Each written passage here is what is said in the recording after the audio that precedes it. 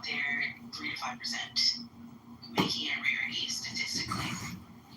Why the fuck would I create the circumstance of India where, let's see, over a quarter of the population is starving? You don't see an issue with that? So, I'm not saying, tell me that it's not a challenge. If you kept it to that, then I think I can find common ground. My problem is, because remember, we're comparing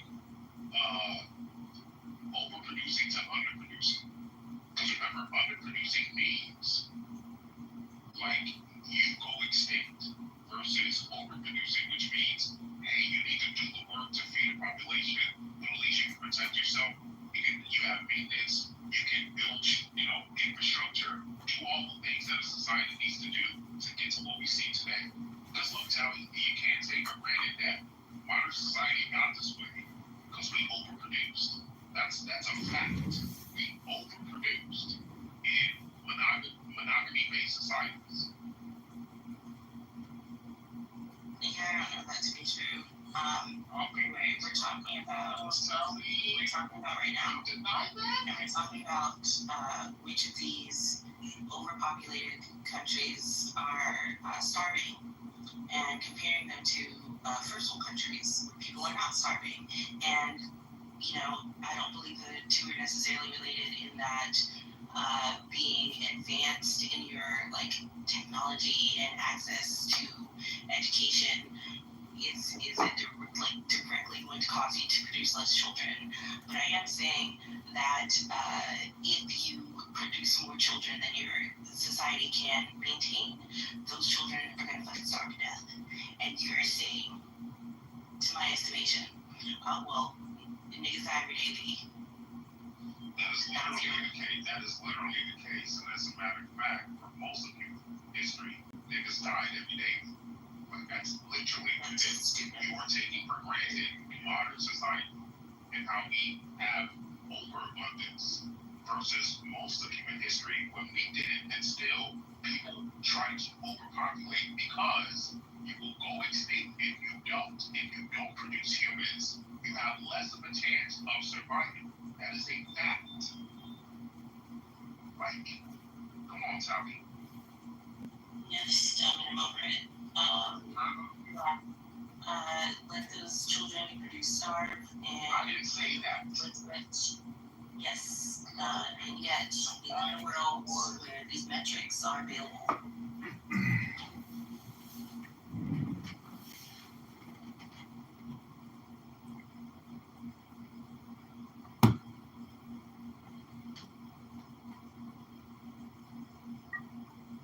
It's so crazy, Tommy, because I bet you if you ask most white men, maybe not, but most white men today, they would kill to have the birth rates we see in Somalia or Nigeria, where it's 5 to 6 children per woman. They would kill to see that, especially the ones now that are focusing on the fact that, there's not a lot of white people living more.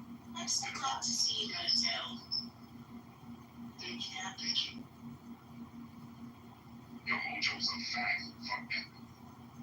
I couldn't. Fucking pussy. These men are. In those countries, they'll have the same social mobility.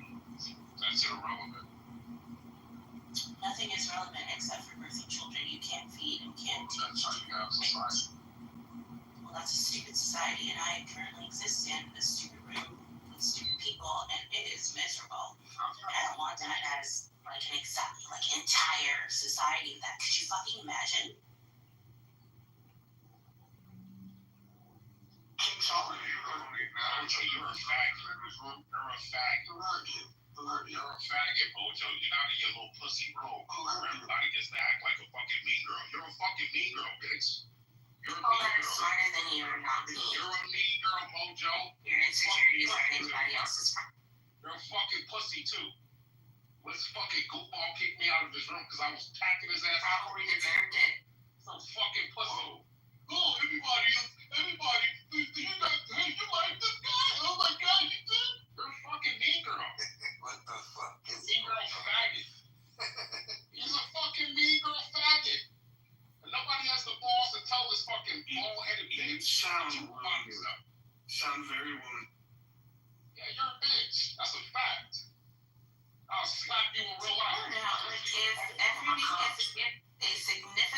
portion of the people. And the fact that God loves you already lets me know you're a faggot. If I had to live whatever insecurity is produced within me, that most of the people that I meet are smarter than me and like generally more respected as a result, I too might respond in the way that you did, King. I understand. I haven't. Anyways, Mojo, you're a faggot. Just need you to know that. We can move on. Wait, King, why are you going against Yeah, this fucking mean girl pussy nigga fucking moved me out of this room. What's the matter? Hey, let's try and fix this shit. Alright, let's try and fix the situation. No, he's just mad because I'm black and he's not entire lineage. Okay,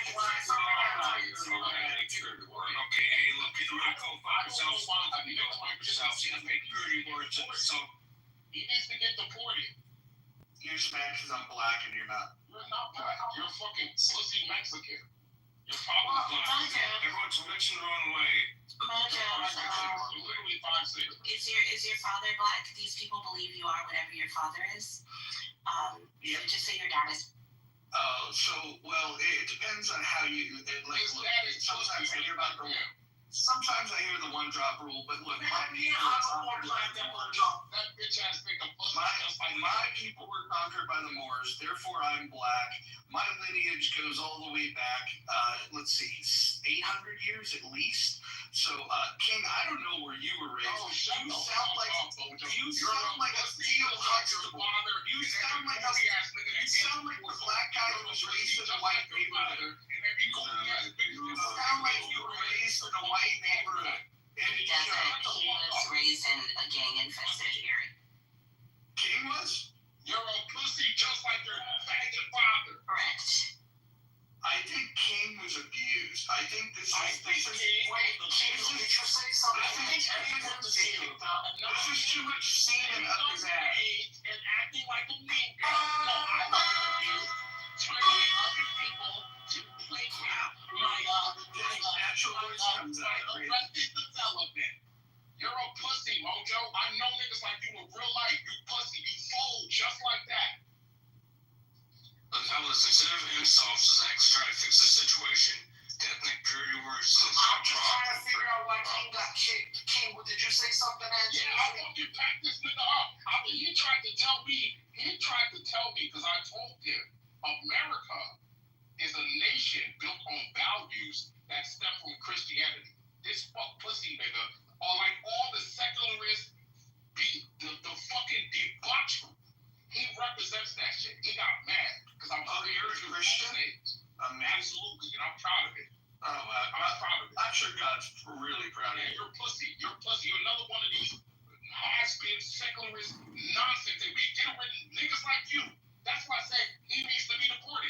Why should this nigga? I believe in God. Why should he be? I believe in God. He has no reason to be here. I believe in God. Now, you don't. Yes, I do. No, you fucking don't. Yes, I do. You denied that shit. No, I believe in God. I just don't believe in the Torah fan fiction. Mojo. I don't give a fuck. Wait, how are you saying how you defend Israel, though? Yeah, because these pussies. Fan fiction is a reference to BHI, yes? No, Torah fan fiction is all of these religions like Christianity, Islam, that are derivative of the Word of God. He doesn't even know what he's talking about. You know what's so crazy? This goofball is still in his edgelord phase. He hasn't grown up. Like I said, Mojo's biggest issue is he has arrested development. You can tell. That's a good time. You don't think like you a fucking mean girl, like you still in high school. Wait, you associate with him? You and you wanted you guys associate with him?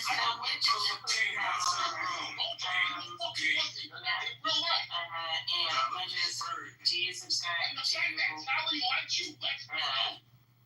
You're a fucking mean girl. That's what the life is like. Mean girls, when men act like mean girls. King, you watch something going like this, okay? So how does this fix this situation? Anyway, so Mojo is, yeah, thank you. So Mojo, is there like a religion that you subscribe to? I believe that there is a God. I think of it more as a clockmaker, but I do have a lot of respect for the non-proselytizing religions such as Judaism. Yeah. Oh, it's not right. This is crazy kid. He's a fucking little hat. He's a little hat bootlicker. Check that out. Check this one out. You probably like Jeffrey Epstein too, right? Marvel talk, right? That's what Marvel talk is crazy. Marvel talk. You had time like Mojo? Pussy?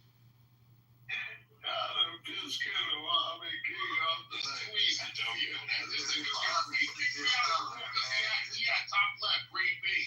You don't got that shit no more. Not a year. Use the breathing technique. I think he's just describing. Relax.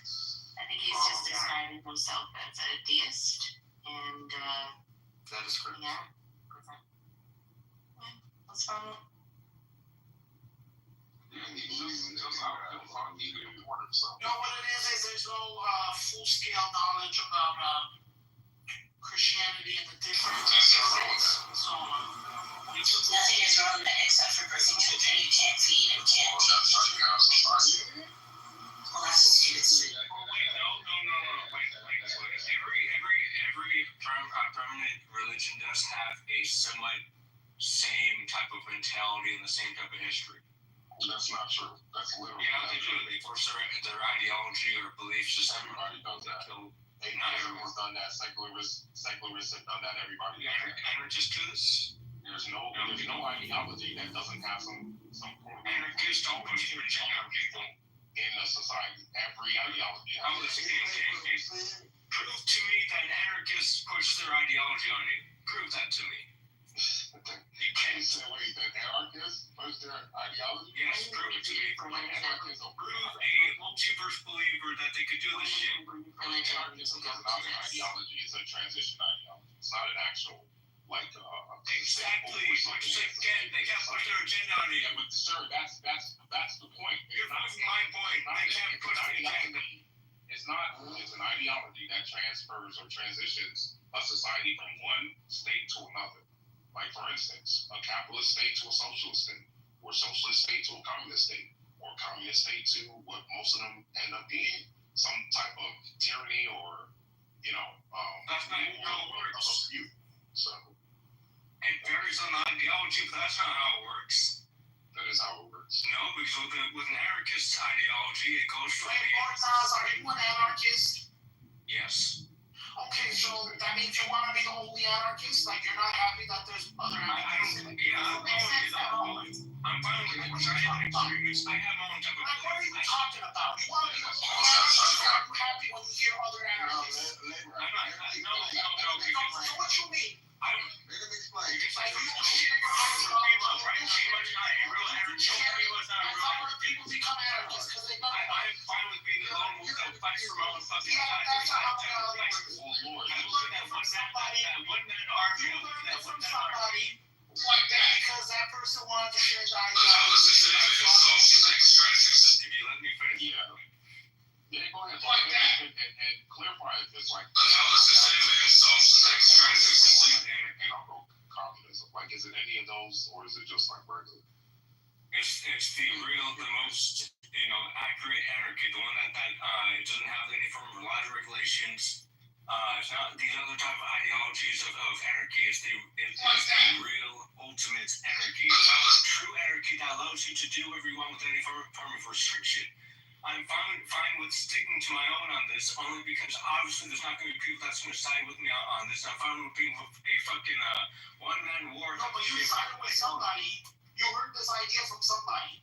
Correct. I got this idea because I talked to people. Let me ask you a question. I'm interested. So, an anarchist, what if they attempt to persuade you to subscribe to their ideology? I mean, they could attempt to, but it's not going to work. Regardless, you said, give me an example of somebody pushing something onto you. Would you agree that if somebody in this room that tends to lean towards some type of anarchism tries to persuade the room that is the way it should be, would that be a form of pushing it onto somebody? No, because it's just a persuasion. You're choosing to believe in it or not. No, yeah, I don't think you choose your beliefs. I'm saying the idea of pushing something onto somebody, like this guy earlier, Mojo, he said he likes the Judaism things because they don't try to proselytize. Persuasion is an attempt to proselytize, correct? We can agree to disagree on that. We can agree to disagree. Yeah, we've definitely agreed to disagree. Wait. You don't think persuasion is a form of proselytizing? So But you're choosing to believe in it at the end of the day. Do you choose your beliefs? Do you choose your beliefs? Yeah. Did you choose to believe that? Yeah. Why? Because I want my own whatever you want, did you choose to want that? Story. So yes, I want my own. Did you choose to want that? Let them feel it, like you. I don't need to. I'm not like you, dog. I'm not slow, right? All I do is the words of God. Did you choose to want to fucking believe it? Repeat what you said. Did you choose the desire to want to believe that you chose it? Yeah. Okay, why? Because I want my novel to be real. Once you say I want to, I'm asking you, that want that you're going to say, that you're going to kick the can down the road, did you choose that one? At some starting point, was there just a desire, or did you just look and be like, oh, I don't like anything, but because I don't like anything, I'm just going to choose something, right? That's what you're saying? No, it's more. Have you ever persuaded somebody? Have you ever persuaded somebody to anything? Question after question. Shut up, bitch. I ain't talking to you. He did not change his side, but we both agreed on this ideology to be a somewhat common You ground. moved him a little bit, right? And it took some type of explanation, reasoning for you to do that. And then what he said is, oh shit, what this guy's saying makes sense, right? Yeah. Okay, and he didn't choose for it to make sense. He just realized that it did. The same way if you're staring at a chessboard, you suddenly realize a move that you didn't realize 10 seconds ago. You're like, oh shit, the horse is right there. I could do this, right? That realization came to mind once you did what you did, right? Yeah. Otherwise, okay, perfect. Now, what I'm saying is this: that framework, if you apply that framework to somebody that holds a position of anarchism, and they try to persuade you, right? They try to persuade you, and they're able to move the person, then they attempt to move you in the direction that they hold. Sorry, what was the question? Did they attempt to persuade you towards the direction of their worldview? Some have tried, but it didn't work. Not you. I'm saying, hypothetically, if an anarchist, right, attempts to persuade somebody, right, are they attempting to move that person they're talking to towards their worldview? 50-50 depends. Okay, it depends. So that means in some cases yes and in some cases no, right? Correct. Okay, then when you say, prove to me that an anarchist isn't pushing their views, I think persuasion is a form of pushing it, and it's at least 50% of the time. So there you go, Thank you, son. Yeah, walk you down on that one, Lord. You walked you down on that one. 50-50 means yes. That's it. Yo, It means 50-50. No. It means yes, and it means no. That's what it means. That's what it means. The idea is if you're a true anarchist, you're going to let everybody do what they want to do, and you have no desire, especially if you're saying you choose your desires, whatsoever, to bother anybody to convince them to join your side or to see your side as the better side. Because in your view, or not your view, the anarchist view, all sides are good sides as long as it's their side. Therefore, the attempt to persuade anybody would be a fucking violation to some degree, not entirely, that there's a better way. And it happens in this room. A mutual friend that comes in this room attempts to do it all the time. It's a female, she's smart, and she does it all the time. But she So does there we follow go. the rule. That's right, Mike. Because the rule, and respectfully, at the end of the day, what you essentially box yourself into is essentially being a pawn of whatever system is transitioned into or whatever system is maintained. You're essentially a pawn because you based off of your ideology, if everyone's allowed to do whatever they want, then whoever is the winner, you will be subject to that winner or subject to that society. Now, you're lucky you live in America, right? But there's a lot of people in history that have your same mindset that wasn't as lucky. So that's what I'm saying. I do not explain to you in depth how the society is the way I in some way imagine. Well, that's why I asked you, are you anarcho-capitalist, anarcho-communist? Like, there are other it's not real actually our way. I'll come back to when I look at the ChatGPT name of. Okay. Fair enough. What's good, Jim?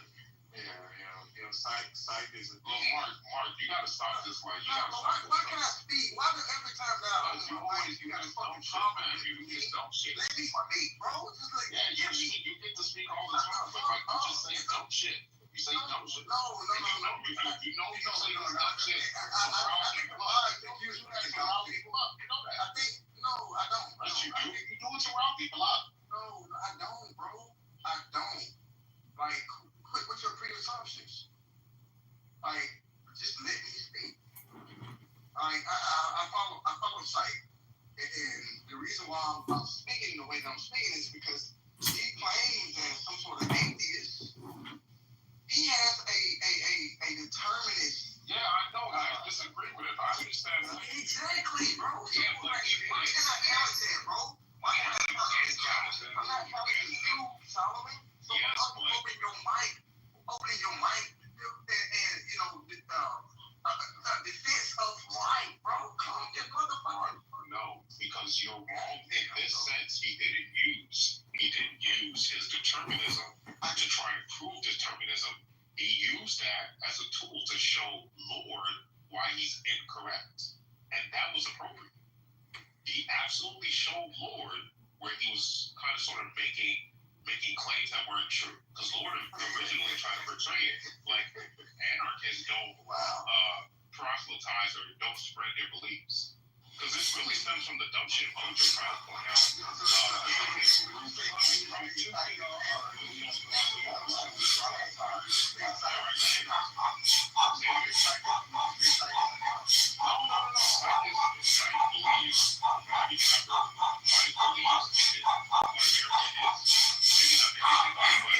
He's certainly an individual who is living a life that is productive to maintain a distance with his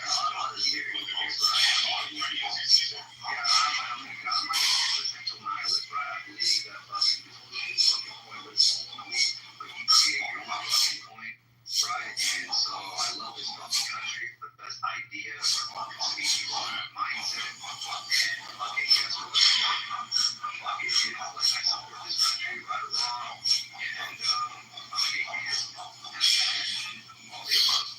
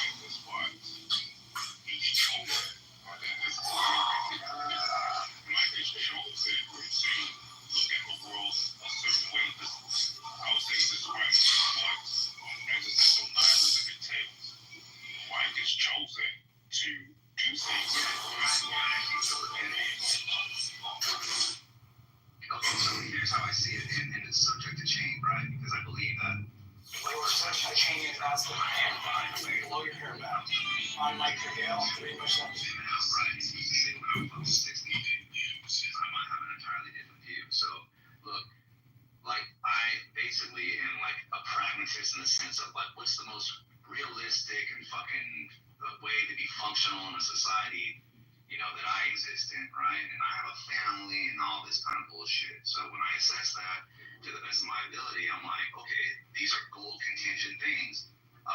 Live healthy, okay. How do I live healthy? Well, there are certain, first you define health, it's like I define it as furthest away from disease, right? It's a fucking interesting thing. How can I do that? And then you follow those requirements. Wealthy, how wealthy can I be relative to the situation that I'm in? My fucking intellect, my lack of intellect, whatever the case is, right? Okay, well, this is what I'm able to produce right now, but I still have goals to be better. Taking care of my family. A fucking man is not a fucking woman. Okay, I'm going to start there. Now, if that just so happens to overlap with certain religious ideologies, well, hey, we find ourselves in the same camp in that sense right there. So it's like a piece by piece thing. There's a lot of nuance, but overall, I seem to be pretty fucking good. I'm happy. I'm still driving to be better. And I can hold that position at the same time, look at us and say, I'm just a walking piece of conscious meat. Right? And when I die, I'm fucking done.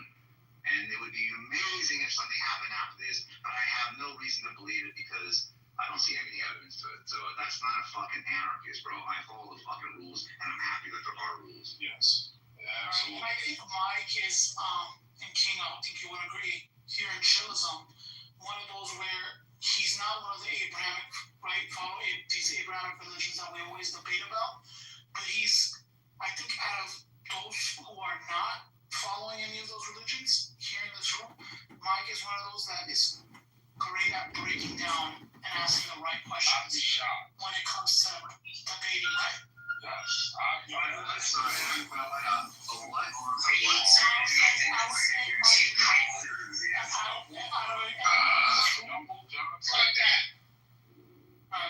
of everyone in this room, I think, since you don't follow any of the Abrahamic religions, right? I mean, you said what you are. But when we debate about those religions, you are really good at breaking it down and asking the right questions. You don't have to be there to like see it.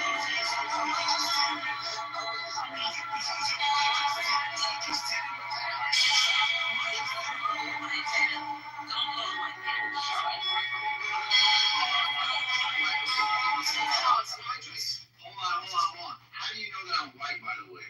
Right. How do you know that? Sapper Engineering Assault Soldier, 1943-1945. Basic uniform and 43 gymnast Yorka and Sharavari pants. Sapogi Kurza made high boots, amoeba suit, pants, and upper part. Also used by scouts and snipers.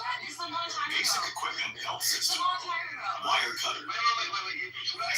Or Stalnoy Nagrudnik 42 steel breastplate. SSH 40 steel helmet. The famous PPSH 41. We're ready to go.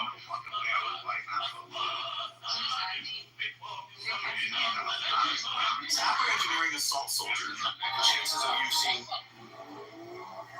I'm a Middle Eastern man. Not Indian, the way you like it, but fucking. You know, that's the thing. I'm pretty sure that Middle Easterns are considered white. Yeah. It's an interesting Check this out. It's an interesting portion. No, you're right. Technically, I know. yes. But here's how I see it. Like, functionally, I'm not, though. So I'm not going to let, for example, a non-white to determine if I'm white, right? So, to me, the way I say this all the time, if I went to prison, the fucking white boy Pepperwoods would be like, get the fuck out of here, you terrorist, you sand nigger. That's what they're going to call me. So if the whites don't accept me, then to me, I'm not white, right? And I'm not going to let some non-white call me white because you guys aren't white either, right? The same way fucking you guys or whoever can determine whatever you want within your own group. So all I'm saying is this, I'm an other.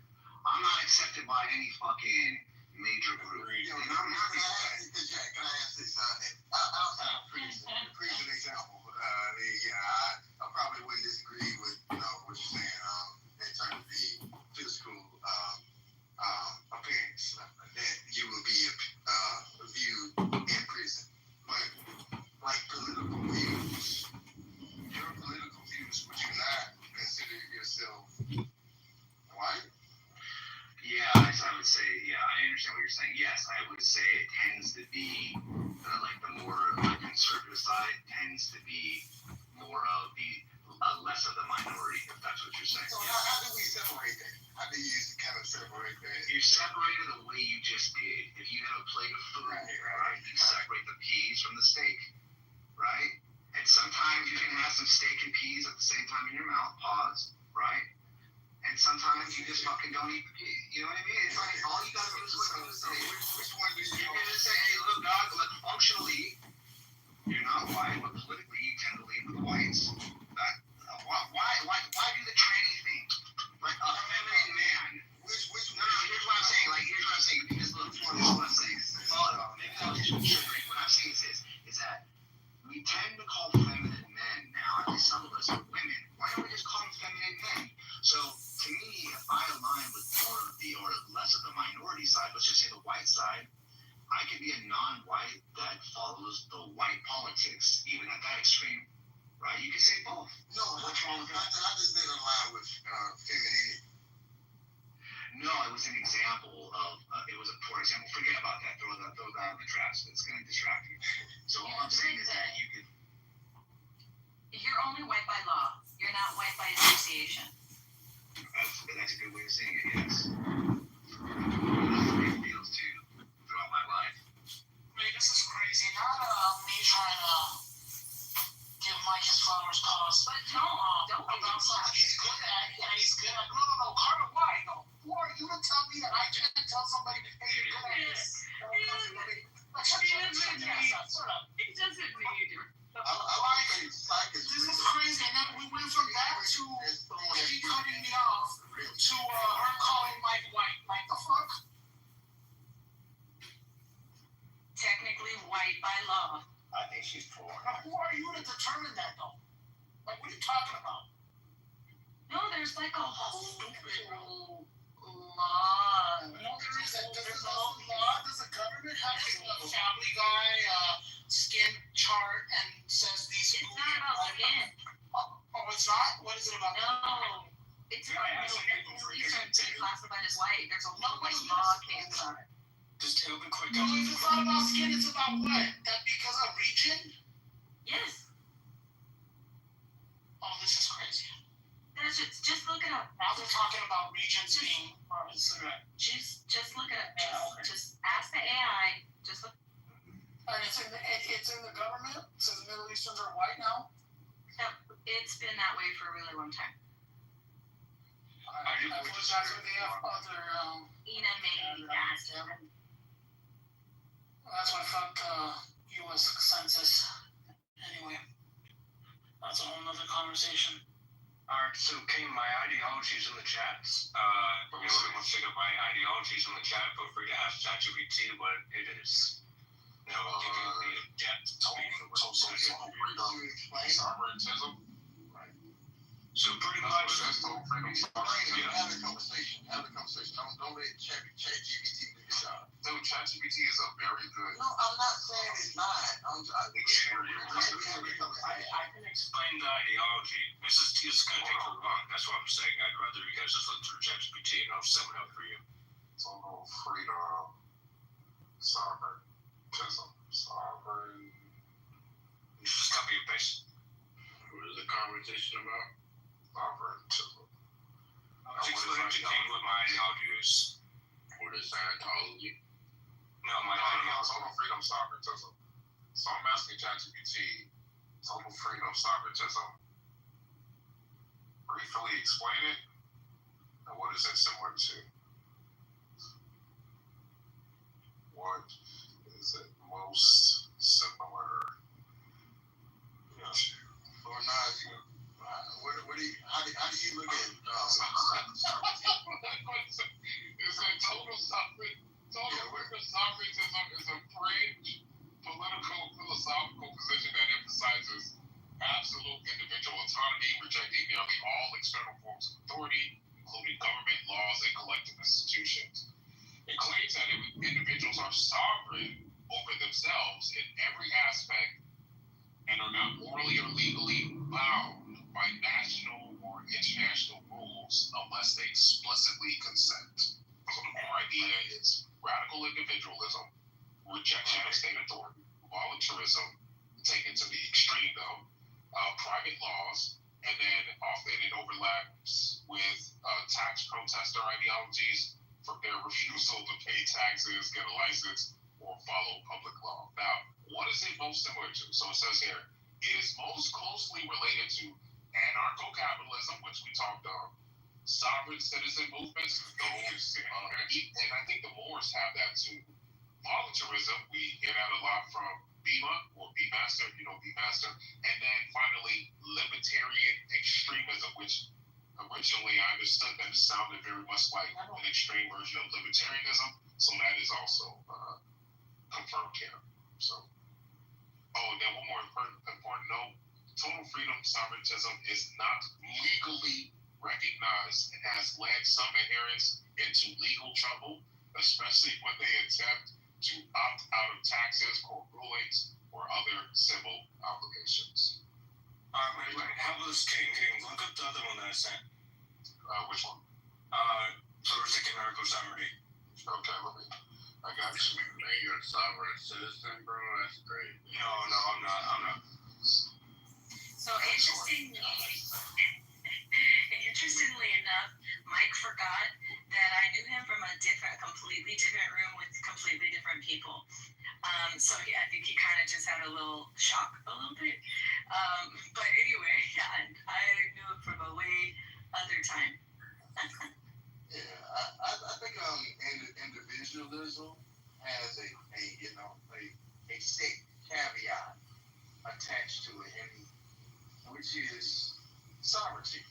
So, like, if we look at individualism as not, separate beliefs or, some sort of, ambiguity or some sort of, like, creation of, the self. Like, what is individualism? Well, individualism is not individualism is not in and of itself independent from a rule of law framework. So you can't look, especially here in America, you can't look at some extreme radical understanding of individualism apart from what the rule of law sets in place. Because we're a constitutional republic, and republic is always based on the rule of law. The question is, what are they? What a rule of law that every individual must follow. So the question becomes, okay, what is that set of? What is that? And outside of that, it makes it radical. Well, yeah. If you define individualism outside of a set of rules, then yes, that is what makes it extremely radical compared to other systems. Remember, it's a comparison. So it's not if you're the only person on earth, hell, you could be a total freedom sovereigntist, right? You're the only person. It's perfect for if you're the only person on the planet. But it doesn't work as soon as another person or another group is in the picture. It doesn't work. Because as soon as they decide, hey, I want your shit, what the fuck are you gonna do? I mean, you fight back for it. You fight back for the land. You fight for that takes you outside. Well, that technically takes you outside of that label because now you are doing things that are not just consistent with your worldview. They're consistent with other worldviews that you would claim. Oh no, I'm not that. And this is what I always try to tell people who who believe in ideologies that are around this, that we're speaking on. Because once you start adopting things that are also within other ideologies you claim you don't fuck with, well, it's like it's like a slippery slope. And I've seen so many people, including myself, leave libertarianism or again any of the anarcho-capitalists, leave these ideologies because they literally walk down that line where it's like, hey, I'm this, and then you realize, oh well, I still believe in this and this and this, and I just value these things more. It's hard, but I might as well just leave. That's literally what happened to me, and I've seen it happen to plenty of others. So King, have you looked it up or not? I have. Let me read it to you. So it says here, very simple: pluralistic anarcho-sovereignty. It is a political philosophy that combines anarchism, sovereigntism, and pluralism with which is the acceptance of diverse coexisting systems of governance, culture, law, or belief. The core belief is that no single political, legal, or moral system should dominate. Instead, multiple sovereign units coexist without a monopoly of force, creating a decentralized, voluntary, and polycentric society. I don't think that that works in actuality, but we're just reading what it means. Now, the core principle, sovereign micro entities, no universal law, voluntary interactions, mutual non-interference, and then conflict handled through decentralized arbitration or consent-based protocols. What is this most similar to? This is most similar to what they call panarchism. Panarchism, which is the idea that people should be able to choose their governing system regardless of location, which I actually agree with that. Or agorism, which is a strategy for achieving a free society through counter-economic or voluntary systems. Anarcho-pluralism, which is acceptance of multiple competing anarchist models. And then, here we go, my favorite, crypto sovereignty or network states, which is the idea that digital-first sovereign entities that operate above nation-states protocol, which I actually believe in. I actually believe in that final one. So yeah, the key distinction from total freedom sovereigntism is its focus on absolute autonomy of individuals. Pluralistic anarcho-sovereignty allows for cooperative sovereignty among groups as long as it's voluntary. So that's the key distinction. Yeah, corrected. But yeah, that's that one. So yeah, I mean, look, I believe so. Although I'm an American and I believe in Americanism, y'all know that well. That's my thing. I do, however, believe we are moving towards some version of what's the movie Blade Runner. So if you remember the original Blade Runner, not the one with Ryan Gosling. Although I like Gosling, he did a good job in that film. But I'm talking about the original. So if you remember Blade Runner, in that film, essentially corporations, were countries. And I do think we're moving towards that. And the network state or the crypto sovereign state, I think is going to be part of how we get there. And so then that does mean, although I'm an American, it could be the case in the future that I'm also a citizen of some digital society that is global rather than local. Does that make sense, Lord? Like that's what I think sort of comes next. All right. So, yeah, I agree. But it's not just the race to the top of the individual. Now you have to, associate that understanding with geopolitical other nations ideology that's want to get to the top as well. I mean, it's not really a top thing. It's more of a, because look, here's the thing, Mark. At the end of the day, in the next 15 years, we're going to figure out this energy shit, right? We're going to figure it out. Whether it's nuclear fusion, there's going to be some sort of energy source that get us as close as we can get to free energy. It's coming. So once we figure that out. No. Yeah, I don't think anything is free. Of course, I said close. I said close to. I said as close. I said as close to. No, but that's not the point. Is I said as close to. I didn't say it's going to be free. I said as close to as free. That's what I said. I didn't say it's free. What do you mean? What do you mean about that? So the reason why I bring it up is because at the end of the day, we're going off planet. That is the next frontier. We're not just going to Mars. We're going to build Dyson spheres. We're going to build O'Neill cylinders. We're going to build these huge megastructures because once we figure out AI and robotics and building shit, then we can automate the production of those things. No, it's the robotics of AI. Right. So the reason why I bring it up, the reason why I bring it up is because when these possibilities happen, the idea of a country is going to have to be reformulated because right? Just imagine if SpaceX starts shooting people off to Mars. Are they American or are they SpaceXian? You see what I'm trying to say? No. But this is why I try to ask you the question before we got that far. So, are you saying that the source to reach, some sort of like free energy, this nuclear exploration, energy, is it outside of the Earth? No. So, right. Are you familiar with the Kardashev scale?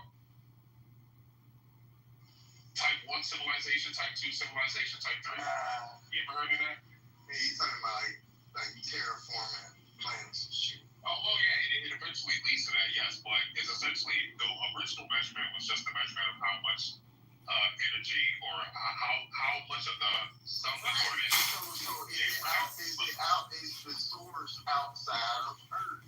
No. That's my point. My point is that we're going to figure out how to harness the sun eventually, but before that, things like nuclear fusion and AI and others are going to accelerate towards that. That is what I'm trying to point out, Mark. Right. And the reason I'm bringing that up is because, hold on, bro, you gotta stop it, bro. You gotta listen. I'm not interrupting you. I'm just agreeing. I'm sorry. Okay, fair enough. I'll be quick. The only thing I was trying to point out, Mark, is that the idea of what it is to be an American or these traditional countries is going to change because corporations like in Blade Runner, once they start, resources over the production of robots, spaceships, X, Y, Z, those things are going to lead to us becoming more than just citizens of traditional countries. In the future, we might be Teslians, or we might be SpaceXians, or we might be Blue Origin, or whatever the companies are. So I guess in that sense, that's when stuff like total freedom sovereigntism and these other like obscure political systems, I guess that's when they become relevant in some sense. Like once we start traveling to other planets and they can start, living there instead of living here. That's when those ideologies become relevant. So leave the lesbians out of this. They did nothing to you. Because I would like to watch lesbians having sex. Oh my god. They're multiplying. Jesus Christ. Alright, now we got a stage of normal people. Let's do it. Here's serendipity, nerd. What's going on? Hey. I opened the room, I put a weird title, and the weirdo showed up. This George fella. I don't know if I've seen him around the app, but I don't think I've ever heard him speak before, and now I know the reason why. Yeah. Sorry, I'm gonna be the only cocksucker in my relationship. Right? As it should be. Do you think there's an age in which sucking cock kind of ages out? Not necessarily for the woman, but like maybe for the woman too. But like, if a guy hits like 70, 75, you still gonna go down on that wrinkled thing? Oh no, I'm not there yet, Rod. It's hard to say. No, you go ahead. I want to get your opinion on when you're gonna stop sucking.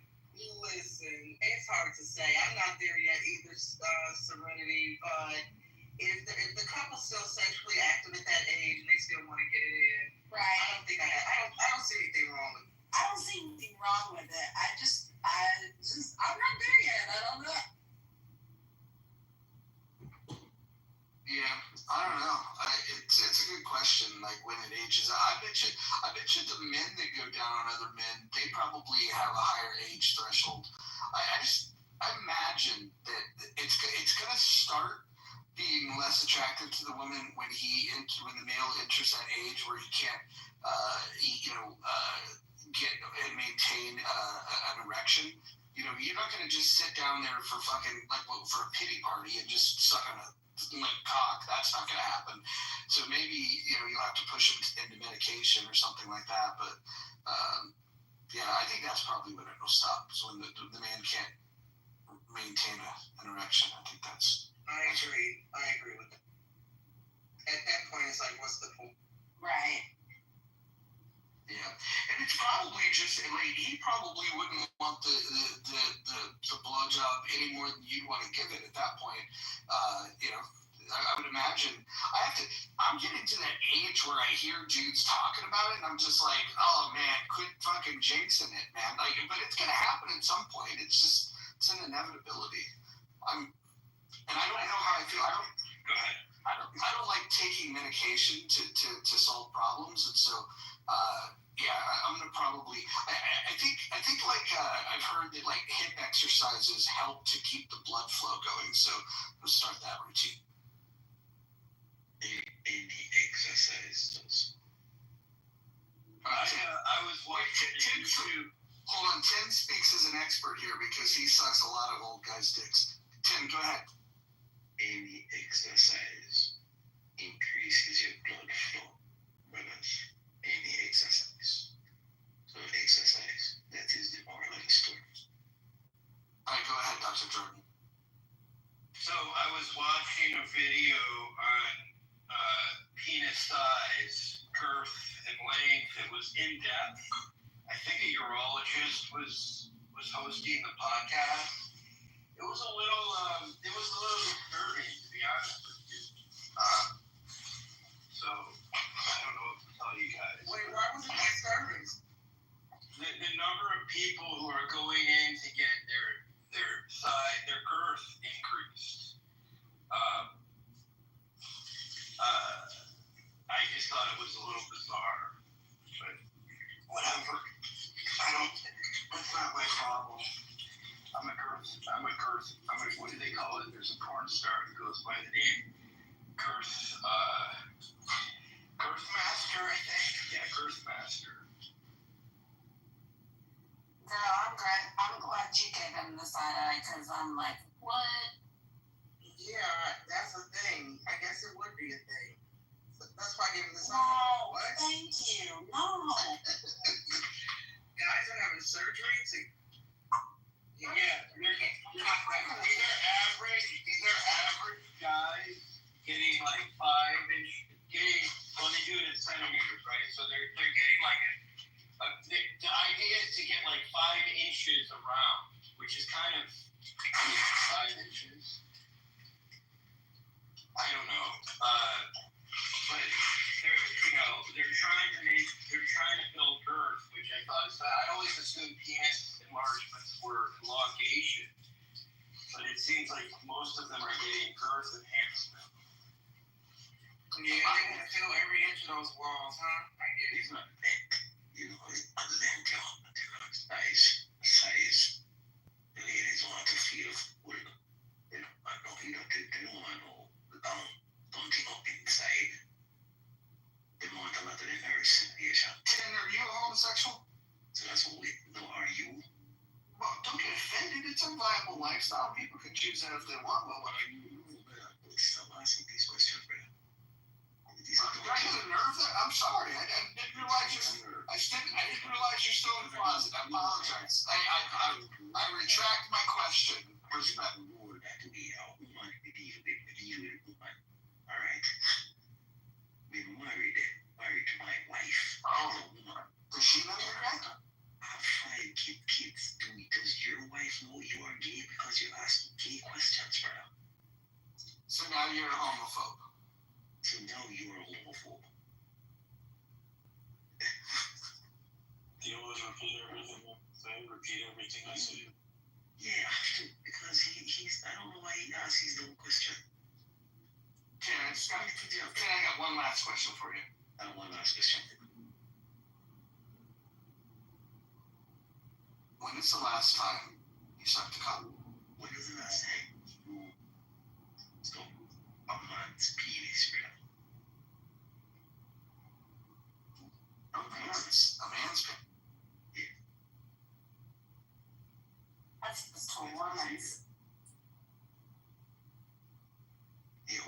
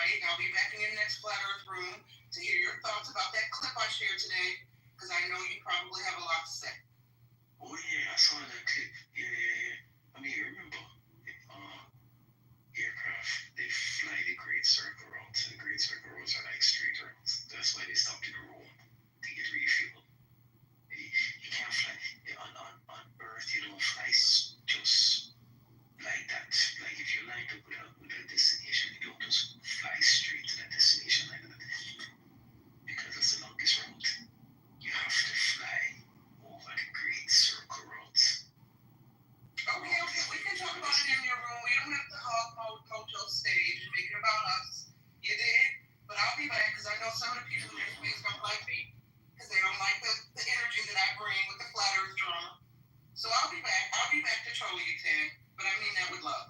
But are you a flat earther? No, I just enjoy the conversation. Right. You're smart than I think. Although you're a conservative, I mean, yeah, that's why we used to have our problems, because you didn't like the fact that I was a black conservative. Right. We'll see how it goes tonight as this conversation kicks off. Black conservatives is a paradox. You cannot be a black Republican. That's crazy. That is, they don't like you. Why are you in that party? I don't care what they think. I don't know who they are. I don't live my life for they and them. I'm an individual, sir. White people party that's coming to the party. Okay. They don't like you. You see what they're doing to people of color? No, Jim, what are they doing? What are the white conservatives doing to the people of color? All right. There are illegal people from Sweden and England here. They're not getting sent to El Salvador. Only Spanish people are black from the country. None. So watch out. They don't like you. Leave that party alone. Ted, I'm the new Harriet Tubman. I'm starting a new underground railroad for all you Negroes who think that Trump and the conservatives and the MAGAs coming to your house to round you up. Right. I mean, I don't understand. We have so many black people who claim to be about that life. They claim to be about that fuck around and find out life. They claim to be track kings and queens. Their sons and nephews allegedly are shooters. I don't know. But nobody's ready to hold it down when the conservatives and the MAGA code come in to take you to the plantation of the concentration camps. So listening to some of the black liberals on this app and beyond, I've decided that we need a new underground railroad, and I have positioned myself to be the Harriet Tubman of the New Age to save you Negroes from the New Age MAGA plantation. Will you ride with me? I will protect you. Are you ready? Will you ride with me? No. We are going to fight against them. This is civil war. We are fighting against. You don't even live in the U.S., you weirdo. You're like in a third world shit. Buffalo soldier, people. I'm a Buffalo soldier. What do you? And I'm gonna save the blacks. Don't worry. I'm gonna. Buffalo soldier. I come here to fight the black people against the white Republican Party. They don't like black people. Tim, what do you believe every conservative? I'm sorry, go ahead. I was just going to ask, Tim, what do you think of white Democrats? They don't have sense. Those white people have sense. The other white people in the Republican Party are broken. They are not. They are unlike us. They are not like us.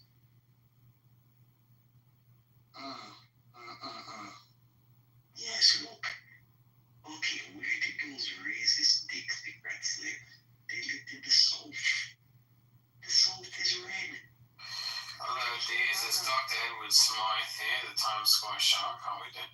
We are talking about Alabama red, Georgia red, Florida red, Missouri red, Mississippi. That is where those racist Democrats were. Jim Crow South. Diaz, are you talking into a holes? Can you get out of it? Can't hang up. So the topic is about conservatives and progressives inferior to liberals. We would say conservatives certainly superior. Roger being more superior than all of them. There we go. In the club, it's a great sound system, in fact. Are you at the club while listening to somehow on Clubhouse? I mean, my Porsche, you could call it. Well, okay, I'll do that. It must not be surrounded by anybody. I can't imagine you're on a date at the club. No, I'm in the mountains. I'm in my place in the mountains. What are you at, green? No, I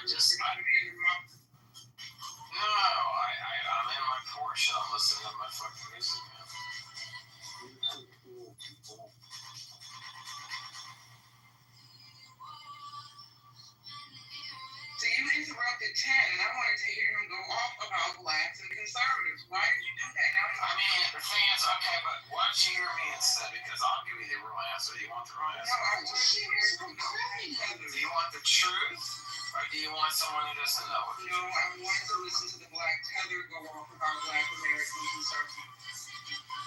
Alright, guys, Well, he's gone now, Times. Every time you come up to a stage, you just, you know what I'm saying? well, can you imagine me in reality? Do you know what the fuck I do to reality? I crack it in half.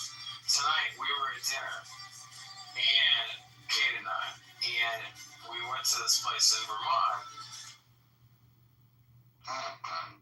It's funny. I was able to handle the bisexual guy that wanted everybody's father to be a sperm donating PhD. We survived 10, but I don't think we're going to be able to survive that guy. That's awesome. I was waiting, Roger. I was hoping you were gonna send it down. That was just weird. He's totally tanked up. Roger, I've been wanting to pay you a compliment all week. It's Rich. What's up? You know, well, it's just that you've been so patient and kind. Like, I remember when you used to stir everything up. But it's like you've mellowed out so much, man. And I just wanted to tell you, pay that to you as a compliment. I don't know why, but you've just been really cool and really patient. Oh, I appreciate the compliment. I would say that I am more calm these days. I would maybe contribute it somewhat to the Xanax, but yeah, much more calm. Or maybe it's just not worth. Maybe it's just not worth the worth the smoke. When I want to get riled up, what I do now is I'll just go to a room that I'm not moderating, where I have no control of the moderation, can't stop people from talking over me.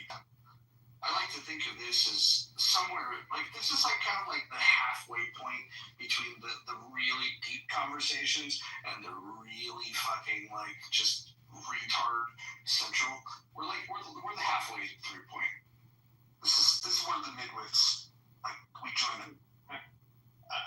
Listen, I mean, when people listen to you, they can figure out that you've actually read a few books. People don't read anymore. I think you get frustrated because people don't read. They just say things. They're kind of they don't. And you're a pretty smart guy, so I think it used to really you used to take people down in flames, and now you're kind of well, what makes you think of that? And then if they really irritate you, just kick them off the stage. So anyway, I give you kudos, man. I respect the new kind of patient guy. I mean, I'm a doctor, I gotta be patient when I got 10 crazy people. Yeah, it takes 10. Well, if I had patience, I'd be a doctor. Hey, Nye, how's it going? Dr. Mitch, I have to say, I think it was last week you came to my room and you came up on stage, and we were talking so much, I think it was about UFOs and Jesus, I'm not sure. And I didn't get a chance to acknowledge you when you left, and I felt a little bad. So I'm like, Dr. Mitch came into my room and he came up on the stage, I didn't get a chance to say, what's up? So, what's up, Dr. Mitch? Thanks for stopping by briefly. No, that's kind of you. You're somebody I have a lot of respect for. The whole thing, I think this is the wrong argument, this thing about, I think we've been brainwashed into this two-party thing. I'm not buying it. I think everybody should be judged on their own merits, and people in politics, maybe they disagree, you got a wasted vote, but this idea, basically, my bird's eye view is, if people love government, they love being governed and having somebody else manage their money, they move to the left, and if they don't, maybe they're more business-minded, they move to the right, but I'm kind of a libertarian of sorts. I think the government that governs best governs least. Everybody should be judged on their own merits. Maybe that's too utopian for the way things are set up, but yeah, that's just my view. Well, I sometimes think if folks want to, be critical thinkers, they lean more conservative. And then if you want to be yellow-haired, tripped-out tripper that complains and whines about everything, then you lean more fringe leftists. And I make a distinction between progressives, liberals, Democrats, and the fringe lefties. So I don't want to put all liberals and leftists in the same box and progressives. That's why I distinguish with fringe out trippers. Well, the smallest guy always screams the loudest, so people with the most extreme viewpoint are the ones that are going to be waving for, or maybe they're paid, right, like the paid protesters. They're paid to wave a flag. There's a lot of that going on over there. That's all I have to say about that.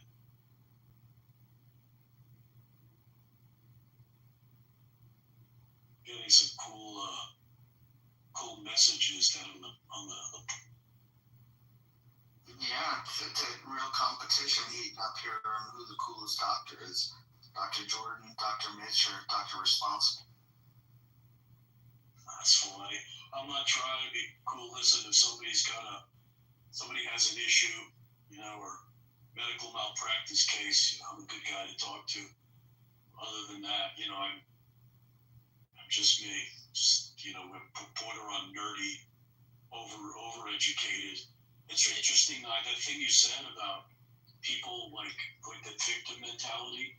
Yeah, I think the 2020s are the decade of the victim. Like, I've got friends that run colleges. They tell me anytime they don't hire somebody, they act as if they're being discriminated against. And the problem with that is it hurts people that really have problems.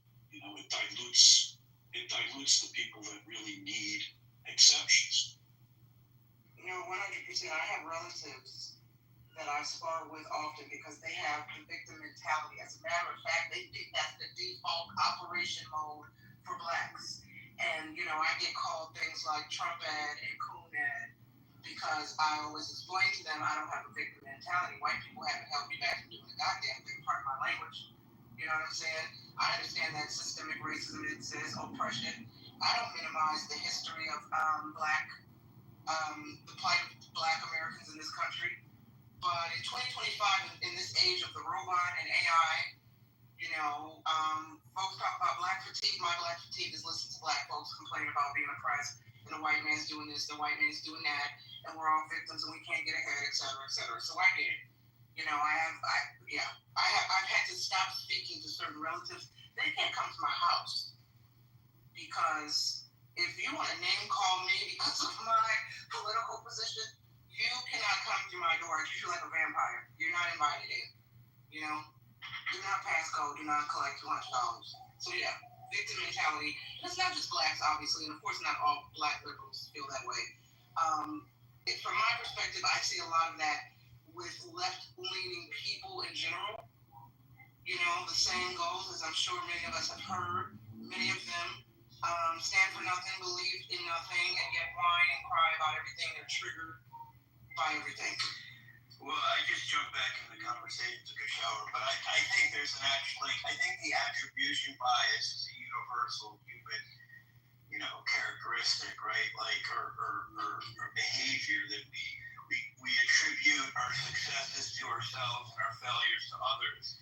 I think that it's more about, if someone's had a lot of luck and success in their life, they're going to attribute success to their own skills. And if they had a rough time, they're going to attribute it to other people. So I think it's hard to get around that kind of basic cognitive bias.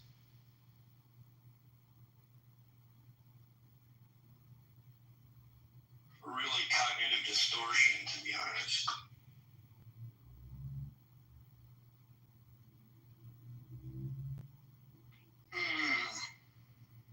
So, getting to the title of the room, conservatives and progressives, are they inferior to liberals? If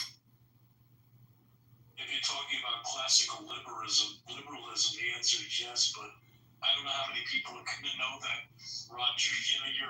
You're more well educated than the average. Well, I don't know if it's that. I can tell you what conservatism was birthed out of, and I could tell you what it's traditionally, stood for. Progressives, I could tell you the same thing. Liberals have probably gone on the biggest journey in terms of like where they started and where the self-identified liberals are today. But in the classical liberal tradition, conservatives and liberals both believe, at least once upon a time they did, in individual freedom. It seems like they're not quite as staunch defenders of individual liberty as they once were, but progressives have that's never been a value of theirs. They've always, this is where the split with conservatives and liberals, so when progressives began their bullshit about 100 years ago, it was to challenge the idea that individual liberty is the most important. And they would make the argument that you need a government that is going to ensure this idea of equality and equity. And these are terms that you hear a lot today, like equity. And ultimately what it is it's a shifting of the values where individual liberty, becomes dismissed and equality becomes the value that they most believe in. And as Milton Friedman once said, if you put equality in front of liberty, you get neither. And if you put liberty in front of equality, you get large heapings of both. And I tend to agree with that. And so I think progressives are the group in this country that are behaving the most outside of the American tradition and the Western tradition of seeing the importance of protecting individual freedom. So that's why I think they're the worst. That being said, I think liberals are better than conservatives because they're always ahead of the curve. Traditionally, the classic liberals, they're the ones that would, they would advocate for rights in a pretty staunch way. And conservatives are more like the group that comes around later to say, hey, that worked out for a long time. We should uphold that tradition. And so it's like liberals kind of like over time, their ideas become the favored idea of conservatives, and progressives are just kind of on their own bullshit. Well, you also have to break it down. Are you talking about economics, or are you talking about social policy, right? Because I'm referring to both, but whatever the cultural norms and the cultural subcultures might be, let it be, just as long as you have a government that can uphold, don't let those individual freedoms that people are embarking on impede on our freedom. I talk a lot about John Stuart Mill, and he had said, you should be free to do what you want to do as long as you don't harm other people. I think if we just use that as the guiding principle, I think we'd be fine. We have to also increase our level of tolerance to go, oh God. Like I remember when I was a kid, like it was like, oh man, we're not going to San Francisco because San Francisco had this going on. You can't go down to San Pablo Avenue because that's where all like the drugs and the prostitutes are at, right? And so like it happened and you were just tolerant of it or you avoided it, but you didn't necessarily have like some plan to go stop people from participating in what they wanted to participate in. Like I think I think the gay part of town needs to exist. I think the prostitution side of town needs to exist. We just don't want that in Central Park. And the downtown area should be free of that. And certainly the suburbs should be. But there's got to be like a place where that shit lives. And I think that's where we need to increase our level of tolerance. But we can also, with that tolerance, say, look, you can do that shit, but do that over there. Because we don't want to see.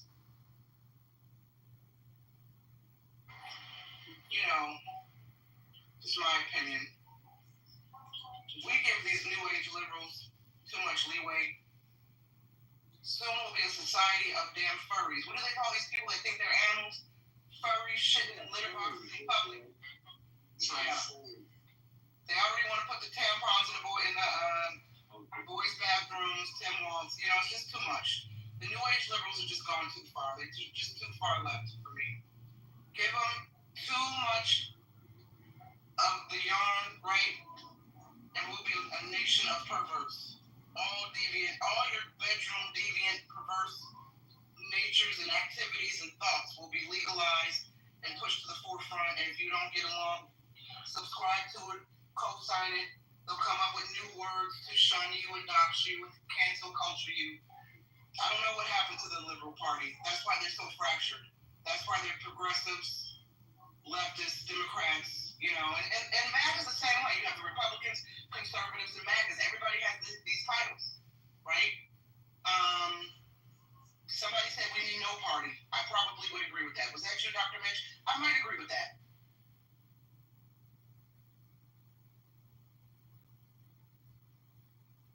I think people are more comfortable following than they are leading.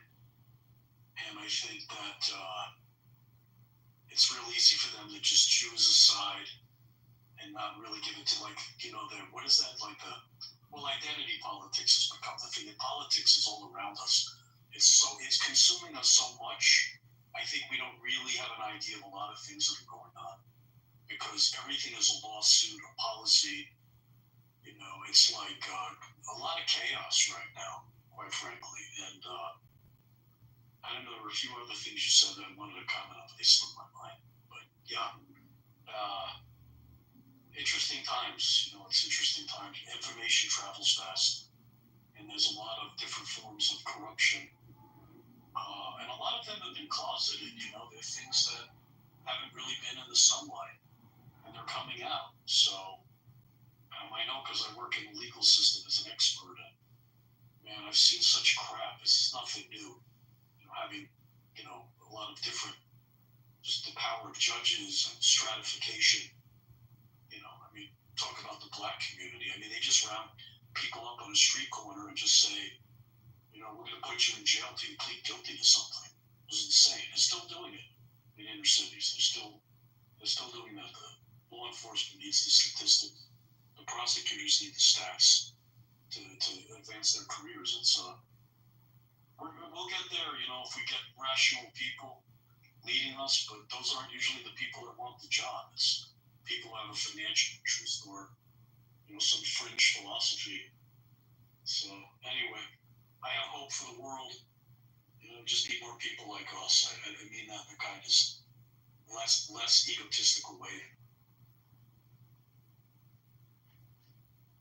One of the reminders I think people need is that eventually we're all going to die.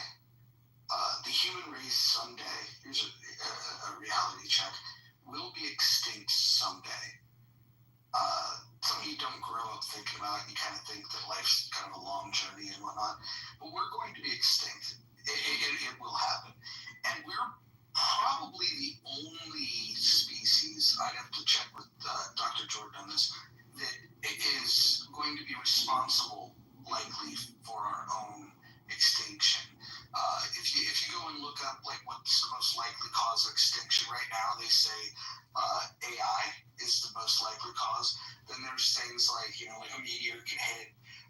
If you wait long enough, the sun can burn out. There's a lot of things that eventually will get to us, but chances are either through AI or a nuclear war or something like that is how humans are going to go extinct.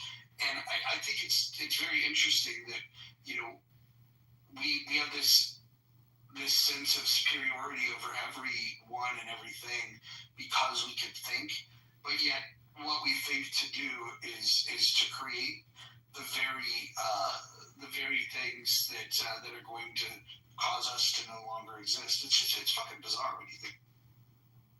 I actually think about this a lot, Roger, because I do science. I'm always trying to predict outcomes. And one of the biggest problems we have right now is that people aren't modeling the outcome, but they call me Dr. Doom because if you draw the timeline and the progression of about a million things that we're doing, every one of them leads to human extinction on the planet. It's like, it's stupid in a way. It doesn't have to be. But, you probably know about Freakonomics. It's kind of like they took away plastic bags. They started charging for them in downtown San Diego, and the homeless people were using them for sanitation, and they had a typhus outbreak because nobody was smart enough to think, what happens if we start charging for plastic bags? We get rid of plastic. Yeah, and you also get rid of people's simple. Anyway, that's just an example of people not using their minds to think forward. As a doctor, I think if I give somebody a medicine, what's going to happen 2 years from now? Like the average person is not told in our educational system to think like that. Think like, how can I get more followers and make more money? Well, it doesn't matter if there's no world over the this.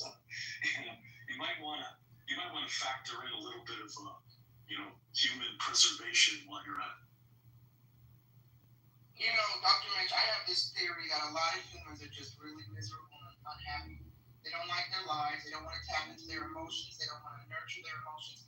I think they are going to welcome the emergence of man and machine. I mean, as we know, Elon Musk has that Neuralink, and if it ever hits mass, I know it's been tested on a handful of people, but once it becomes available to the masses, I think, in my opinion, we'll see a lot of miserable humans wanting to upload to the cloud. They want to be part of the cloud. The cloud is their God. The cloud is their religion. And so it is my hope that I live long enough to see the AI takeover of humans, or at the very least, the UFO invasion. One of the two will happen. I do hope I live long enough to see it.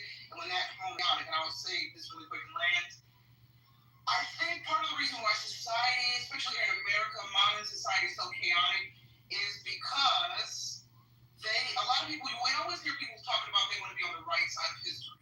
And so many people are conflicted right now because they don't want to think for themselves. And I think something you said about we don't have adequate leaders. They don't know who to listen to, or they're listening to the wrong people.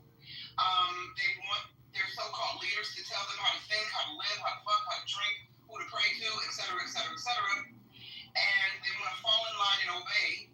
And that leads to chaos, because then when we come together in spaces like this, or church groups, or social groups, everyone's arguing spar over individual ideas and not respect individual ideas and listen to learn. We have the society of people who are like, well, if you don't agree with me, I don't want to deal with you. I mean, look at how Trump has divided families, whole families and friend groups, breaking up, separating, not speaking because if you're MAGA or you're Trump. If that's not the biggest mindfuck of the 21st century, I don't know what is. I'm done. Something that I want to agree with Dr. Mitch on, which is kind of interesting to me.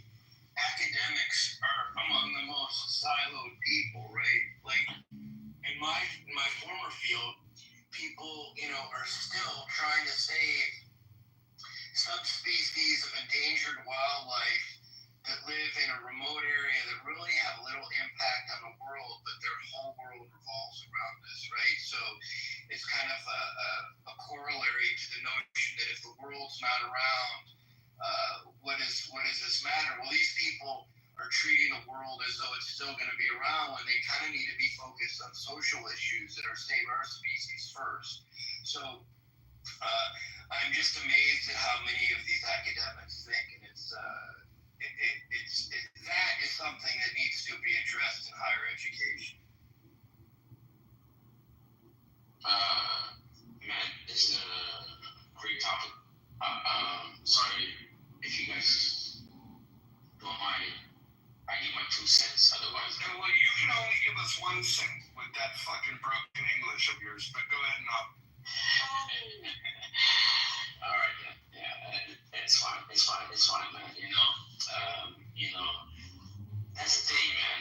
Some people sometimes argue that free market competition, like sometimes it's a key driving innovation and efficiency in the healthcare, man. Sometimes it doesn't work, man. It hinders the benefits, of this world. And people, like, sometimes government, should provide, support, to make sure, vulnerable groups aren't left behind.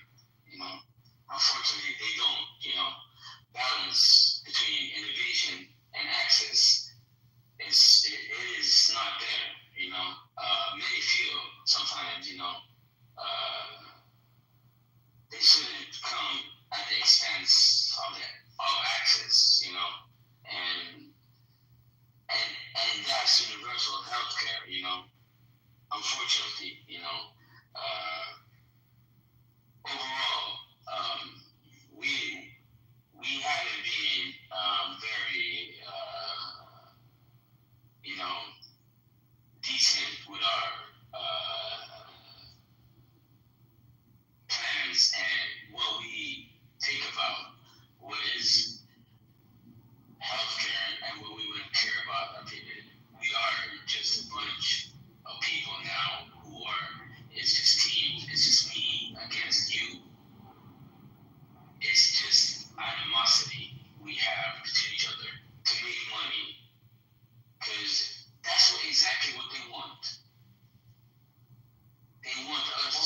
would a corporation? Hold on.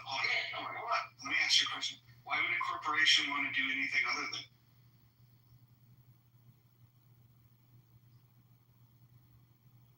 That's exactly my point. Well, is it? And you answered it. Well, but that's Well, answer that. But that's why they exist. So what? Yes. What else do you think it should be considered? All right, but don't you think there are certain fields that it should be money driven, and some other like healthcare should be much more like. No, I like the profit. Culture driven. Hold on. No, I like the profit motive in medicine, and here's why. If you don't have a profit motive, then why would somebody go through all that study to be a doctor? Why would we come up with the latest, greatest drugs if we're not going to be able to profit from them? I think the problem is, hold on. The problem is that you and others like you believe that the world owes you something, that you're owed something, and I don't think that that's the case. So I think that if you get sick, you should pay for your doctor bill, or you can find do-gooders that have a private charity that can help you. I don't believe it's the government's job to pay for your doctor. Fair enough. Fair enough argument. And let's go back to history, not history, but the data we have. Veterans in America, they be gone, they be in war. PTSDs, broken limbs, they have.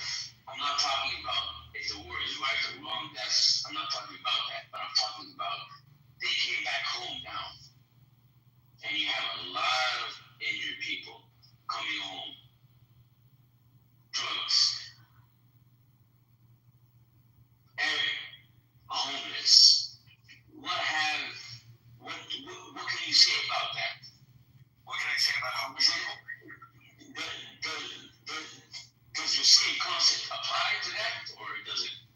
When it comes to veterans, I see it slightly differently. I think that the veterans were called upon and were promised that, hey, if you go do this for your country, we're going to put you in a nice retirement plan that's going to give you. They never asked for that. They went to war because their families are there. But they came back home. Hold on. And they got people like you. Don't speak while I'm speaking, or you're not going to get a chance to participate in this conversation. You said something, and I'm replying to it. Now, why would you now speak while I'm speaking? What the fuck is going on here? You know who closed the fucking bases in the United States? The bases that had military hospitals? Do you know who closed those? Hussein? I don't know. I'm asking you a question. Yeah, I'm telling you that I believe that the veterans are a different story because of what we asked them to do. Because we're literally asking them to risk their lives in some cases, I think that we put them in harm's way for bad reasons. But in concept, they're supposed to be able to protect, from foreign foes. And so if we're going to ask them to fight for us militarily, I think that contract should be honored, that we're going to take care of them once the conflict is over. The problem is that we've since destroyed the military hospitals that were on all the bases because we've gotten rid of the bases. Do you remember which president got rid of all the? That's not my question, man. Oh, okay, got it. So you don't know. All right, carry on. Just go ahead and just say words. It's not my question. Let's go back to saying words. Let's just go back to saying words. Obama? No. Biden? No. Clinton?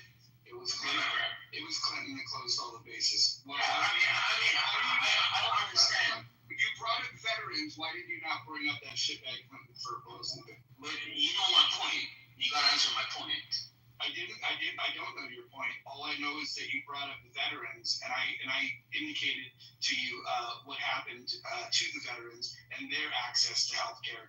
But you don't seem to even know that and don't seem to care about that. So it tells me that your entire point is completely disingenuous. Go on. Well, I guess I made my point. Everyone knows. Everyone here who's listening knows your point and my point, so I'm good. Oh, that was fucking stellar. Well, I do worry about central planning, though, like that maybe poverty and high deficits and these types of things are designed to keep people scrambling. A large segment of the population. I do wonder if it's by design.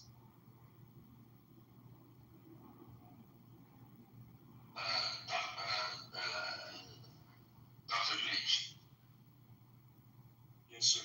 I always had a question, like in my head, is when people plead allegiance and they go to war, or they go to whatever it is, with any sense, business-wise, school-wise, friendship-wise, it is the same. You always go in with the notion that I'm going in here and I'm putting myself out there. Everyone knows that. And we are in here, all of us together. So when I'm out of it, obviously there is a certain kind of respect that you should have, in a sense, that you are a hero, that you went out. A lot of people stayed home. They didn't want to do nothing to do with it, especially when veterans, warriors go to a war they had no idea about, and I never blame the soldiers. These are really courageous people. I blame government. I don't blame. Listen. Let me finish my point. No, I have a question. Let me finish my point. Let me finish my point first. I have a question. All right, then. Okay. I have a question. When soldiers came back from Vietnam, who were the people that were spitting on the soldier? That's the thing you don't understand, man. I don't know you that much. I know you a little bit. We talked about 2-3 years ago. You say I don't understand. You don't understand. But Trump wasn't president. I like Trump. I'm a Trump fan. So I'm asking. We're good in that sense. I'm asking you about. I didn't vote for Trump. I don't know what you're talking about now. But I'm asking you.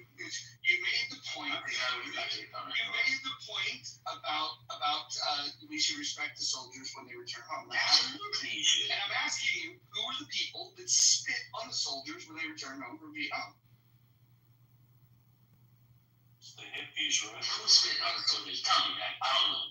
I'll be honest. I don't know. I have no idea. It was the American left. It was the American left that spit on our soldiers.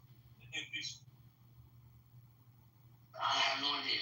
And that's look, man. This I don't care, but I respect the real men that went out, left their kids, left their families, mothers, sisters, wives, went to fight a war.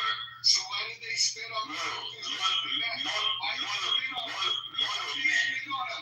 men. I have absolute respect for them. Hold on. Why did they spit on them? It doesn't matter which war they are in, if it's wrong or right. You're goddamn. No, but you don't get it. No, I don't get it. I do get it, actually. You don't get it. These people are patriots, man. Yep. And these people who like to, you are a bum, not them. Yeah, okay. What the fuck is he on? He's articulating, honestly. I wish he would just download Duolingo, learn the language, man, for fuck's sake. Or just spend some time in the goo and just, We'll do simple ones.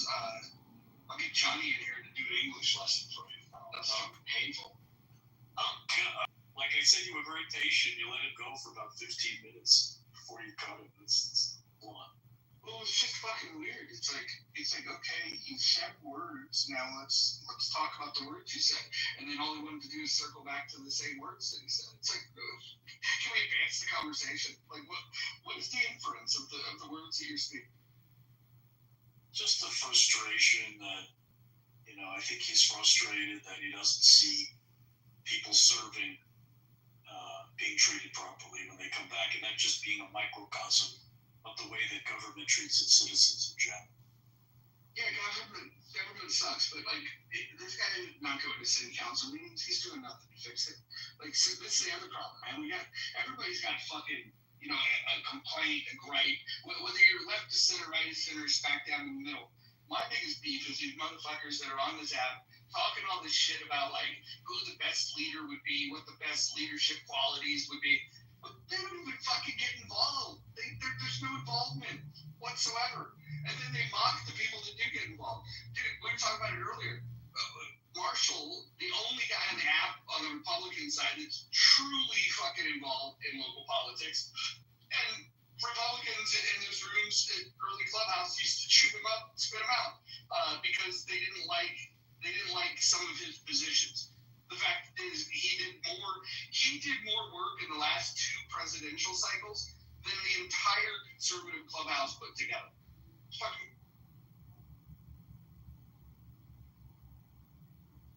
And they're still not nice to him. Serenity's here. That's serendipity. Jesus Christ. Dr. Mitch, come on. You with your fucking background in education can't read? It's fine. Can't read?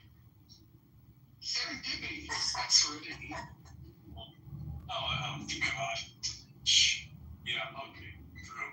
Okay, serendipity. It's very serendipitous that you are here tonight. There you go. What do you call me? They call me Maha next. Exactly. Hi, Connie. Is it Connie? It's Connie, right? Yeah, it's me. Connie's one of those. I met Connie recently on here. She's very sweet, but she makes no sense at all. But I love it. Because she'll say some shit, and then you can tell her that's the most idiotic thing I've ever heard, and then she'll be like, well, that's just an opinion. Like I was saying, it's just the nicest person. You are. Everybody's got their opinion, but some of it, trolling and just whatever. I think you might be one of my favorite midwits on the app. I'm aiming to be that. There we go. My whole life goal. You had me at serendipity. I'm going to live that one down. I do tend to read serendipity, but the thing is, when you come up on my screen, it just says SEREN. So, excuse me, but I feel stupid. No worries. Dr. Responsible calls me Serenity all the time. I think that's because Dr. Responsible legitimately married. Dr. Mitch just made me sick. Oh, God. Oh, no. Sorry, Connie, I cut you off here. Pretty good. Just trying to get ready for bed. I did some exercises. I'm just trying to wind down and go to bed. You do some Kegel exercises? No, we're working on my neck. It's a little stiff.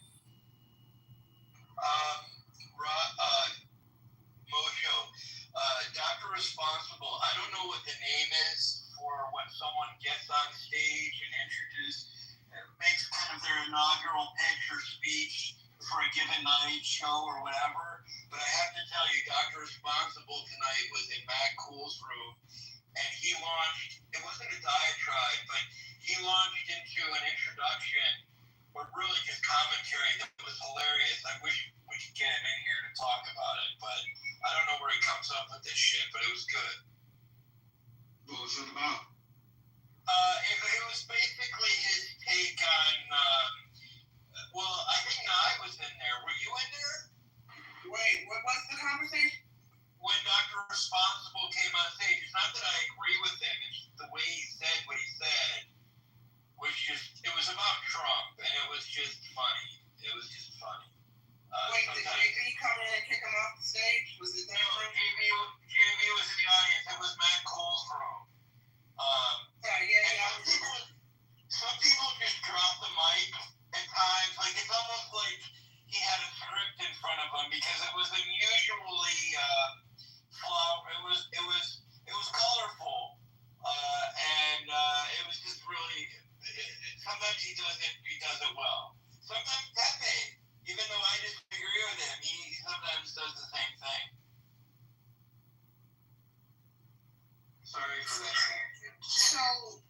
Do you all think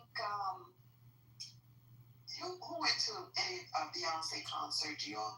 I was reading something where one country performer said that's not country. It's definitely not country. And I was like, well, she's gonna have to mix. I think her country to her is when she slows down the string instruments and she sings slower. And then I was like, I don't know, it's usually more Scottish people that descendants of Scottish people who are more, country. So I just was like, that's just her spin on it. But I'm glad that she got people out to look at that sphere and and dialogue about it. That much I'm glad about the cowboy, the cowgirl. That much I'm really glad about. Sorry to interrupt. I just wanted to say goodnight, guys, before the judges leave. Roger, thanks for doing this all the time. I always great to see you. Yes, come again, Dr. Mitch. Thank you so much. See you, Dr. Mitch. Night. Have a good night. Yeah, is he really a doctor? Dr. Mitch? Yeah, is he really a doctor? Yeah, he's one of the few. Yes, he's one of the few, for sure.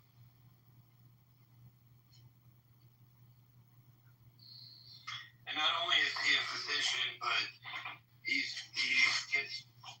gets well compensated to be a real expert on many cases, so means he really knows his stuff. Wow, that's good. That's good. Because it's just like, well, lawyers, they're like bow ties. Every lawyer ain't for everybody. That's good that he knows his stuff and he's real versatile.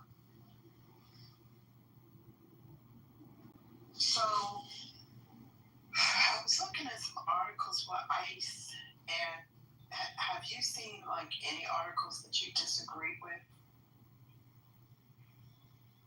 as far as deporting de facto immigrants out of the country? People just for some strange reason or another haven't been able to get the paperwork together, and it's reasonable because they have 11 million people that they need to process, so they have a gruesome backlog.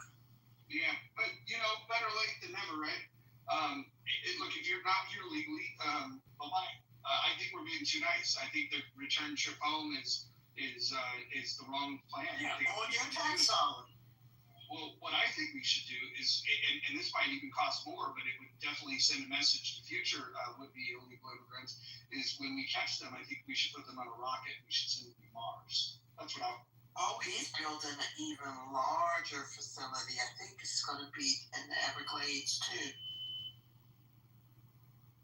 Of course, because I have an unhealthy obsession with UFOs and space aliens and et cetera, I disagree with Mojo putting them on the rocket because I'm like, why do the illegals get to potentially have the opportunity to make first contact with otherworldly beings? It's a possibility if we put them on Mars. And you know what? I'm a protest. Well, I have a reason for it, and I appreciate your pushback, but I do have a good reason that you might agree with. Pioneers get slaughtered and settlers prosper. So the next wave of people that go are those who will actually settle Mars. Okay. I'm with that one. All right, very nice. Okay. Well, I wouldn't be doing it ever since I made a mistake and flew to Boston through Rhode Island, or was it Rhode Island through Boston? Anyway, I would be doing it because the food in that airport is trash. It tastes worse than old TV dinner. And when I wouldn't be doing it is because I didn't get one of my teeth pulled, and they had to go beyond 33,000 feet in the air. They went 36 and it drove me crazy. So I won't be going. But you all can send me fan mail back. Tell me how things are going. Connie, the last time you were in here, I was listening to you speak, and I think you were speaking about your Native American genealogy or something, your bloodline. And I'm really not trying to be funny when I ask you this. I'm asking legitimately because I'm working on a project about dreams. You don't happen to know any dream interpreters, any shaman by chance, do you? I do know a shaman on meetup.com. I do know one. Oh, you can find a shaman on meetup.com? Yeah, I picked my cousin. I found out where he was going to be playing the fiddle at with his other string musicians in Gaelic music. And so I actually did a meet and greet at one of the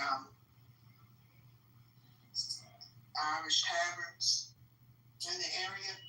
And so meetup.com, they have 10 million people. They said, right now you're the hottest organizer on the app. I was like, and we talked to you on the back end.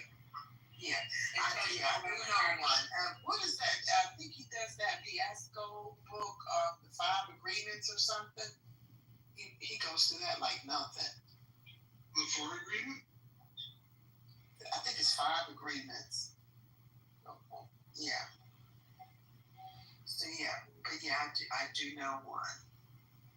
Yeah, I had that feeling. You were giving me that vibe that you're somebody I need to tap into to pitch my project to, because you might know the people that I want to interview for the project. At least, yeah. So I'm in quite a few.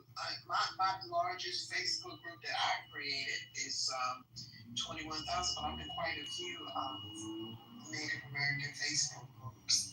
And when they hit the highlight at the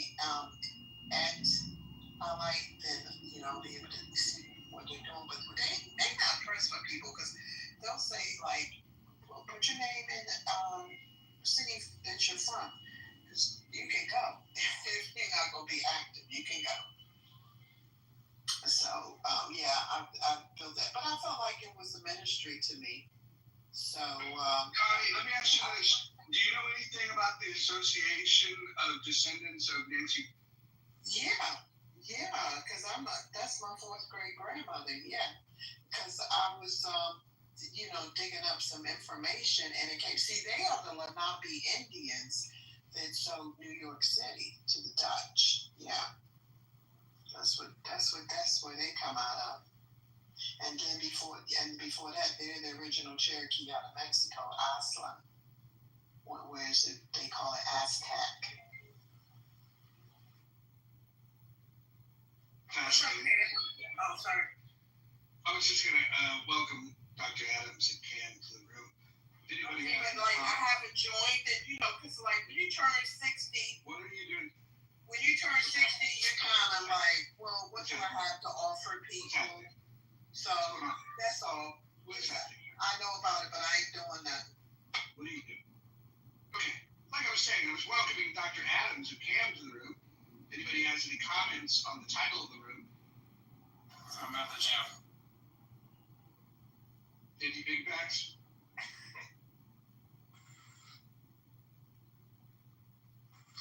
I was actually trying to get some more clarification. Like, what do we mean, conservatives and progressives in theory? Yeah, we're talking about U.S. politics. Conservatives and progressives, are they inferior to liberals? Liberals, as in like what they mean by like what an actual Democrat stands by? Well, what Democrats stand by is not rooted in classical liberalism at all. No, I mean like what it should be, what they should stand by, what I should say. I'm sorry. Well, tell me, what is it you think they should stand for? I believe they should, be more so like, how can I say this?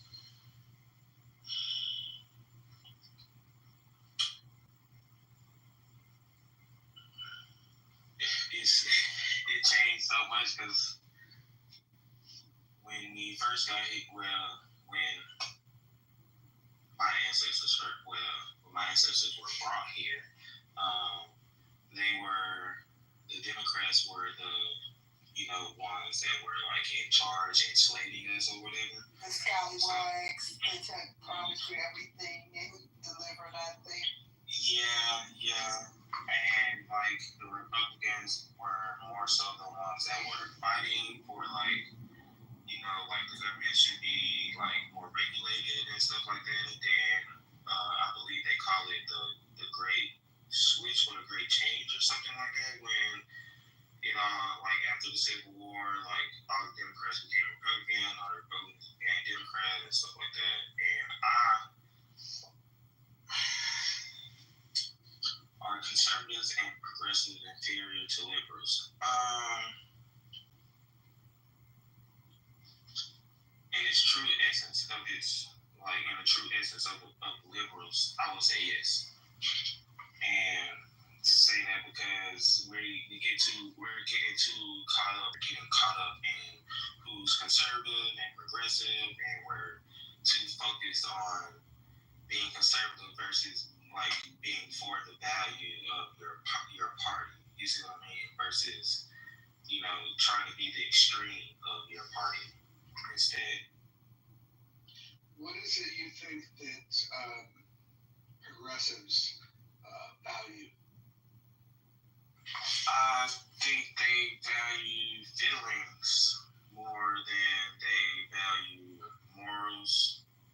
And I think conservatives are valuing morals, or what they believe morals are in a religious way of speaking, too much. Like the whole nuclear family and stuff like that. Like if we're going to be living by what the Constitution and its amendments are supposed to be, then we shouldn't be focused on the nuclear family and all of this other stuff. Like we should be focused on how are we going to make our country better to live in for its people. Like I feel like the conservatives and progressives are focused on attacking each other than they are more so attacking the problem. How about that? I think it's just a bit of gas trolling to the high supreme. Gaslighting. Because if you go on Twitter, I have to get up out of there. Man, they go for it. They be showing the libs. Like they had one guy on The Bachelor, and he said he didn't pick anybody because he couldn't be his true self, and he was in a dress. They just showed just that most outrageous, flamboyant, stuff that the liberal Democrats, go for. Like, what else? I would say the worst they ever showed were small children at the school of Satan. And, my kids went to public school in Montgomery County, and you just couldn't take pictures of them in school. Like, they had to go through the proper procedures. Many times I saw saying, if he's included in the background, you may use him. Hey, can we try to do this? When we speak, let's make one point and maybe maximum two, and just kind of, instead of like just drifting off. I'm not drifting off. I think they like the gas. They spend too much. They spend too much time gaslighting instead of trying to get their fellow comrades to be on the same page, because we're headed down slippery road. The government might close down soon. So wouldn't that be a blessing?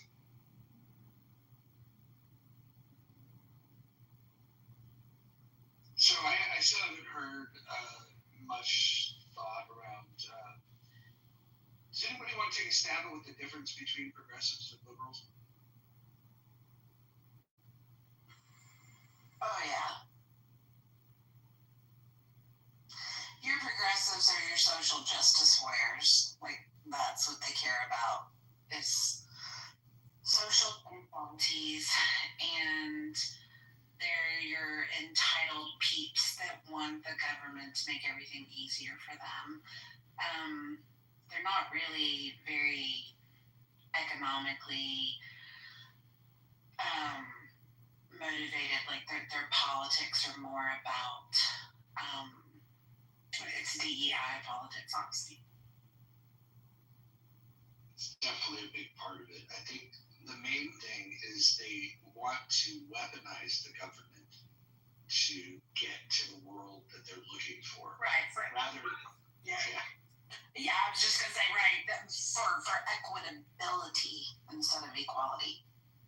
When people talk about equality of outcomes, that's a hard no for me. So then they'll say, well, what about equality of opportunity? And I think that's even a stretch because sometimes you have prerequisites. If you don't get to try out to be quarterback for the Dallas Cowboys, but you have to have talent. You have to be a known quantity. You have to know. You have to have the skills to be in that elite group to even be thought of for consideration. And so we shouldn't institute laws that create an opportunity for somebody that doesn't deserve it. We should only care about equal protection under the law, making sure that rights are protected. And so, unfortunately, what we've seen with progressives, and you can see this best in the feminist movement. I think that first wave feminism was led by liberals. The idea was, hey, we want the same rights that men have. And then the second wave of feminism was like, no, we want better rights than men, because this is where you get these arguments of like, oh, well, certain groups had a head start. Ergo, we need to change the laws in such a way that it gives favor to this particular group or that particular group. So you want disproportionately advantageous laws, which it's just silliness. It's like if you recognize that setting up the country in such a way where where white male Protestant heterosexuals were the benefactors of your interpretation of the law, and you could reject and say, well, damn, why didn't they let everybody else participate and protect everybody's individual rights? And then and that's what the liberals want. The liberals always fought for, we need equal protection under the law. And what progressives want is they want to be treated special. They feel like they need to rearrange the pressures on certain identity groups. And so progressives, in my opinion, they're probably the most illogical people of any ideology that I've seen outside of anarchy. And so if B-Master comes in here, we'll shit on her more than anybody. But I think progressives are the bottom barrel. And sadly, conservatives don't really have original ideas. All conservatives do, and it's not for nothing, but they take an examination and they look at the world through a particular lens, and they say, well, what institutions are worth preserving? And then they say, hey, whether it's traditional family values or free speech, whatever it might be, they'll say, hey, these are the things we want to protect. But the people that gave us those rights in the first place were the radical liberals of their day. And so I think we should maybe consider going back and looking at what inspired the radical liberals that founded the country, and look at British Enlightenment and what did that really mean? What did that really look like? I think we can learn a lot if we just kind of retrace our story. So you think, Mojo, if I heard you correctly, the progressives, did you say the bottom? Yeah, the bottom of the barrel? Yeah, the progressives are like the fucking they're that stain around the rim of the toilet. Well, that's interesting because I agree with what you and hold on, let me get the name right because I only see half of it. Serendipity said, but I kind of feel like the progressives, aren't they more, I think both of you kind of said this, but I could be wrong. They focus more on, don't they kind of want to act like a collective and they're pushing for justice? This is correct. This is correct. This is their pursuit. See, what they believe is that equality is justice. And what liberals, in the classical sense, believe is that liberty is what gives you justice. And so I would make the argument that the pursuit of equality is part of the problem because, and so you're right in calling this out. What they want is collective rights. They want collective protection rather than individual rights and individual. I think I'm on the fence because I almost feel like the progressives working collectively is more advantageous for society while advocating for individual freedoms. I don't know, that kind of leads to this emotional state that many liberals have worked their way to as Catholics. There's not a lot of substance progressives, though. There's not a lot of substance from they're looking for collective rights for special interest groups. They're not looking for collective rights for the country as a whole. Oh, I get it. Yeah, now I understand. Okay, yeah. All right, I got it. So I agree. I think the liberals are probably team liberal. To put it simply. I think the biggest mistake rhetorically that conservatives have done, and they've done this over at least the last 30 years, is terms like liberalism is a mental disorder. I think they went after the wrong group. I think if they would have targeted their ire towards progressives, because good classical liberals will tell you that some of these progressive values are fucking very dangerous. And so I think there could be a partnership between classical liberals and conservatives. There'd still be some argument and some differences, but at least in terms of wrestling back, the foundational principles of individual liberty. This is something that the problem with conservatives in certain instances, though, is that they've got some puritanical roots that cause them to come up with ideas where they want to legislate based on their own value system, and sometimes it's out of step. The progressives are a wacky bunch, though, because what they've done is they've tried to steal the Puritan take of conservatives, but their puritanical roots, their finger wagging comes down to you must the demands they have for income equality, for example. These are the types of people that will emerge, like this knucklehead in New York that wants to tax the rich, right? Now, I think if you're going to have a taxation, it should hit everybody. But the progressives want to attack the rich because they believe that income inequality or wealth inequality is this thing that they can fix. So they're going to put their hand on the scale and they want to redistribute the wealth. So they want to take the money from people that figured out how to navigate this system to get the money, and they want to just take the money and give it to people that have failed to navigate the system and not have the money. It's a very bizarre.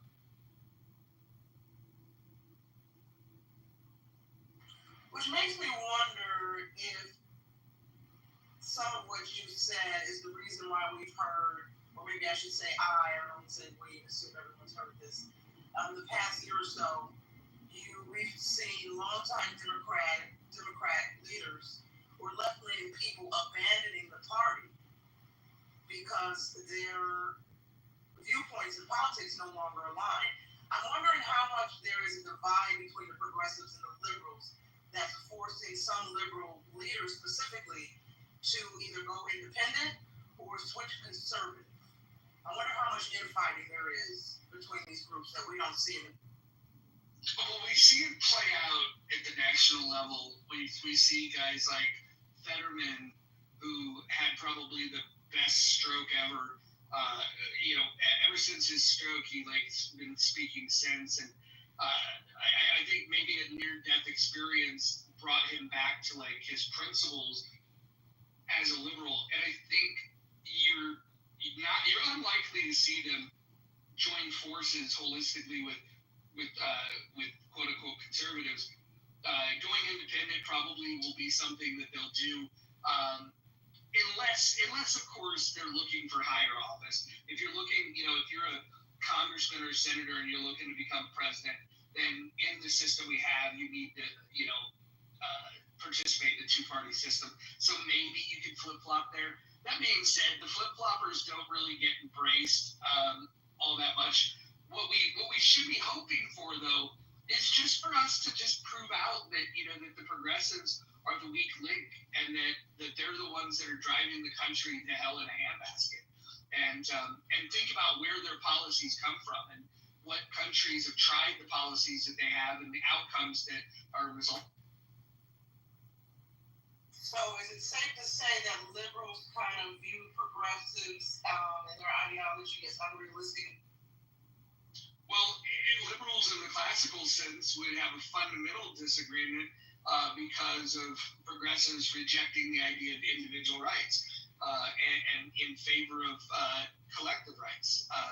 Classical liberals, are the ones that gave us the very notion that every man should be.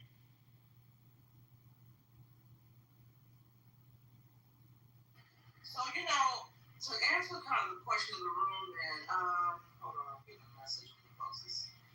So, are conservatives and progressives inferior to liberals?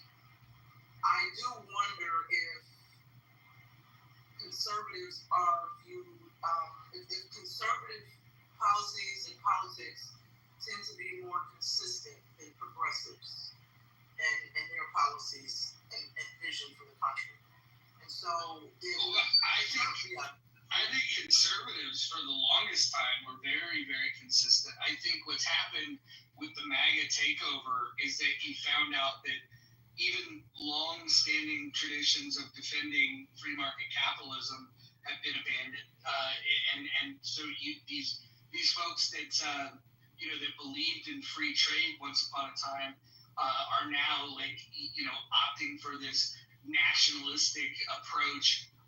They'll do absurd things. Like a true conservative would never, and I mean never, support tariffs. A true conservative would absolutely fucking just take the fucking bullet to the head before supporting tariffs.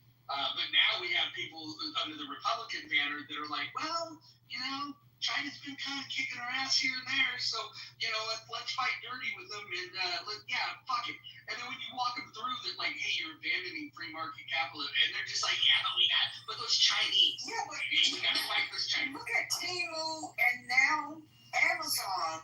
I saw a nice waist purse that I liked, and they were asking for $15 for transit. To move it. And then Temu, they just put it back in your credits and then throw in some more free gifts. I mean, they are just really taking this, to the hilt. But you've been copying everything from Microsoft to Mercedes-Benz and paying a little bit of nothing to move your products. America's been buying a ton of stuff outside and very little regulation and support for homemade products inside. So they'll get over it. But it hurt me though. But I put that bag right back because I was like, I'm not paying the shipping fee. Y'all gonna have to. It can't go on like this.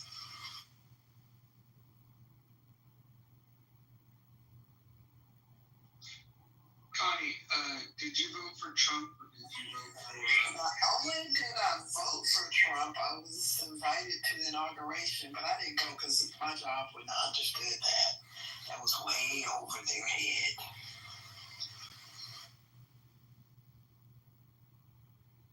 Wait, so what do you mean your job wouldn't have understood? I told her said I'm not coming in because I didn't have that much seniority, so I don't even know if I had to leave to do it. Okay, so the end of the year and stuff like that.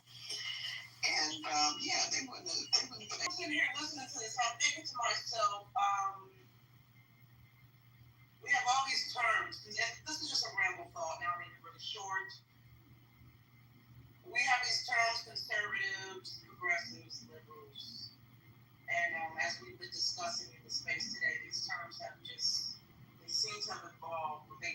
time.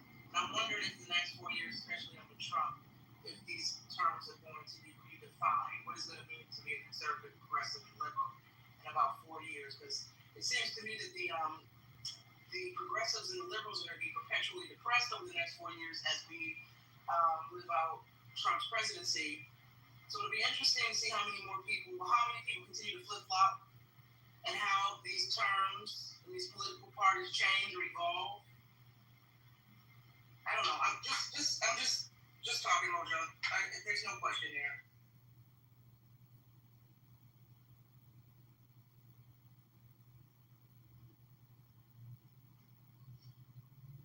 What do you think is going to happen in the midterms,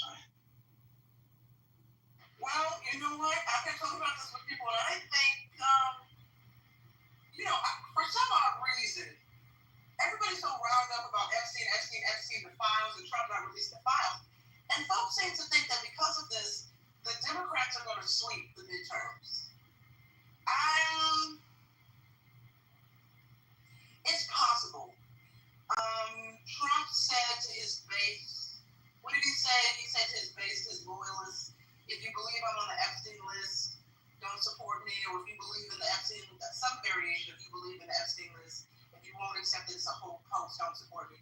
Which I think is a slap in the face to his voters. So that could probably have an impact on the midterm. But I hate to say this because, I'm a former lifelong Democratic voter. And the Democratic Party, I like to use the term that I read online once, I didn't abandon the Democratic Party abandoned me.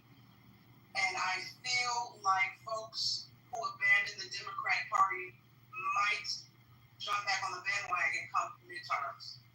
So it is possible, with many people feeling betrayed by Trump, especially his loyalists, and then of course loyal Democratic voters who are they've been pissed since he was sworn into office, will make a point to get out there and vote so that the Democrats can get Republicans and conservatives out of there. It's possible. I'm leaning towards the possibility that the Democrats will sweep. But I'm hoping not, for various reasons. Well, I always voted for the best person, so it doesn't matter. It really doesn't matter. And, I would have loved to see Hillary or Clinton in the New World, over here in North America, South America. I would love to see those two win, have at it. But, I had to determine who the best person is, but a lot of these politicians, when they are they lie, when they're campaigning. Of course. But I just picked if you understand the fight, so much has happened so that you could vote, that you've got to get out there and have a voice. Even if it's nobody to vote for, you got to pick somebody. It's like a straw pick. So that's the thing, and like people were really cruel with Elon, but I would, even on Clubhouse, I would leave the rooms because I knew that because I got those tickets, someone was paying attention to, I don't want to say watching me, but people were paying attention to the climate and the energy you bring, and I was like, I might want to go to the inauguration next year too. Yeah.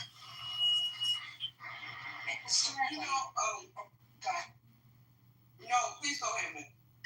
I was just going to say, historically, it's not what I want to see happen, but historically, when a single party gets both the executive and the legislative branches, generally in midterms, the other party takes control. So I expect that the probability is that Democrats will sweep. I don't know about a sweep, but they have another. So what you just said is correct. Yeah. Americans like having some balance, and when they feel that the party has too much power, the middle of the road voters like to bring that up. It happens by endorsed candidates. They haven't done well. This whole MAGA movement, quote unquote, it doesn't do well as a whole. The only thing, the top of the ticket performs well, but nobody's looking to have your average Joe Schmo behaving like Trump and advocating and co-signing for Trump policies. What they like is they like Trump because they feel Trump is different. And so he just doesn't have the kind of appeal that extends to other candidates in other races. So I think in the midterms they are in trouble for sure. Well, I just like to tell Democratic voters, when you get out to vote in the midterm elections, to Connie's point, you want to vote for the best person. But Connie, and I like to tell Black voters specifically, please do your homework about these potential, congressmen, and see what I mean, it goes without saying, obviously, but so many of these politicians are so far gone with their ideology, right? They want to make everybody happy. They want to cater to every special interest group. And sometimes who we think is the best party may not, their ideas, their policies, their ideology may not align with our moral coding. They want to trans the kids. They want to put men in women's prisons and sports, et cetera, et cetera, et cetera. Tampons in the boys' bathroom. Democrats seemingly, I know folks like to always bring up the Trump grab him by the pussy, but Democrats seemingly, especially under Biden, the past 4 years of Biden-Harris, I don't think they like women, right? And so whoever we vote in, they're going to be the policymakers. They're going to be writing policies that impact all of us, as we know. So I think it's important not to just vote for who we think is the best person, but who actually likes women, who likes the American people, who's going to help all of us, not just advocate for illegals. And I don't know that we have strong leaders in the Democratic Party right now as far as the midterm. So, this, I'm thinking about the vote blue, no matter who mentality that many of us have, which I think gets us in trouble. Connie, what do you think?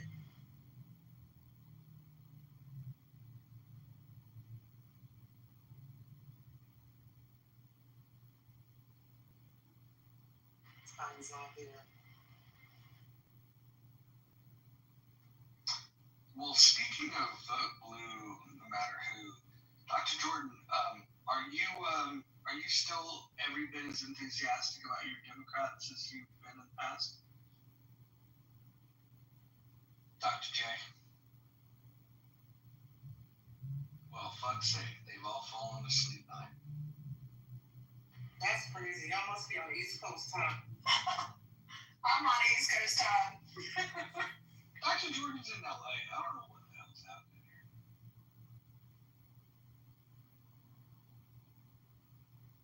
All right. Oh, there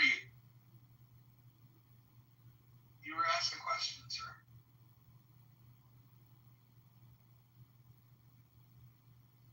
I didn't have any questions. I said you were asked a question. What was I asked? Are you still enthusiastically supporting Democrat? No, I'm very moderate. I see the hypocrisy, and I'm not so strong on Democrats, but I'm definitely not a Trump.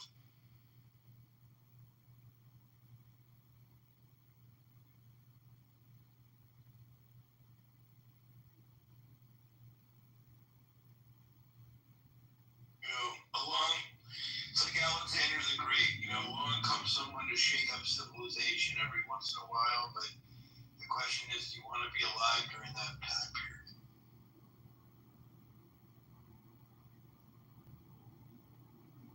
Would you argue that's what Hitler did?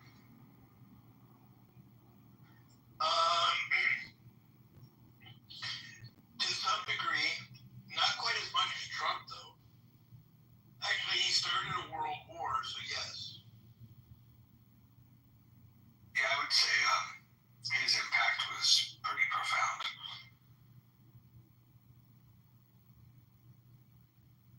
The reason I hesitated is because much of the world stood by and let it happen. Whereas with Trump, he's impacted economy in ways that everybody is engaged. And I say that as a Jewish person, so I was very much, aware of the Holocaust.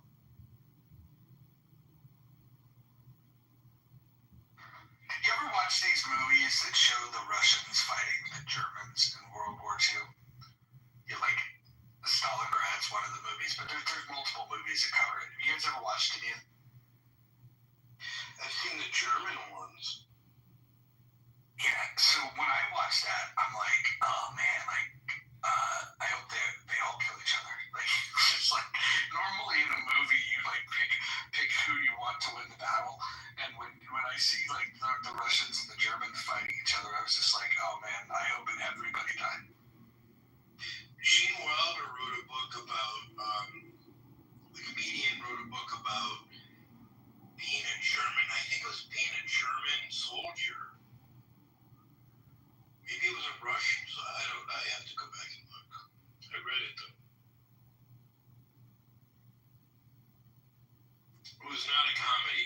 It was not comical. It was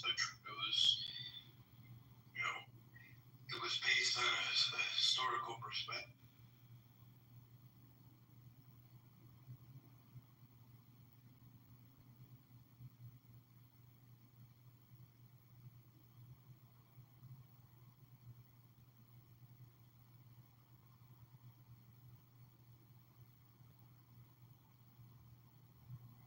Well, if the Democrats sweep the midterms, right, then of course the political intrigue will be heightened because, clearly we can expect them to push back on so many of Trump's policies, not agreeing, not passing bills, advancing bills. So, I look at politics oftentimes as being heightened drama, just another form of entertainment. I mean, it's serious, of course, because these laws and policies impact our lives. But the Democrats have such hatred for Trump. So if they sweep during the midterms, this is going to be, man, the next 4 years, 2 years, is just going to be, it's going to be insanity. It's going to be a bloodbath.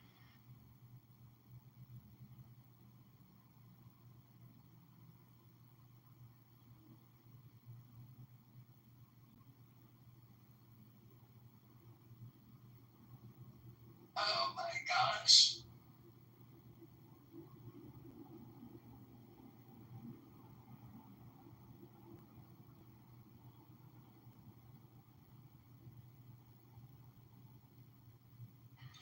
Of course, there's this, what is she called? She's a psychic. Popular psychic on YouTube. Her name is Sloan Bella, I think. And she's been kind of accurate with some of her predictions over the years. She's accurately predicted, Diddy's downfall from before the raid, the arrest, the trial outcome, just as an example.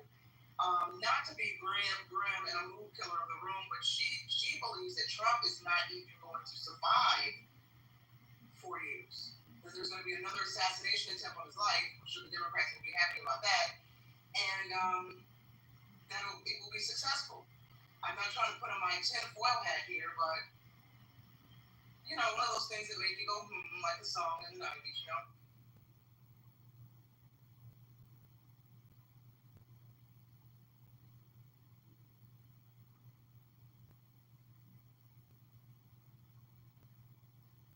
I don't think that's actually that far out of the realm of possibilities.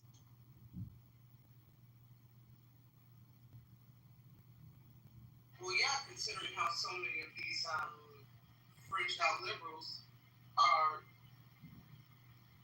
just so angry and can't carry on life because this man is in office, and they feel like they can't be content until he ceases to exist. It's very disturbing. It's a level of mental illness that is worthy of a case study. Of course, I'm not sure we'll get that case study.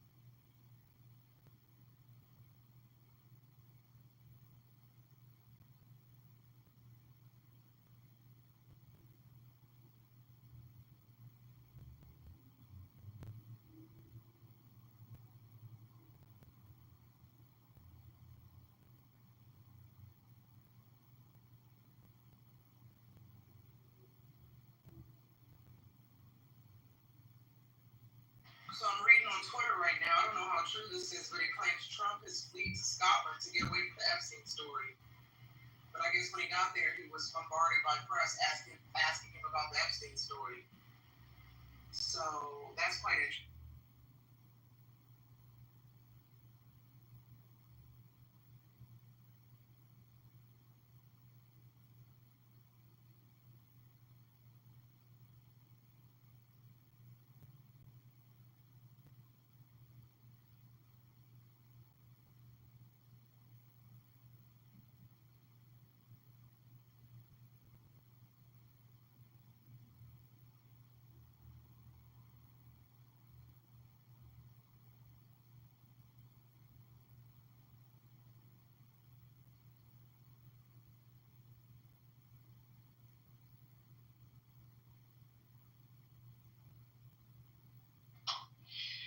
Yeah, it's like I've always said that, the pain of losing a loved one is something I've seen, so I know how Trump must have felt when they killed Jeffrey Epstein.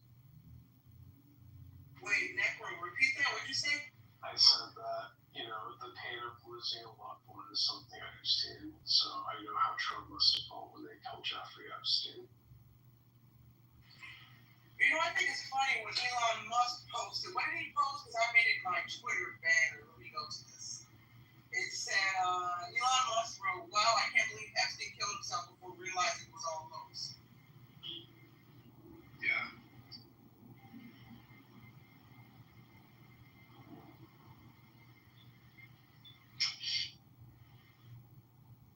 Yeah. Wait, what did you just say he said? He said, "Wow, Elon, right?" Yeah, Elon. I made it my Twitter banner because I think it's just perfect. He said, "Wow, I can't believe Epstein killed himself before realizing it was all a hoax." That's right. I remember. Yeah.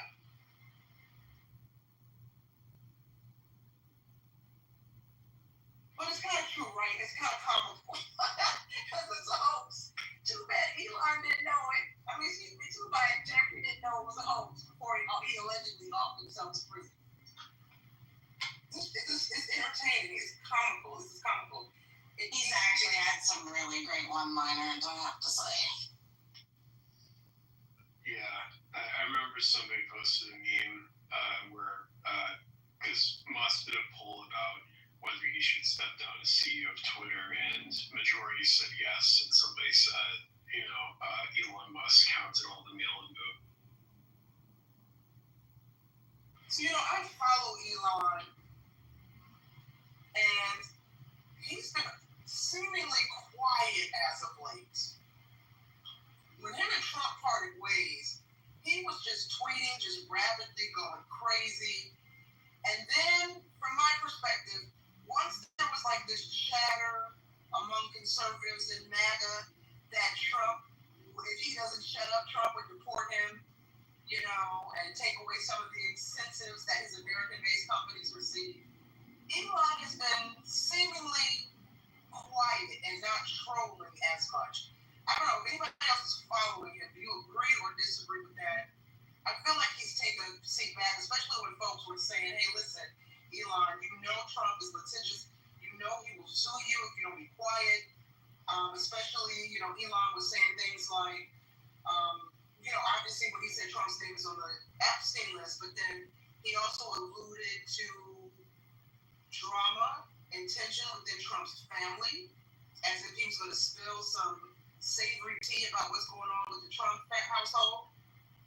And I don't know if anybody pulled his coattail or got in his ear and told him to shut the F up or he'll be sued. But he seemingly has shut the F up and taken a back seat to complaining about Trump. But that's just my observation. Yeah, I just think that Elon Musk, of course, he definitely does have the pressure that if he knows that since he's parting ways with Trump, he has nothing now because he's not a part of the MAGA movement anymore. And so he's lost all the support from MAGA. So. Wait, you're saying Elon has lost the support from MAGA? Yeah, pretty much, because, I already knew that That's why Steve Bannon was having this feud with Musk. So I disagree. I don't think that he's necessarily lost all the support from the MAGA base. Well, the thing I is, agree. the thing is, I agree. hold on, let her finish, please. I agree with you. I followed like that whole thing back and forth, and I agree with you that Elon has taken a back seat and he's sitting down. But and that he's kind of backed off on it. I don't necessarily think it was because of Trump's threats, though. I don't know. I think there's something else going on. Trump and Elon threatening to sue each other is like pocket change to both of them. The government contracts maybe had a little bit to do with it. And I'm not entirely sure that part of that banter back and forth with them wasn't to intentionally publicly distance themselves from each other. So I'm not sure what's going on there, but I don't think it was just that Elon backed down. His ego is way too big to have just backed down due to pressure. Well, right now, Elon, I'm not sure where he's housing his spacecraft, but he's working with T-Mobile so that you can get coverage even when you're not around the tower. And coverage in DC is very difficult. So they're around towers, and there's not a lot of trees in the city. And so, I've been trying it and it works, but the other day, as soon as he announced it wasn't too good. Maybe he had too many people fucked on, I don't know. But I think, with his son saying smart stuff, I think his son the little 5-year-old may have told him what to not say or say, but I just think that he decided to stay as long as he had arranged to. Politically, Merlin's attorney general, because state attorney's criminal, attorney general, he is basically countersuing Trump for every change that he's making in benefits. So Elon backing out, it just allows him not to be a part of any suits like that. And like where I worked at, every Tuesday, not rain, but even if it's pretty hot, there were two places, one main place they would be at in front of the Tesla car dealer, talking trash about a Nazi car, all kind of stuff. And so he's probably tired of it. But he didn't deny that Trump's on the list. He said he just shouldn't have said it. He shouldn't have been the one to say it. I know my mic.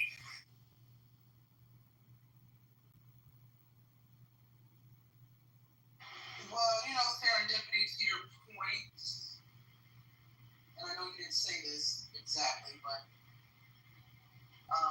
it's what I was thinking about as you were speaking. Trump is a master marketer, PR guru. Obviously he comes from a television background, and so it is possible that him and Elon sparring online could have all been PR. And I think you said they were sparring, and I don't want to put words in your mouth, to distance themselves from each other. Correct. Possible, yeah. I agree with that. I think it's possible that also Elon kind of backed down from his Trump insults because of the optics. Yes. See, I don't know that I agree. So I think somebody said that he was losing touch with MAGA, and perhaps he recognized that that's not a base he wants to fall out with, even though, from what I understand, Elon is a longtime Democrat, but he only supported Trump. He put his money behind Trump because he didn't like the policies coming out of the Biden-Harris. But I also feel, I don't know that MAGA is disillusioned by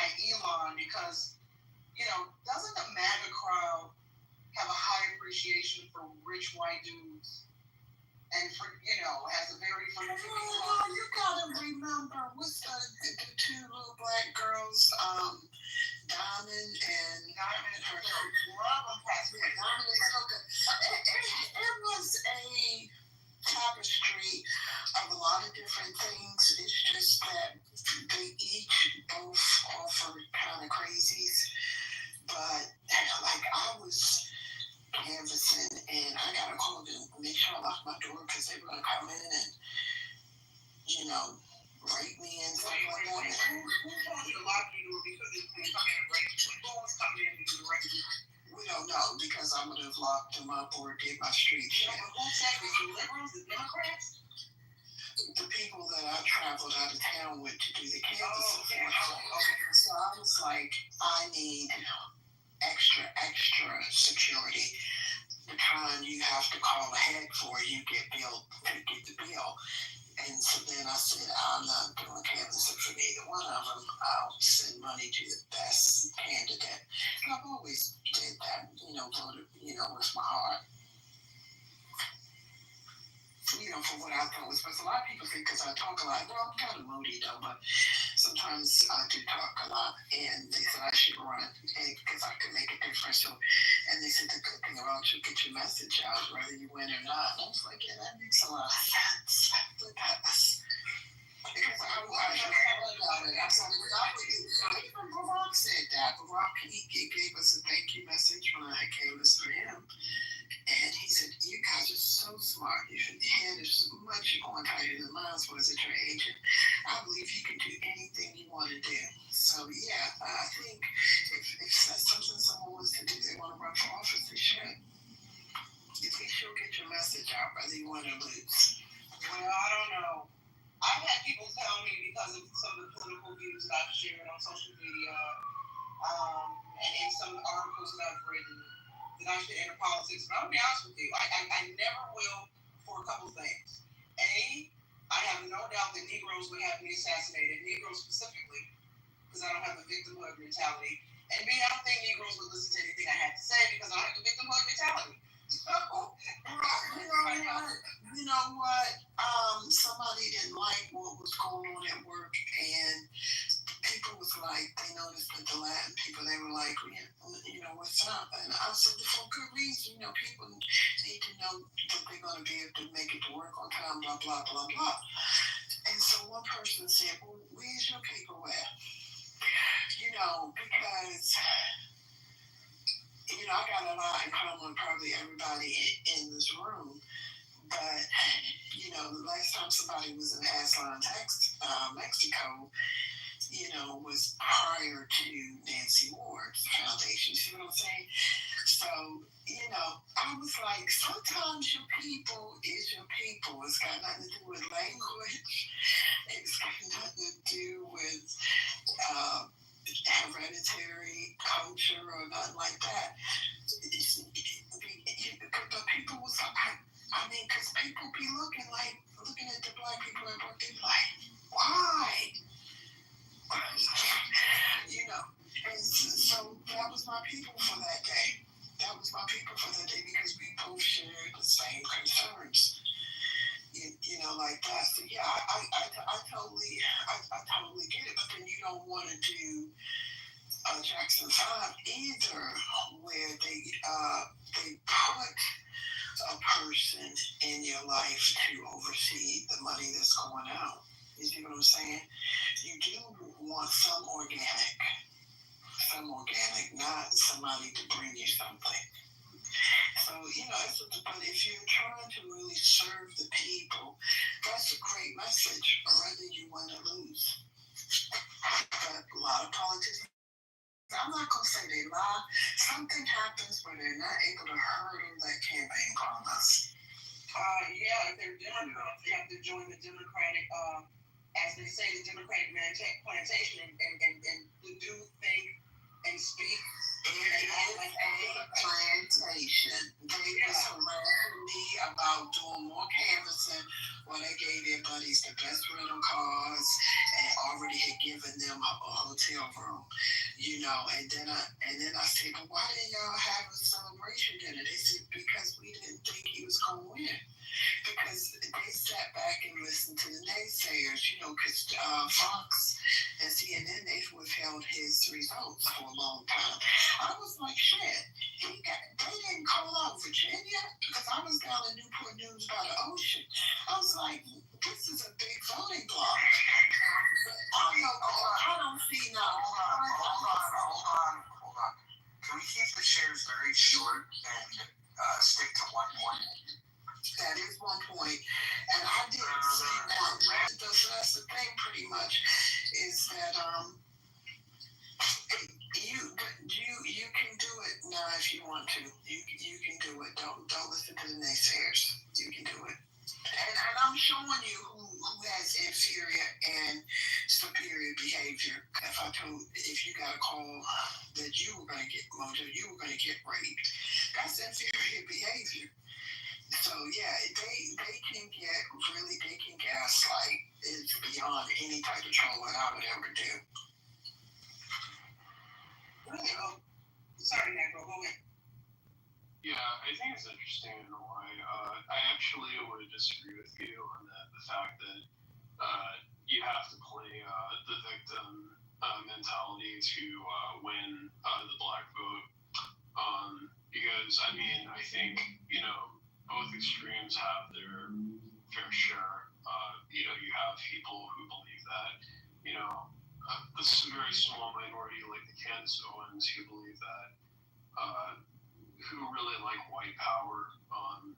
And then you have, of course, but then you have like people who are like on the fringe left who believe that essentially are the victim mentality. But most black people, I mean, I don't know, just it could be like just my experience from like what I've seen with a lot of black people I've encountered is that they themselves have become sick of things like the race card or things like the victim mentality because they see it as unproductive and nothing but a distraction from the issues that are really affecting them.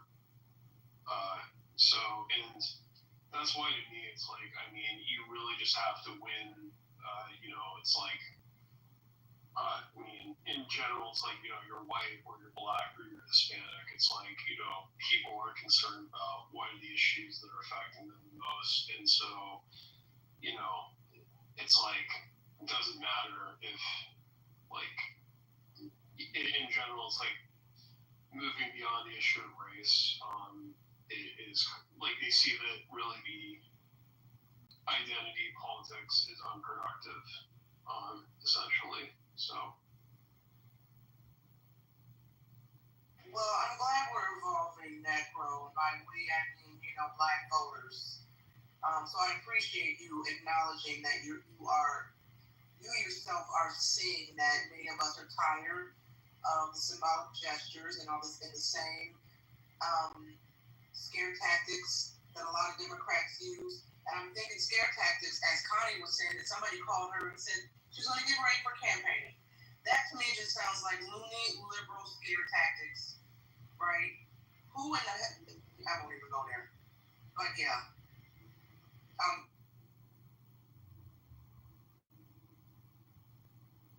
Gilbert, what do you have to say about the title? Oh, okay. I'm just landing here. Are conservatives and progressives inferior to liberals? Okay. No. Like liberals as in like leftist liberals or like classical liberals? Well, I would say that the progressives are the lefty. The lefty, okay. Yeah. So, yeah, absolutely. Yeah, everything's inferior to a classical liberal. Amen. You guys want to hear something interesting? So, Elon's talking about starting the American Party, which I'm 100% for. It's a response to the big, beautiful bill. And trivia question for you guys. Does anybody remember why the Libertarian Party was started by David Nolan back in 1971? Anybody? Wasn't it started in reaction to the Vietnam War? No, it was started reaction to Executive Order 11615, which is where Nixon decided to take us off the gold standard, or at least limit converting dollars to gold. He also instituted wage and price caps in this executive order. Very powerful executive order, but if you look at the parallels, and these are 50 plus years apart, it's Republicans not acting like fiscal conservatives that give birth to another party. And so this is the thing that's interesting to me, the parallels. So in the 70s, you had, just kind of like some radical, folks that were, they were fiscally conservative Republicans that were hanging out in, Colorado. And then when Nixon gave his speech with the executive order, the conversation started about forming a party. And that's how the Libertarian Party began. And now we have somebody with the resources. So you had a bunch of broke academics that probably sat around smoking too much pot and started the Libertarian Party in 71. And now you've got, one of the smartest people that's ever lived, that's one of the richest people that's ever lived, that's fed up in a similar way, that wants to start some. I'm not suggesting that they're going to have more success than the Libertarian Party, but they certainly have advantages in the early going, considering the resources that will be available to them. So I'm excited to see what Elon can do. The answer to this, really, though, and what would kill the American Party, which would kill the Libertarian Party too, is if Republicans were to just return to their conservative roots. If they would, there's certain things that are debatable, but there should be some things in the playbook that are just, look, these are the values that we don't budge on. And I think that with MAGA taking over the Republican Party, everything has become up for debate within that party, and really then the debate is squashed when Trump decides, hey, this is what the party stands for. And so I'm hoping in a post-Trump world, Republicans can recognize that the biggest strength that they have in their messaging always has been fiscal conservative principles. And if they were to stand strong on that, no matter if the economy's doing well, the economy's doing bad, don't give in to the other side. I mean, wage and price controls with Nixon was such a bad idea, such a worse idea than even what Trump's doing with tariffs. And tariffs are a bad idea. But the point is that the Republican Party is what ends up fracturing when they don't adhere to their fiscal conservative principles. So if they want to remain united, somebody's going to have to step up and remind.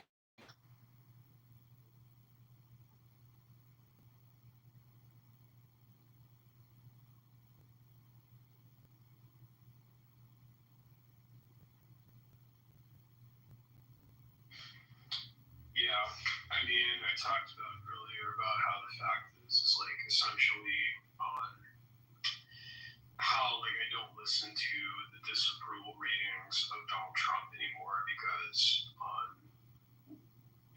it creates the illusion that essentially the Democrats do have an upper hand, which is just not true. Well, why would anybody listen to ratings? I mean, why would you think that Trump having a bad quota means them they're doing better? It's not always correlating. Sometimes people are just sick of someone's shit. It's not meaning them doing better. Is my microphone not working? You're annoying, so. So my microphone was working. What are you drinking tonight? Is it Jim Beam or Jack Daniels? Stick your shit, Roger. So what are you drinking? What is it? Stick your shit. That's what it's called. It's Roger Stick your shit. You should have gotten the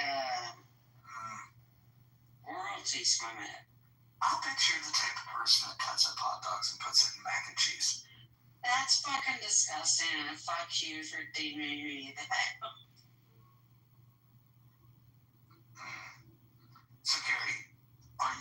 single wide or double wide?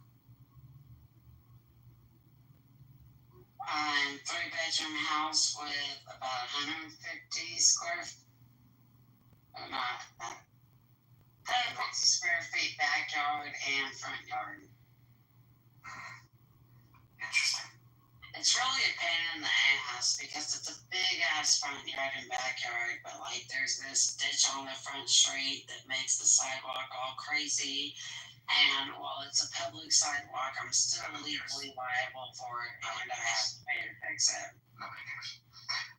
Carrie. Now it's good old property fucking reality shit right there. Carrie, how much have you had to drink tonight? Not enough to give a shit what you think. Yeah, but if we were to say 1 shot, 2 shot, what would you say? Can we get back to like intelligent conversation? I know you try your damnedest to veer away from that and just try to like be argumentative.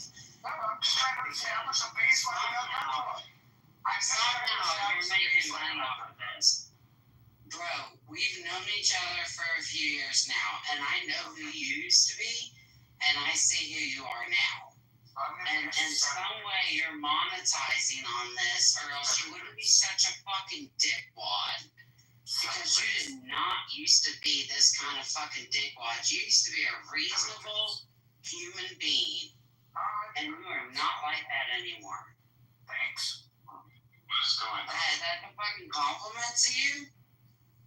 Yeah. I just want to get back to the simple question, then we can move back on to the topic of the No, you're trying to sidetrack. I'm just trying to ask how many drinks you have. Listen, the only reason I asked is Carrie, no question would be, Carrie,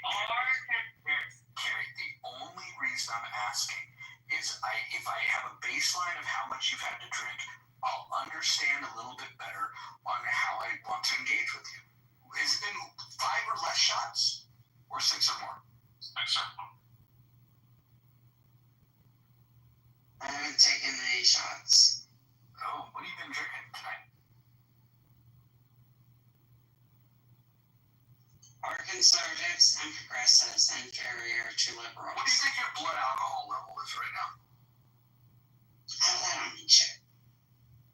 Alright, let's take guesses. How many drinks do you think Carrie has had? Put them in the chat.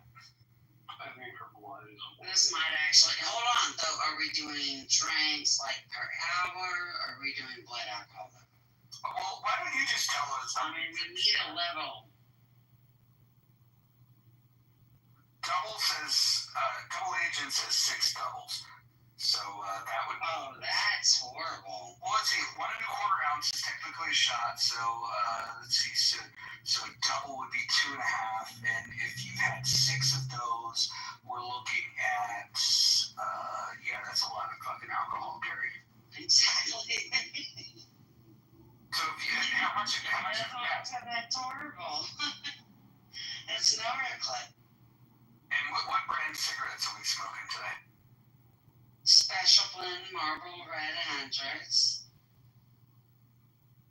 I see. And mind you, my papa was the Marlboro man back in the day, so you know, the little clout on that shit.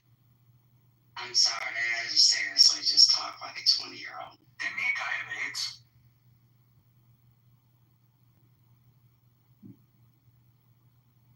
What, too soon? Now I'm Googling this. The Marlboro man died of AIDS? Is that what you're saying? I gotta Google it. Yeah, I mean, fact check me on it. That's fine. Yeah, what could we have in like who's speaking? The guy who was not able to answer my question last time about whether or not he thinks U.S. prisons are maybe enough. This is true.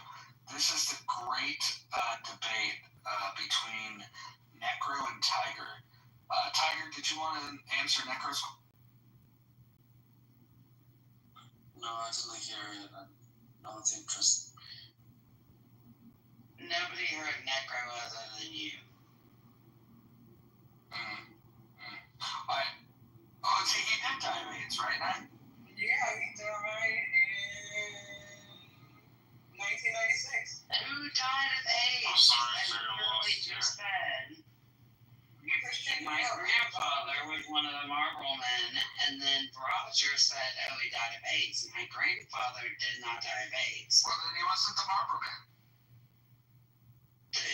Have you ever seen a fucking Marlboro commercial? There's at least 5 guys that walk horses over the fucking ridge. I guess you don't understand it. My eyeball at one point. It's not the Marlboro Men. It's the Marlboro Man. Oh my god, y'all are so retarded. Y'all don't even understand the nostalgia of fucking smoking cigarettes when it used to be cool. Now we're just all killing ourselves. Yeah. Okay, that was a joke and a serious comment. Listen, I prefer the people that do it expeditiously. If you're gonna do it slowly, Carrie, I have no interest. I remember when smoking was cool. The problem is I have really bad blood, Roger. So if I tried to kill myself expeditiously, I would fuck it up somehow. Like that would be the one thing. Did you not hear Liz talking? She didn't care. Didn't care. I remember when smoking was cool, when you could drink and drive, and a cop would just like give you a pass. Seatbelts were optional if used at all. And cup holders were called your thigh. Liz, I love your cup holders. I got you back. So what did I miss? We were talking about how many drinks Carrie's had. We were talking about how rapey Tiger is. And then we have a topic for the room, are conservatives and progressives inferior to liberals? And then somewhere along the way, we just learned that Carrie's papa has died of AIDS.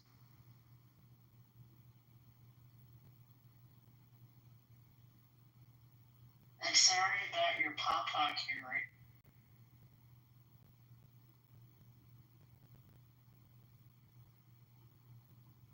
Yeah, she made the claim that her papa was the Marlboro Man.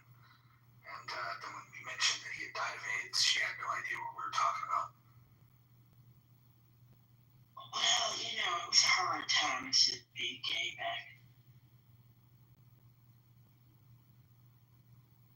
Do you know why gay men wear mustaches? Why do gay men wear mustaches, Lord? To hide the stretch marks.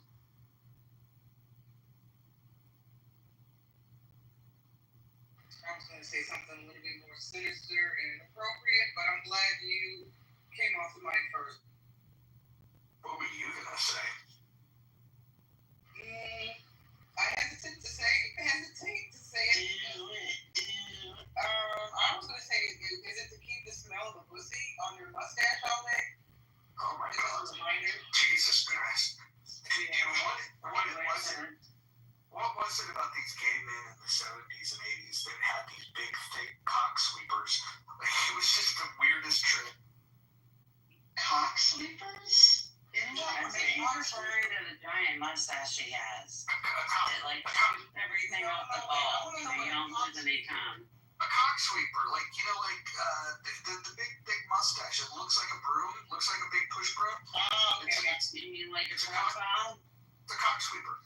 That's the most awesome. The last thing you want to do is lose an ounce of cum. I mean, that is vital life right there. Oh my God. You hate that you love me, Roger. You know it. When she said the last thing you want to do is lose an ounce of cum, girl, you are hilarious. Mojo, that sounds like a keeper right there. The cum guzzlers are a unique breed. You need to, look, the problem with it is that it's insatiable. First of all, I swallow babies, so before you try and talk shit, bro, I have my own Hillary age regenification. Look, and it's obviously not working out that well. There is no doubt in my mind that you swallow, but I would imagine that before you swallow, your whorish ass is probably gargled.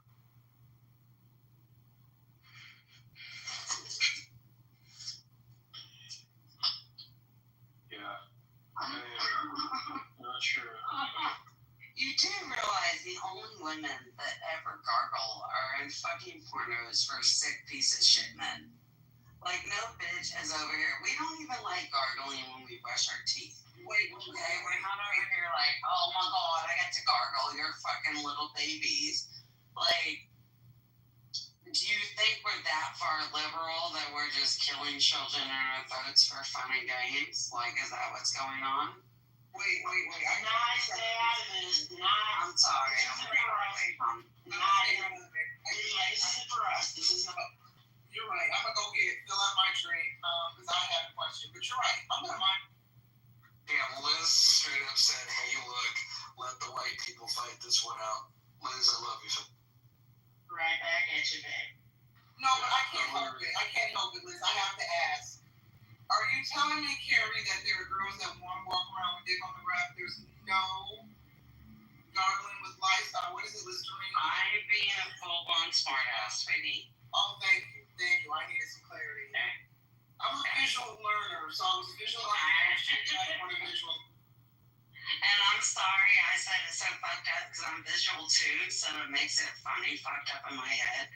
But legit, just being a total smartass. Just to fuck with Roger. That's all it is. Gary, who'd you vote for this last election?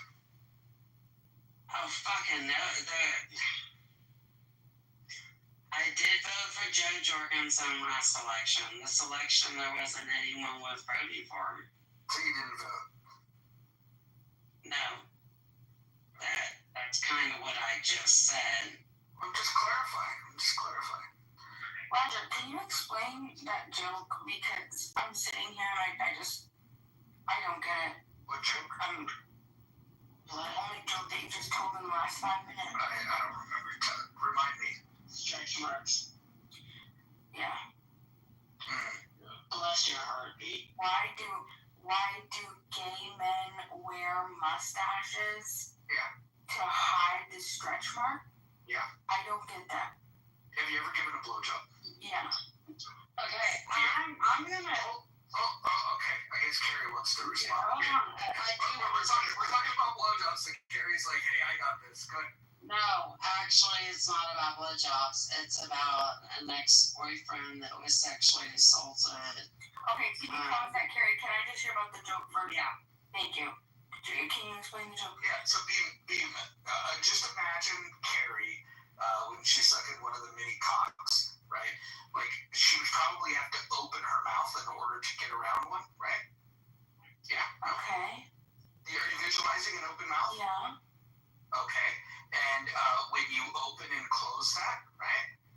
You're gonna create some stretch marks because you're stretching your mouth to wrap around the penis. Wait. So have you seen women with stretch marks around their mouth? Yeah. All the women that I have been with have these huge stretch marks. Correct. Around their mouth? Correct. Yes, they use Botox to fix it. Jesus Christ. Stretch marks? I have never seen a woman with stretch marks on the mouth. Okay, so I'm I've seen your lip. never seen anyone with stretch marks around the mouth that were not sexually assaulted. So y'all might want to re-fucking think. So there's this. Why do you see so many people with stretch marks around their mouth? Because that is not normal from sucking dick. That is from sexual That's assault. what I'm saying. Let me clarify. In the Jewish tribe, there's a gene. Don't you dare. There's not Jewish tribe gene. You better fuck all the way off of that shit. It's called the X26 hyphen gene. That's not how any gene works. Carry it or express it have girth that is like unprecedented, and this always causes stretch marks. No. Carrie, question for you: If you had to round to the nearest whole dick, how many dicks do you think you sucked in your life? More than you could probably count, and I don't have a single stretch mark. So fuck you. You see what I'm doing? You see what I'm doing? I don't care You about should be me carrying or on. whatever. I think your joke was retarded. That's fine. And there are no I don't know stretch why take That is literally sexual assault. Yeah, I don't think the driver Jay. If you know women who have stretch marks around their mouth, I don't know. It's not a common occurrence.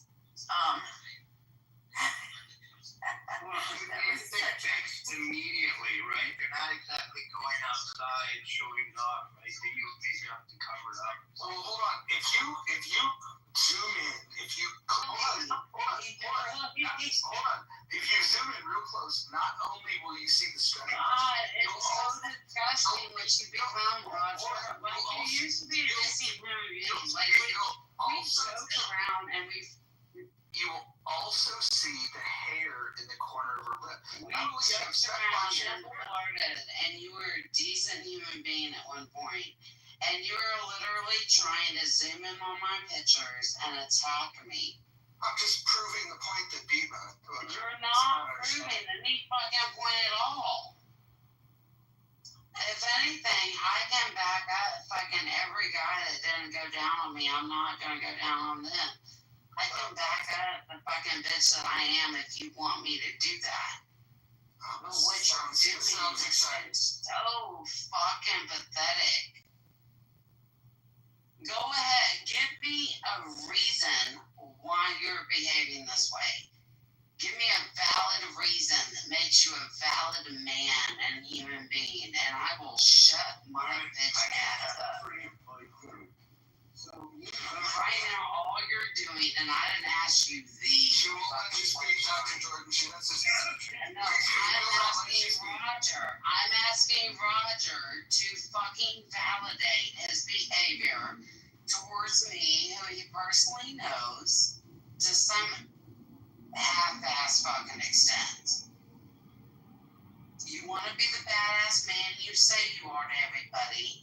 Tell me why you think it's acceptable to fucking talk to me this way, to characterize me this way. You were the one that said, and I quote, I love how you deflect. Well, I'm referring to how many dicks you said that you sucked. So you've identified yourself. I didn't say how many. I said it doesn't fucking matter. You were bragging about sucking cock. You were bragging about the I was not. Stop lying. Stop. You were bragging about swallowing cum. Stop lying about Jackie. I swear to God. Hold on. Can any of the people on the stage back me up that she was bragging about sucking cock, guzzling cum, and also never waste a drop? Did she say that? Am I correct? Well, you did say that losing an ounce of cum was detrimental, life-threatening, sis.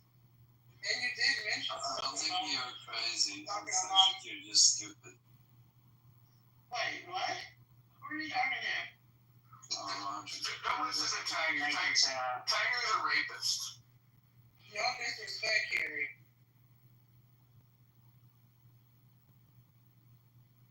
So, Roger, on a positive, honestly, find this enjoyable. Maybe we should host a room. I want to know because I kind of sometimes I don't comprehend you. So let me just I'm trying to. But go ahead.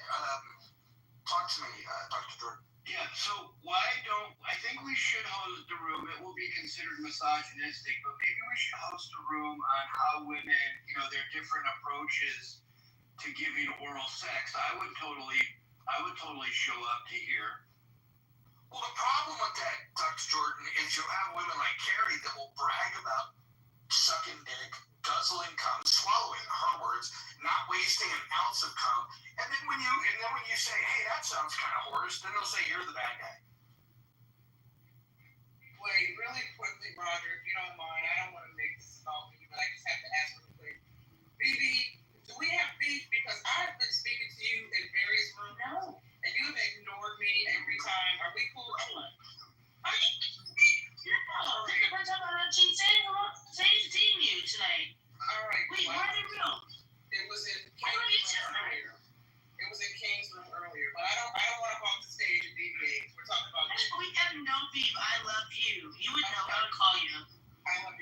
Okay, I was checking. Thanks. Yeah, maybe it's a nice thing. Everybody. And why is it bad to swallow? Maybe I'm late to the combo. Nobody said it was bad to swallow. Oh, okay. Just trying to It's good protein. So, what I see as males are Roger, the Gildas, I don't want to sexualize Tiger. You don't want to sexualize the rapist. Amazing.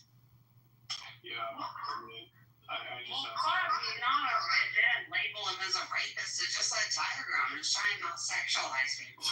So Tiger, That's the point. hold on, Carrie. That's not how it works. That's not how it works. Carrie, Tiger has said that he wants to rape women that are on this app. Oh. He said it multiple times. And so, if you want to defend him, Carrie, that's interesting. yeah. I mean, it's untrue. I wasn't trying to defend him. I had no idea who he was. I was just trying to make a comment towards the men of how do they see this situation and to get their perspective on it. My perspective doesn't mean everything. I'll give you one perspective. To other people. Here's a perspective I see. know this, Roger. Here's a perspective. Hold on. You asked for a male perspective. I'm going to give you a male perspective. Listen. I don't want your perspective. I got your perspective. No. Hold on. I'm going to give you my perspective, then we'll pass the mic around to people not named Carrie. You can just take a drinking break. Go have another shot. I would like to end the practice of women looking up. Are you looking for approval? If I've allowed you down there, then I approve of what you're doing. Just fucking do it. Look at the dick. Don't look at me. Just handle your business. You don't want eye contact. I get off on eye contact, I have to admit. Now I'm confused. I don't like the eye contact. I'll tell you why. Because it's a reminder that, I'm not going to call you tomorrow. And, I'd rather it just be, I'd rather be a more transactional and less intimate. So stop looking at me. When you say transactional, are we talking about currency as well? No. I stopped paying for it. My early 20s now. It just wants you to gargle the gravy and take her ass home. That's it. Oh, I like that. Okay. That makes sense. Look, as Charlie Sheen used to say, you don't pay for sex, you pay for them to leave. But, what if we don't want to call you either, you again either? We just want to say hi with our eyes. Well, here, trust me, BB. Listen. Just get down there, dude. I'll just goodbye with your eyes, BB. I'll be honest, we don't have to say goodbye. There doesn't have to be pleasantries. You can just suck it, gargle it. No, guy, just suck it up and grab your shit. You know what's great now about Uber? You don't even have to drive her home anymore. You can just fucking call for somebody else to drive her home. It's me. So I have a question. Do the women generally know, Roger, before they give you oral that you're not going to call them tomorrow? I am very That's why you don't suck. I am very transparent about what I'm interested in with women. In fact, what I do typically when I meet a woman, if I know that the night's going somewhere, if she's laughing at the jokes and all that kind of shit, I just I tell them, I go, we should just stop this right here because it's not going to get any better for either of us. We may go home, we may have sex, you may suck my cock, I may send you off, but here's the thing. Wouldn't it be better if we just left it at you thinking that I'm interesting and I think that you're somewhat interesting, and then we just go around life wondering what it might have been like? I think that's a better exchange. And until somebody comes along, this is what it would take for me to abandon my my free love position that I've got here, because I'm not a whore. I'm really not. But I believe in monogamy deeply, which is why I don't lead anyone on. If I'm not interested in pursuing a relationship, I will be fucking so clear about that. This is what this is. And I've never had a problem being very specific about what it is. And when I do want to pursue a relationship or enter into a relationship, then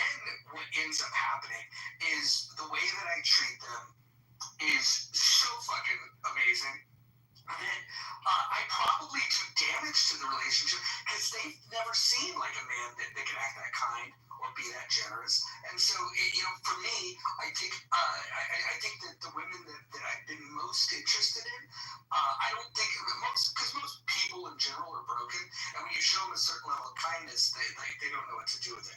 And so, like, for me, the transactional nature of just like, okay, this seems like it could be fun. We can talk about politics. You can suck my dick. You can leave, and I don't ever have to talk to you again. And then it just becomes like a fleeting memory. It's amazing. I prefer it that way. So the adult way you're describing, like being an adult about it. Absolutely. Yes. Is that being an adult about it? I think so.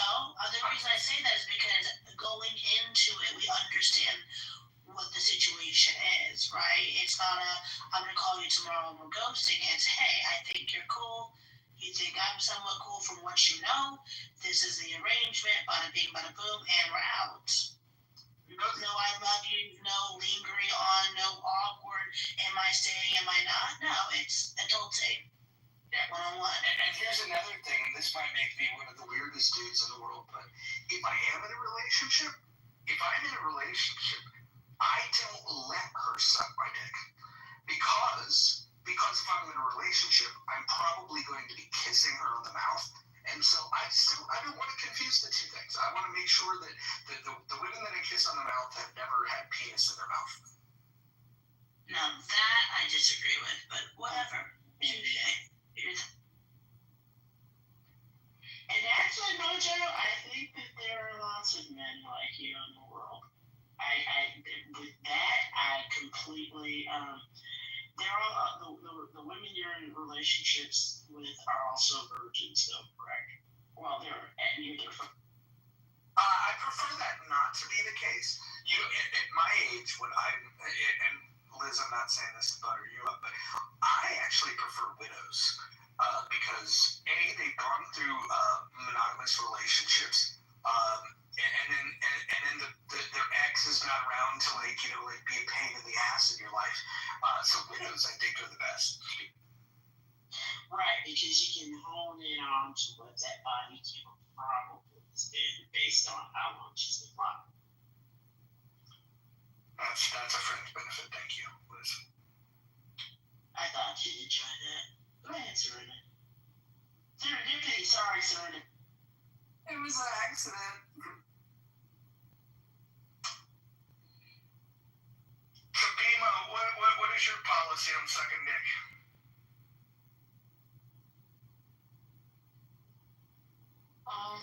I have to be in love with you. And if I'm in love with you, unlimited whenever you want. As many times as you. That's what Yasmin said about me, and I was really touched, flattered, and moved. I feel like you shouldn't be sharing that in rooms of this size. In your rooms with what? I feel like you shouldn't share that in rooms of this size. Yeah. You're right. I'm just kidding anyways, but listen, I throw out all the dick sucking jokes possible. Just names are probably a little bit wrong. Right, I was just joking. I'll stop. Wait, did you say Yasmin? Oh, No. Interesting. That's interesting. That's funny. I'll ping her in here. Oh, wow. Here we go. Liz, are you an eye contact during oral type of person? I've never had a dick in my mouth moving. Okay, well, what if a man's perform oral on you? Eye contact would be that could work. See, How does that work, though, Mojo? How does that work? Well, on a woman with eye contact. It's very easy. As long as she doesn't have a big belly, you could be down yodeling in the canyon, and you could look up, and she can look down. Not she can't. Yodeling in the canyon. I've heard a lot.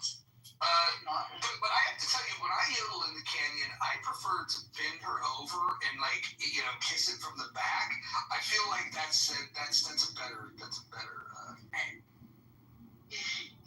Yodel in the Canyon is a new one for me, and I'm highly enjoying it. But it just sounds extra funny the way you say it.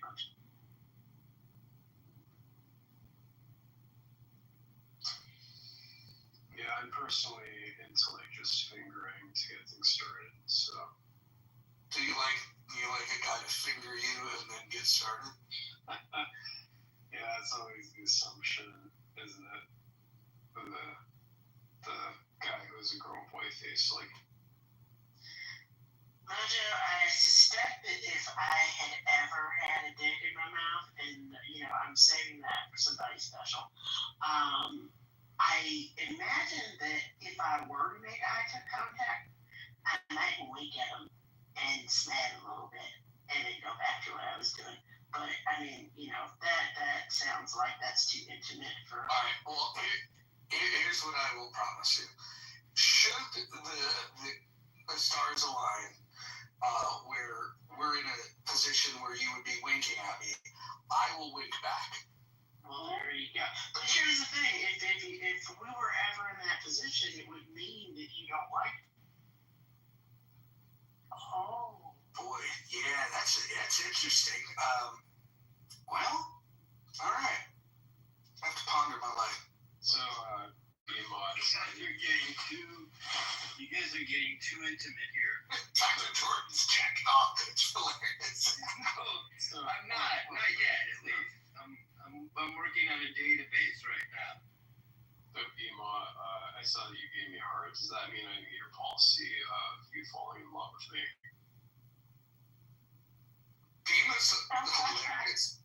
Bima comes on here and tells you about how much she loves freedom and she's an anarchist, and then she's in a relationship with a guy that'll yell at her and then turn off her phone while she's on this app. Bima, can you explain this weird relationship you have with your abusive boyfriend?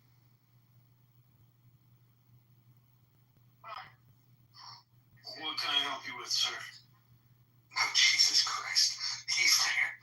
No, that's not my name. Yeah, so why do you have so much control over you? Control? Yeah, remember the time that you yelled at her to get off and then all of a sudden her PTR disappeared and she was missing for 3 days from the app? Do you remember that?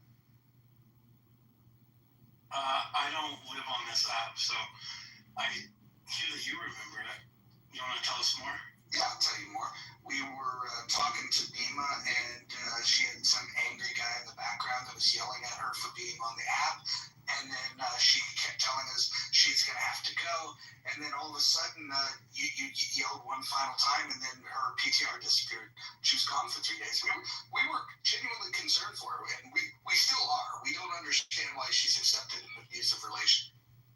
It might have something to do with having a life outside of Clubhouse. Call me crazy. So your life outside of Clubhouse drives you to beat your woman? Beat my woman? Yeah, correct.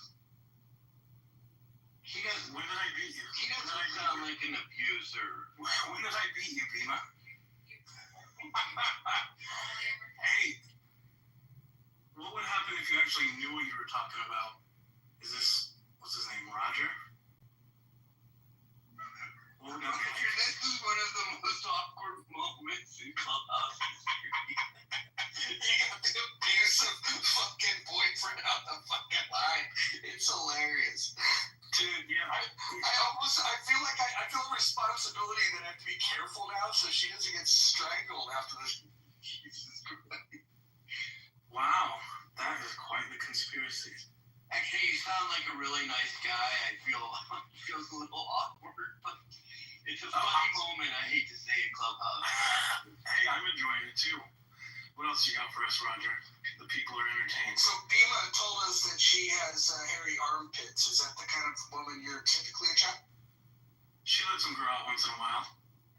You're into that? Do you like to braid it? Or I'm fine with it. We just, Necro, look, there's a guy that likes hairy armpits. Necro. What's that? This speaker. That's Necro. He's cool. He's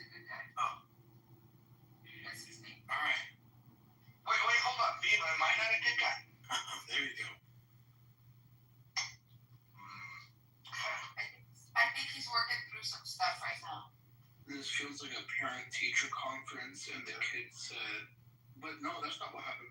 It feels more to me like an intervention, but we'll see. Yeah. So What's being intervened? So how did you guys meet? Did you guys meet at some like anarchist convention, some kind of cookout? What would have brought the two of you together? A mutual best The friend. non-aggression principle. No, he's not. He does his own thing politically. What is his politics? What's his politics? Whose politics? Yours. Oh, What's your politics? politics. You're We're all. you won't be able to open that up with him. He's Oh, they won't be able to, or dare to. they wouldn't have the wherewithal. It wouldn't be entertaining enough. Yeah, it'd be very boring. Here's a hint. Say free market capitalism and he'll like you. Free market capitalism.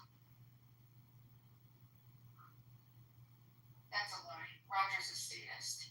He likes to pretend he likes that stuff, but he's a bootlicking statist. I have to give Mojo Roger's a status? Yeah. I have to give Roger Mojo the props because for him to do this in all its awkwardness is just it makes for good television, to be frank. Hey, what else are we gonna do on that Sunday morning?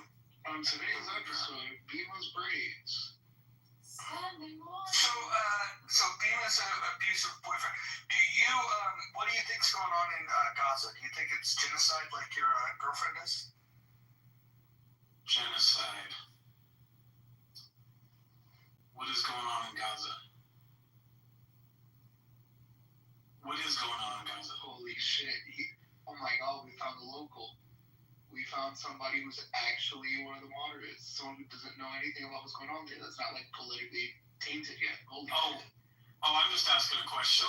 Assumptions. He's trust me. I'm just asking a No, question. it's the Israel-Palestine conflict. Yeah, what's going on?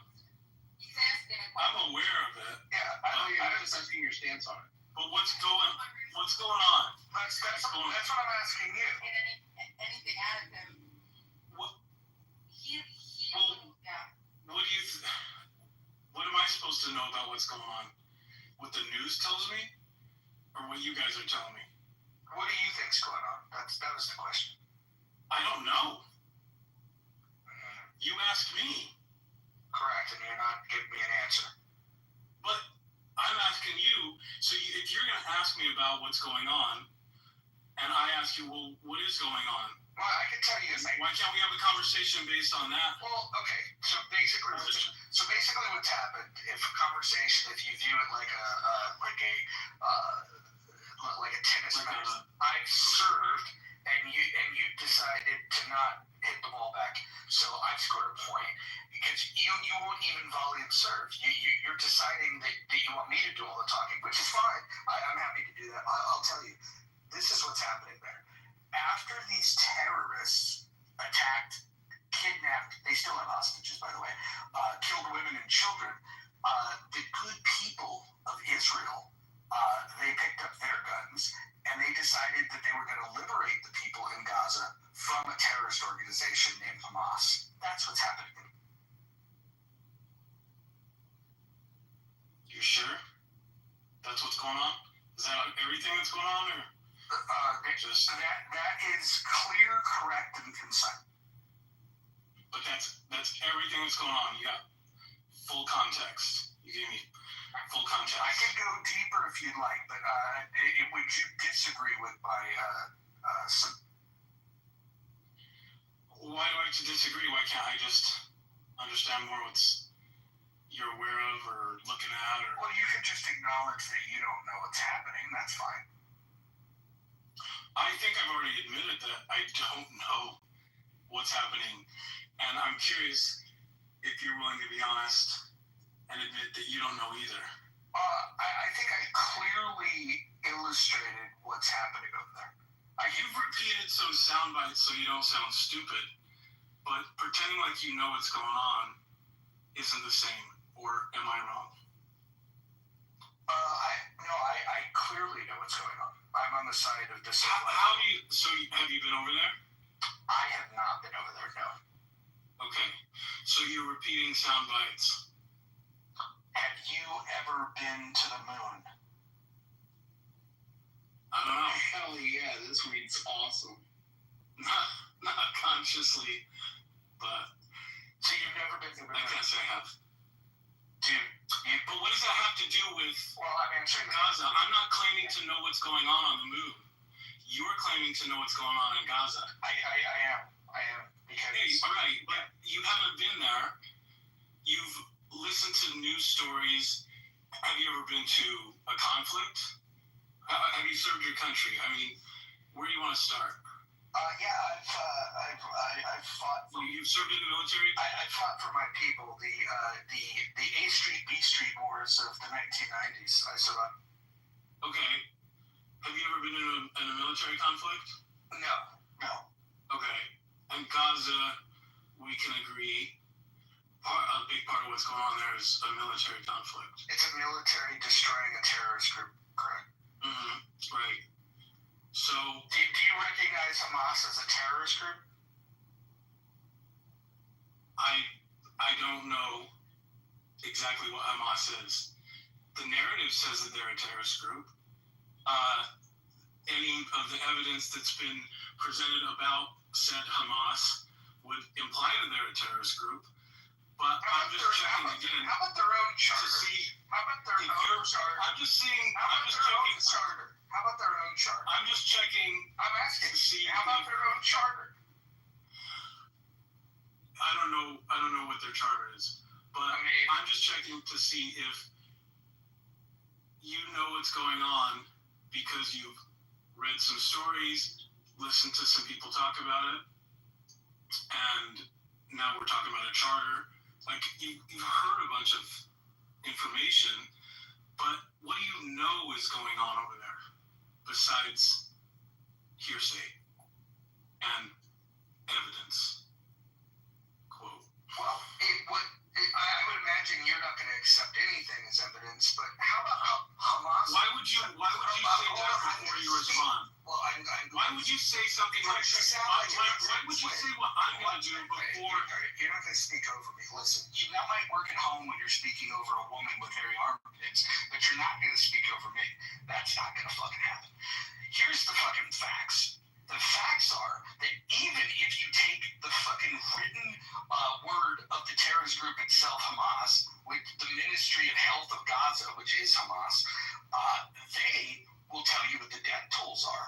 They will tell you that what is happening there. They will tell you that the enemy combatants are dying. They will tell you that they've been getting their dick kicked in the dirt. All of this stuff is well documented. Not to mention we have footage of what had happened on October the 7th. We have footage of this. We actually, how about this? On Clubhouse, we have somebody that was a hostage that survived and was rescued. We had firsthand testimony from somebody that was a hostage in this conflict. I don't know.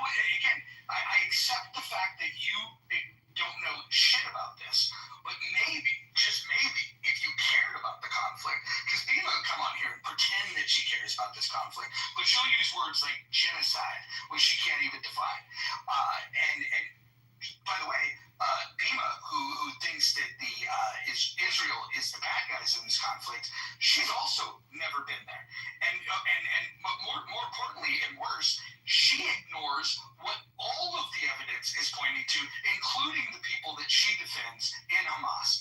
The people, because she, I don't know if you knew this, but your girlfriend with the hairy armpits is a supporter of a terrorist. Oh, really? How do you know that? Her own testimony. So she's supporting a terrorist cell. Correct. In her ideal world, the terrorists don't do anything because of the invisible force that is the non-aggression principle. I'm sorry, Bima, but that conversation we had in the atheist room is still on my mind. I can't do it.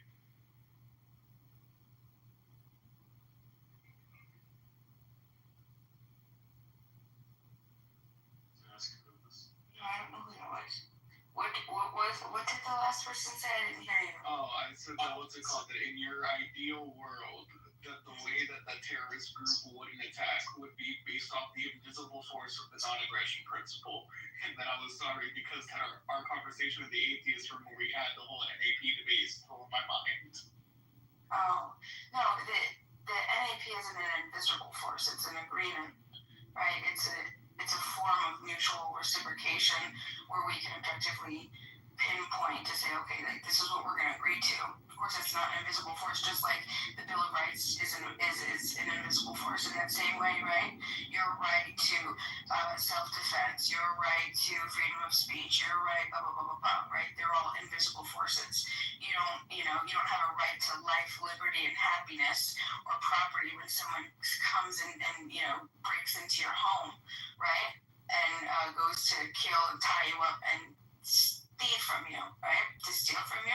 There's the invisible force of what? The doctrine of the United States is going to come and save you in that moment. You can throw a couple pieces of paper at them and say, hold on, I have rights, right? In that same way. So isn't that kind of just like exactly the system you were advocating for, though? Like, what's the difference between the U.S. piece of paper and the NAP, especially if the NAP is more decentralized and doesn't have so much power? The difference is it just has to be consent-based, explicit consent versus implicit consent, and it has to be mutually agreed to. You can't just assume it, right? You can't just say that somebody else is going to do it. You have to, make those agreements with people. And you have to make sure that you don't violate their rights too. You only have one responsibility in this life, and that's to not violate another peaceful person or their property. The state is like Roger, right? He has no problem harming a bunch of people for some collective ideology, some poor ideology, killing thousands and thousands of women and children for the sake of a couple terrorists who I've never... Hamas has 40,000 soldiers. What are you talking about? That's not what I said, though, is it? You said there was a couple of them. There's 40,000 of them. Right, I'm talking about the death toll and the amount of women and children that are killed for the sake of every drop of blood in Gaza is spilled because of Hamas. Every Israeli that dies and every person in Gaza that dies is a result of Hamas initiating violence. They initiate violence in Israel, and you, someone that believes in the NAP, you give them a fucking pass. Why? Because you're a hypocrite. Well, I think that's what you like to believe, and that's the story you like to tell people to get people, drawn in to your bullshit. But we all know that it's bullshit. It's what you do. Most of the time, it's not. I've never said that. I've never supported Hamas. Never said anything of the sort. To the contrary, even when people ask me how I feel about the people of Israel, my answer is always that people are not a collective. Everybody is an individual first. And I don't believe that every single individual in the state of Israel wants to commit murder by killing innocent women and children in Gaza.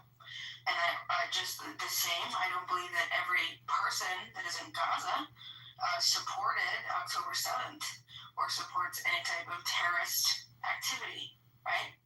So that's what I'm saying. And I think it's illogical. Who elected Hamas?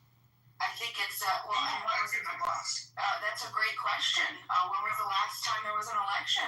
Yeah, you're correct. When was that? They elected them, and then Hamas, who they elected, said no more elections.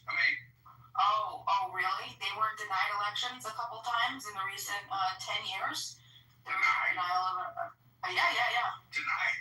Because the West Bank and Gaza couldn't... Right, yeah. You were talking about that, right? When is the last time there's been Nothing to do.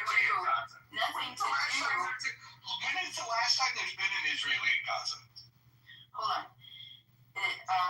That's what we're talking about. We're talking about elections, right? We're talking about elections. And I thought that's I said, yeah, that's great. And who was denied the ability to have fair elections? Because what state wouldn't allow them to be able to have a location where they can all vote? West Bank and Gaza. But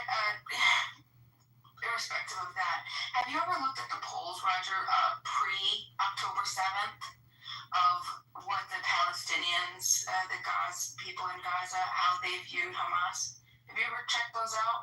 You should, because there was a lot of evidence that suggests that they did not support Hamas.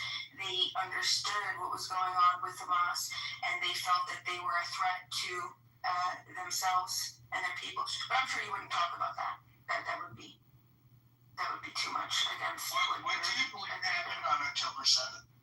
What do you believe happened on October? What do you believe happened on October 7th? And you think that's just It's just like a household sport thing. Explain what you're gonna ask. Don't shut the fuck up. Well, I'd like to Shut the fuck up for a second. I asked you because I asked you a If you're question. talking like that, I'll go. That's fine. Nobody fucking cares. I don't have to have you anywhere. I have a connect. But the mother, you should take it, Teddy. What was that English? I said you should take it and let her talk like that. Because, you know, every 2,000 Jews, they're going to kill 60,000 Palestinians. Yeah, hold on. Let me explain something. She's a half-wit, and when she was asked a simple question, what do you think happened on October 7th, she couldn't answer the question. She wanted to fire back the question. I'm happy to answer these questions, but if we're not going to have an honest dialogue where when I ask a question, all you're going to do is avoid it, look, there's a reason why she's a half-wit. There's a reason why she's in an abusive relationship. There's a reason why she identifies with weird ideologies like anarchy. There's a reason for all of these things. Dim-witted. But Jason, what do you think happened on October? Honestly, it happened. But I would say that you saw what happened. It happened, right? What happened? I'm asking you what happened. Okay, what happened? Those people, if it happened, they killed. This is what I'm trying to say. I'm asking you what happened. I think Israel is wrong because they said, 2,000-3,000 people died, but Israel is so wrong because they said for every 3,000, we're going to kill 50 here, y'all. So they killed 50,000. How many people are dead now? Can I ask you a question? What is the goals and objectives for Israel? What is their stated goals to end the war? They're going to take Palestine. We all know that. Wait, hold on. That was their stated goal, really? No, so what were their stated goals? I'm asking you if you know.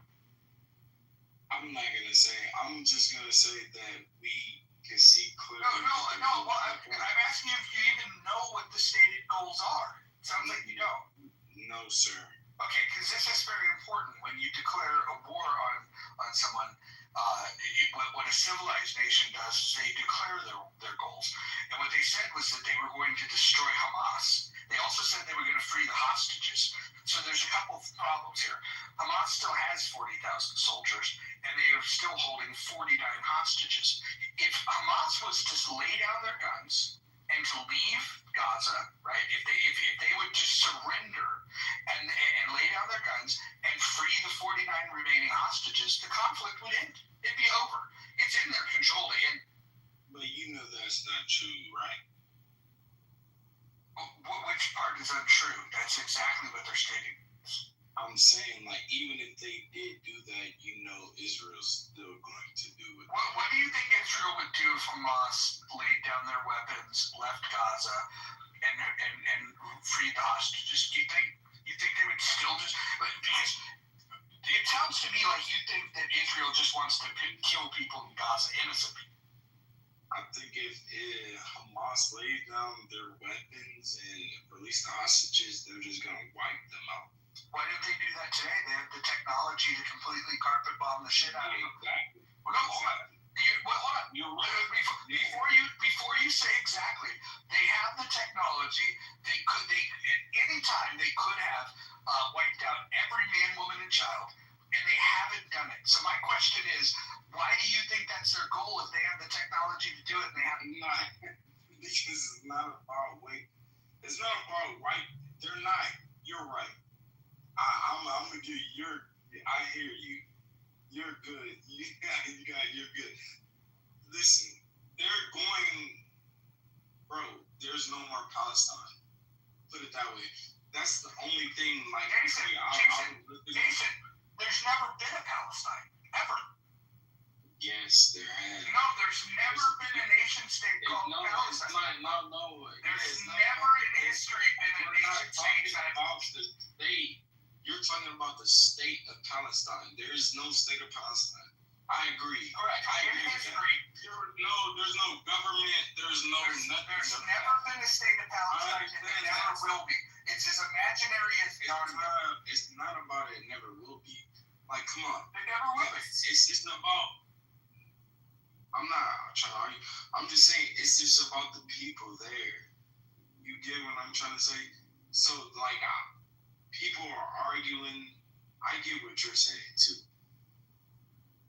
Israel has the right to defend itself. I understand that. October, that shit that happened. So do you think it's a genocide what's happening in Gaza? I think that it's.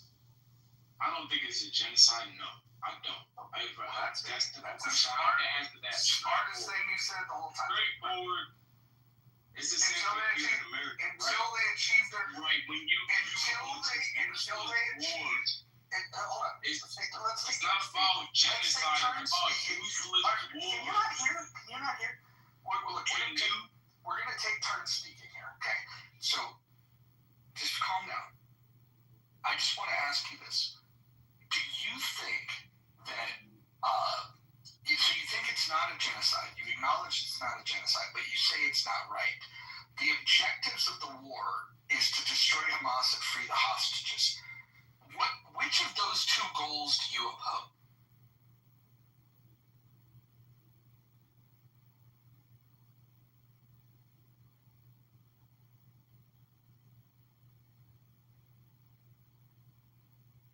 Okay. Looks like another one bites the dust. Thank you guys. Thanks for playing.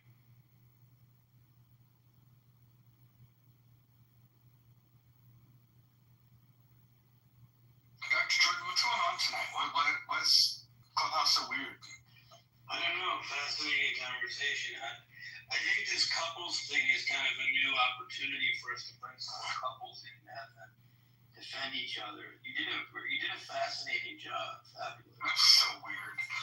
That guy is like, first of all, you didn't skip a beat. You just went right at him. It was hilarious. Well, why wouldn't I? If you were in the room the night that he was yelling at her, get off the phone, get off that app, get off that. He's just yelling at her, berating her, and then she's laughing. She's like, hey, yeah, and then he keeps yelling, and then all of a sudden, boom, PTR disappeared. She's off the app for 3 days.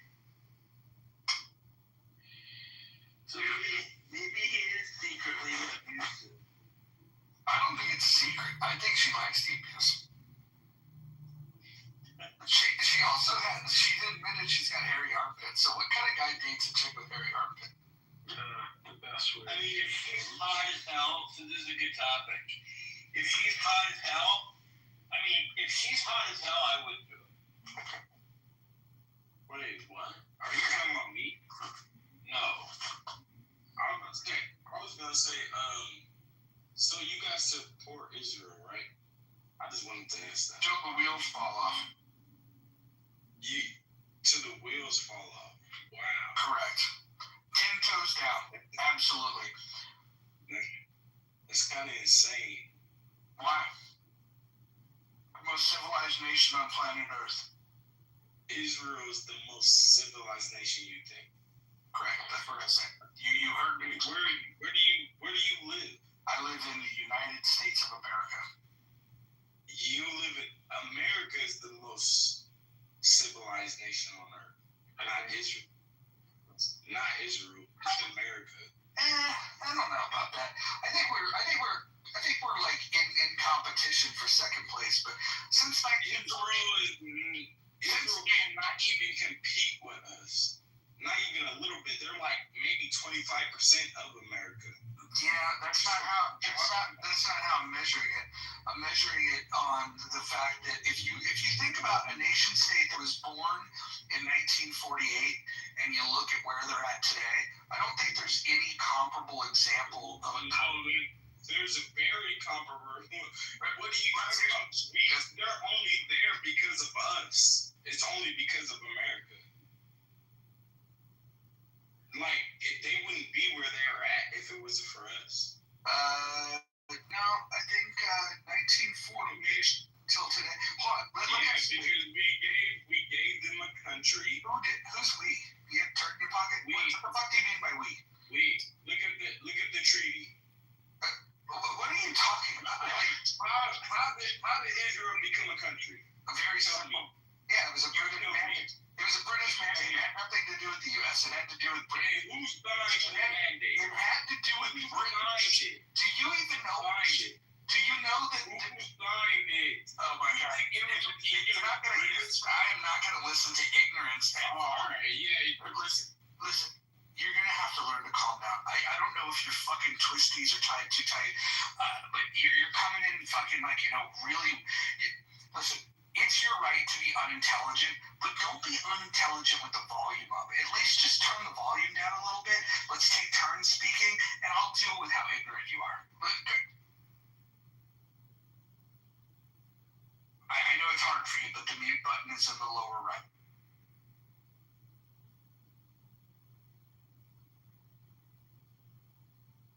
Maybe it's too hard for you.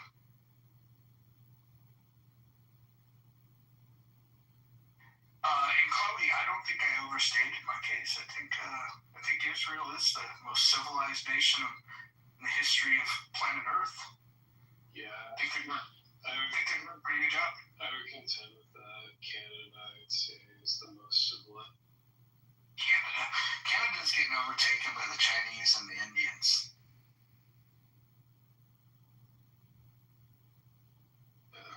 I have to thank President Trump. I have to say that he definitely accomplished something. He managed to piss off the people who were the most peaceful people on Earth. What the fuck are you talking about? Are you people insane?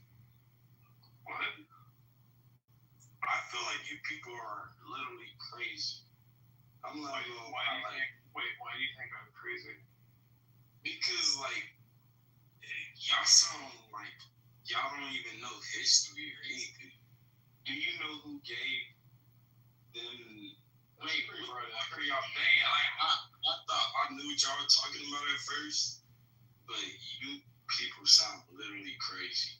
That's a pretty broad accusation that we don't understand. Nah, yeah, it is pretty broad. I'm not gonna lie. I actually agree with you guys at first. I was saying, listen, I'm like, you motherfuckers are literally insane. Well, at least we're not uneducated like you. You believe in, you guys. Whoa. Spit it out. Spit it out. So you believe in this shit, right? Believe in what shit?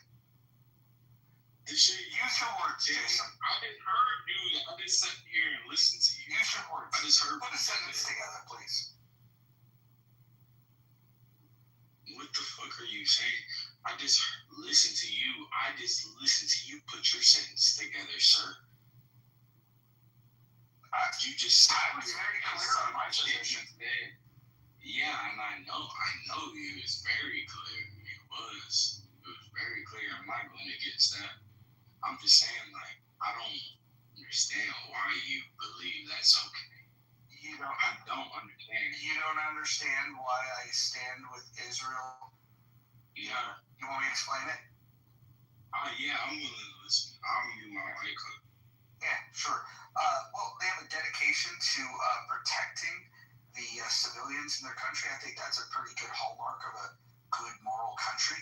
I think the way that they've handled the war with the terrorist group, with the care that they've taken to try to minimize civilian casualties, when you compare it with other urban conflicts, what they're doing is unprecedented. I'm just highly impressed by them. Highly impressed. I think if you were to take a snapshot from 1948 to 2025, I would argue there's not a greater country on all metrics that matter than the state of Israel. That's what I'll tell you, honestly, I feel like you're brainwashed. By who? Who the fuck By did who? that? Like, Hold on, by who? it seems like I can hear it in your voice. I can hear it in your voice too. Like you think you really know what the fuck you talking. You sound like an idiot. Like who the fuck are you talking? You can tell these idiots that bullshit, bro. Listen, Israel is more than 100 years old. America is way better than Israel. Israel is nothing to America. America is the greatest country in the world. America is the greatest country in the fucking world. Israel is not even close to us. You're doing that talking loud thing again. Listen, I'm tying a little twisties a little bit. Just relax a little bit.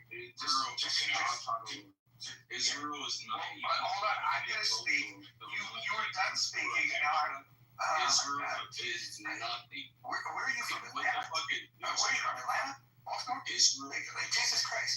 Listen, just having people like you that interrupt so much is why I question America's greatness. You're the reason why I would have to say that America has to be at least number 2. Can't be number 1. Not with people like you representing America. And so as long as people like you exist, there's no way we can be number 1.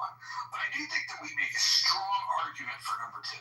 We make a very strong argument. I love my country. I think we're great. But again, if we're just looking at this holistically, comparing this little less than 200 nations around the world, I would say like on all the metrics that matter, I would say Israel's the best. That's my contention. But I'd love to hear you. What is your reason for not liking Israel? Tell me why you don't like Israel, and please don't let it be something like you hate Jews. Give me some reasons why you don't like it.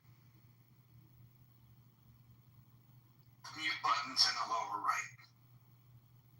I know it's confusing. They don't hide it though. It stays in the same place every time. You just lower right.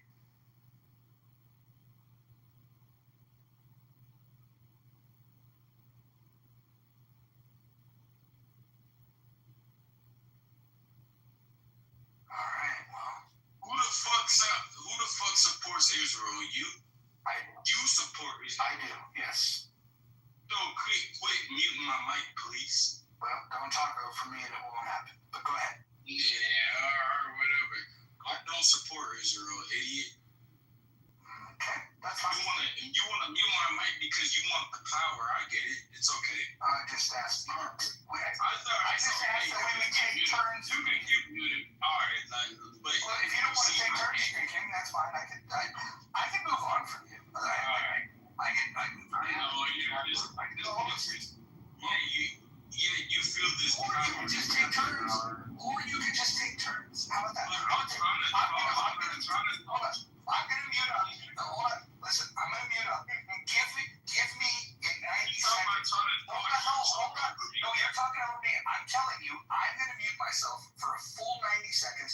But in those 90 seconds, I want you to tell me what. I want you to tell me. You're interrupting me. You're interrupting me. Listen, I'm offering to give you 90 seconds of uninterrupted time. All right. Hold on. Well, you have to stay muted. Yeah. I only need 20 seconds. Well, you're doing it again. Jesus Christ. Okay. So I had to mute you again. I'm going to finish what I'm saying here. You're going to have 90 seconds uninterrupted. Don't do it. Don't unmute yourself because I'll just start the rant over again.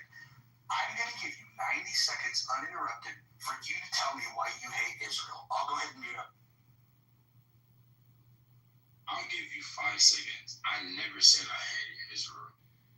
First off, never said that. Why would I hate Israel? The only thing I said, I asked you a question and you muted me. I muted you when you spoke over me. Try to bring you up, Jeff, if somebody else can. You're trying to build some little bullshit like you're doing. I see what you're doing, bro. Like, you're not fooling nobody. And anybody who believes in you, they're getting fooled, and they're going to see what you're doing.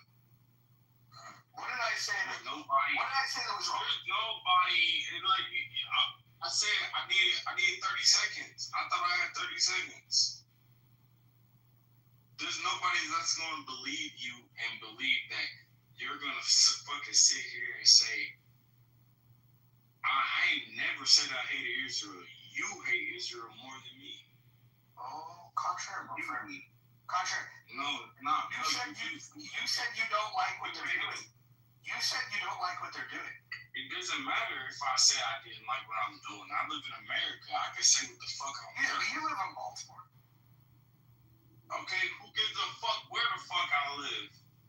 I can say what I want. That's the great part of living in America. America is way better than Israel. You just said that Israel is better than America. I agree. You're fucking insane.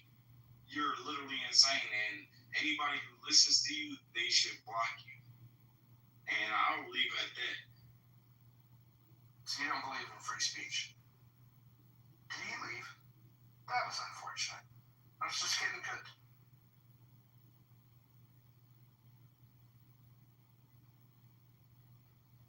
Yeah, I mean, it's just interesting. Like, he accepted he thought Israel was horrible, and then he said Israel that he loved Israel more than you. Yeah, all that happened. Yeah, It's happening. You know, Jeff, I don't know what it is, man. I'll tell you what, I'm almost starting to feel like an unofficial member of the tribe, because anytime you say anything positive of the state of Israel, like, they come gunning for you. You're not allowed to say anything positive about Israel. It's amazing. Yeah, you still have to.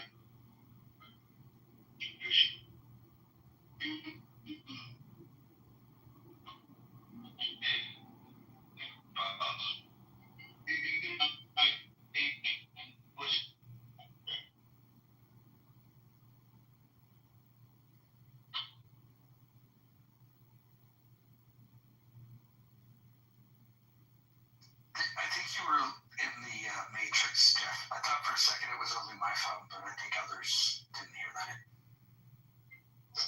Yeah, it's like you're underwater, Jeff. Sorry. Mojo, Jason is trying to come back up, but I can't bring it.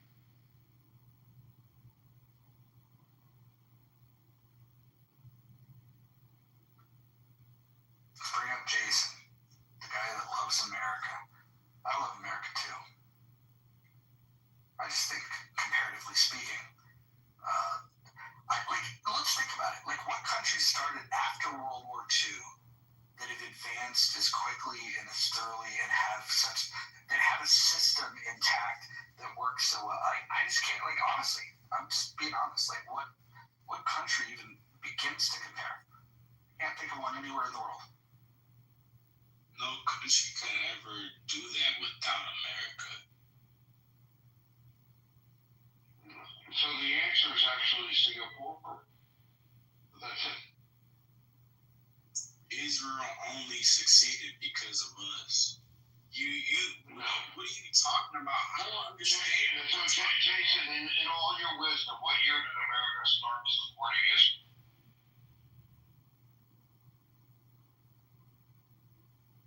What, the war, is that what you're going to tell me? No. What year did America start sending weapons to Israel? What year did America start funding Israel?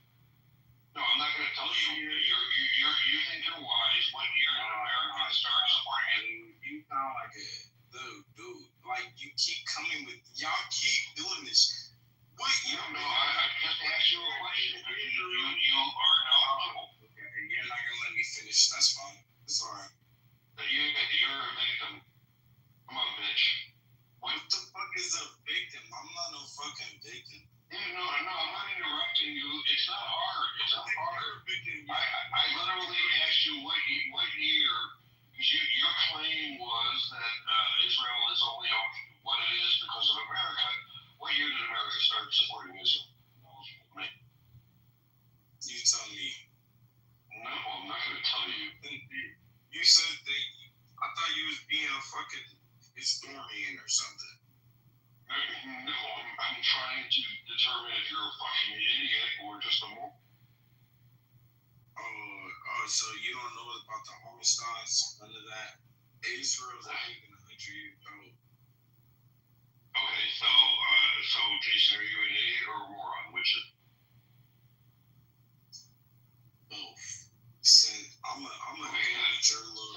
So like what? No, wait. Because no, I'm not gonna. I'm not. educate. No, I'm sorry. I'm sorry, you little bitch. No, I'm not gonna educate you. Honestly, because you're gonna eat your fucking words, idiot. No, my goal was to expose you as a fucking idiot, not to educate you. Okay, I don't know. So I'm not. You don't know. You're asking me. We kind of agree. No, I know. Do you know about the armistice? That's not even a word. Armistice? You see what I'm saying? You don't know what you do. I don't know why you're talking. I know what they're talking about. Jason, how do you spell that? When was Israel established? You tell me that. Jason, I asked you a question. You avoided the answer. You said a made-up word. Because you manufactured a word. No, except you're using made-up words. When was Israel made? 1948. 1948. Oh my God, I can't even believe it. Why can't you believe it? Let me ask you a question, Jason. What other countries were made since 1948? Name three. What the fuck are you talking about? You were already. I literally just proved you wrong. You actually thought I really agreed with you. I didn't. I think you're a fucking idiot. 1947, idiot. So shut the fuck up. No, it was 1948. It was 1947. What was 1947? It was 1947. Hold on, Jason. Hold on. It was May 14th of 1948, Jason. Just listen. Get your facts together. But we'd like to have this conversation. Jeff asked a good question. I'd love for you to answer it. Can you name 3 countries that were formed after 1948?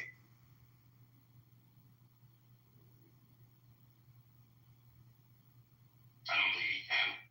I mean, you don't know the difference between 1947 and 1948. I mean, it's a problem. You just Google it. You made a good point about Singapore. That was in the mid-60s, right?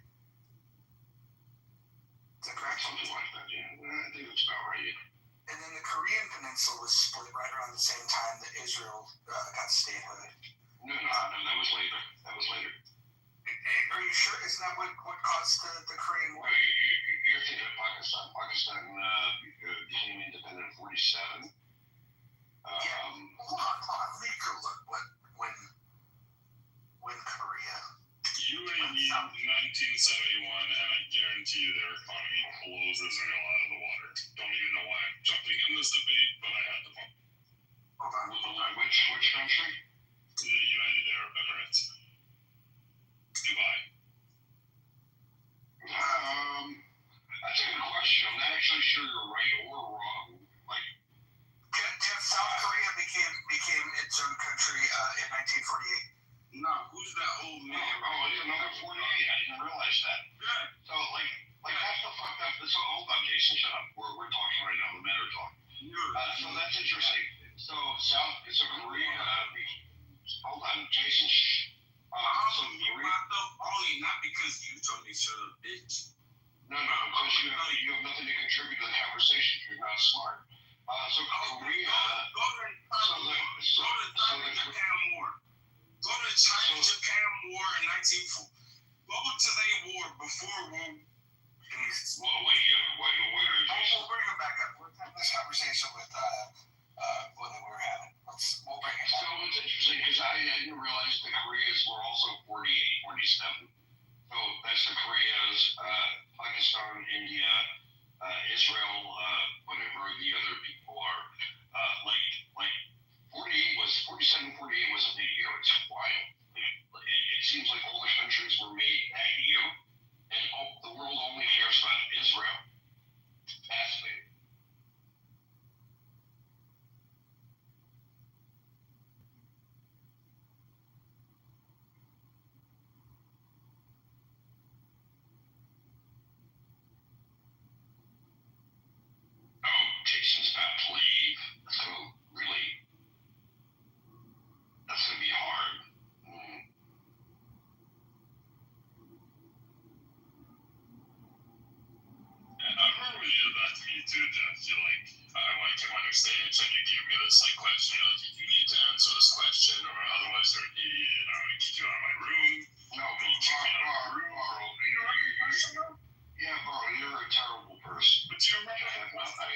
because you know, exactly like what you did to Jason is what you did to me. Wait, hold on. Exactly. Hold on. And you're probably also a fucking idiot. And I know you, Barrow.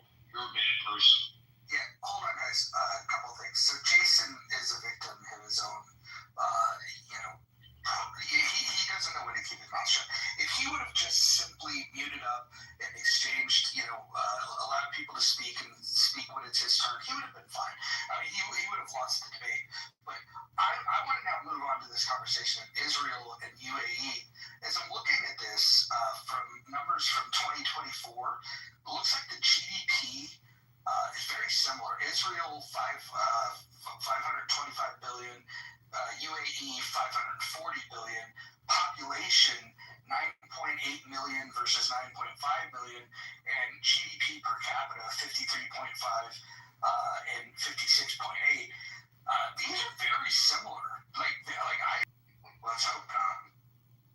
I was only asking that because Israel has nukes, in which case that just makes Israel have better military all around. So the countries built in 47 and 48, India, Pakistan, Israel, Korea, South Korea, and Sri Lanka, also Burma. That was just in those years.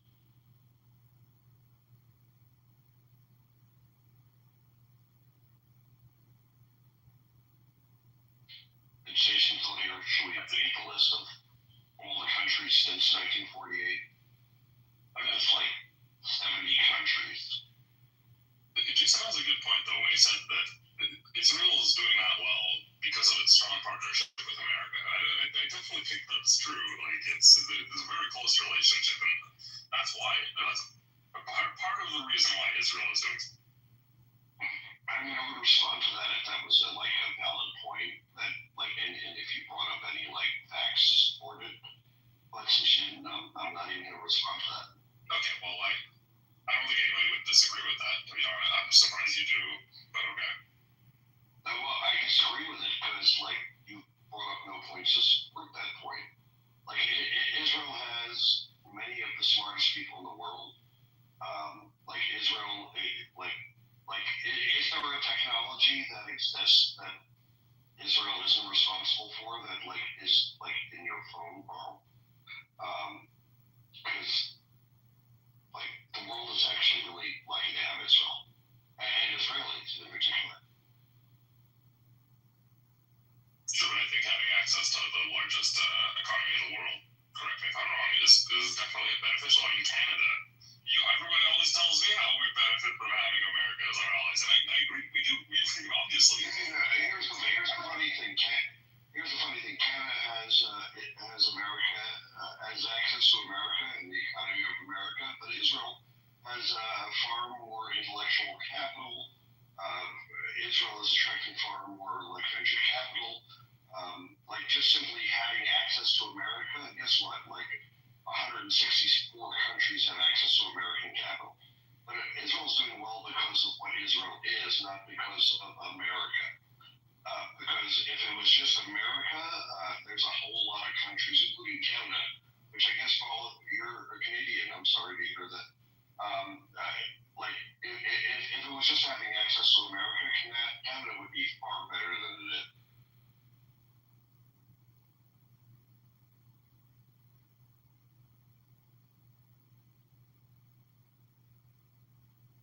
Jason, why am I going to jail?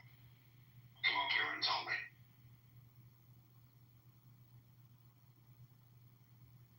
I tried writing him up.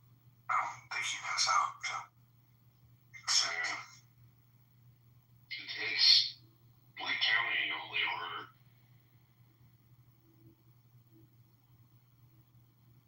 Carl, I responded to you directly, and apparently you got not smart because I answered you in a way that made you feel insignificant and dumb. But if you want to respond, right. So the point was you did the same thing that you did to Jason, right? Where you're like, oh, you're an idiot or you're dumb, and I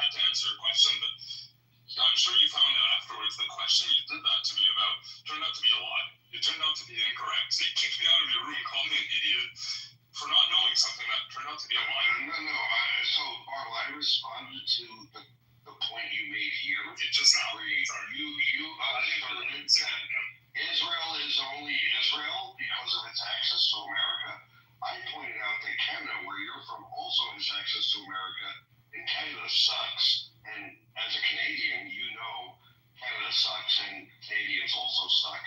Also, like 164 other countries have any access to America, and they also suck. So, like, do you want to respond to that, or do you want to talk about something that maybe happened sometime a few months? You're entitled to your opinion, Jeff. I don't feel the need to attack the Israelis. I think they're chill. I know Israelis and Israeli Canadians too. I don't see. You're allowed your opinion. I think Canada's great. No, I'm not asserting my opinion. I'm responding to your point. That Israel, your point was Israel is only accomplishing what it has because of America. But you added the weekend, right? No, I didn't say that. You entirely said Israel is only accomplishing what it is because of its access to America. That was your entire point. No, I think the point is just like Canada, Israel benefits from being allies with America, but I don't think that's the only reason. Well, I mean, if that was your point, then it is a pointless point because Canada, France, England, Germany, all of them benefit from their relationship with America, just like right, all of them do.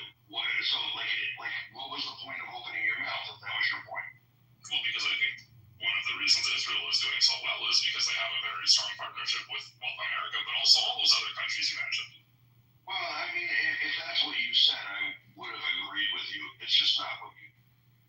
How about the fact that China benefits greatly from the largest consumer economy in the world, the U.S., but they're not an ally? We wouldn't make the argument that China is only what China is because of the U.S. We wouldn't make that argument. Well, it wouldn't make a lot of sense, just like Barl's argument wouldn't make a lot of sense if he actually acknowledged what his argument actually was. I mean, I feel like you're trying to force this argument on me. I was just saying, like, his point isn't crazy, that part of the reason why Israel is so successful is because they have strong relationships with good allies. That's all. I don't think. Carl, do you really want to hitch your back into Jason like his point was salient or smart? Well, and to make this point, Jason just from the chat said China is our greatest ally. Our greatest ally, not our.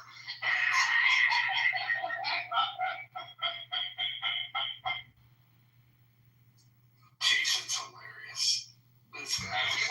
If he learns how to accept the invite, we can have a lot of fun with it. Yes.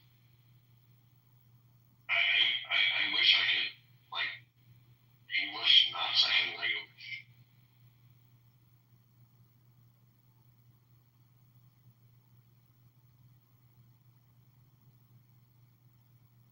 I think the U.S.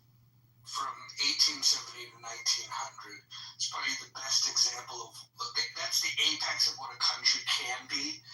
But if you were to ask me, like, in 2025, what the potential could be, you take something as small geographically as Israel, it's pretty phenomenal. Like, and geographically, Jeff, like compare that to a city or a state in the U.S. just for context. I mean, I am from New Jersey, and Israel is very similar in geography. Though New Jersey has 2.5 times. Right. So if you were to compare, like, the economy of New Jersey to Israel, right?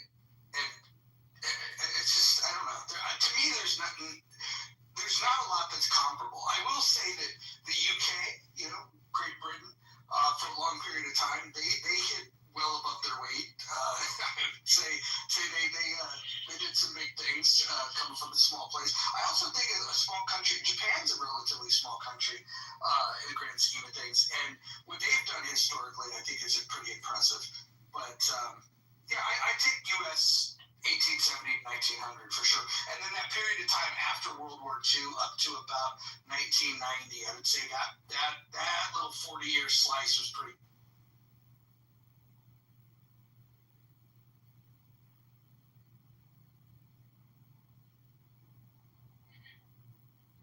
Okay, do we want the list of countries that were created after Israel, therefore are less legitimate than Israel? Let's list them. I think think it's Vietnam, right? No, Vietnam was at 45, 46. I'm not sure, but I have a list, and it's not necessarily in the same order as the one you had. But we can start with Jordan, Laos, Bhutan, Vietnam, you are correct. Germany. Germany had 2 countries created since 48. East and West. Let's see. Indonesia, 49. Cambodia, 53. South Vietnam, 55. Maldives in 65. Singapore in 65. Yemen, South Yemen, that was 67. That's not related to Yemen. That's currently attacking American ships in the sea. Libya, Sudan, Morocco, Tunisia, Ghana, Guinea. Let's see. 17 African countries, 8 independents. Do we need the detail, or it's just Africa? So we just listed as like a whole. Does it matter? I think that's someone asked me. I think that's a good list to work from. But what would you say would be comparable in terms of countries that have had similar success? Similar, only UAE. Well, no, Singapore also is incredibly successful. South Korea's got good internet. South Korea does. I think South Korea is the same year. Yeah, so South Korea is pretty good too. Malaysia, Ghana, Guinea. Hold on, did I miss some? No.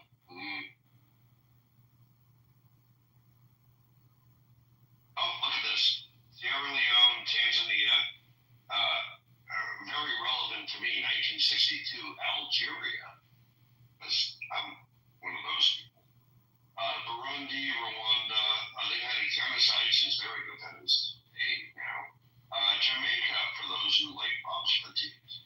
Trinidad and Tobago, Uganda, Kenya, Zanzibar, Malawi, Malta, Zambia, Gambia, Maldives, Botswana, Lesotho, Barbados, Guyana, Yemen, Yemen again, folks, Yemen again, Equatorial Guinea, Mauritius, Swaziland, or Eswatini, if you want to be correct, Fiji, Tonga, Bangladesh, Bahrain, Qatar. Okay, so people want to argue that Israel's only been a state since 48. 2/3 of the countries in the world have only been a state since 48. Jason, where are you, dummy? Yeah, if we could invite him up. If anyone with a mob badge, when you see Jason down there, if you could just invite him up then. I think he left. He's a very dumb guy. I see him again. He's down there. Come on. Yeah, every time I refresh, he's either here. I think he's exiting and coming back. It's weird. That's hot. So, Carl, I don't think you responded to, me responding to you. So, what's up? I'm not going to repeat myself. Who are those countries recognized by? All the ones you just... Most people. Define most people. No. Okay, so whatever those people were that you don't want to define, it's only because most people decided that those were legitimate countries. Is that the metric we're using, most people? I think you have a problem with South Korea existing? No, I don't. But I think Vietnam, the Vietnamese people certainly had a view of themselves before they were recognized by most people. That's, Go on. Are you questioning whether Vietnam exists? No. I'm not sure. I'm not sure what the value of listing countries that were recognized since 1940 or 1940 I'm glad you made that point. any relation to anything. So the value was that it was in response against, who's the one saying Israel's only been a state since '48. It's not legitimate because it's so new. Yeah, and I don't think that that's necessarily a valid argument either. Well, that was why we did that. Oh, okay. So I'm glad we're on the same page. Oh, absolutely. That's good. This is new. Gasparo, Jason, argued that Israel was only a state in '48. So what? Well, I would agree with you that's a silly reason. That's a dumb argument. He's a dumb person.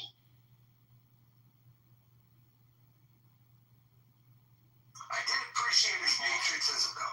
The one thing that I did appreciate is that he came in strong about, loving the U.S. That's cool.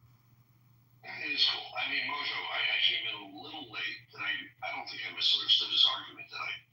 No, he started. His first comment was like, somebody else was speaking. His very first comment was like, "Oh, y'all have been here supporting Israel." So that's where it started. Yeah, I heard that. His second comment was like, it wasn't even a thing until '48. That's right. I only got through like a third of the list. Were you here? Were you here when Bima was here and her boyfriend was getting on the phone? No. I'm avoiding Bima because like she makes me skeptical, saying, "Going, why are people so stupid?" Oh my God! So her boyfriend got on the phone. The boyfriend that sometimes is abusive and yells at her in the background, and then all of a sudden her phone disconnects. So we got him to talk to us tonight. And man, if you think she's stupid, dude, this was a shit show. It was hilarious. Oh my God! Hey, guess what? The country Obama theoretically was from, not that I don't think he was, but like Kenya. When Obama was born, was Kenya even a country? Because it was only started in 1963. Zanzibar, Malawi, Malta, Zambia. I did some of these already. Let's go through Ghana, Yemen, the second. I already did most of these. Fiji, we're up to 70. Fiji, Tonga, Bangladesh, Bahrain, Qatar, UAE. UAE really did very well. I'm very proud of them. The Bahamas, but only became a country in 1973.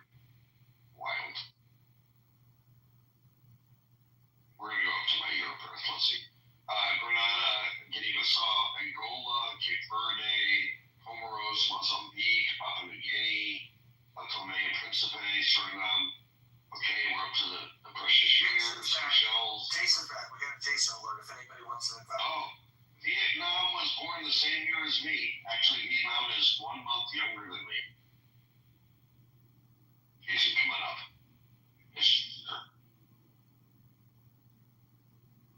We're waiting on his wisdom.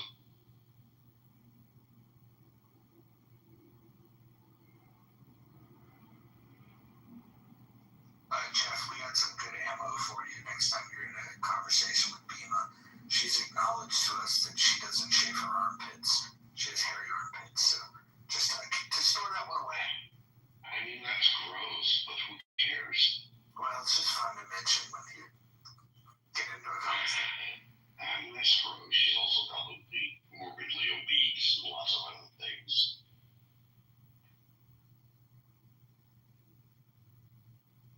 I feel like everyone wants to argue, but he didn't want to argue based on the other argument. Also, Carl. Alan's got more to say when the conversation is about white people and black people. I don't think he's got too much skin in the game here. Oh, no. Alan's got to go. You don't know Alan. Well, Alan loves the topic of Israel. Does he? Is that okay? Does Alan hate the Jews as much as he hates the blacks? I only can't answer that because I've never heard him talk about the blacks. Oh boy, he really does not like the blacks. Well, I can't say, but he Alan Actually, It's very well. I'll give you something to chew on.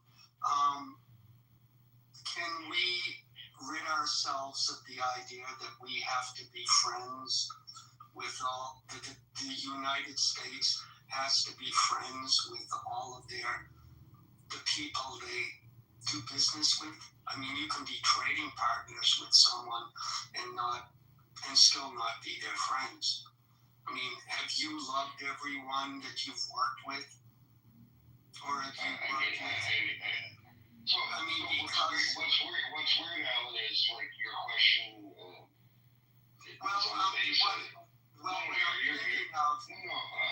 I'm responding to you because you made a point, and I'm saying to you, I don't think most rational people think we're friends with everyone we do business.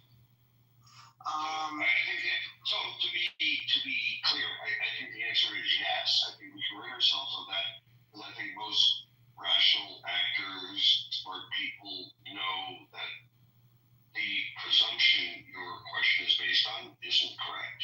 Like, that's not the way it works. Well, I hear a lot of rhetoric from the left talking about how we've alienated our allies.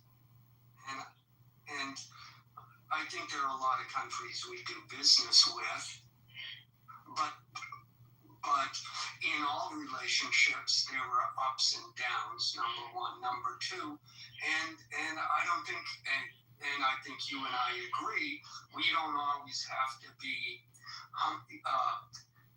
best buds with everyone we partner with. So that was, Yeah, I mean, I think what you're saying is like most reasonable people would agree with. Well, then you're saying that half the country, the liberals anyways, are not reasonable, which I have no problem if you mean that. Well, I don't think all the liberals are unreasonable, but I think a lot of them are.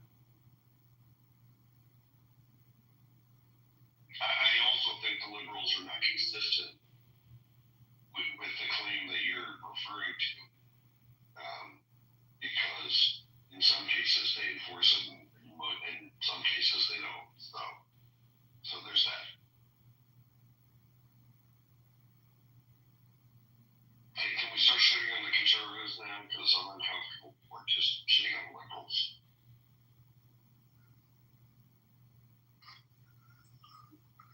Sometimes being uncomfortable is a good thing. I actually quite like the liberals. It's the progressives I have a problem with. And I don't like how we go back to old definitions just to make ourselves feel better.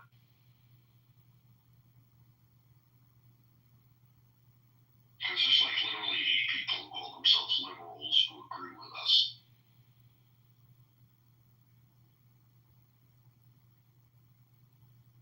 Well, liberalism in the classic sense, I think. Yeah. I think it's given the world the best chance. Mm-hmm. Okay, we're on the same page. What would a liberal say that Jason hasn't come back up to the stage? Jason just doesn't know how to use Clubhouse. Otherwise, he would find the fact that he's been invited, he would accept the yes button. Perhaps he doesn't have workable thumbs. Jason, why don't you just tell people that you don't know how to do it, and we can give you a tutorial. All you have to do is click on the yes. Would you like to join? We've invited you. Well, you could say I'm lying, but you're new to the app. I've been on this app for fucking 4.5 years. So I'm telling you how it works. I wanted you on the stage. It's true. I can tell. He's literally, there's moisture around Mo's lips. He wants you so badly. I'm a protagonist now. Yeah, I don't think the new people who joined the app realize that everyone on this app has known each other for like 3-4 years. A lot of them, so it's like he doesn't know what he's getting into. I agree with him, I think, on things, but he has no idea what he's getting into. Marl, you only agree with him on arguments you make on his behalf. Seriously, if you like actually paid attention more, you'd be like, I don't want to be associated with this. I don't know. I think you guys are like being very picky about his usage of words. Like maybe he said he doesn't like Israelis. I'm sure we can let him correct that. He probably means like the IDF. He's not just in the clubhouse way of like people are gonna pick you up for the policy. He didn't say Israelis. He wasn't referring to the IDF. But again, like I said, my point to you was like you only agree with him on points you make on his behalf, not on any of the points he actually made. I will give him credit for one thing. When I asked him if he thought that there was a genocide in Gaza, he said no, he didn't think it was a genocide. So he gets at least 1 point. So that's one thing I actually didn't hear. Everything else I think it was here for. But that's when he started down the road. But what they're doing ain't right. And then wrong. When we asked for specifics, that's where he crashed.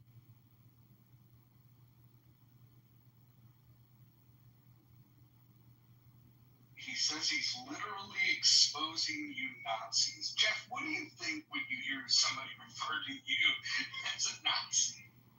I mean, I think this is just another Irishman being mad that I'm the one true African on this stage.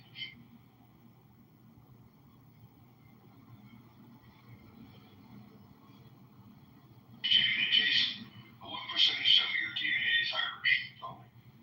You colonizer. God, I wish he was so fucking. I wish he wasn't this stupid. If he could just figure out how to fucking accept the invite and come up. Yeah, that's clearly the problem. You just can't technologically figure out how to come up. Because, like, he would totally explain how he's not an Irishman and I'm not an African.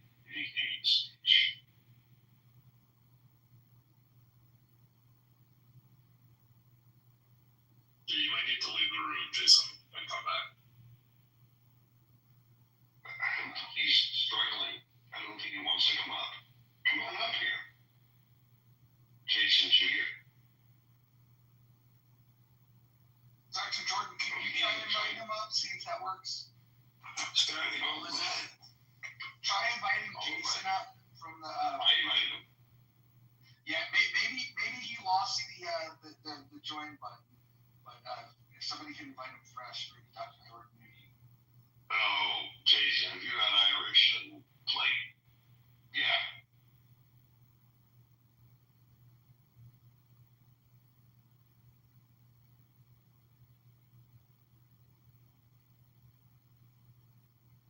Well, look at that. Mel figured out how to get up here.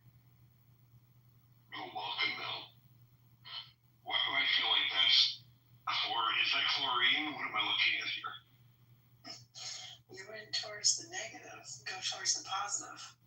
Definitely not chlorine, it's one element, and so it just wouldn't look like that. Oh, well, you know what? You're very smart, and I can't keep up with that. I guess that's why she was able to come up, Mojo. She's very smart. Very bad at chemistry, personally. Very bad. It just depends on, like, who you talk to about it, because people are really bad at teaching it, like, 20, 30 years ago, but it's not that hard now. There's a guy that does this crash course chemistry you might like. He's like does like these 10-minute crash course things, and it's like, I can't remember he's like I'll have to look it up. But anyways, it reteaches you chemistry. It's pretty cool. And it's super, like, digestible and relevant. And he's funny. Hank Green. He's Hank Green's brother. That's who it is. Good to know. Good to know. Well, Jason made it. He figured it out. Amazing. Jason, go ahead. You've heard us speak. Go ahead and say what you got. The mute button's in the lower right.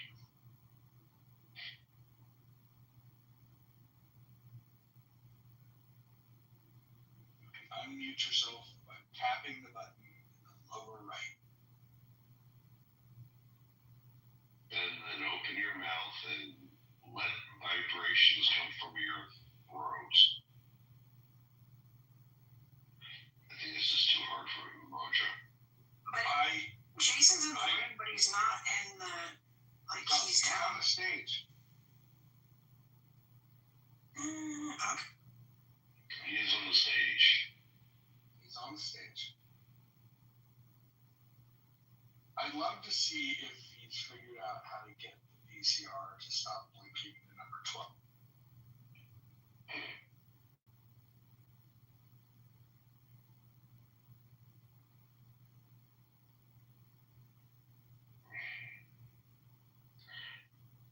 I'm also puzzled. Alan, are you not going to argue about things we agree about? Because that was fun for a little bit.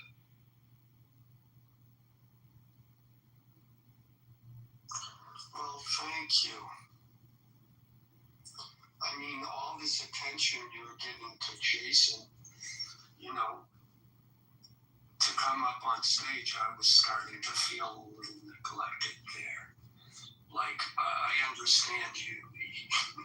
You wanted to beat up on him, and I just, you know, I felt unloved. Yeah, well, far and loved, and to be clear, it's mostly Mojo really deserving for Jason to come up. But at the same time, I thought it was very strange that like we were arguing about things that we mostly agree about. When we have so many things we disagree about, we can argue about. Oh, well.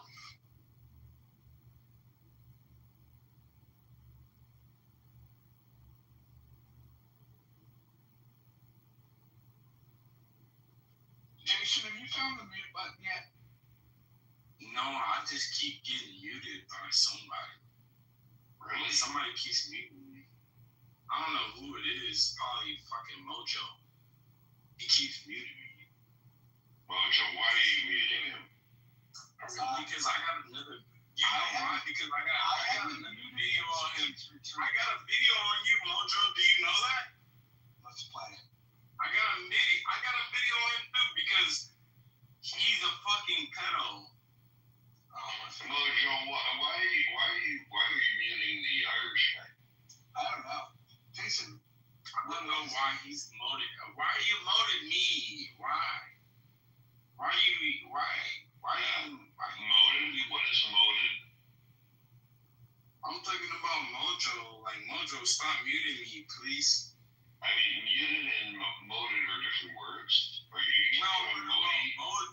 Mojo keeps muting me. incorrect. I don't think so. He literally has spent the last, 20 minutes saying he's going to want to hear from you. Jeff, I'm going to tell you this, Jeff. Please shut your fucking mouth. Don't ever talk to me. Because you're just as bad as him. Because you talk to little girls. You talk to little girls online. And I know that. I got evidence on you. So shut your mouth. You have no evidence. Okay, alright, you want me. Alright. Listen, you. Shut your lame ass up. Jason, Don't ever talk to me like that. White colonizer. White colonizer. Oh, hey, shut your mouth when I'm talking. Mojo, what? Why are these white colonizers trying to come up here and dance on the stage? Shut your motherfucking mouth. Yeah, the white colonizers gotta refer to the African guy as a boy. What's up with that? I got you, I got him. And then I got you on that racist shit. You don't understand that I already been listening to y'all this whole time. No, that's it. Why do the white colonizers gotta refer to us as boys? I don't understand. Hey, Seems very racist. Boy, because if I ever seen you in my real life, I'll beat the shit out you, little boy. Oh, how tall are you, Never Jason? seen nothing. You a little kid. How tall are you? What do you weigh? What little kid? What fucking Come. you don't care who cares. Bro, you Jason, little Jason, kid. you're literally some little bitch. You're literally some little bitch in your mother's basement. Do you want me to really say your last name? Yeah, You really want me to do that? You really want me to expose you on your fucking little fucking program? Expose me, come on. Yeah, I already know him too. Like, that's why he shut the fuck up, because I got all his. Oh, Jason, no, I'm inviting you. Say my last name. You stay here. Jason, say my last name. You're a fucking Jason, apparently Jason is making lots of claims. Watch this when it comes out. I literally Jason's got lots of claims. Jason, you got nothing. Jason, you're a eunuch. You are a eunuch. You don't even have a penis. Jason, were you born without a penis or did it go off? You could talk over me and then you're going to defend yourself. It's not. Okay, you're a fucking eunuch. Like, shut up. Everybody knows. Say my last name when you unmute. Say my last name. Or say nothing. Go ahead. I think it's funny that the guy that can't figure out how to accept an invite to get on the stage, can't figure out how to unmute himself, has a video of anything. I couldn't imagine him working a video player on any platform. This might be the stupidest person that's ever been on Clubhouse. Jason, congratulations. And he's in Mojo, but it makes sense because he's in your room. This is true. This room is a fucking magnet for the retards, for sure.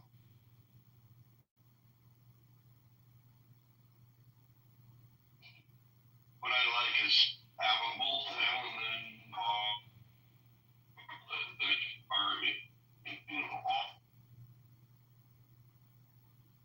then I think you're in the Matrix, Jeff. Breaking up, Scotty. Hey, Barl, so you still stand with this Jason fuck? Oh man, I want to, but it's getting tougher by the second. Jason, man, I was on your side, but you crashing out a bit. I don't know, sometimes I'm like you. I feel like if you're gonna call people pedos, it's gotta be like in the relationship to the Epstein thing, or at least to like Elon calling people pedos. Like, I'm just not seeing the link there. But yeah, I want to back him up. I want to be on his side here.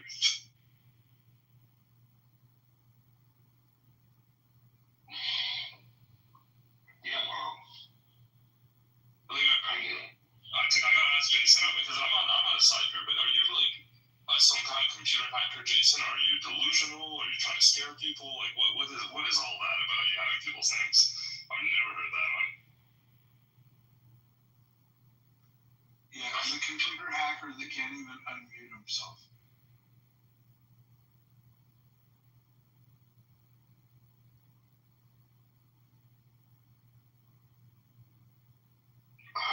Ethan.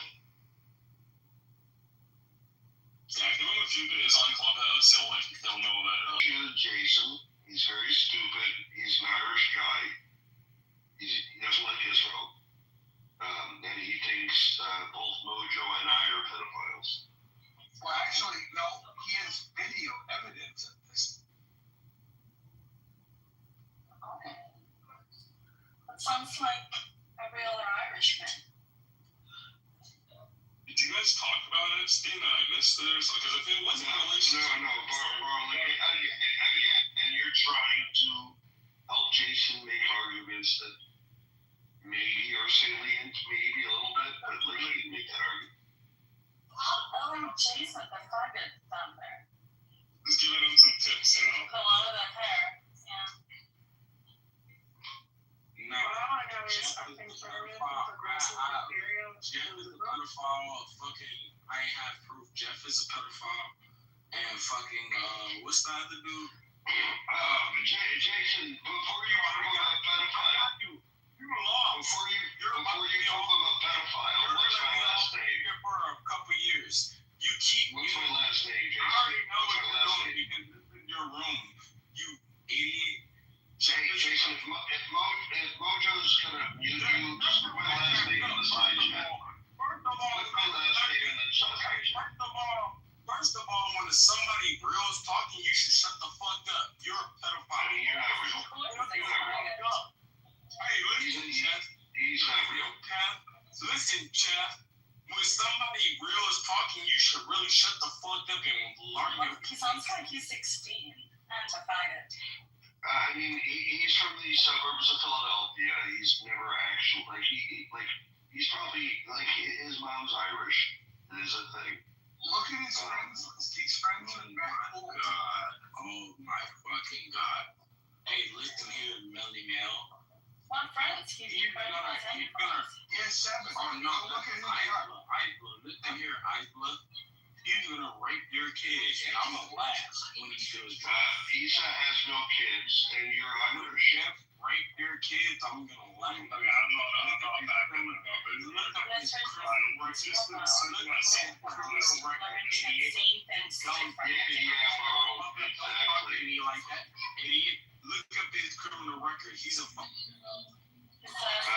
Jason, can you all ever pull my last name on the side chat? Well, you keep muting me. Who the fuck we can't mute you typing in the side chat. I keep in the chat. Look up Jeff's sex offender record. Look up Jeff's. Put the link, Jason. Put the link. Put it in the chat. Nah, they can do it themselves. I don't wanna have that. That's a very serious accusation. You keep I'm just doing it by myself. I want them to do it by them. You keep saying that I'm making it up. Let them look it up. Well, how would it happen? We don't have his last name. Jason, are you drunk? Oh, Jeff. Give him your last name, Jeff. Jason, are you drunk? No. You claimed you had it. You know I heard it. That's what I'm telling you. Okay. Why won't you? So put it in the side chat. But why won't you? It takes one to know him, Jason. Why would I? Yeah.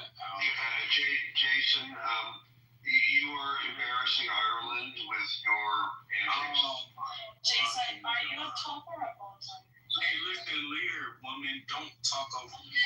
Are you a bottom? You sound like a bottom. I would normally agree with you that women should be making sandwiches for men, but Jason's not a man. I need to make sandwiches. I would just never do one for you. I would just do one for you. I would do one for the driver. I wouldn't just one for First of all, women, listen, when men are talking, you need to shut the fuck up. What is a woman, Jason? Like you. Like, shut the fuck up. What is a woman, Jason? When men are talking, shut up. Oh, I can hear men talking right now. Oh my God! Like, just be quiet. You be quiet. I just hear it. But anyway, Jeff. You're just a faggot. That's all I hear. Jeff. Oh, who is this one talking, Jeff? Can you tell me? Because his Irish heritage compels him. Yeah. Irish, I didn't even know. No, that's the AI, dumbass.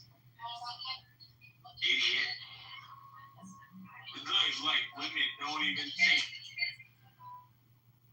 Like, can women shut up yeah, for I a minute? little brain and even so. Listen, like, yeah, because you're girls. Bro, just shut up. We don't want to hear you. I hate when I hear Issa. Jeff, do you want to hear me? Not generally, but in this context, yeah. Hi, Roger, do you want to hear me? Why don't you want to hear women? I didn't say I don't want to hear women. I said generally I don't want to hear Issa, but... Jason, it just sounds like a you problem, honey. Yeah. Do you even get to speak to women? Do you have the opportunity?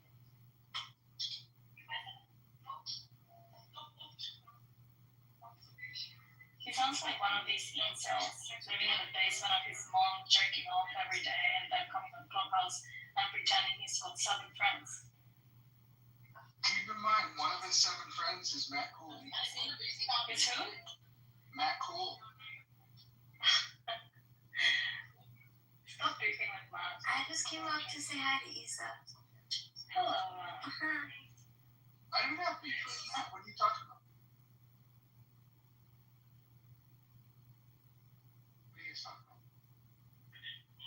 finally shut up. What's that? He finally shut up. He doesn't know how to operate the mute button. He's retarded. Well, are conservatives and progressives inferior? Well, they keep muting me. We don't even know what to talk because they keep muting me. Oh, so that means nobody wants to listen to you. But yet he still continues to talk, and we continue to hear him. So Houston wants to fight. It's helping raise the serotonin. Do you have anything to tell us, Jason? Do you have anything to tell me, you fucking fat bitch? Are you a bottom or a top? Do you have any kid? I'm a bottom. I'm a bottom. Yeah, I mean. Yeah. I'm a bottom. And what are you? A slut? What do you do? Why are we slut shaming? Hey, I'll beat the fuck out of bro, shut up. You say it like First of all, the fight is making him feel there's good. no bitch out there. You throw your pussy on the bottom. I'm not saying anything. I'm just asking you if you're a bottom. I said I'm a bottom. Well, that's good. What? What the fuck? It sounds like one. Yes, shut your dick suckers. I mean, you claim to be a bottom as the first bit. No, hold on. Jason, hold on. I'm supporting you. I'm trying to support you. She sounds I'm trying to support you here. I'm trying to support you. You claiming to be a bottom is the first thing you said that sounds accurate. I mean, first of all, I'm gonna tell you the truth, bro. Like, hey, shut the fuck up. Don't talk. You hear me? I'm not sure who you're talking to. Listen. Don't ever open your mouth. Believe in Drink your bitch ass up. There's so many people to fight with. Like, the only reason you're in this room is to fight. Like, what's the point? The only reason Look, what is fucking muted me? What fucking muted me? Hey, the only reason you're in this motherfucker. Because he would be already. The only reason you're in the room because you got a mouth. The only reason you're in the room because you're a prostitute. The only reason you're in the room because you're in the. Thanks for the window. Because I can find you on the block. This is like Sam say, Farmer says, like, he's pulling out you. Do you live in Belgium? No. You're in Europe? You're in Europe? No. Hey, Jeff, I'm going to tell you one more time to shut the fuck up.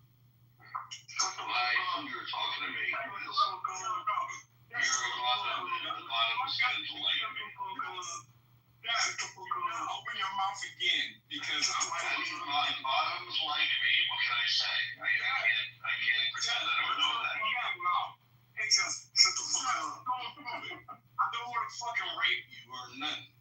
Jeff, shut your mouth. Jeff, with all due respect, Nelson, I see gray hair. Like, no, that is correct. And third is against. We need to get him out of here.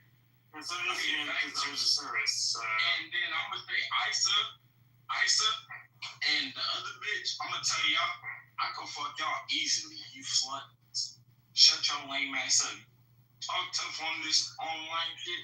This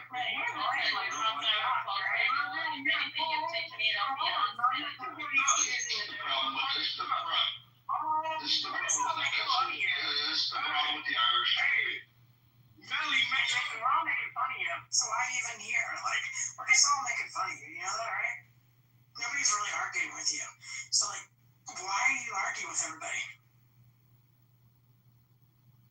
Oh, man, why are you telling me secrets? I don't have a penis, so I doubt that I would turn you on. I mean, it's, Issa, with all due respect, it's 2025. You can have, if you want to have a penis, you can have.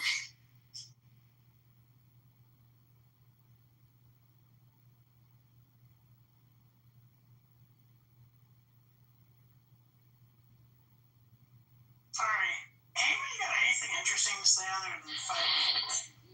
Okay. Well, I do think it's interesting that at the end he acknowledged being a rapist. That puts him in very exclusive company on the top. Him and Tiger are both pro-rape. So those of you that haven't heard, Tiger is declared that he wants to rape certain women on this. Look, you keep Jason wants to keep putting me, bro. You keep putting me on mute because you want to protect them. Guys, you don't stop. You don't have a pause. Take a breath. I don't have to protect you though. That's the thing. They want to protect. I just meet you for the first time just for fun. Oh, it's for fun. Yeah, I just meet you again for fun. But you just. So, Jason, why are you here? Like, why are you in this room? Because they were talking shit to me and then you joined in. So what? Why are you still talking shit to them? Like, what do you want to get out of it? All right. This is why all right. When I joined, I just wanted to say, like, fuck you, fat ass bitch. Whoa. You wanted to join to say that doesn't make sense. Why do you want to fight everybody? You're a fat fucking lame faggot ass bitch. You're disgusting. You Thank you. May I have another? Thank you. May I have another? Why are you in this room? Like, why don't you just go, like, hang out and have fun? Why do you want to argue? Man, so, I think Thank you. Can I have another one? Then why are you here? Why are you in this room? No, okay, I'll be real. I'm not even trying to do that. Where are you from? For like hour, like what, 20 minutes, all you've been doing is like, fuck you, oh, fuck you, whatever. Anyway, can somebody else talk? Because the fat bitch over here, like, she was thinking about Twinkies. Twinkies are pretty good. You know, they almost got rid of them. Can somebody else talk? Like, Jason, over here thinking about McDonald's. I got a question. Think about McDonald's. I'm not talking about somebody else. Can I talk to somebody? Listen, I'm going to ask you a question. And you can answer, or if you don't answer it, I'm just going to remove you from the room. Have you ever sucked a dick all that you wanted to? Wow! Who just said that? I said that. Have you ever sucked a dick all that you wanted to? Who said that? Mojo said that. Have you ever You sucked a dick all that you wanted to? You everybody. You suck dick like cigar. Yeah. I'm going to remove you. Look, you literally suck dick like cigar. Don't ever talk to me. I'm going to remove you from the room if you don't answer the question. Listen here, little boy. Have you ever sucked a dick all you wanted to? Suck dick. Okay, all right. Never in my life. Jason, the proper answer is no. Just say no, Jason. Hold up. You did say no right before you got moved. The question was, have you ever sucked a dick all you wanted to? And he said no, and I'm just curious why he stopped.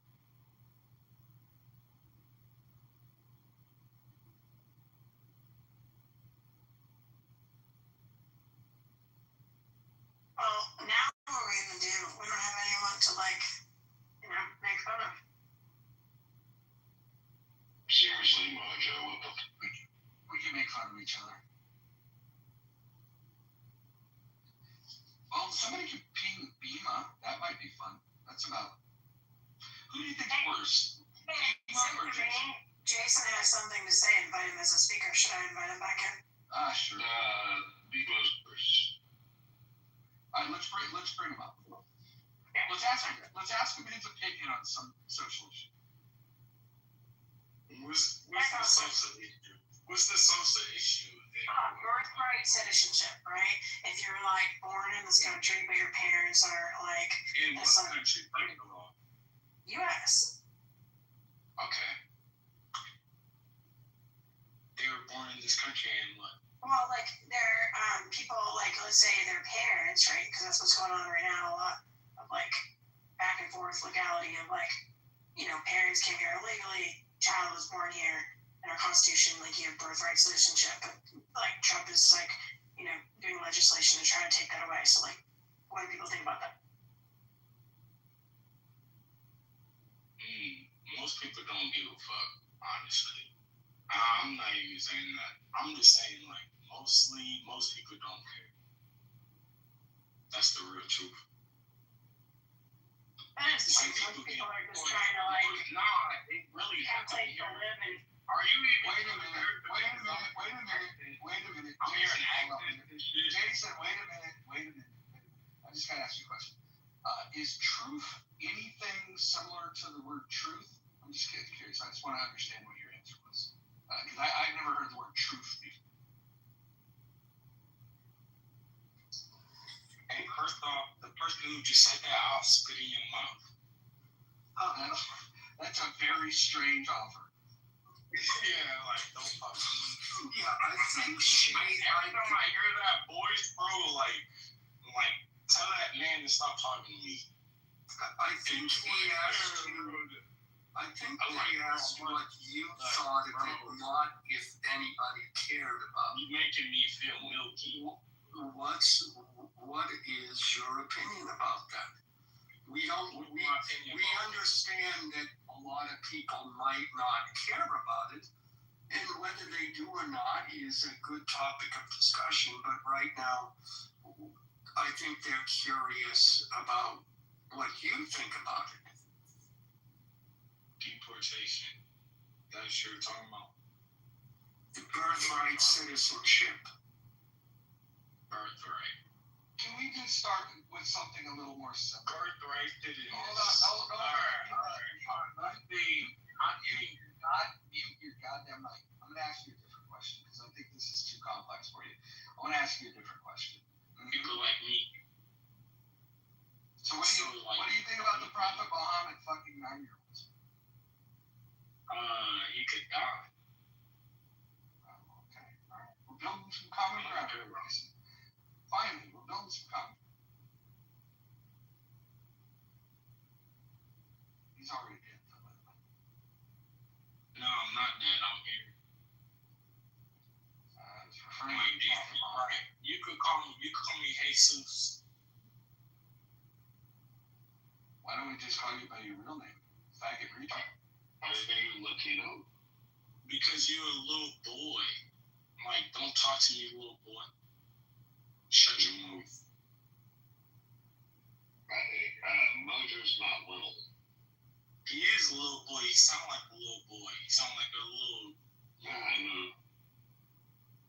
Who is even saying that? I don't even know. He said a lot of things, but he didn't. Oh, yeah, it's Jeff. Bro, tell that. Yes, we are. Yeah, Jeff, tell your son to shut the fuck up. I mean, you were going to dox me a minute ago. Hey, listen, I'm going to smack the shit out of you, right? You were going to dox me. You told everybody that you knew my last name and you were going to dox me. No, because I already think, now you mad now because you were a sex offender.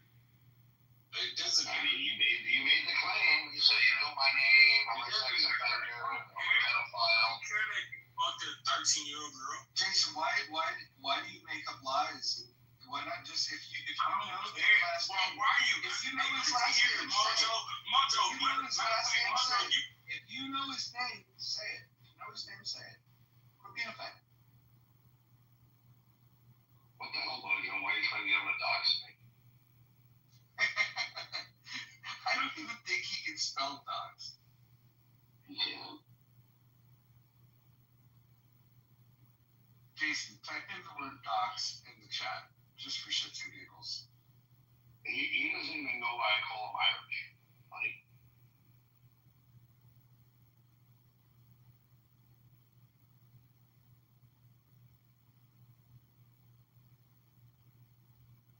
when he figures out he's been on mute, he's going to be so upset.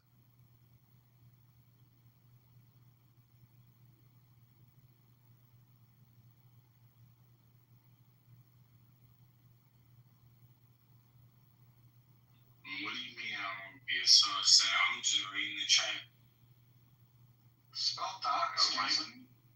You're lame. Spell docs. Listen, Jeff, you're docs too. Idiot.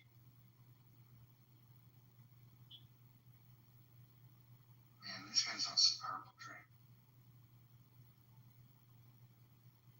I think it's purple drink. You're literally a pedophile and you're over here in the chat room.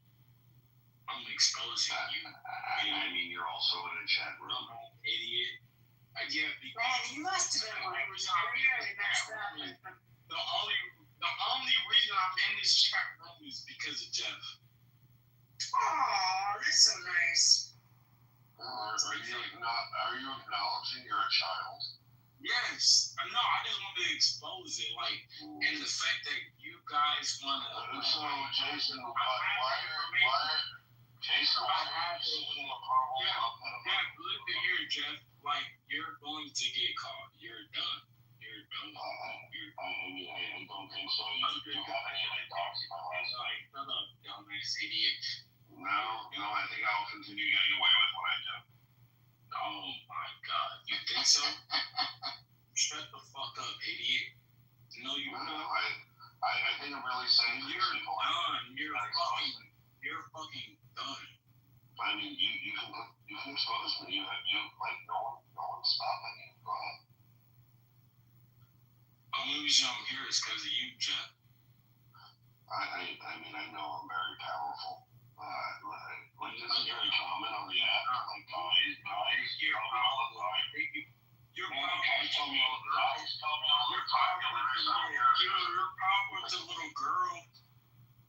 You're not powerful to me. I'll beat the shit out of you. How am I not powerful to you? I will beat you up. Bro, what do you mean? I can easily uppercut you and knock you the fuck out. Easy. How do you know that? I'm telling you, what do you weigh? What's your training?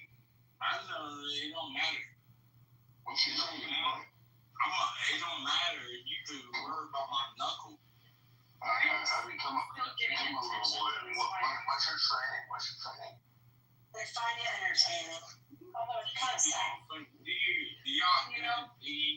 with food. Listen, like I hate hearing women talk. So why are you interrupting? Go make me a sandwich. No, I already made you one. It's true. It's Playing delicious. with your food.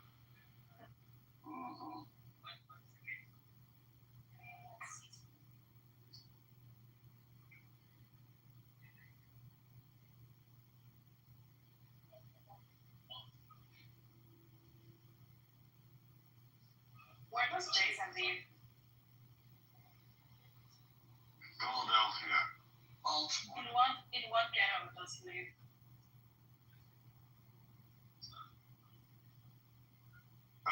Baltimore also tracks both sides of Philadelphia.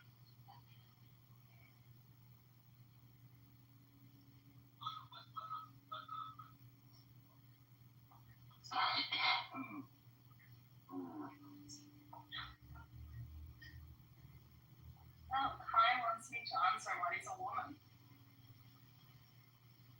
Go for it, Ethan. Sorry, Scott.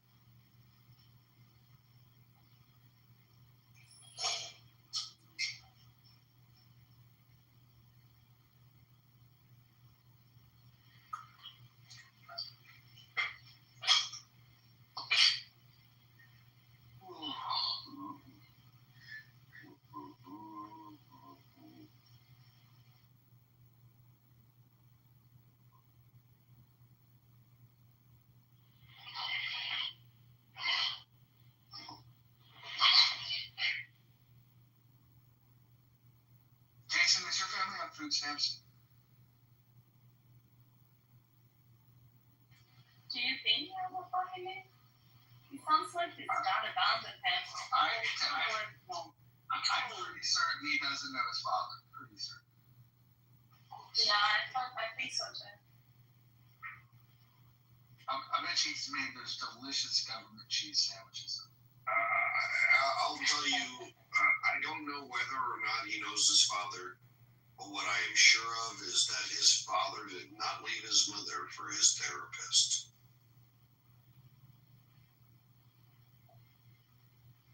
Yeah, he doesn't sound like his father loves him either.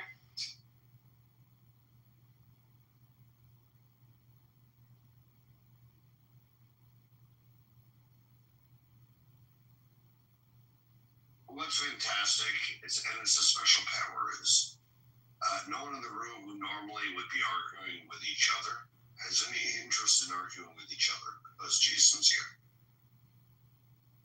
We've even let the rapist Tiger off the. Exactly. Wait, Tiger is also. Tiger's a rapist. Tiger? Tiger has threatened to rape women on this app.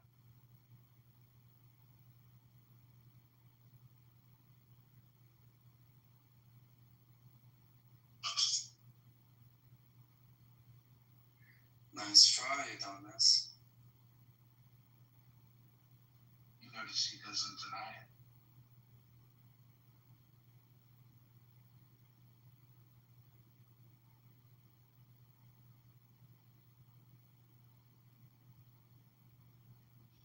You know, we got a solid stage when Alan's the third most detestable person on the stage. Maybe you're right. I mean, that's kind of my point. Maybe you're right. Look, I'm giving you a compliment. There's people that are worse than you are. I mean, I don't know if detestable is the right word, though. Like, I don't have a lot of reasons to hate Alan. Like, he doesn't matter that much. That could be true. I might give you that one, Jim.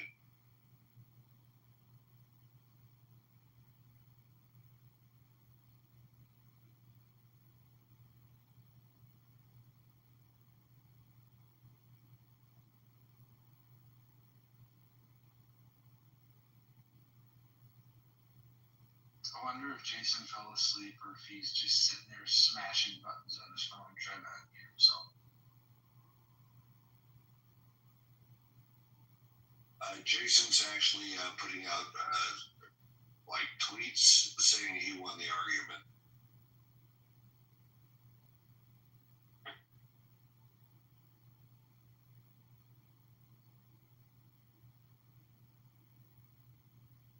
Why are you guys so dumb? This is my question. Why are you so dumb that you have nothing better to do? No, it's only because they keep muting me. That's all it is. They know what it is. Jeff is going to jail. That's all y'all need to know.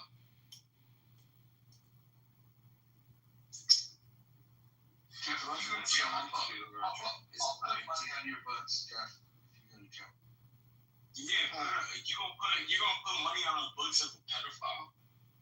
Thanks, Roger. I appreciate it. Yeah, Jeff, man. He really would appreciate it. You gonna put books on pedophile? Money on the books. That's the term. You'll learn it later. When you become an adult, you go to prison, you'll learn. Oh, Mojo promotes pedophiles. I got you, Mojo. Fascinating. This is all recorded. Jeff is a fucking pedophile, and he tried to fuck a 14-year-old girl. This is the only reason I'm here. Jeff, what do you have to say about that? How do you know that? Can you give us some more information? No, let Jeff tell you. Jeff, do you want to tell the truth? Or should we just expose the truth? The only reason I'm in this chat, honestly, is because Jeff here tried to fuck a 14-year-old girl. Well, he said expose him, and let's say his name, so just... No, look at my profile. You can... Jeff, Jason's a character. Jeff. No. Mojo, shut the fuck up. Yes, I am the character. You're right. Yeah. I'm an actor. And I'm here for Jeff. You're an actor? Yeah, I'm here for Jeff. Fascinating. Do you want to tell them about the 14-year-old girl you was trying to fuck?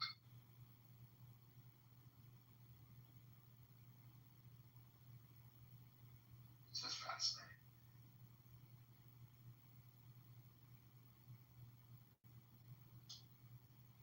Yeah, Roger, what's your IQ?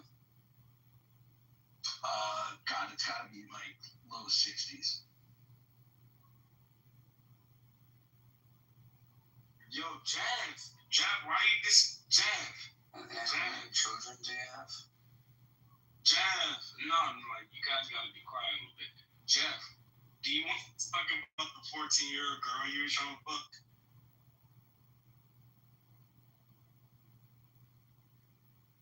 He was just talking all that shit, right? They said all the Jeff, come on, don't disappear now.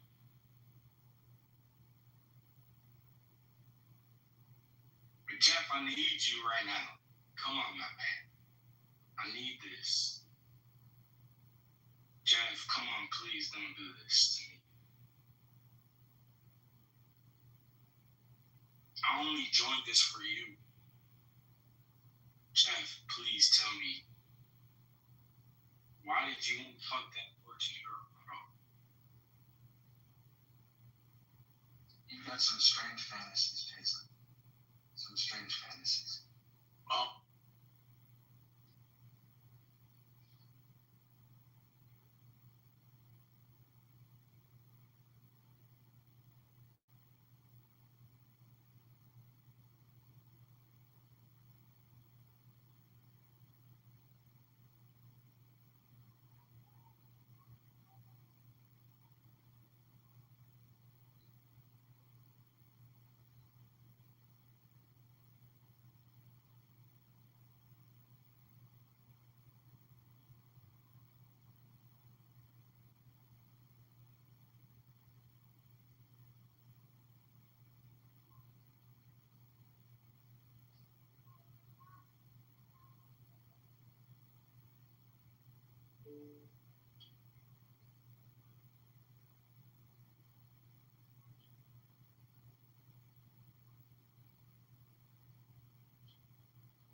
Come on, Jeff, just tell us the truth.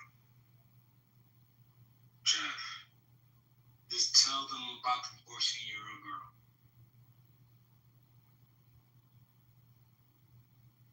You don't have to keep muting me, Jeff. Tell us. No, well, why can't he tell you? Like, obviously, he's not saying anything, so why don't you just tell us? But he should tell you. Jeff is gonna be worldwide. He wants to. Your fucking man.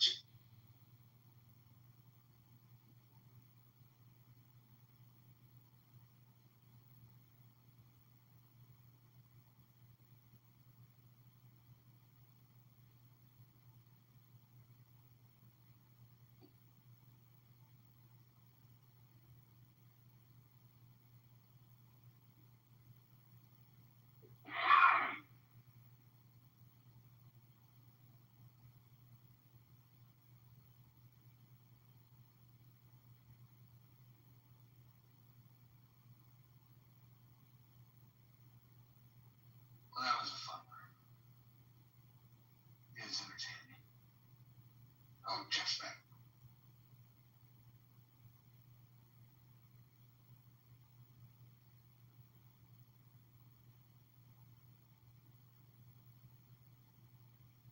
No, he's not.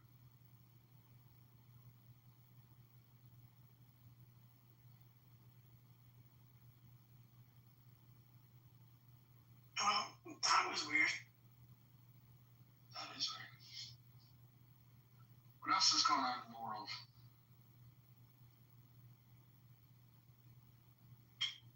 Crazy weather. Where at? It's really hot in most of the country and really cold on the West Coast. I'm on the West Coast. It wasn't super cold today. Are you northern West Coast or southern West Coast? Pacific Northwest. The San Francisco Bay Area has been frigid for like a week. Like not San Francisco itself, because that's already cold in the summer, but all the areas around it are usually like 80s and 90s. Yeah. Nice 100. And it's been like I I grew up in the East Bay. Oh, did you really? I did. Yeah, so this summer, no like 90s or 100s days all around in like, northern, eastern, southern. It's been like super cold. Dang. Yeah, it's weird. Like really weird. Like it definitely never been a summer like this in like 20 years. So that's weird. So like, what's that do? Yeah, it snowed one time in Hayward. In the summer or in the winter? No, it was in the winter time, but it was Yeah. like the mildest climate ever. It never got too hot, never got too cold. But it snowed once. Mount Tam? It's like a big mountain near Golden Gate, like Sausalito area. It snowed there yeah, like it snowed there like probably twice in the last 20 years, because in the winter it gets like 40, 38, sometimes it'll drop down on that mountain and it'll snow, but like summertime all around San Francisco is usually like a bunch of warm days. Do you ever go up Mount Diablo? Yeah. Mount Diablo is a trip. Yeah. Nobody warned me, but one time I went up there in the fall and there was a bunch of fucking tarantulas. Oh my god. It was so crazy. They were like spawning. They were literally like in the road. Like it was like, and I'm talking like horror movie style scene. It was like they were everywhere. It was fucking crazy. That is crazy. I didn't know that. Is that like still a thing? Yeah. Environment change? Apparently they track and they put warning signs out. But we were up there one time and like they just came out and then as everybody's heading down off the mountain, like you're like telling people that are going up, like, hey, there's a bunch of spiders, and they're like, oh fuck, then everybody just kind of went down. But I wasn't at the top of it. I can imagine the people that were at the very top like had a bad experience coming back down, because like when I saw them, I was like, oh shit, let's get in the car, let's go.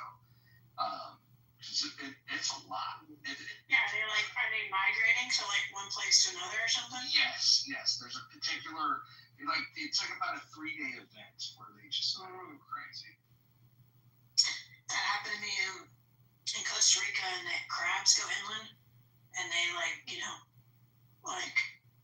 and then the crabs come out, and they go towards the beach, and they're big crabs, they're bigger than the size of your hand, and you literally look down the ground, and the whole entire you can't walk. It's covered in crabs. It's like a horror movie. Again, nobody really tells you that because you're I'm a tourist, but yeah, this was kind of wild. It was like when we're driving down the hill, you're crunching on these spiders. It's just fucking nuts. Dude, are you up in Oregon or Washington? North of Seattle. Oh wow, so you're almost Canada. Not that far. But yeah, somewhere in between Seattle and Vancouver. Cool. How long have you been there for? Since 2017. Cool. You like it? I like the state of Washington. I don't like the city. So, remote work helps so you don't have to be in the city. Seattle? Seattle's really the only city. Spokane's not even really a city. Tacoma, Everett, they're not really that big of cities. But the difference between Seattle and San Francisco is Seattle smells better because the rain washes away the urine from the homeless people. Well, this thing, 20 years ago, San Francisco wasn't as bad as it is now, which you would think it would have been. It was much more, first of all, it was affordable, and it was much more lively. And then it went through a period of being unaffordable, and then now it's just desolate. You travel to all these other cities, and you're like, oh wow, they're booming. Especially East Coast cities, there's a lot going on. You know what? I was really went to Oregon. I've been there for a while. Went there recently, just a couple weeks ago, and I was I forget how like open it is, you know, like everything's available. And there's like campsites everywhere, and you can just pull off on the side of the road, and you can like camp for 2 weeks off the river without a permit. You're not allowed to stay for more than 14 days, but no one's really checking. And it's reminding me, I'm like, oh yeah, California, you can't do anything. You can't even get a campground for like, you know, a year out in advance. Like, is Washington like that? Just like pretty open, free, and not really. Oregon's much more like that. Like, there's a stretch in Oregon. It's like it's about 10 miles of like lakefront property that has just become tent city. It's almost unfair. They got better property than what would cost you good money to pay for it. But for whatever reason, they just let them chill out there.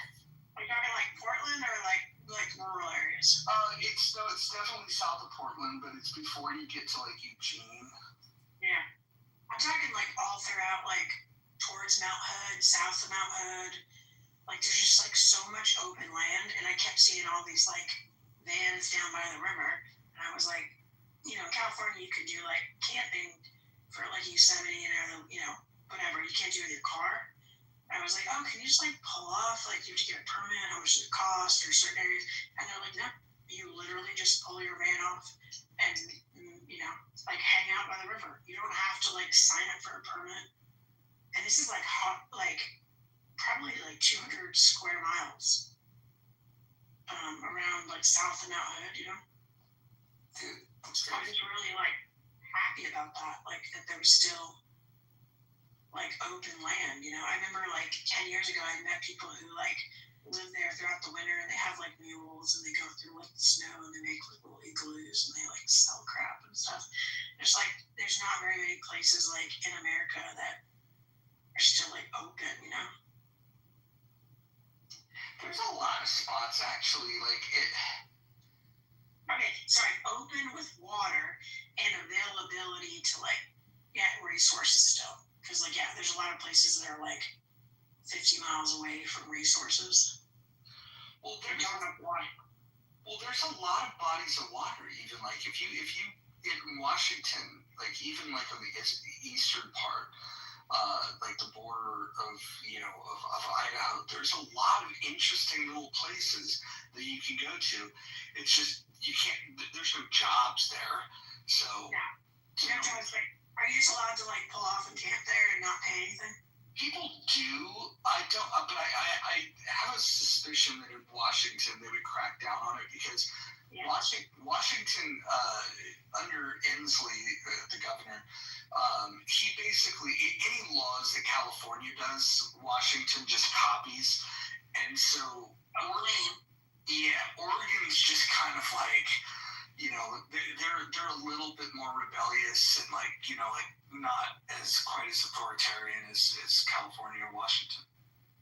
Yeah, that's what I haven't spent any time in Washington, but I spend like random times in Oregon, and I don't know, I'm just impressed by it. I'm an East Coaster, so kind of reminds me of like Vermont, New Hampshire, and it just seems more like lawless. And yeah, there's not a lot of jobs availability, but like for people who just want to like live off grid and like hang out, it rains a lot during the year, but like the summers are great, right? Like May to September. So it seems like a pretty cool state. I know they don't have a lot of money. There's a portion of southeast Washington and northeast Oregon that is making a push to become part of Idaho. And it's... Really?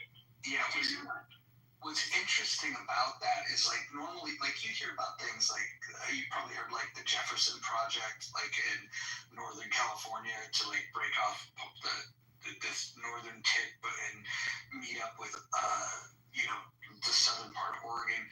But those things, there's no real alignment. It's just like a group of like wacky people. But I wouldn't even call it a city, but the powers that be, both in all three communities in Idaho, Oregon, and Washington, are like, yeah, hey, our values seem to align more. why wouldn't we, just kind of change the border here and have better alignment?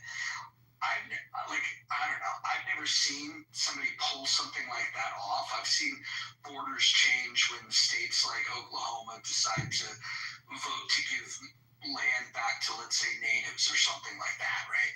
But I've never seen communities on a border change the border. And this is the only scenario where there's three entities involved and they're all interested in doing it.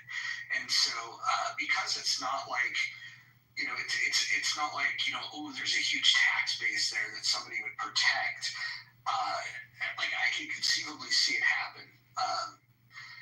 It's a faction moving like legislatively towards it?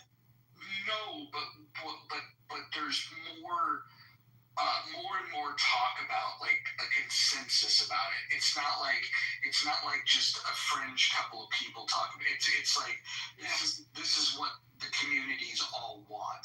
And so with that said, what it really would just take is cutting through the red tape. And I don't see why anybody would object to that because if you think about it, providing services to people that are in a rural community, it can be burdensome to both Oregon and Washington.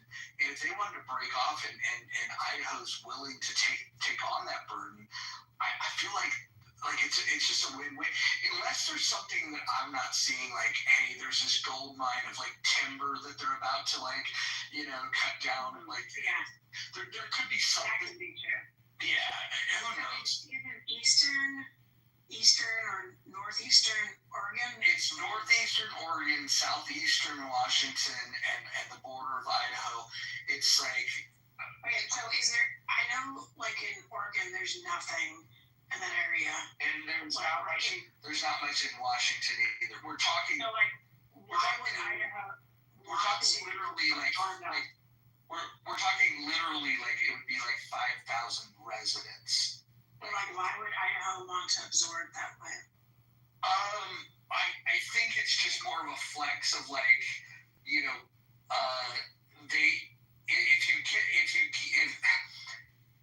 it basically like they're Oregonians more. I mean, they're Idahoans more right. than they are. I don't know, like the hippie Oregon vibe. Yeah, correct. Culturally, they're more aligned with the norms of Idaho. So like the people want it, they're pushing for it. Yes. Wow, that's interesting. Yeah. Like that area is like fascinating to me because I drove through a bunch of like dirt roads there, and there's just, that's what I'm saying, there's just like nothing in that area, and it's open. So I mean, yeah, if Idaho could like argue the rights to some of that area, like you said, for like timber or whatever, and because it's like a whole different vibe than the eastern Portland hippie world of whatever. Yeah, I could see that happening. That is really interesting.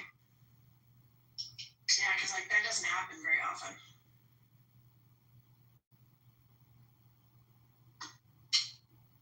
Marco has something to say. Should I invite them? Marco, why is he asking me? Hey, Marco, are you in Oregon?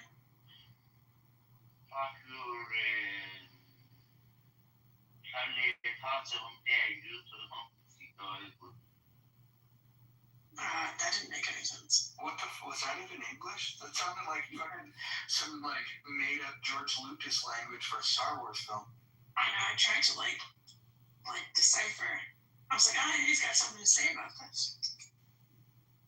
That's crazy. I'm reading right now. So it's called the Greater Idaho Movement. Let's see. They're actively lobbying both state legislatures and seeking support from figures like Trump, legislative efforts, and this is just the Oregon piece. Oregon and Idaho have been initiated, but have not yet gained significant traction. Let's see. Some eastern Oregon counties have voted in favor and advisory. So the counties themselves have voted in support of this. So they've got the local support. Now they just have to, make it make it a thing. Yeah, like how does that work? Because I know like California, right? It's one to like have Northern California and Southern. Like, is that even a possibility to like like how does I can look into it obviously, but do you know how that works? I have no clue what it has to, what type of legislative battle you'd go through. I imagine it's probably not an easy thing to do. Yeah, it's probably gonna get like a lot of votes, but like, yeah, it's like fascinating to think about like restructuring like the lines of states. This is much bigger than I thought, actually. So when I heard about it, I thought it was just these two counties, one in Oregon and one in Washington. But it looks like what they're fighting for now, as of July 2024, is that there's 13 counties in Oregon that want to be part of Idaho. It's essentially the eastern part that like votes like red. Like, yeah, I can see that. Like that part is like the vibe there and everything. Like it's just so more like the Californian rural areas, you know, like farming and like totally different. So that would make sense. I mean, the dichotomy of like the eastern versus western, like Oregon and probably Seattle versus like the eastern Washington state is so different. So they're like, yeah, screw it, you know. Why fight it, you know? Just let's become part of Idaho. And I was like, sure, take more money, more county, more land. I mean, Idaho is pretty desolate, but like definitely has different politics. Have you ever heard, this is really random, when I was driving through there, kept seeing all these people with these signs of Gambler 500. Have you heard of that? Gambler 500? No. Yeah. So I don't know. Well, I was like, what is this? You know, this feel like racing. So apparently somebody decided they want to clean up the highways and like in Oregon. And so they started this whole thing where they're like, they do this whole thing where they go from like town to town and you pick up trash and you like put on your car and you try to take like an old school car or like you can tow an old school car and you just find trash like shopping carts and whatever. And you like add it to your car and then after like a couple of days there's like spots to go to. They like have a big party and then they have big like trash like areas to put it. You know, you don't have to like take the trash home with you and they'll like take the cars and everything. And it's like so Oregon, but it's like so Mad Max. I was driving by and there's like these cars that just like there's all this random shit on it. It sounded like a lot of fun. I was like, that's really cool. Just like, and they didn't look like down and out cars. I'm like, why is it like these cars are like they're racing? They're like Subarus or something now. Yeah, it's called like Gambler 500. I was like, I think that's like a great idea to like clean up the streets and have fun. It's like such an Oregon thing, you know. Like, I'm looking at it right now. They refer to the vehicles as shit boxes. Yeah, they like you take one in your yard or when you find somewhere, and hopefully you can drive it to the place where you're gonna then like donate it or you know put in the crap. But I saw people towing them too because they weren't even drivable. And then along the way, they're like, there's just like a lot of people in the cars, and they were like, there was like people that like stuff people. Like fake looking people in shopping carts and they were like stuck on top of the car. Just like crap. Like Mad Max meets like Burning Man. It was just like the funniest thing. I was like, that's such a good like nobody wants to get out and clean the highways up, right? But that's like that gets people out and they have like bands, like they meet up a few nights and the last one's like big party. They have bands and stuff. I'm like, dude, I gotta do that next year. It sounds so fun. It's just like so silly, you know. I was like, that's Oregon. That's crazy. Yeah, I was like, that's such a. I teach 5th through 12th graders, so I was like, and I do a lot of like programs that are like, you know, if you're passionate about something, what are like small changes you could do and work towards them, like meet your challenges, your time and stuff. I'm like, oh my god, it's like perfect example, right? You see trash, how can you make it fun? No, nobody's gonna like maybe like a Boy Scout or Girl Scout come and clean a portion of the highway, right? But this is like something you look forward to, right? And you're like gather all the trash, you hang out, and you get people that are like over 18 to be engaged, not just like young kids and their parents. Gambler 500. It's good stuff. It's sad what's happened to Portland. Portland used to be a fun place to go, and now it's just fucking terrible. Is it like overrun by like homeless? Yeah, but it's also like the reluctance to do anything that even resembles like a solution. And what's crazy is like nearby towns like Beaverton and some of the other very, very close towns to it, they're pretty like they're thriving. And it's just weird how they let this big city go to shit.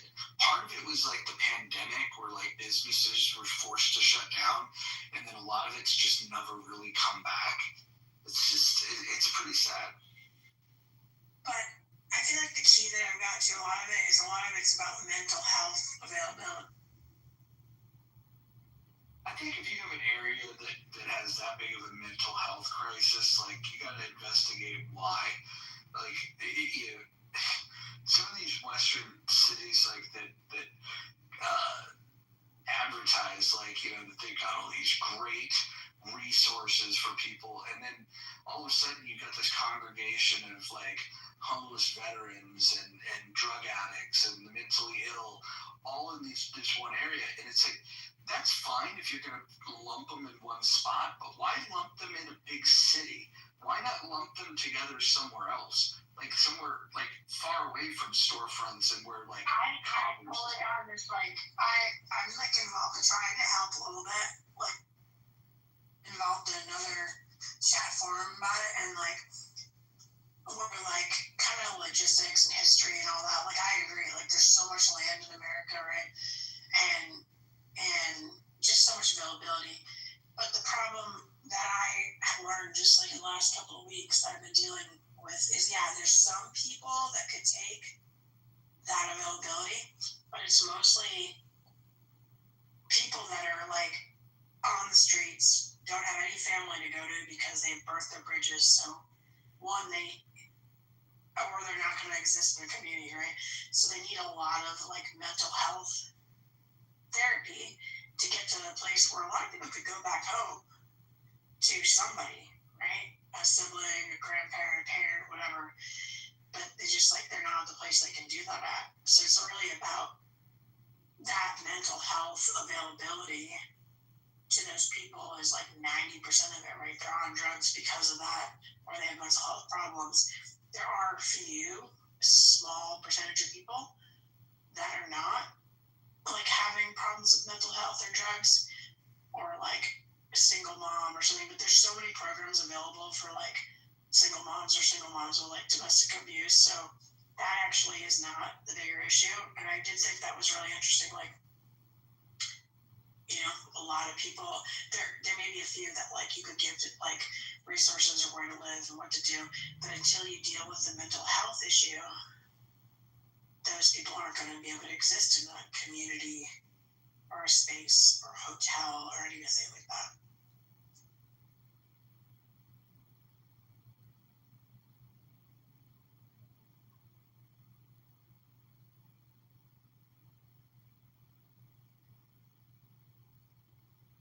Yeah, I don't know. I think that there's solutions that seem to me to be pretty obvious, but the hurdles to get it done, you battle through like there's a lot of money being spent, or a lot of money being made and given to organizations that just treat a symptom of the problem. So like solving the problem would probably be something that wouldn't be advantageous for the people that are currently quote unquote helping.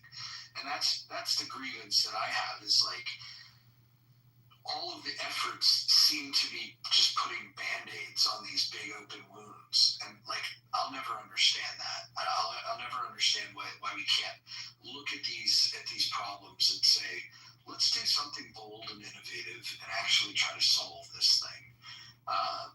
walking around handing fucking socks to people or fucking clean needles, that's not the solution. We got to think bigger than. Yeah, like I'm actually involved in like that middle stage and the next step, and so like up towards Shasta, like north of there is these like really poor areas. They're like Wairika, Montague, it's like south of Ashland, but like north of Shasta. It's like really a lot of people that are suffering and having problems. And 18 months ago, the new sort of made an order and changed that they can do encampment sweeps even if there isn't a shelter available. Well, it used to be a thing of like you can't, people are allowed to sleep in public places, library, whatever, different places if there's no shelter. So they changed that, and they didn't enforce it for about a year, but now we're at 18 months, so they're starting to enforce it. That they're just going to do sweeps. The rest of people are moving to a different city but even though there's no shelter, so like, what do you do, like, with these people that need services, they need help? So like, there's one place in Wairika that opening a shelter is like a low barrier, so there's like you can come in drunk, you can come in high, but like you can't bring anything in with you, like they only allow you to bring yourself, and they're like starting to try to do pallet shelters, that are transitional for 6 months to a year housing. They only have like 12 of them, but that's kind of like what you need. But they also have services that are like psychologists and people to help you and get jobs. So I think that's the cost. It's like you need the land. People mostly will volunteer in the shelters, but then you have to pay 24 hours a day, full-time services, which is expensive, right? That's 3 full-time salaries at least to like manage people that have it. So yeah, I'm like in the search for like, how do we do this? Because we have plenty of land, and the land isn't the issue. It's anyone that's found themselves in that situation. Most people need a lot of support,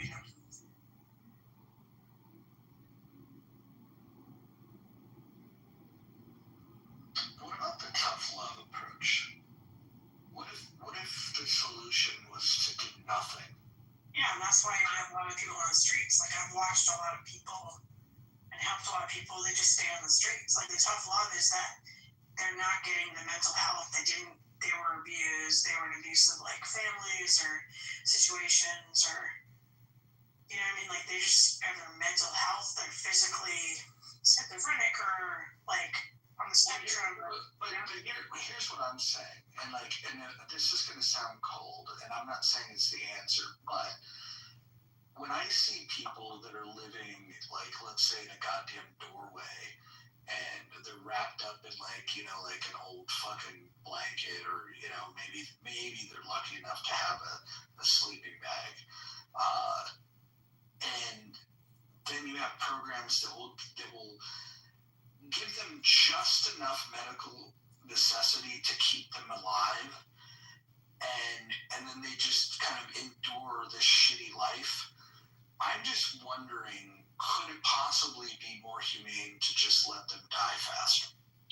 Totally, like I agree with that too, but the thing is, I feel like, you make your choice and whatever you believe, but there are a chunk of people, and honestly it's a lot of like 30, 40, 50-year-old men that want a transition stage, and that's what I'm more concerned with, is like somebody that wants it, and being in a shelter is hard because you gotta like check out at 8 o'clock in the morning, you can't come back to 6.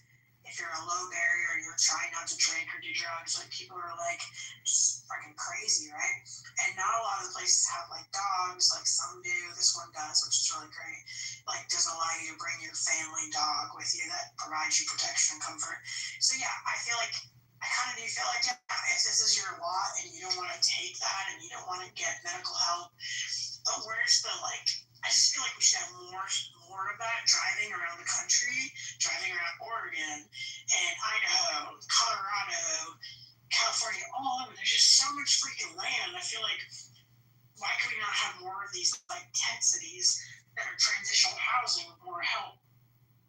So like that's my thing, is like as like a humanity, why not offer that? You know, you have these circumstances that like, yeah, a lot of people don't need that, but like a lot of people would just be happy to have like a little parking lot tiny home, and these like they're called like pallet shelters, and they're super cheap, and there's like a space, you know, give yourself 6 months to a year to see if you can like go through the stages and get the help and get back on your feet. And if not, yeah, like I feel like survival of the fittest and screw it, you're not gonna make it. But there are a ton of people that want to. Like we used to have these insane asylums or whatever, you know, like Reagan got rid of. So like, I don't know. The other one is to put them all in a big building, right? Like little tiny rooms, and they're like in a hospital setting. So I don't know. Just interesting to think about.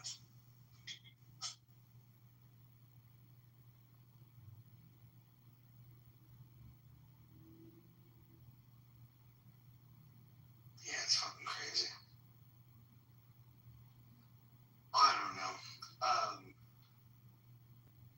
One of the things is we have different ways of looking at these problems, and what we'll end up doing is spend a couple of years doing one thing, and then before we get through that whole J curve, that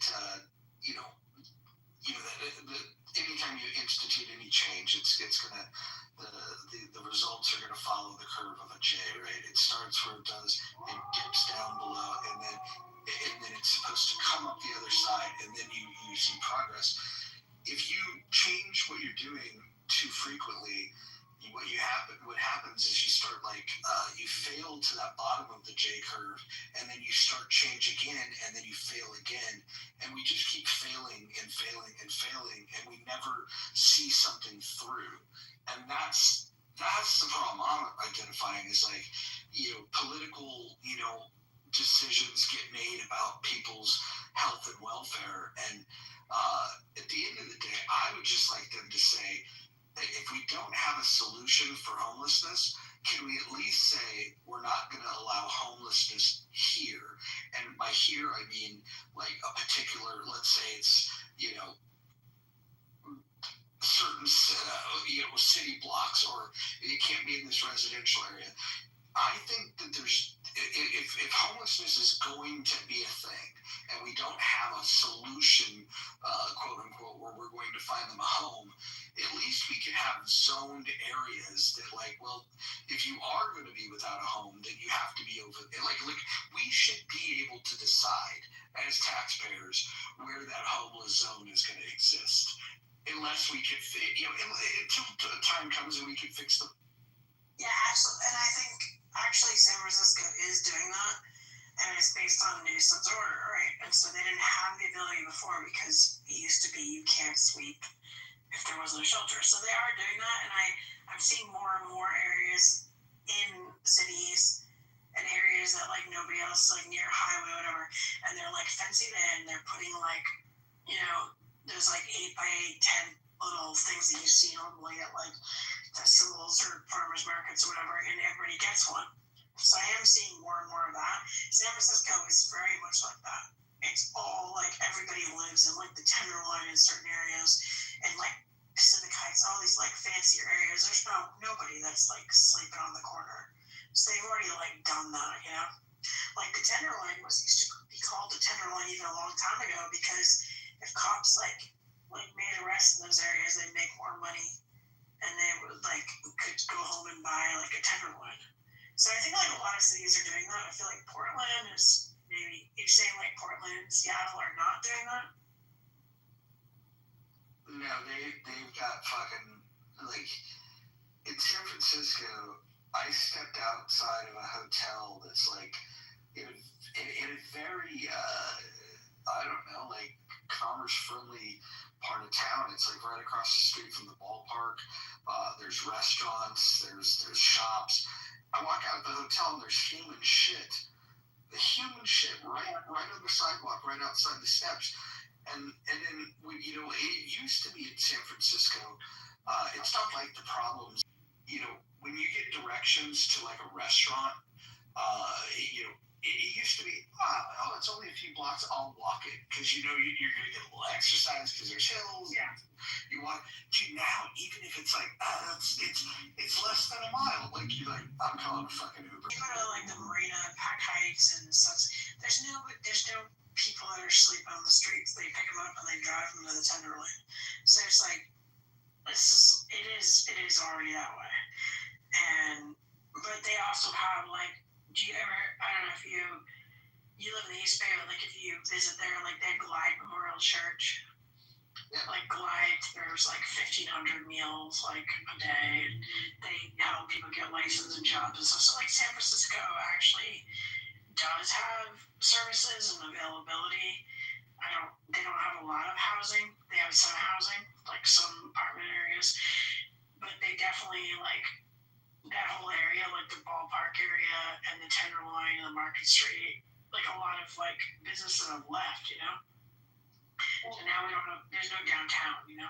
Here's the thing, man. Like, if you need to get a job, for example, there are ways that you could do this. And like, the problem, first of all, you have to triage these situations in a way to figure out, okay, like, who wants help, you know, and that's the problem. Who wants help? What do you do with people that don't want help? Yeah, correct. And the people that want help, then you have to get very specific on what help do they need, because they might say this is what I need, but they might just need something else. Clearly, if they find themselves in that situation, the things that they were doing is not working out for them. But there's a subset of them that if you just gave them a fucking shower, gave them a fucking haircut, you know, fucking pumped them up a little bit, and then got them a fucking job, the work that you would be hiring for is something that they might be capable of doing. You can't hire people if they don't have an address. And then it's like, so how do you solve that fucking problem? Like, you have people that they're in a hole, and then they lose their place, and then they go to try to apply for a job, and like the job will be like, well, without an address, I can't hire you. It's just fucking stupid. You know, have you guys ever ate at the Italian homemade company? I guess it's called. Where is this? It's on 716 Columbus Avenue. Do you know where that is? I know where Columbus is at. It's so fucking good. Oh my god. You get this big giant piece of fucking lasagna. Oh, it's so good. Yeah, I didn't know if you guys had ate there before. We were walking by and we seen like dozens of people going in and out of there. I was like, that's a good sign. My dad's like, all right, let's go with it. What's up? What did you say, Marco? He muted himself. This is crazy. I thought he was going to say something about the place. Marco, do you want to participate in this conversation? What do you got to contribute? Oh, he was catching his hook.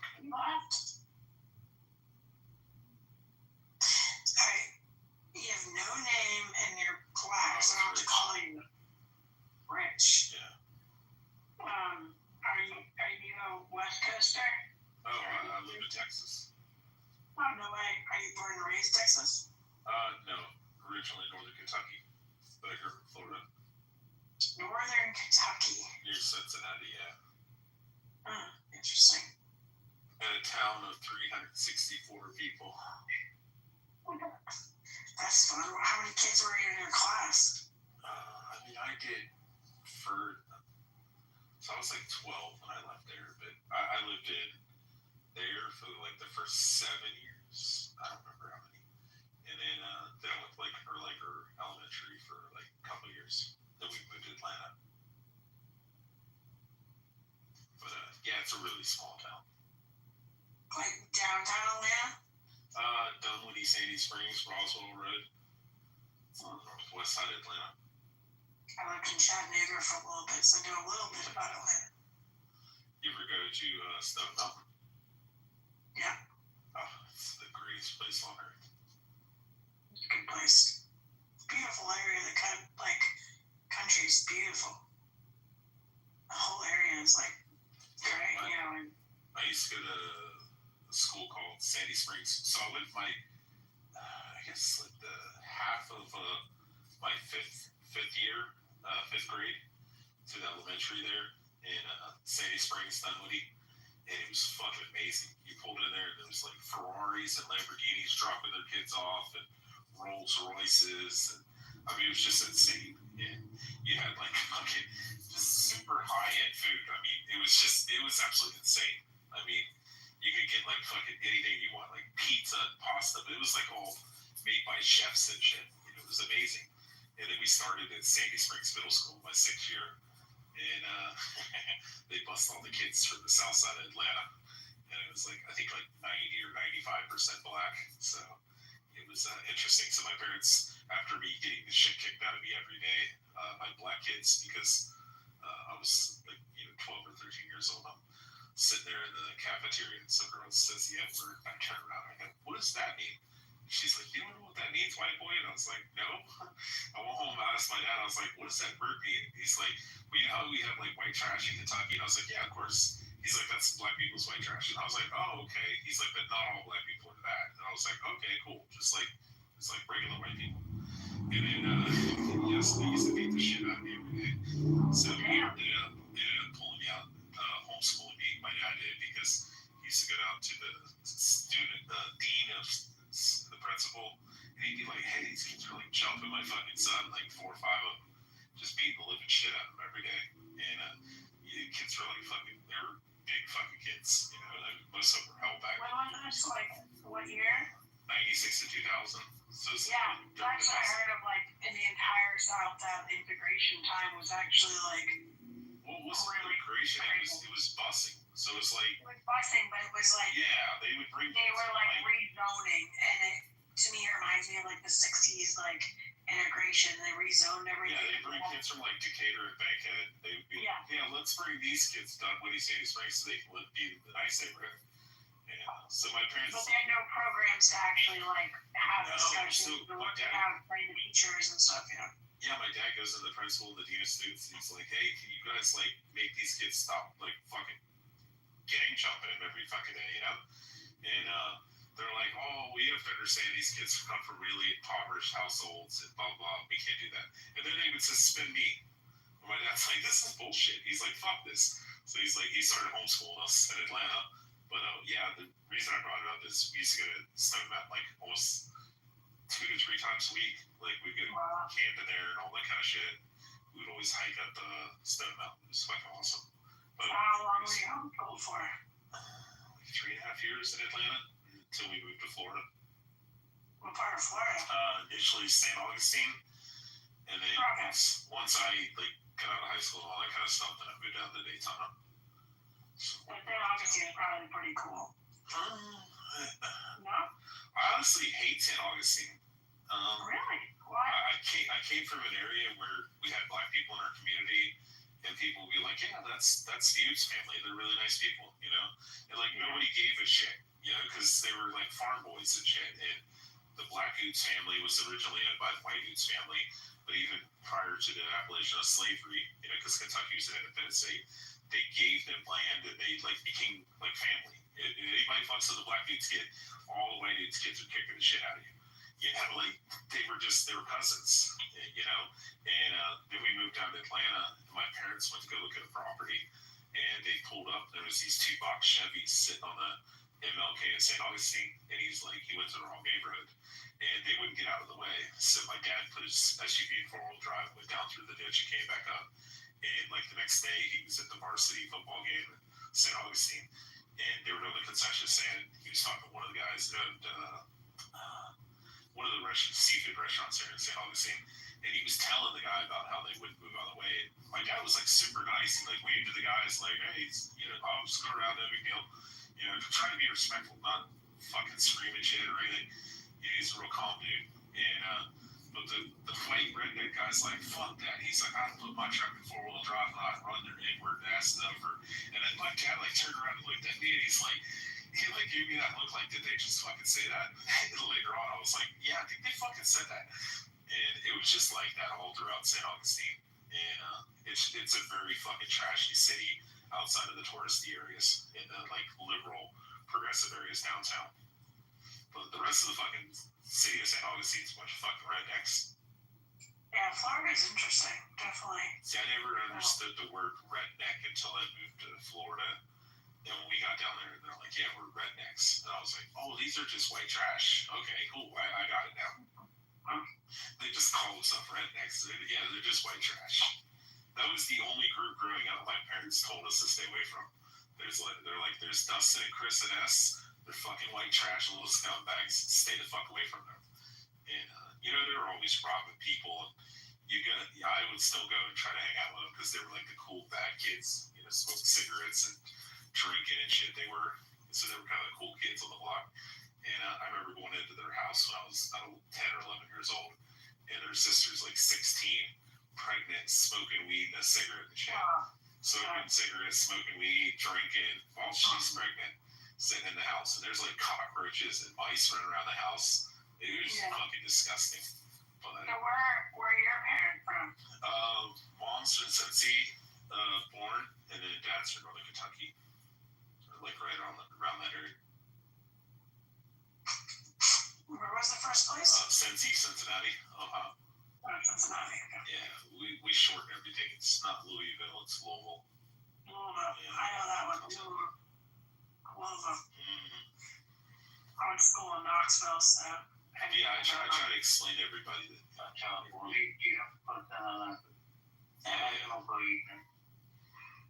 not everybody from Kentucky is hillbillies. Mountain people.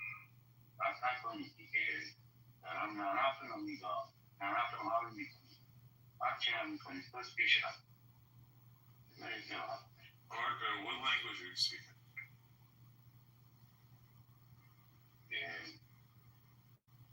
Marco, where are you from?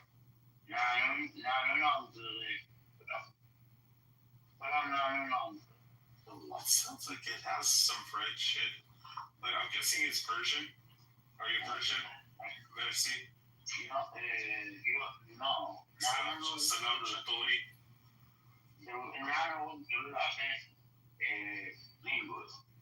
Yeah, I said, are you Persian? Salam Jatoli. Okay, yeah. Does this guy worship pedophile? Most Persian Iranians aren't. Most Persians are Christian. No, most Persians are atheists. Where do you get that from? Yes. Maybe from back in the day. Where are you from, Marco? Which country?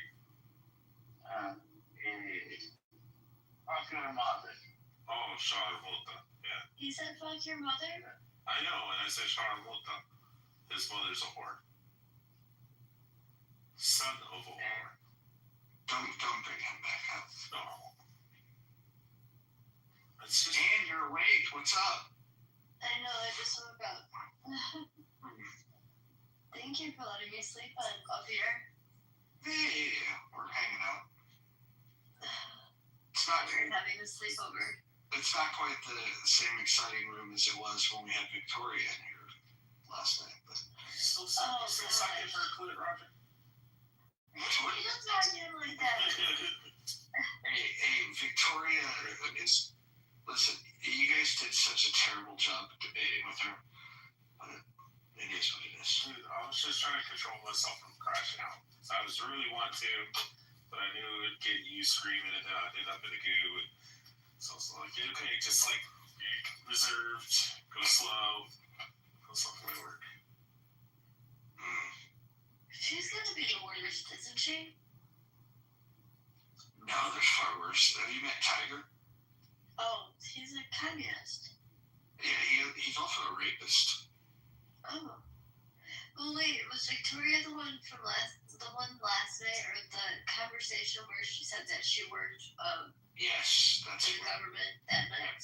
Yes, that's the Victoria. She worked for 3 U.S. presidents. For 3 different U.S. presidents.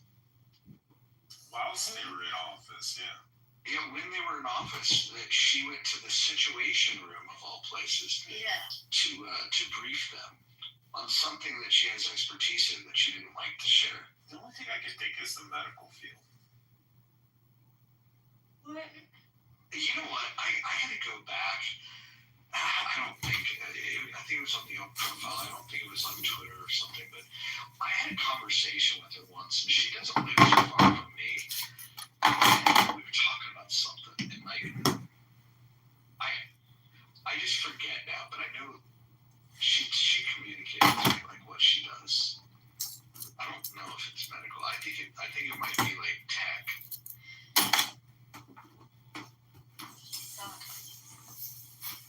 All right, rank the worst people in the history of Clubhouse, man. Katie's number one. Oh, stop it! You love her. She's number one. Who else? What's the other guy's Rabbit or something? What's his name was? The pedophile guy. Shuki is probably number two. No, Shuki's amazing. No, it's not. That's Shuki Express. Look up, man. Look up.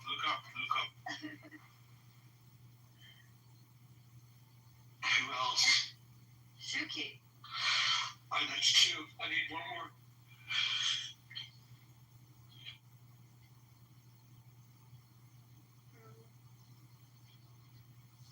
Let me think.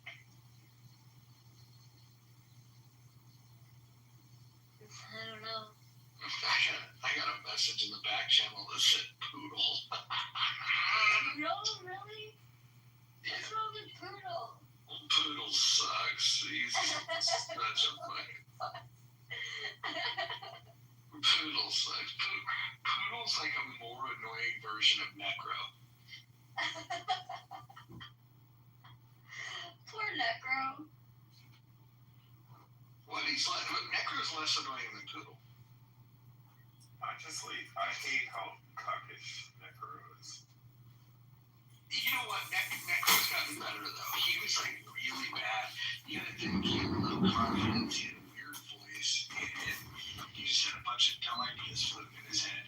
But he kind of hung in and got picked on a little bit. And, like, I feel like Necro is evidence that bullying works. Oh, I've definitely strengthened Necro a lot. Yeah, I think he's gotten better.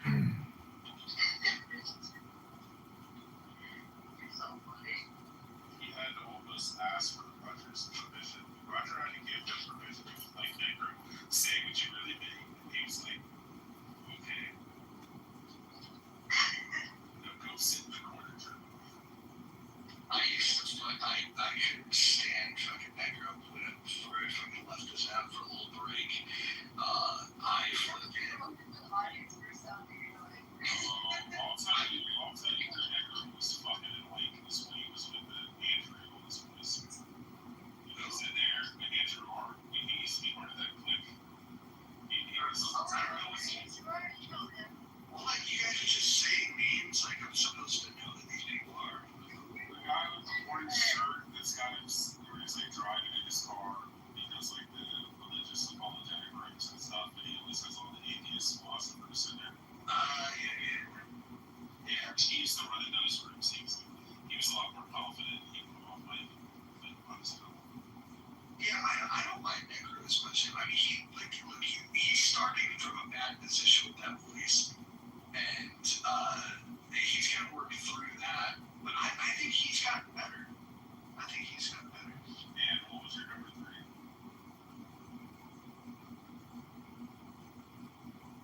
She said KK, and who's number 2? Shuki. What about some of the classic annoying people? Like, there was that trifecta of, like, black progressives. Asia, Coco, and then the one that fucking John Legere tore up. What was her name? Khaleesi. What's the annoying people? Khaleesi. Remember Khaleesi? What's your name? Something Jacobs. I feel like at least with Khaleesi does not interrupt.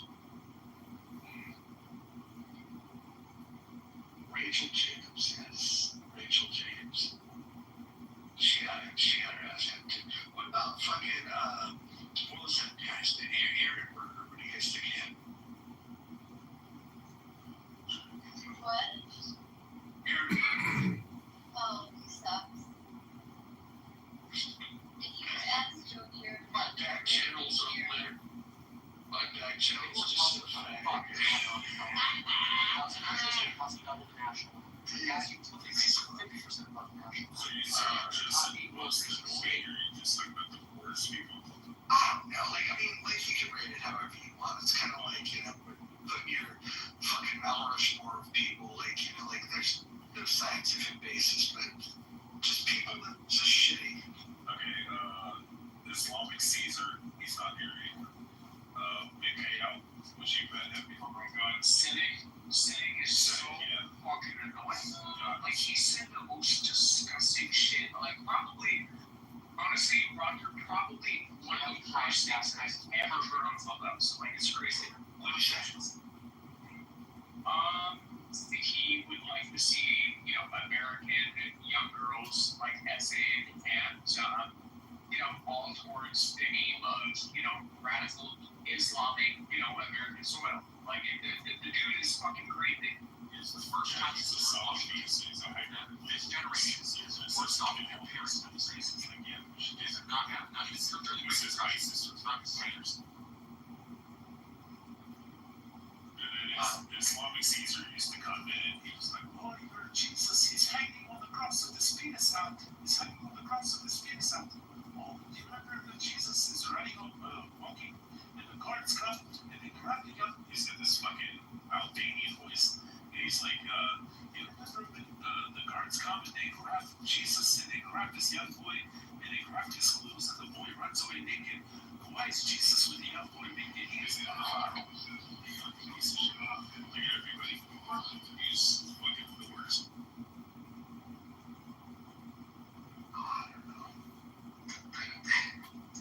That one doesn't sound as unreasonable to me as some of the other stuff. The Muslims correcting was fucking amazing. Like, you realize you're talking about Jesus with a girl. Is Anna white? Yeah. Like, this is fucking crazy. And, like, you did not repeat, like, what the city said. Like, this is crazy. Oh, gosh, no. What did he say? Were you friends with him or something?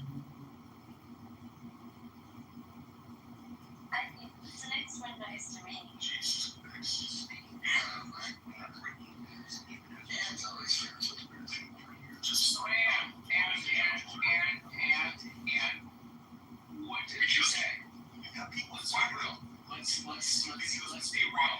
So I don't care if you want to pretend like you're being Marshall right now. Like, everything you are being Marshall being, like, you're being exactly right now. Like, this is crazy. What are you doing? What are you doing? Oh, okay, now you're probably safer. I'm trying to and tell me which source did you say exactly what mentioned? That he said that he was going to get rid of all Christians and library talk. Did that wasn't big. Well, it may have started as an you said you're friends with him? No, I didn't. Do you follow him? Yeah. Fascinating. What do you think Jesus would think about that? Oh, Jesus is gonna afford his crap to Walker. Oh, I mean, big deal, sorry, not you, it's a baby. And how come you will follow like disgusting people?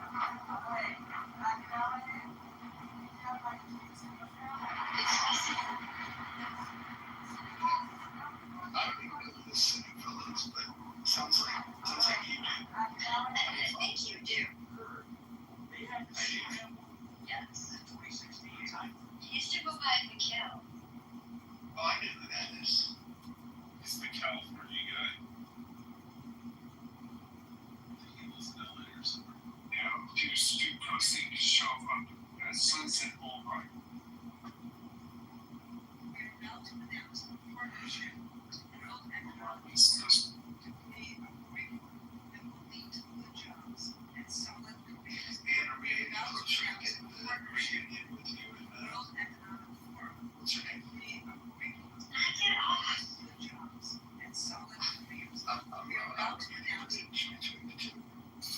You're always fun to do that. Look how it happened last time. Trying to be the bridge between the king. Apparently I was not on just how bad your bad blood was, but Yeah, there's no bad. there's no bad blood between you and the other one. Right. So let's get a full reconciliation. No, it's fine this way. It's better this way. For who? For both of us. What about me? Why is it always about you? Okay, well. No, we're not even friends. You'll like down here and then you just like leave and then we're friends. Oh, because it looked bad. They wanted to fight. I'm like, oh, it was shocking. This is a presidential campaign. I can't do it. Okay. I mean, if they did that, yeah, that posted or something for the camera. Yeah. We would have the same What one. do you wish I got three? Worst top 3, okay. It's just not, it's a bad thing. I don't know, Roger. I forgot to reach JD. So Are you transporting my wife to the airport?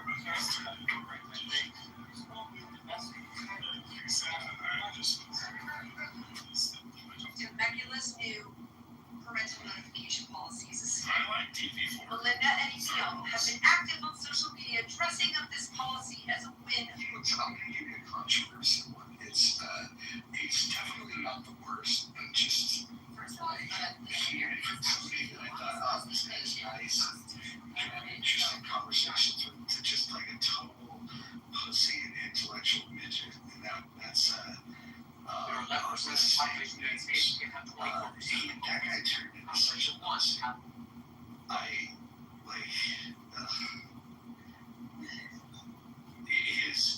His quest to be like, intellectual and ask questions about I don't know, he was a total fence sitter on October 7th, and I looked at him and I was just like, dude, come on, guy. I lost a lot of respect for that guy. You thought I was a fence sitter. You are a fence sitter. But that's okay. I look, from where you started of just being like a troll that came from some other platform that was just centering yourself in every conversation. I feel like you've become enjoyable. I like you now. And that took a lot of work, wouldn't you agree? Yeah.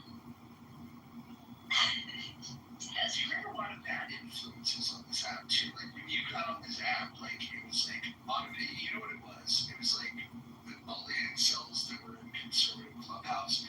They were like, oh shit, girl, maybe, just maybe there's a chance. Maybe there's a chance. And so they all gravitated towards you, and then you soaked up the weirdness in conservative Clubhouse. And and then I think then you peeled off and started hanging out with the normal people. I like Joe. I think you and Joe pairing up is one of the best stories of this app, in my opinion, because you went from somebody that was just kind of trollish and I don't know, I think being taken advantage of by some of the bad people in this app, and then you kind of found your crew, and I don't know, you matured. We watched you mature over the last few years. Oh, I couldn't stand it when I first met her. The shoes that Wesley for Sean's rooms. That's why. I hate Wesley for Sean. Those definitely are on my top 5. That's 4 and 5 right now. Sean was funny in an early class. He'd open a room of some crazy ass fucking cryptic title, and then he would give some fucking insane lecture about something, and then he would just disappear. And he was just fucking weird dude. He talks nice to me. I will say, one of the rooms he did that was really cool was on Independence Day. He read the Declaration of Independence. I don't think Rashawn's that bad. Although I do know that he's had some very weird white supremacist neo-Nazi ideology. Are we talking about the right Rashawn? Yeah,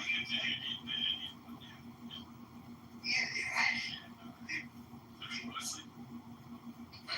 Wesley's just a retard. But no, you can't be an Indian and a white supremacist. I'm sorry.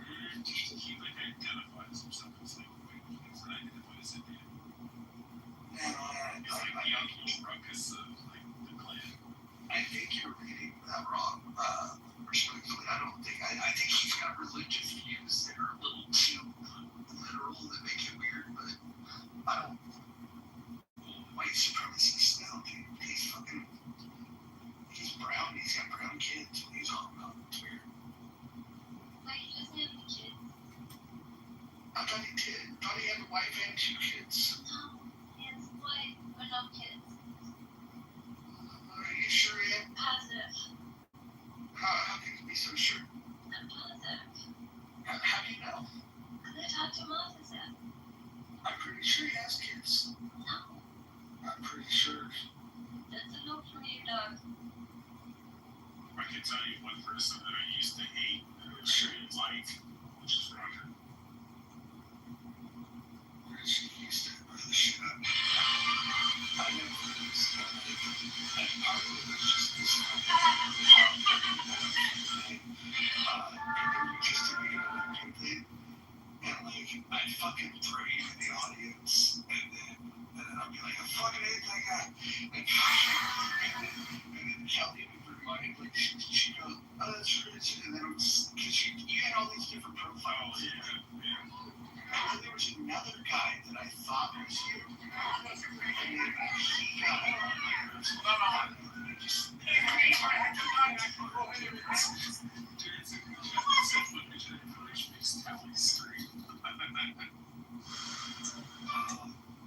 I like Tally sometimes. This is the giant black cats on the chest of the guy who's here chilling some mods that's right. They're just going on where they used to have gloves that whole fucking. It's got 2 openings to it. This has been under a long time. It's always strategy. This is it's got connections to this. Yeah.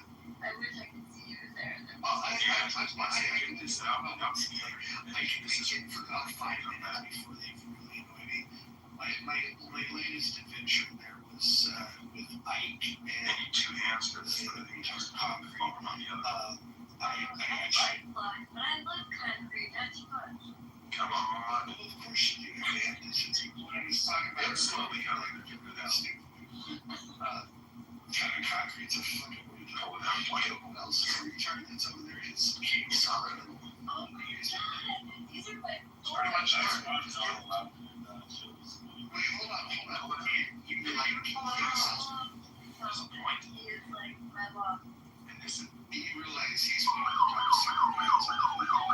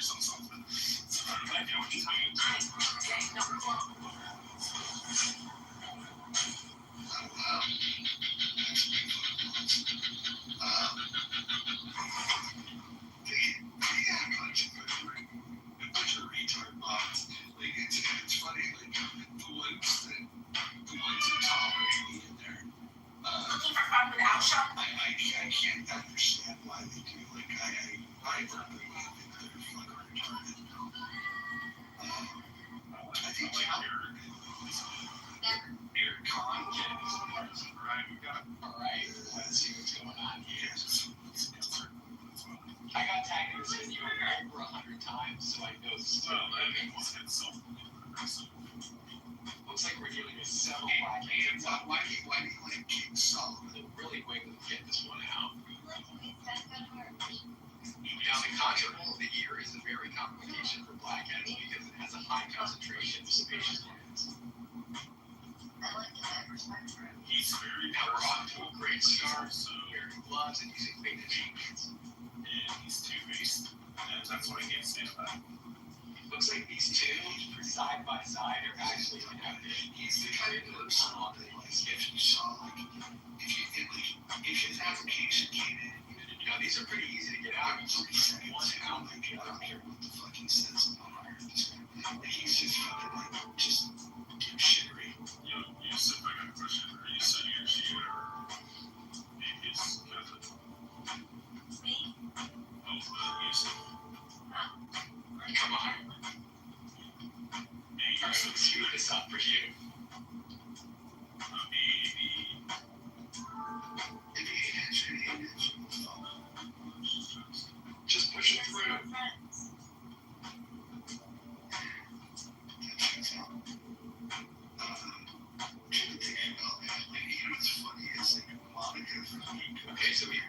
much bad days just kills that room.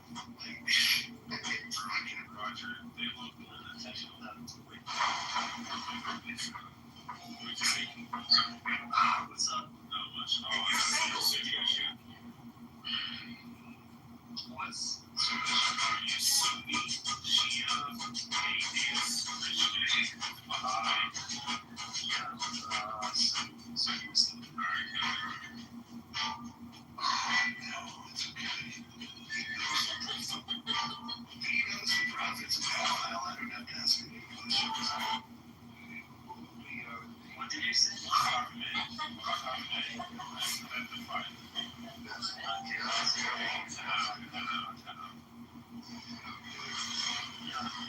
So that's what you want to say.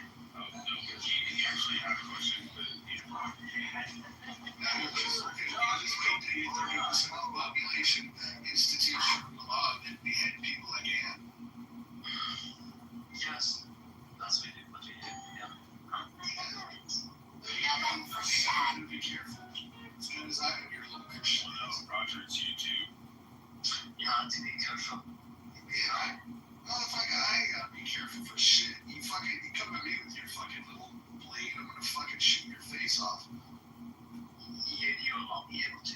We're fucking starving. Guys lose 1.2 million in Iraq. I think we lost like 2,500 over 20 years, right? You guys are goat fuckers. Like, yeah. But I have a question to you. I think that's 2,500 kids in Iraq. Oh, no, Rich. He said he had a question for us. Seriously. What would you prefer, behead or cut your dick? Let's see. Think about it, behead or cut my dick. Well, where would you cut my dick? Sideways or long ways? Look, anyway, you don't procreate anymore, so I think behead is better. Interesting. Your dick doesn't work anything. Right? Fascinating. Oh my gosh, Juicy. Why are they so hateful? Why are you so hateful? Who would ever want to join your religion? Yeah, we are. I don't want to join their religion, but it's so hateful. I know that we're just hateful, but we're just at the end of the day, we're right. Yeah. If you belong to a pedophile death cult, I don't care, man. It's right. It's everything about it makes sense. So it's not my problem. Like, at least we don't believe in shit things that we know it's wrong, but we just try to kind of justify it. So, Yusuf, let me ask you this. Muhammad was 54. He fucked a 9-year-old. Do you think that that's a good thing? You think it was good that he fucked a 9-year-old? Huh? Speak up. You're on mute, retard. How are they all so hateful like that? Someone mute me. Unmute yourself, retard. Maybe somebody didn't mute you. Because he was on the mic when you were talking about that. I just want to answer this question. You want to take the call? Yeah, that's fine. It's fine. Listen, I can tell her in a few more minutes. I'm recording all of this from 54-year-old man having sex with a 9-year-old. Well, because the marriage wasn't ended for another reason. I know your mind can't get almost 2 weeks here, but you were wrong.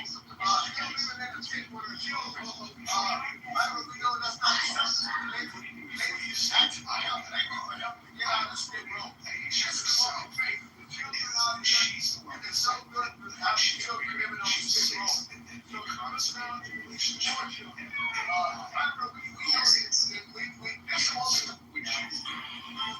can, but I want you to explain why a 54-year-old man fucking 9-year-old girl. Please explain. You're married to him because marriage was the first one was that you should last 40 years. That's the one marriage was. An appreciation of marriage for another reasons like to unite the Arab Peninsula. One of it is Aisha. Aisha was the daughter of his best she was to teach her because he wants her to teach, like, to become like a second prophet after him, which she did, like a fun fact for you. That Aisha herself narrated Muslim fun facts. of the hadith. What? Muslim fun facts. Yeah, fun fact. She narrated 1/3 of the hadith herself. Like, imagine a whole book of the hadith, 1/3 of it is narrated all by Aisha. So when I see this, I can understand why Jabir, because he wanted to teach her Islam, so when he died, she consumed spirituality. But anyway, I know you wouldn't believe me. So you're saying he turned her like a bunch of Muslims? No, he wanted her to become a second prophet after him because, like you said, when he was 54, it was in life for her. So he wanted her to complete the circumstances. Hold on. How old was he? 63 years old. Oh, if we could just cut that in half, that would have been a much better outcome. Thank you. So, can you explain me to why do you believe you were trying to question? Did Muhammad have a dream about Aisha when she was a baby and she was ready to be scalped?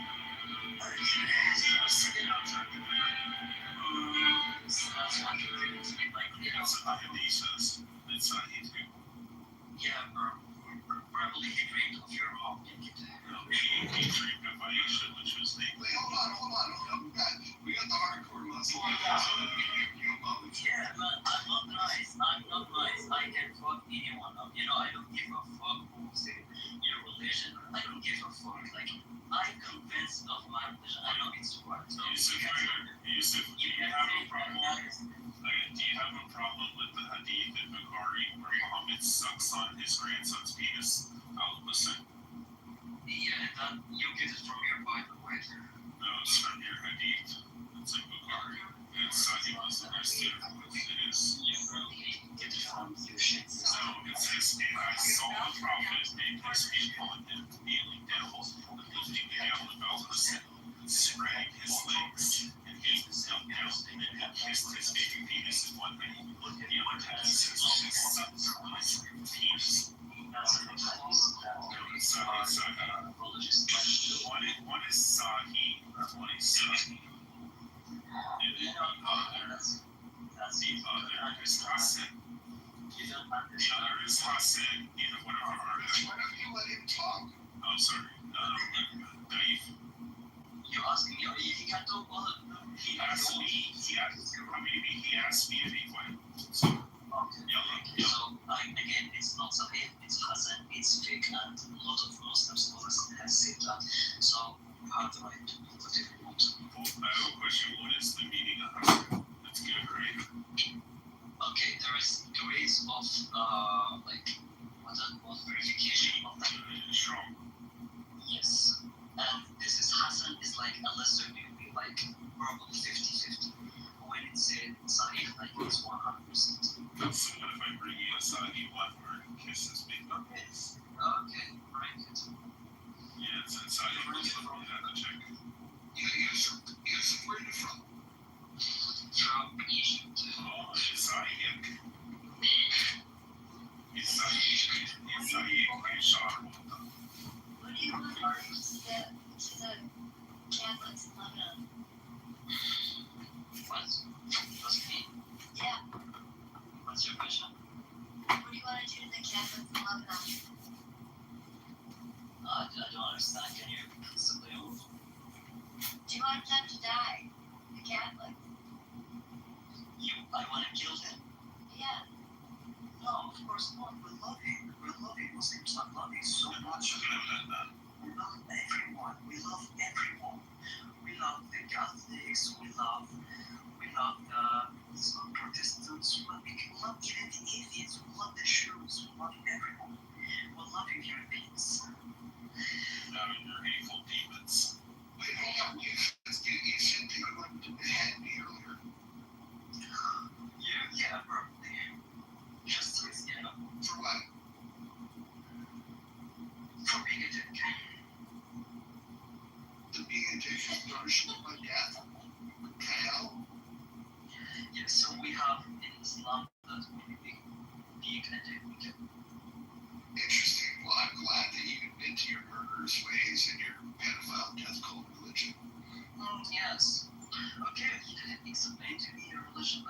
difficult to understand. Like, I was reading about the Christianity religion. I'm not a Christian. I'm not a Christian, Yusuf. Okay. Beautiful. What's your Jewish? I'm not Jewish either. Don't believe in God. I do believe in God. What's your religion? I'm a deist. I don't need a religion. You need a religion? No, I don't need an origin story. I'm not a retard like you. Okay, I can explain to you why you need a religion if you want. What? To learn how to be a pedophile or fuck goats? Okay, first of all, you can't know what's right and what's wrong because we as human beings, we have different opinions. Like, what's right or wrong for me is different for you. So, no, you're definitely correct, and we agree there, because what's right for you is to believe that it's okay to be a pedophile like the Prophet Muhammad, who fucked a 9-year-old girl. So for me, that would not be okay. So we have different belief systems, I agree. Exactly. So we as human beings, we have different. So what's right for me is not right for you. What's wrong for me is not wrong for you. So when we say that we need a religion, because if you believe that there's God and you believe there is hell and heaven, so there will be a justice system that based on we will go to heaven or hell. So when you say there is no religion, that God didn't give us anything to just live in, like God. He said he doesn't believe that there is a religion. All of this fake. So when God, like you said, there's a God. I know that. I know you said there is no religion. So when I didn't say there's no religion. There's all kinds of religions. In fact, there's pedophile death cults like Islam.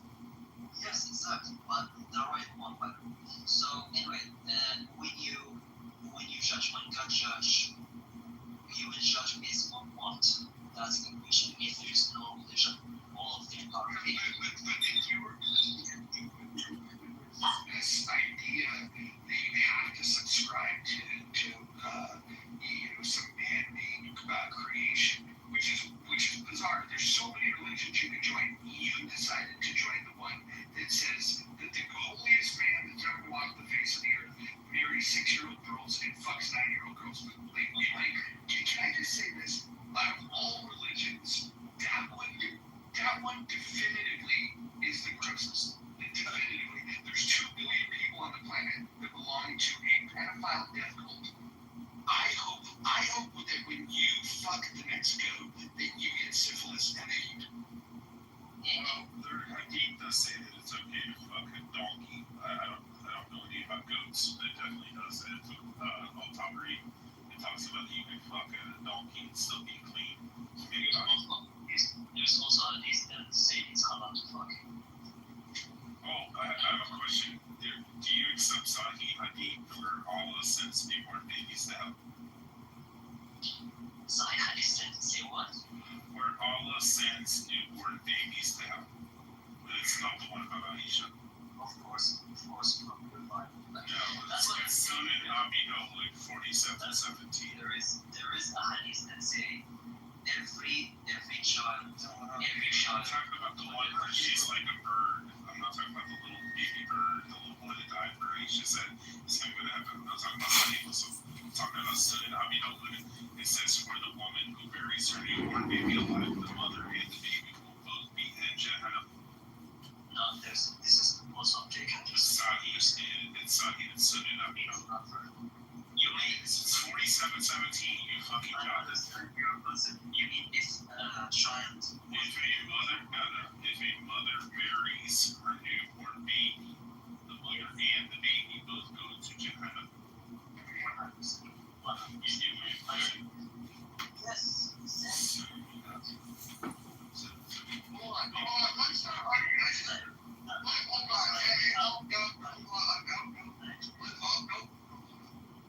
Let's stop getting caught up in the dumb details.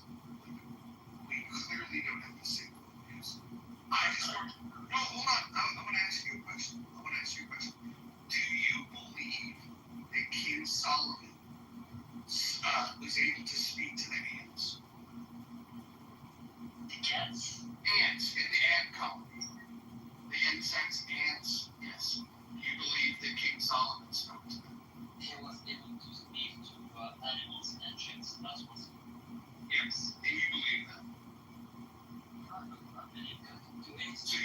fucking Dr. Doolittle. Look, I believe God can do whatever he wants. If God say that, so I believe.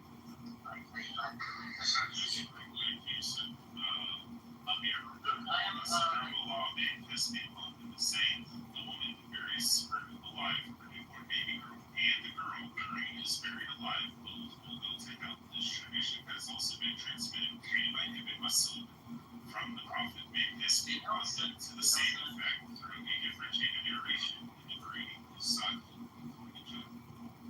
It's not Sahih. It is. It's look in the chat. Well, hold on.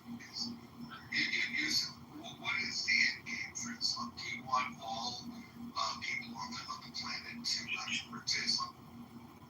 No, I just want the truth people who have like honest heart and unbiased to see the truth.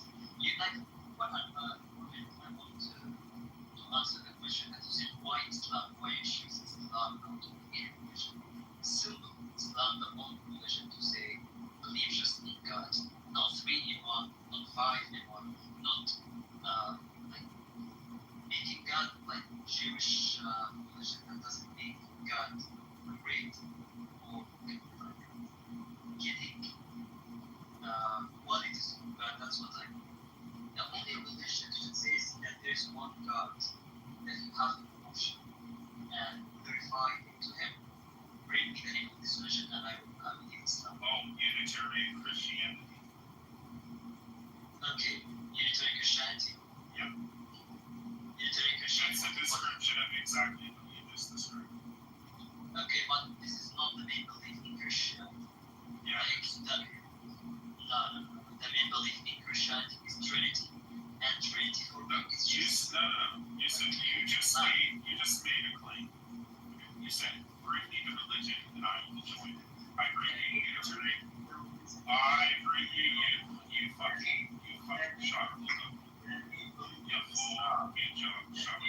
Shut your mouth. The main belief in Islam is one God. Yes, Unitarian. Hold on, guys, hold on. That's a small stick. Hold on. Shut up, everyone, shut up. Listen. I want to get to the point of this. So, why is it that there are Muslims that were killed, non-believers? Like, what's up with that?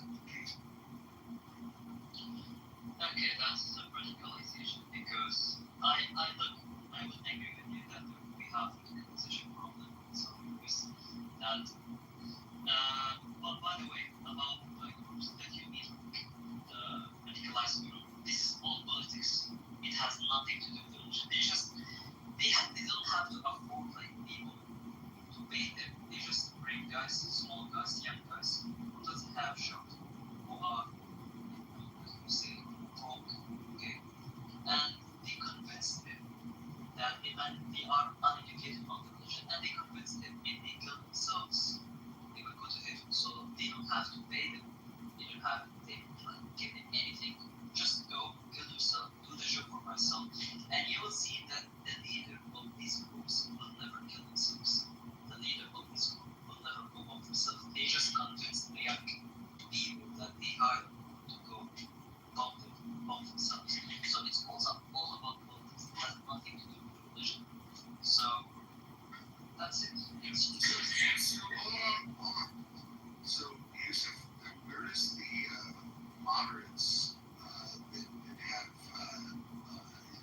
clout within the religion to be able to speak out and denounce these radicals? Where are they? Even also the biggest Sunni organization has speaking against all of them.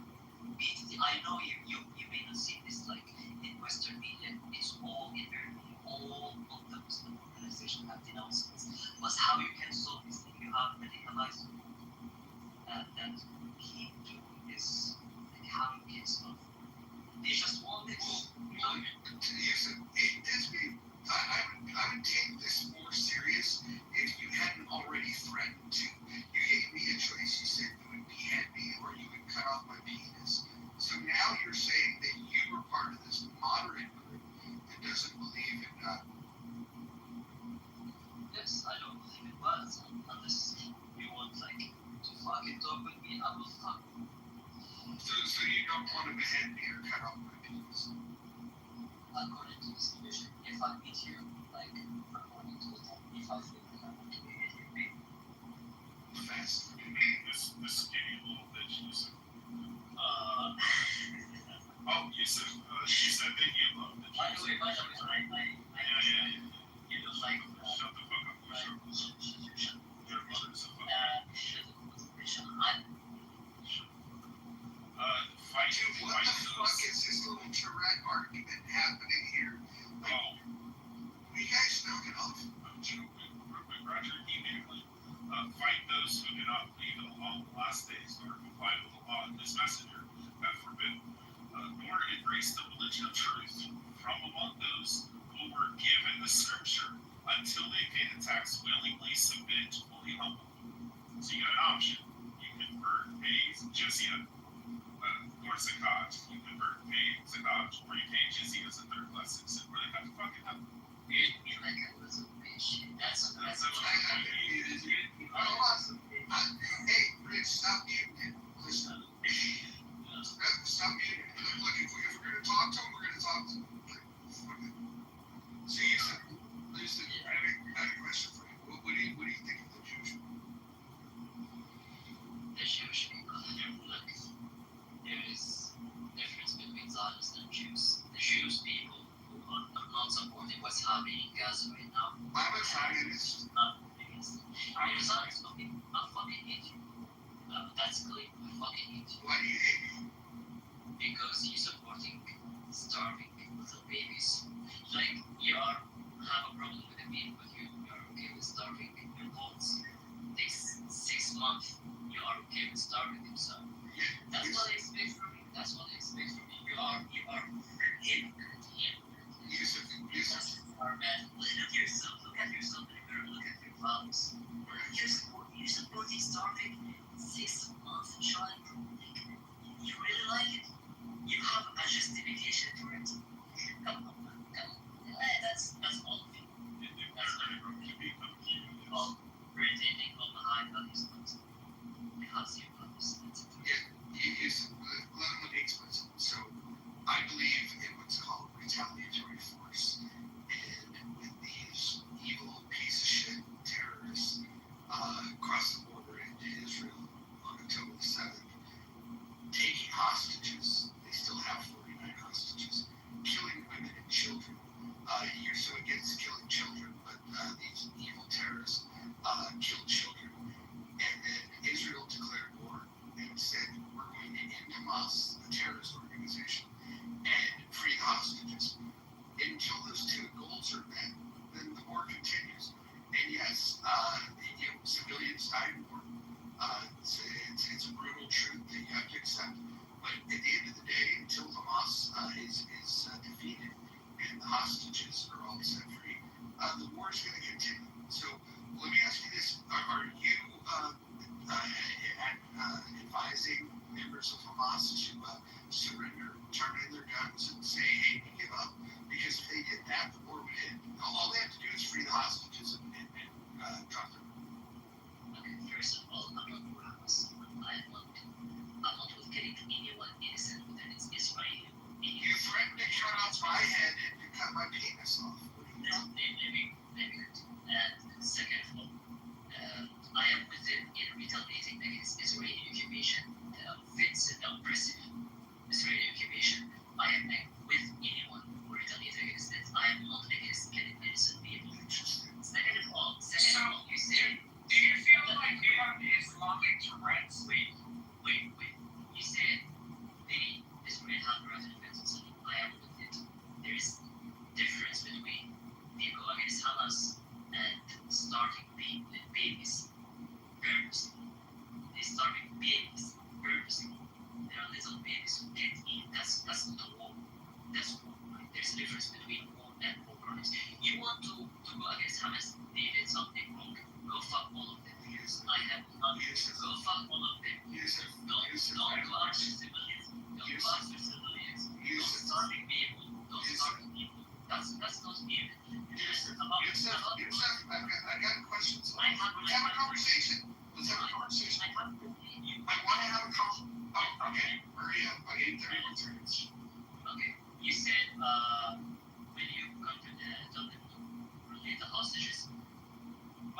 I would say that.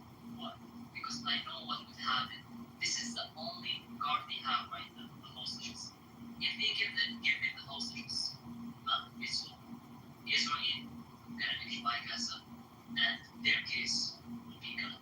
That's what's gonna happen. Hold on, Rich, hold on. Few points here. If Israel is interested in occupying Gaza, they would have occupied it prior to the conflict of October 7th. In fact, they forcibly take all Israelis away from Gaza, so you're wrong about that. Secondly, this idea that about retaliatory force, you said that you're against the killing of innocent civilians, and yet that's exactly what Hamas did on October 7th. The other thing was, you mentioned war crimes. It is a war crime to use human shields. So when these pussy goat fucking Hamas members, after they make their violent acts, they then hide behind innocent women and children. This is a war crime. You probably know that. And the last thing I'll say is, if you're so protective of children, don't want to see them starve, then why do you support a prophet that fucks children? First of all, that's Israel and that Hamas is hiding behind civilians. It's not true. Okay? It's not true. That's like, because Israel knows. They will ask them, why do you do that? So they have to have the answer. Which was the answer? Hamas is hiding behind them. And then killing them all. Why you kill them all? Hamas is hiding behind them. Why you start beatings? Hamas is hiding behind them. Did you see the videos of a little girl shot by Israeli occupation? Have you seen it? Little girl shot by Israeli occupations. This was hiding behind Hamas. You really want to convince yourself by this? Okay, if you want to believe this, you have the right to believe this. But this is not the right thing. And one question for you, I think we have seen what happened in Syria recently. If that's not the case, what Israel is doing in Syria? Why be bombing Syria right now? There's Hamas also. There's no rocket having fired. Save the truth, Yusuf. Save the truth. The Druze that they consider themselves Muslims. Now, Israel gave them so much. Yes. That's what I say. That's what I say. Israel also always have an answer. Why you did that? We have an answer. Like America, when they made Iran, we have a reason. You can read a reason out of nowhere. We have a reason. You're gonna make up a reason. You now fuck Syria, bombing them. Why? If we protect the Druze, I have a question for we you. love the Druze. We love it. That is what. That is what. It's you want peace. We want peace. This is the country that not helping for peace in the Middle East. It's Israel. It's all since it had done 48, 19. It wanted to stabilize the region. First come to Egypt, occupying Sinai. After we kicked them off, they kicked them out in 73. Okay, this guy. Now they occupy Syria. They want to occupy. That's what. That's Hold what. on, Yusuf, I have a question for you. That's what. Yusuf, I have a question for you. No, real quick question. Do you remember what Egypt did in 2013 to the tunnels in Gaza? Can you help me? Yes, they bombed them. And they filled them with sewage, right? Flooded all the Gazans were trying to leave Egypt.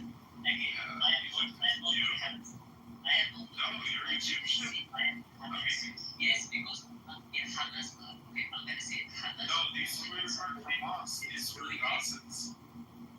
What? Gazans are your people. Before the Six Day War, Yeah. controlled the territory of Gaza. Present. I think Egypt. Yeah, exactly. So when the Gazans in 2013, the civilians were going through the tunnels trying to flee into Egypt because they were fighting the desert, what did Egypt do in response? They filled the fucking tunnels with sewage water and flooded and drowned all the fucking Gazans and civilians. First of all, You fucking child. Egypt is not gonna take you? Yeah. It's not with that people. No, because they're terrorists. They're rabid dogs. It's their country. It's their country. It's their So you kill civilians, women and children. You kill women and children. We didn't kill Egypt is not you. Egypt is Egypt. Yeah, your country. Egypt never. Egypt fought against Hamas. I know. Egypt fought against The tunnels with Gaza civilians who were fleeing during the war in 2013 to the fighting that was going on in Gaza in 2013. The Gaza civilians were trying Hey, if you guys are both talking at the same time, I'm just gonna move both of you, dickhead. I'll just finish what I was saying. Okay. Go ahead. Okay. So when the civilians were fleeing Gaza, they went into the tunnels. They're trying to get to Egypt. They're trying to get out of there. They're scared, women and children. And your people decide to turn on the fucking spigot and drown them like they're a bunch of prairie dogs, like a bunch of rats. Okay. I'm gonna say it for the last time. Egypt didn't kill any people from Gaza. Egypt's position all the way is we're not gonna take them because it's their case. If we take them, their case. Like imagine US come after Mexico, for example, and then after killing them, they tell them, why you don't go to Spain? You speak the same language. Imagine this. Any country in the world going against any country else and then telling them go to the other country that speak the same language as you. This is not reasonable. Gazans will stay in Gaza. Egypt will be for Egyptians. Palestine will be for Palestinians. Wait, seriously, the West should stop taking Muslims because they don't speak fucking English like we do. Okay, look, And you share your culture. I have no problem if the West doesn't want Muslims. We have the right to do that. It's not his. Wait. Then what if you said just what you said there? What if does Israel have the same right to do the same thing because they're Yehudis, they speak Hebrew, they have Jewish culture, and they have the right to kick all the fucking Arabs out of their country? Are you okay with that then? All the Muslims, like Gaza, the West Bank, it is a country. Yes, that's what I mean. Are you familiar with the way that Japan deals with Muslims? The what? Japan, the country of Japan. Are you familiar with how they deal with Muslims? No. So, listen to this because I find this interesting, right? Japan is the only nation that does not give citizenship to Muslims. The permanent residency is not given to Muslims. Propagation of Islam in Japan is banned. In the University of Japan, Arabic and any Islamic language is not taught.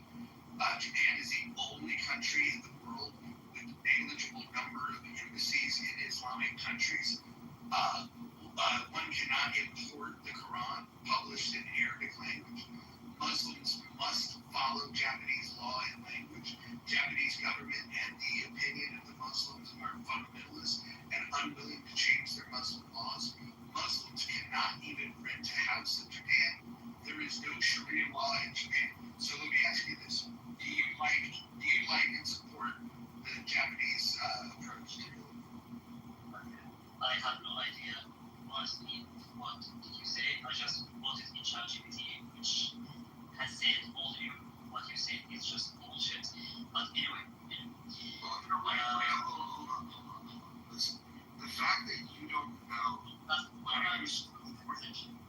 I just googled it. And it said it's fake. So you can Google it.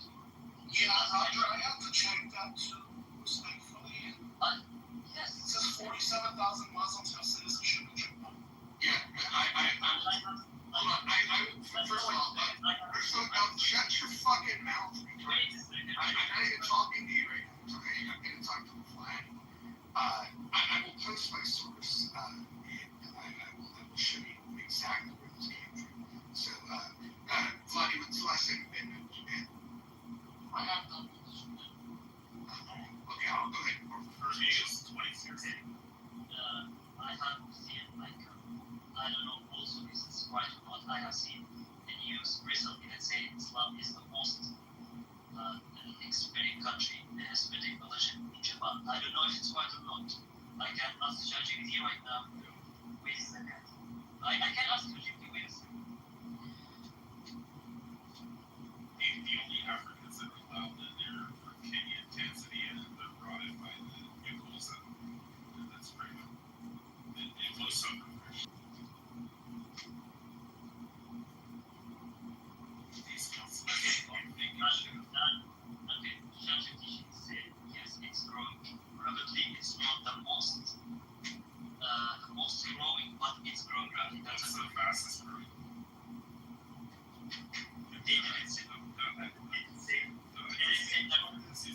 It's Christianity. No, it didn't say It's Christianity. I can ask you.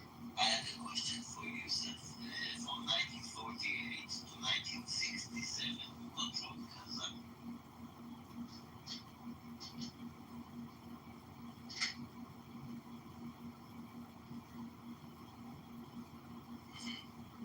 Interesting. It said also no. So you're like, what did you say? What's your question? From 1948 to 1967, who controlled Gaza? Who controlled Gaza?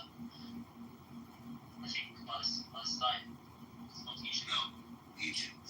No, it's not Egypt. Egypt.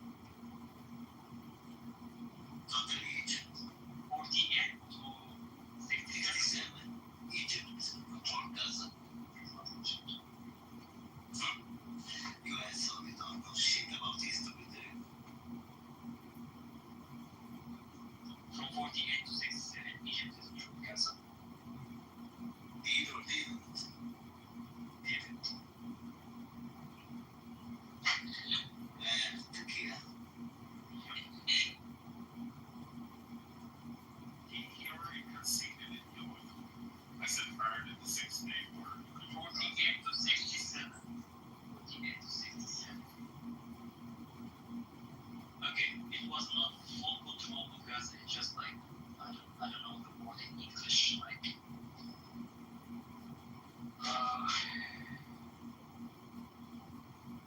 Okay, besides your Turkey. it's like Territory, yeah, like territory, like Guam, U.S. Marshall Marianas Islands, Puerto Rico, American Samoa, territories. And that's what you're looking at this territory. Oh, U.S. Virgin Islands too. I don't understand what's your point. Egypt will get. What's your point when I say what's happening in Gaza right now? I'm telling you, they are Egyptians. The Gazans are Egyptians. The point The point is that the Gazans, shut up. The point is that the Gazans are Egyptians. when I say like starving little babies, 6 months is wrong, and then you bring history. Did you know who ruled Gaza in 48? Why I keep the fuck Gaza? Because they are Egyptians. They are your people. Egyptians, again, Egyptians never killed Gazans. I am more sure about that. 2013, they flooded the tunnels. They flooded the tunnels in Gaza, sewage and salt. I have to answer for the third time. Yeah, you have to do Turkey for the third time. Anyway, you know, like, I'm gonna leave what I'm gonna say. Final thing. I don't blame you guys, like, being Zionist. I blame the Arab countries for letting you do that. And one day, I honestly blame the Arab countries for blame the Muslim countries for letting this happen in the first place. I don't blame US. I know US has its benefit from supporting Israel. I know Britain has its benefit from supporting Israel. So I don't blame you at all for supporting Israel, which is not human for supporting what's happening right now. But anyway, it's your decision. I blame the Muslim countries for letting this happen. And While we're taking blame off of people, I would also say I don't blame you for being part of the pedophile death cult. I blame your parents for being evil enough to subject you. Okay, and thank you for that. And I don't blame your mother I didn't know. I know that she didn't know you're a piece of shit. There he goes. Wait, Roger, did you learn anything new about Islam? This is pretty consistent with what people say. They really, Roy says, Mojo, come on. What did I say? The guy said he wanted to cut my head off with my penis, so I think I have the right to retaliate a little bit. Besides, I'm not the one that belongs to a pedophile death penalty. Yes.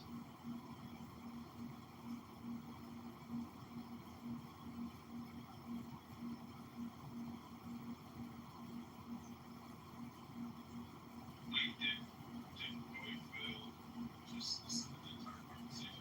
Well, maybe just kind of. Rachel doesn't like the death call by now. What else can I fucking call it? I mean, first of all, okay, well, you didn't object to the pedophile part, so I guess you're beating me out of it. Pedophile call, that's all.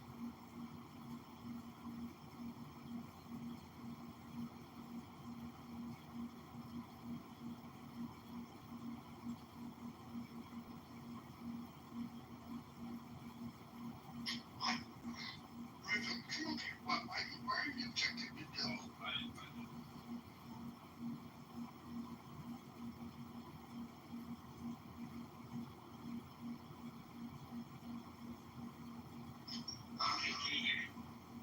Yeah. This car taking my parents to church. So I'm stuck in the car outside their house. And it's like, come on now. I forget the population, which believe in Islam. But it's like, yeah, okay, cool. Yeah. So 1.8 million of the adherents of Islam are suicide bombers and believe in nihilism. So it's nonsense. You can look at one second, because I've been listening to you people talk. I am not a Muslim, never have been, right? But I kind of understand some elements of humanity, not all, right? And if you have 1.8 billion people, you can have some people pretty extreme, you can have some people pretty liberal, you can have some people pretty orthodox, just like you do in Christianity. Nobody looks at the Ku Klux Klan and uses them as an avatar for Christians. It's like burn black people. Let's hang them and then hang that on the whole of religion of Christianity. So we have to have a little bit of we have to be sensible here and say, are there some extreme Muslims? Yes. Are they all Muslims like that? Absolutely not. Absolutely not. So Roy, Rich. What is that got to? What are the numbers of London got to do with anything? What I've just said. Somebody refute what I've just said, which is we have 1.8 billion Muslims. Not all of them are nihilists, believe in destroying cultures, etc. I absolutely am. So I'm going to answer this, and just send around to me here in the audience.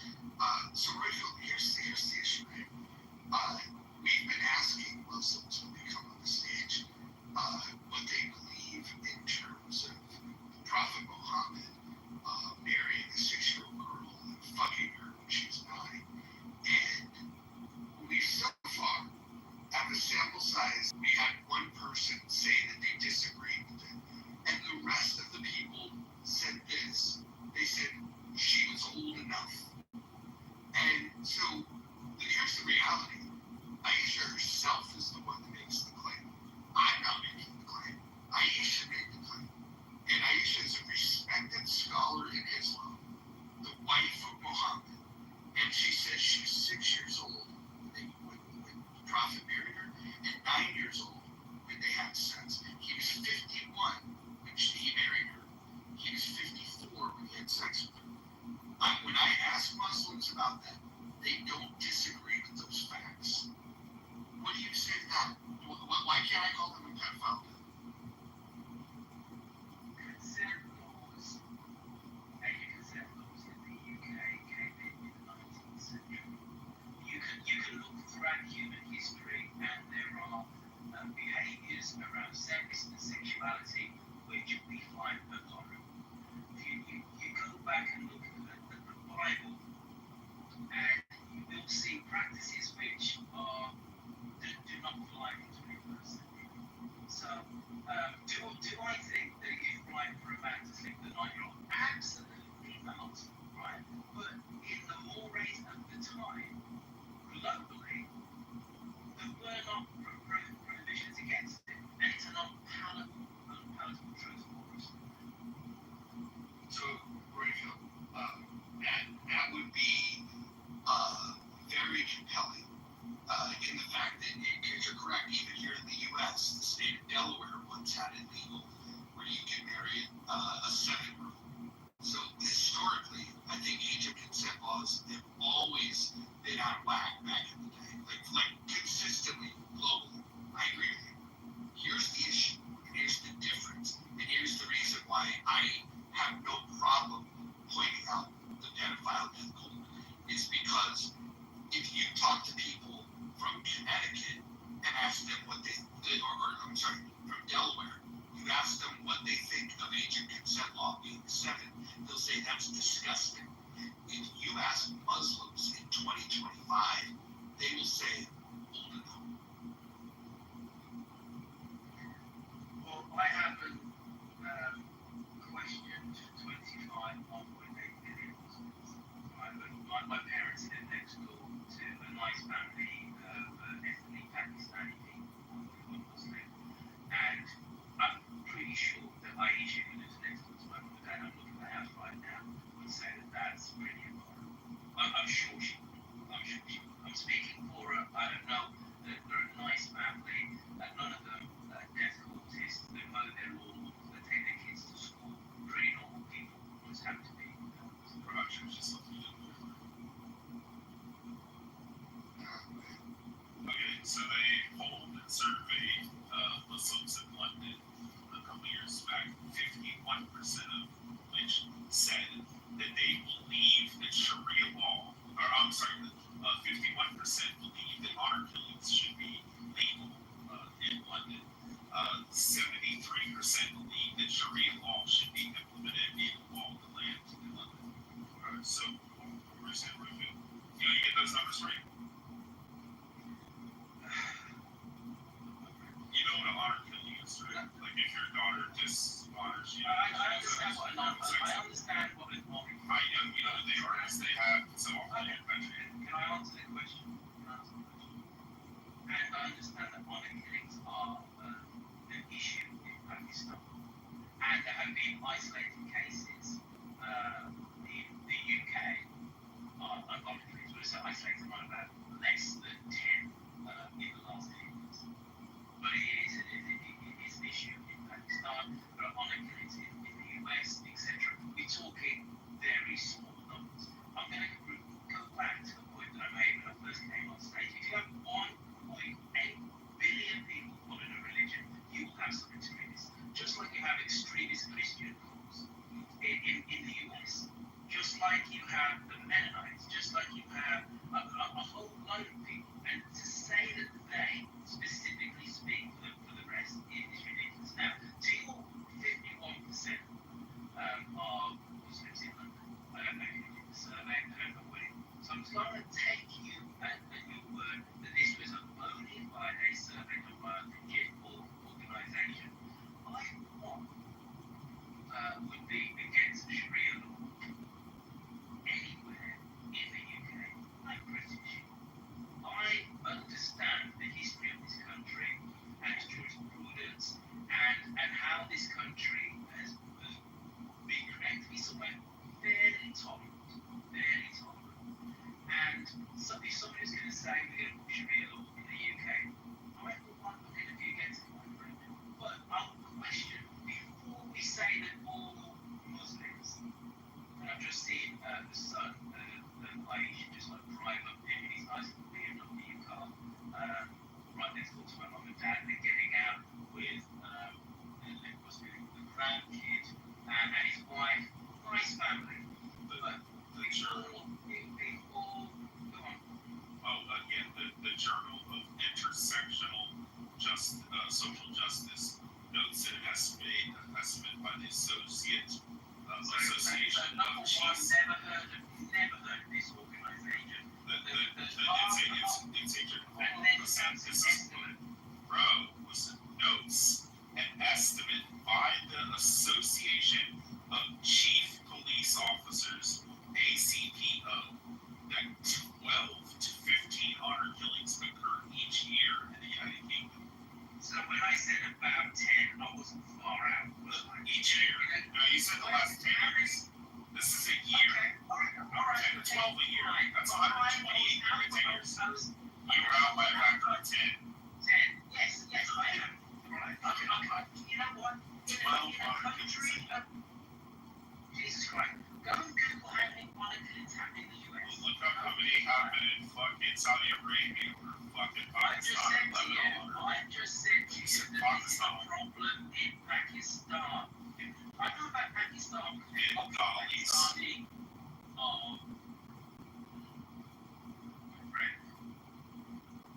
I mentioned Pakistan because we're neighbors are of Pakistani origin. But again, I'm going to say to you, right, if we have 10, 12 to 13 monarchies a year in the UK in a population of 68 million, it's 10 to 15 too many. But we have to put this in some level of proportion. It is disgusting. It is abhorrent. It is not an avatar for the whole religion. And Jesus Christ, if we have 1.8 billion Muslims in the world, we're not having 500,000 Mohammed killings a year. I can look back at the history of Christianity and say that Christianity has done some terrible things in its name.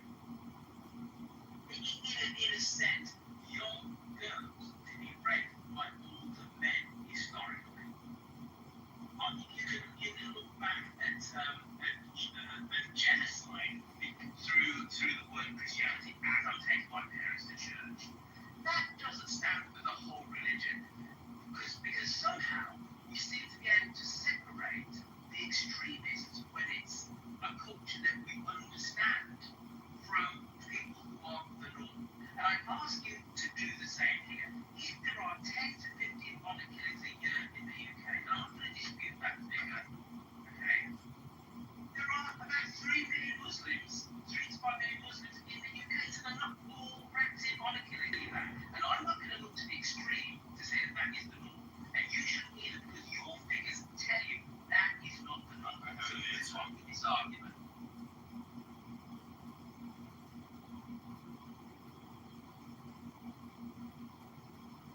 Close 51% surveyed say that they would like honor killings to be clean.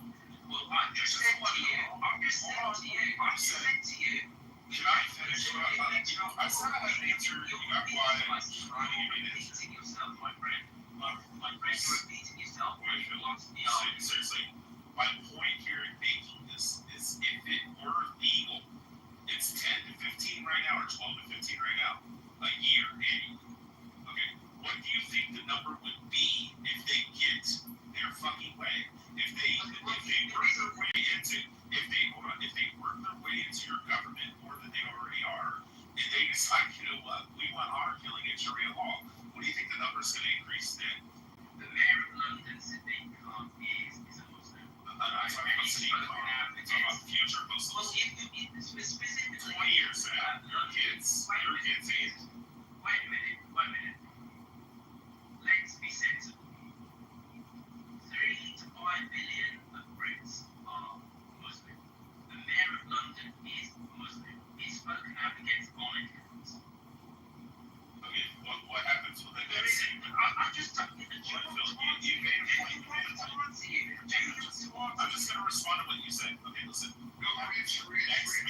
Okay, I'll hit you. You're doing the thing where you're like not trying to have a conversation. You're just trying to say your words. That's No, I get that. He said Sadiq Khan said that he speaks out against honor killings. My only question is, what happens in 5 or 10 years from now when they control more of your government, and then the next guy steps up and says, hey, I do what happened? Well, you know what? I said to you 10 minutes ago, as my nice Muslim neighbours were pulling up in their BMW, and they all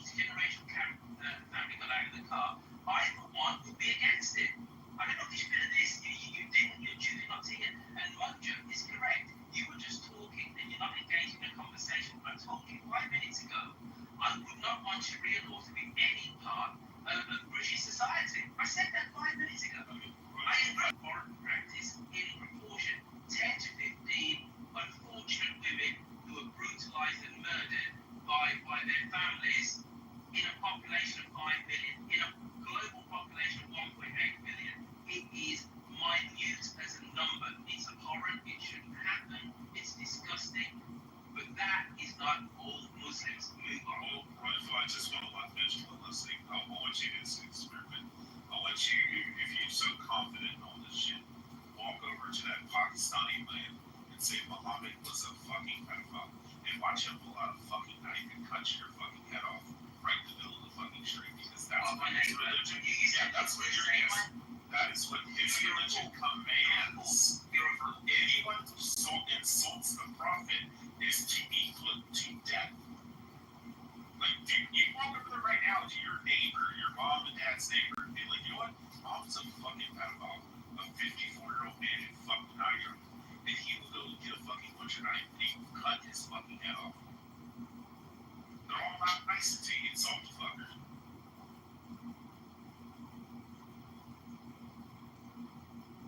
This dude's fucking delusional.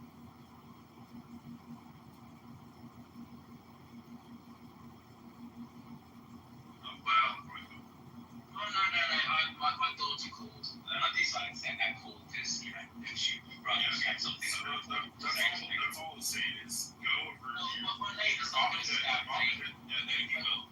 He's commanded by his Oh, you know my neighbor? You know my mother and father. He believes in the Sunnah of Islam, and he believes in his madhab.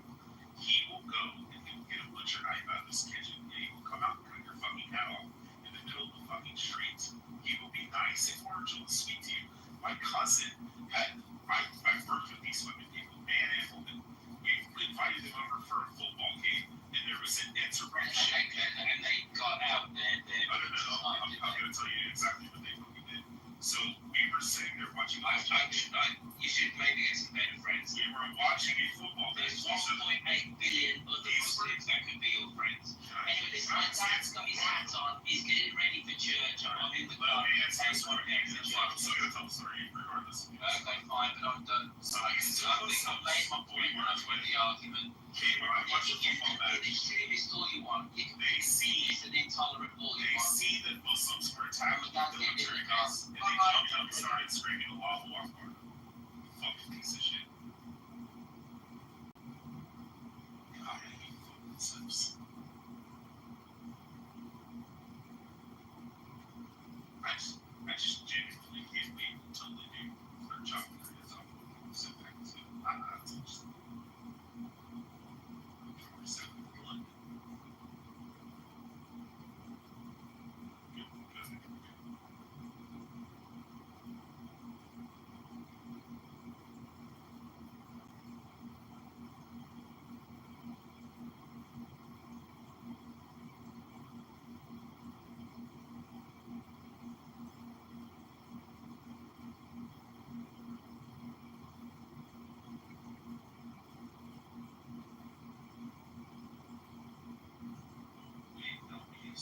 Stop putting everyone in a room. We're being there together, so you're saying, I said that there was a survey done in London, 51% of Muslims want honor killings to be legal in London, 73% want Sharia law. I say once it's over half, we can start doing it.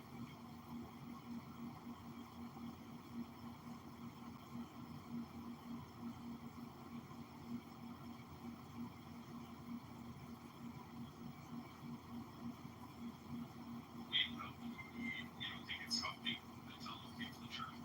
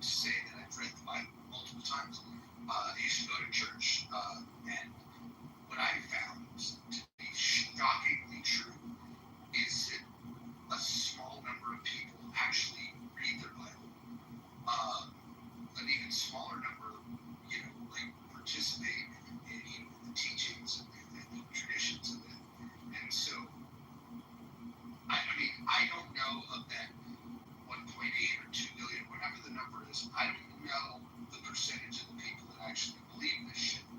I think the people that do believe it would probably fall into this category of being problematic because what it teaches is pretty bad. But I would have to imagine that just like Christianity, there's probably a lot of people that are just kind of been drug into it. No, I agree. Hey, Roger, you look be a betting, you bet free. I don't think I bet any actual money because I don't bet like that. Just, but what you would have bet like is the figure speak saying that elk whose jerk is going to come up and talk about the place the jerk was some sort of shit like cast it long enough for us to hear go with it. Yes, I only wanted to make two statements. One statement is it is not only possible to put everyone where we want to for example, not every genre is the same, not every music case is etc. A huge people, huge have different opinions and different ways. And in a big group, people are doing wrong. It does not mean that everyone in this group has to do the same stuff. So when we have, in my opinion, a change in our languages when we got to the clearness was here before. When we have started to use words like all, everyone, or put it in the context of meaning all and everyone. So not everyone of the Muslims are bad. Not everyone is clean. Not everyone is following the very harsh Sharia or having and such crazy stuff. Not everyone.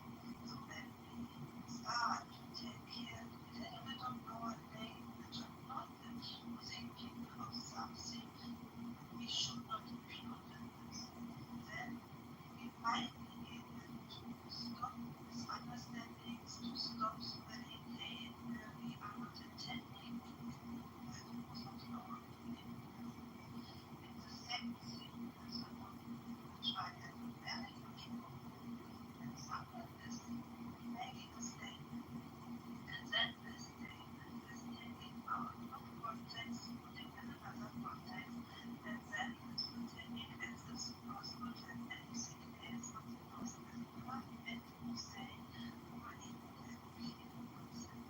So it would be nice also to take care of making the statement for the context statement also. When I say what would everyone in one you get it in the context of the borderlands is okay. But then to say, I don't agree that there are not that many properly, then you're taking on my statement out of context, putting me in another statement in my mouth, which I never did and which I never had, and I did exactly I find to get to listen to people what they say. I understood here and okay, you want something, or you understood something wrong, or you want to ask me anything about it, and then just start trying to stay with the statements people is trying to say. I just have a statement and a question real quick. The statement is, well, it's difficult to be precise now. It's estimated that roughly 60% of the Germans continue to support the Nazi Party and Hitler's leadership, even amidst the war and its hardships.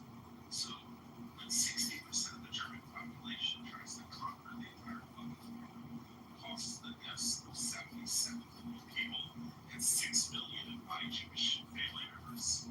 And then you say that, well, it's not all. Well, 60%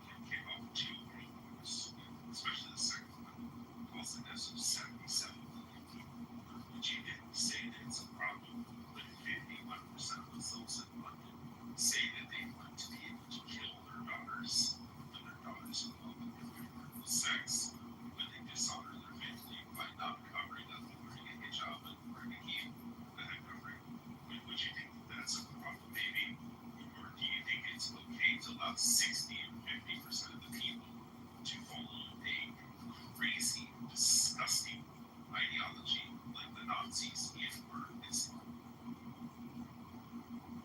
I find it personally everyone is also delicate, right? And whatever non-ambitions, I don't know. And when you speak about your even a majority, then I would prefer and I would love them to speak about the majority because what I said, when you find even a huge majority of people who are fighting those crazy stuff, those wrong stuff, and you say everyone, or the context of everyone, then you are not recognizing those people who fight such a trying to fight nearly hopeless fight. And I, for me personally, it is so important to look at the small numbers, the single people who are fighting inside the society, and the majority of the society is doing something wrong. And I try to give them the idea that when they get here, and when it goes we get stronger. So when you fight from curriculum in my society, also from inside the society, not only from the outside of the society, then there might be a bigger chance to find the wrong stuff. You can be at something, what do I mean with wrong stuff when it comes to radicalization, when it comes to using forms in the way of school also of girls, any kind of force has, in my opinion, to be So what you're pretty much saying is that we should fight half of all Muslims in the UK. We should fight half of Muslims globally. If they agree it's okay to kill their daughters, okay, have sex with them, cover their face. You're saying that all the time. I agree when we say we should fight for the people in every religion, including Islam, and then get radicalized. And at the same time, we should start even as we also most people of the Muslim countries who are trying, telling us, please be careful, please look careful in this direction and direction, and take it seriously. To learn from them while they are doing it in their already in their own country. Also learning from them. And that's what I would like to know. Okay, so I guess we are quite pretty on the same line. Line. So I'm so sorry. Yeah, we are in agreement. Yeah, I guess the only disagreement we had at the beginning was that I prefer different kind of language. I prefer to be more precise with the words, which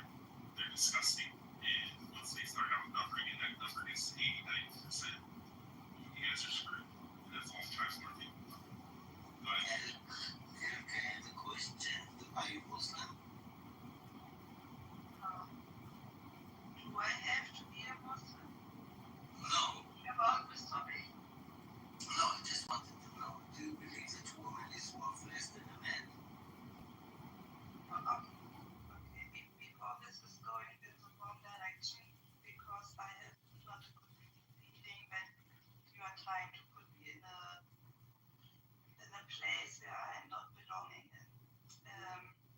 I think he's just trying to. Unfortunately, I wanted to add something or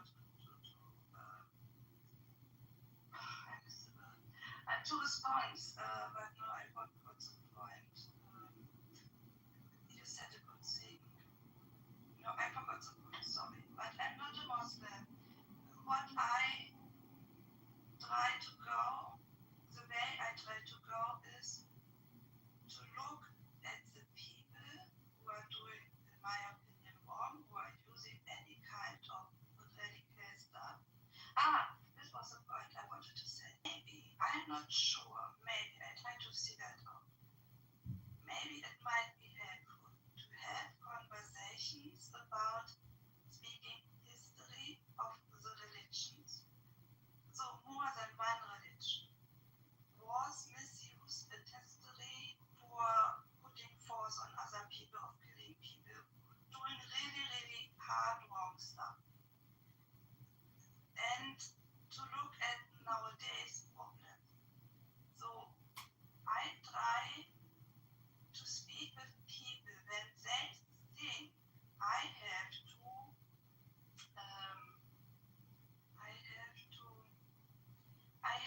put my opinion, or I have to give the reason for my opinion based to history nearly 2000 years back or whatever. But it might not be helpful. Back then it was a different time, etc. And it will not be from help for nowadays problems. I try to speak with the people and telling them or giving them reasons or facts and try to convince them to at least to think about it, that they have a chance to rethink and then to redo their own opinion based on nowadays facts. And I try also to teach them or to tell about tolerance even inside the communities too. Pointing back to history, then we start automatically in a different kind of conversation, because then you can pinpoint between different religions that they did something wrong, they did 800 years ago something wrong, even in the Middle East they did something wrong, whatever. It will not be helpful for nowadays problems, in my opinion. If you don't mind me asking, do you agree that it's disgusting when religion says that their God turned Jews into pigs, apes, and lizards, and that they're the worst of creatures? Because that's the words of Allah. In the case, in the very moment when you use a religion for not respecting other people, for giving the reason. No, that was the words of Allah in the Quran.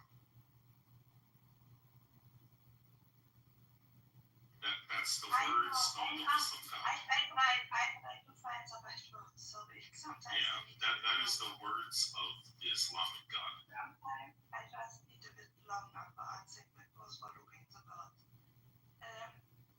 I know that there is such stuff written, given the words of the God of the religions, including Islam, including Allah. Allah is also only God. I know it.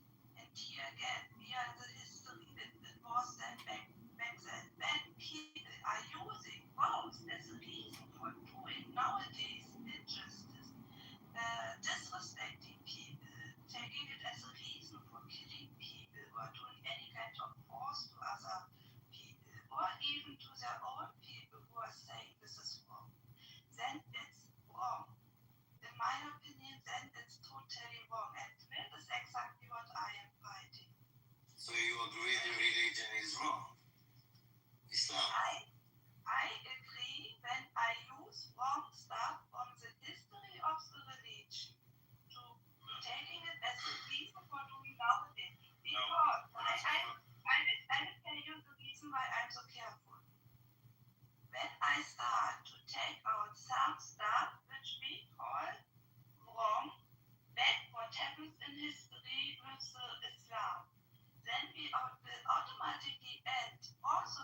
Afghanistan was what was wrong with the Christianity. And with the Christianity, it goes even back to Middle Age, to the Middle Age. And then we are stuck in history. For me, it might be possible to reform a religion so that it will be helpful for people to get a guide in their life and they're needing it. And it fits to nowadays to the nowadays values we have in our life, including tolerance, etc., etc. To reform a religion. This is, I guess, a very helpful tool for many religions who did very, very much wrong stuff and lost stuff in history. And can I tell you something? Sure. Islam is the last and unchangeable word of God. It cannot be changed. It cannot be reformed. If you try to reform it, they will kill you. That is in Islam. That's actually in the Sunnah. Then I have a question. Yeah, but you can't trust the Sunnah. Well, the Sunnah of Islam is the Quran, the Hadith, and the Tafsirs. It's like saying Right, no, you gotta stick with the Quran. Yeah, but when you say Sunnah, it's just like saying Quran. No, I'm just saying, when you say Sunnah, it's like saying Quran. At least what's the Sunnah? that's Jesus are nonsense. Sunnah's half okay. Again, can I ask you a question? Yes. Okay. You said, in your opinion, that Islam is not being able to reform the religion. Do you think? Not in my opinion. In the written text. Okay. Also, Let me try to ask a question. Do you think that the first steps which are already made in some Arabic countries to reduce the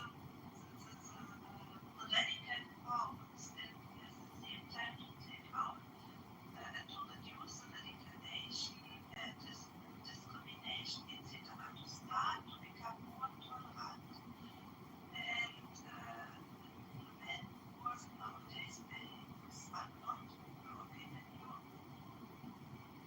I think a woman is still worth half than a man, even in those reformed countries. The testimony of a woman is worth half than a man. If she is raped, she is to blame. it's not like the My radicalization. question was different. My question was not about the speed. This is me personal. My question was about the first steps they did already. Do you think that this is not the right way, or this is not helpful, or this might not be working for the religion itself? I answered you. I said it still doesn't change the words of the Quran. So women are allowed to drive. It doesn't say in the Quran that women aren't allowed to drive. But it does say that women are worth half than a man. That is still going on even in Saudi Arabia. Also, your question was whether modern Muslim educational techniques are preventing the kind of radicalization that's been happening for the past century or so, and it hasn't. Like, we still have tremendously large and influential terrorist organizations founded on Islamic principles. Okay, now we are losing the path I was on. I had not spoken that it works already in the majority of the Arabic countries. And now it is only a very small starting point. It was more about the general opinion or the statement which was made that is so I have understood it that the Islam will never be able to make reforms and to cut out the radicalization.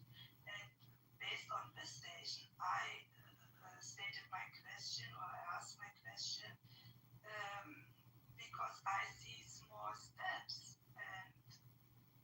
because this is why I'm asking, do you think really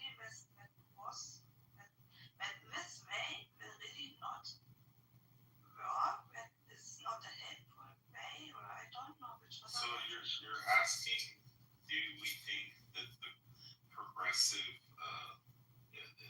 the way that they're becoming more progressive or more liberal, is that a good thing in these countries? But what they're trying to explain to you is that yes, they're allowing women to drive cars, they're allowing women to work jobs, all these kind of things. But even within the confines of their government, a woman is still worth half. A woman cannot give her testimony about being raped. A woman cannot have a divorce unless her husband divorces her. She can't go and say, hey, my husband's beating me every day. I want to leave him. She's not allowed to, even in Saudi Arabia. These are things that are fundamental within their religion. And that's what you all was explaining, that these fundamental things cannot be changed. And the punishment for even uttering such a thing is death.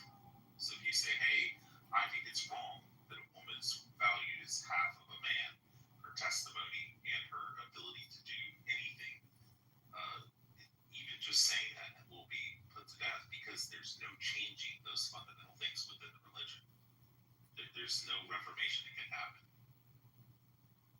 Also, what I know when it comes to when the women is being allowed to divorce, when I'm not mistaken, there are at least 3 countries, 3 small, I have to click very small countries, where women are allowed to divorce. So for me, it is also a bit about the speed of the changing. And why I'm focusing so much on the speed. If you look back to Germany, till 1971, women were not even allowed to make a contract in their own name. When they did it, the husband was allowed to cancel. So back, it only changed in 1971 in West Germany. In East Germany, a bit earlier. But it's not the point. What I'm pointing out, when you compare all the hundreds of years, and even thousands of years, but just take hundreds of years, many things which we now take as granted in the Western countries, many changes of them also happens only in the middle or late middle of the 20th century. And I try to think at this when it comes to the speed of changes. Okay, thank you for that. And I tried to make a similar point when I spoke about half an hour ago. And if we look at the progress, the legal progress that women have made just within the UK, just to agree with your point, when Margaret Thatcher became the Prime Minister of England in 1979, a woman could not legally have a bank account in the UK without a male countersigning it, whether that was a husband or a father. And she was the Prime Minister of the UK. So it just shows you that our view of progress isn't exactly linear. And it always disheartens me when people talk about Islam and always go to Saudi Arabia, because you have a religion which is some 1,600 years old, and in that time there have become different interpretations of that religion. So somebody said, this is the final law, this is the final word of Allah, and it can't be changed. But the Turks have a very different view of Islam and its interpretation and its position in the state than do the Saudis, than do the Iranians. So to always go and look at the most extreme case from a Western point of view is disingenuous, because there are many countries around the world of which the majority of the population are Muslim, but women can get a divorce. I'll give you Albania, Turkey, just off the top of my head. But always to go to the example of Wahhabism in Saudi Arabia is always disingenuous. This is a religion which is 1,600 years old plus. And there are countries that interpret the word of the Quran differently. And it'd be really good for us to have a nuanced and a balanced conversation to actually recognise that, as opposed to going to extremes all the time. Don't you think the religion itself goes to an extreme? The simple fact that the prophet, the perfect example. Mr. Mojo, we all know what you're going to say.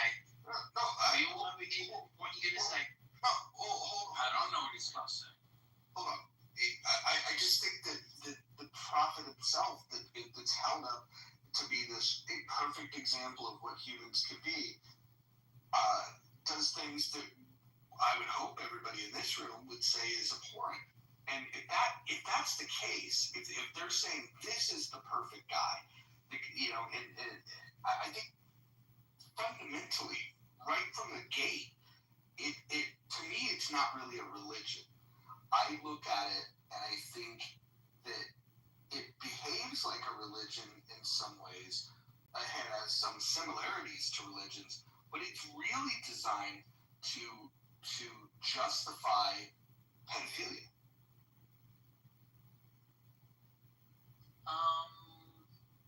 I disagree. You're welcome to disagree. I just say that I would not. Your opinion it's not essentially religious, that it's primarily a political movement. That I can hear an argument for. But to say that the whole justification is pedophilia, no, Roger, that's just an insult. Thank you, like I said. And we all knew where he was going to go. Hold on. And if you don't believe that he's the greatest, this pedophile, if you don't believe that he's the greatest, they will behead you. I mean, this does not exactly seem like a religion of love. Respect. Honestly, when people take this as a reason for putting other people in misconduct or even put force on them up to killing, then it's wrong. Then it's the misuse of the religion, in my opinion, because you just take out the radical things which are mostly based in history, and many things which are also wrongly interpreted sometimes, not every time, but sometimes also wrongly interpreted of the original religion. And do you think I have it wrongly interpreted when? No. Well, hold on. I'm going to ask you a question. Do you think I have it wrongly interpreted when one of the most respected scholars of Islam, which was Muhammad's wife, Aisha, when she says that she was 6 years old when she married the Prophet, she was 9 years old when she consummated marriage. Like, that's her words. That's not mine. I'm not besmirching anything. I'm simply acknowledging what one of the leading scholars in Islam had shared with the world.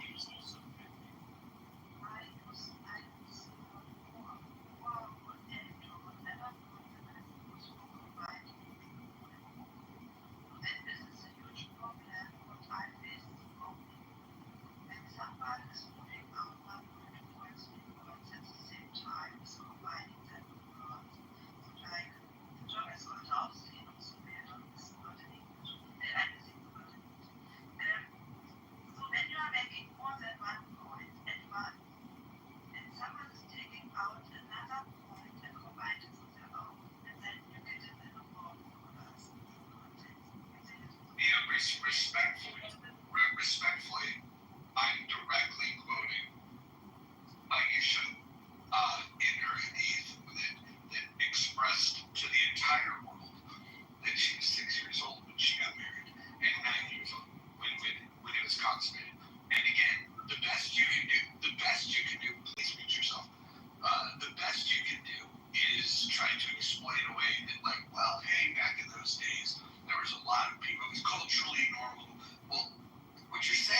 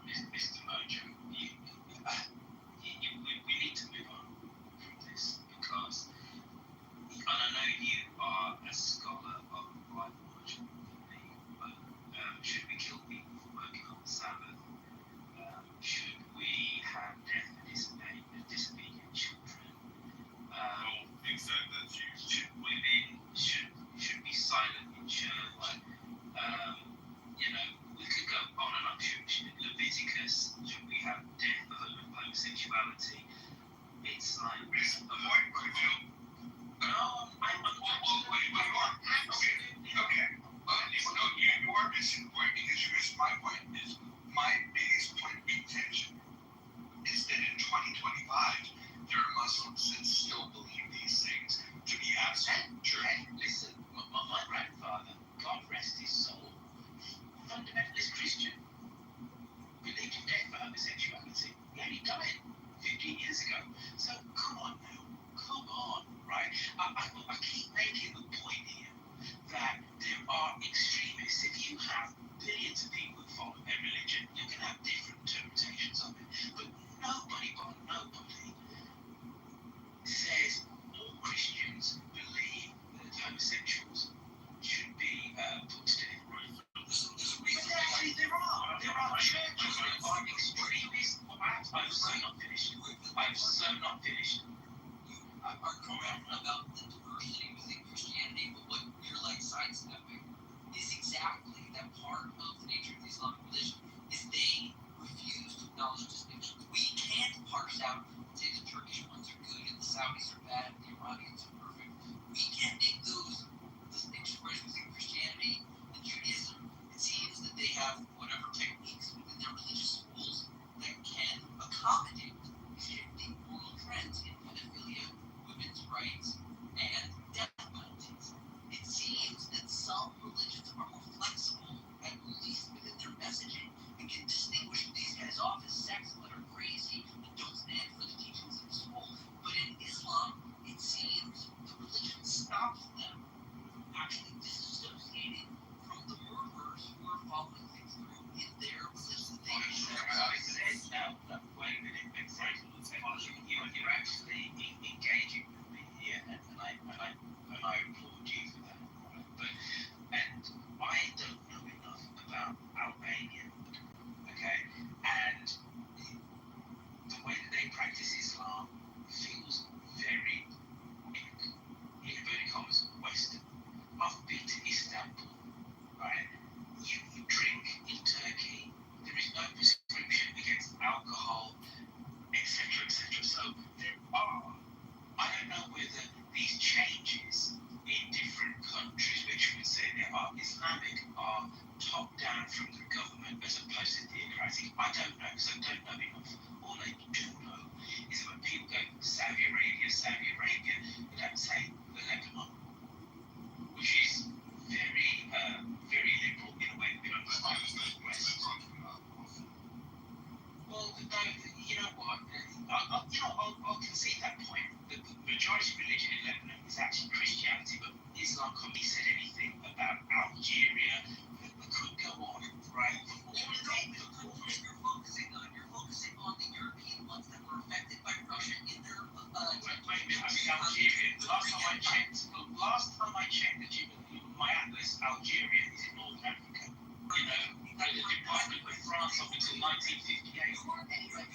European affected countries with specific histories that led to their modernization, as opposed to the Islamic, like solid countries that have maintained their Islamic status and are seeped in Islam and have very little interaction with the West. Like, for example, Saudi Arabia, that has only basically had ties with the U.S. as like a trading partner.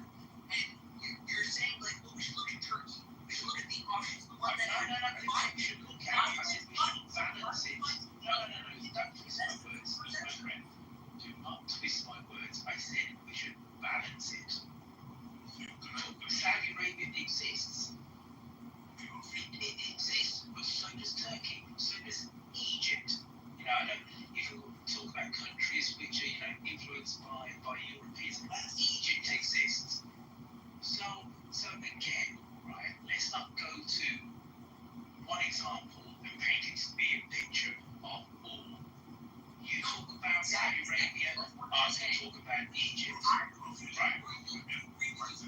Anyway, listen.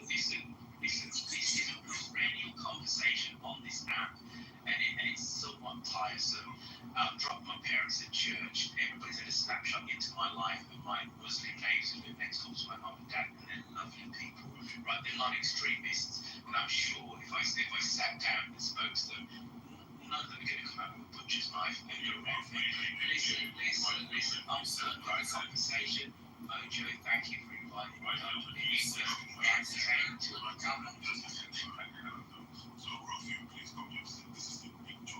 I'm not upset at all. I'm bored. I'm bored, my friend. I'm bored. I'm bored. Well, because I've got a life to live, and it's 11:15 on a Sunday in the UK. I'm going to go and have a cup of tea. Thank you.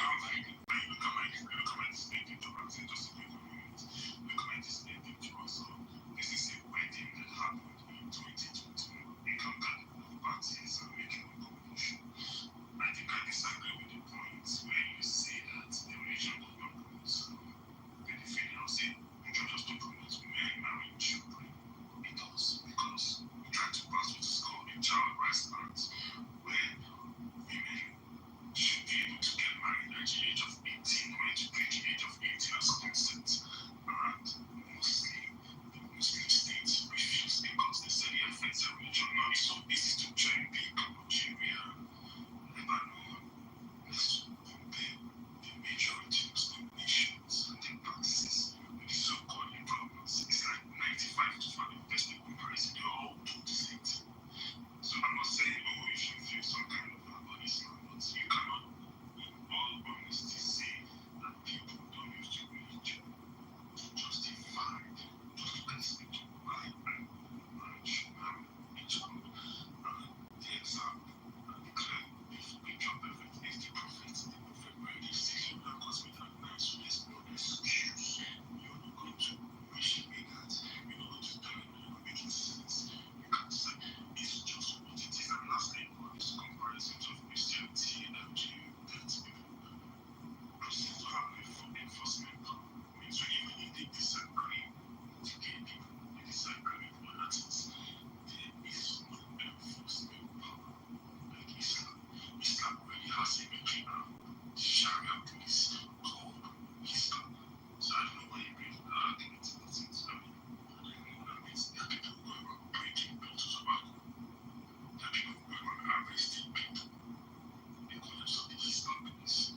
So I don't know why. I know some people don't feel bad and say, oh, that's my job, your religion. That's not your religion. It's just commonsensical. It's your religion. It allows men to marry children without any societal consequence. Nothing will happen to them. Thank you. So I don't know why that statement has no source to get angry about. It's happening. This wedding took place in 2021. I'm sure if I look at the file for 2025, I'm going to question the chance. Look at this game and tell me whether she's up to 2 minutes or whatever. The argument was when there was half Muslims who agree with all the disgusting violent stuff, in honor and stuff like that. So, but the other half are like the progressive walk, or like secular Muslims, which is very progressive, and they're like different. And they're like, damn, the prophet for having sex with an idol. 0.00001%.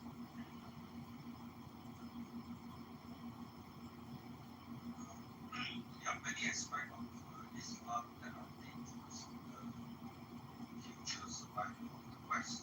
So I think Pentagon is opinion is the last thing. I think they can do this, but it will not challenge the survival of the West. The country most important is IRGC, right? Before 1979, people are freedom. They are free. They are happy, right? The question to us is how in 40 years that 10-15% of the population in Iran is able to control and suppress the other 85% who still remember from their parents it used to be a freedom country. That is the main thing we want to prevent, because this template how to use 10-15% to suppress the West is what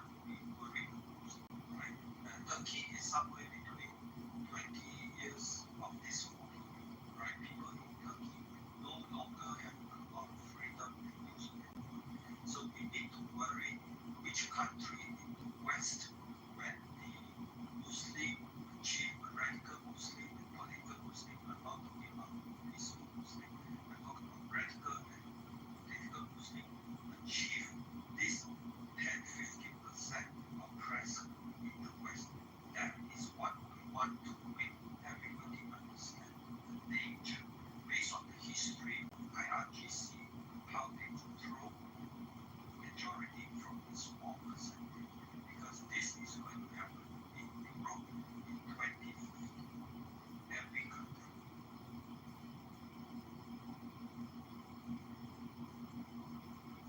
Can I jump in?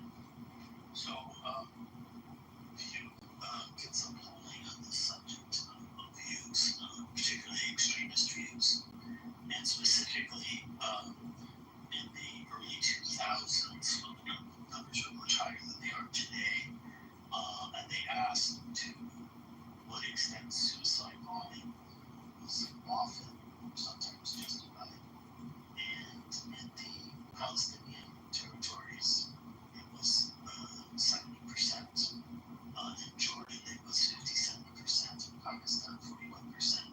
Lebanon, 34%. And roughly 20% in Indonesia, Turkey, and Morocco. 26%. Bangladesh, 42%. Nigeria, 18%. And Tanzania. So it shows that in a lot of Muslim countries, this position of support for suicide bombing was quite high.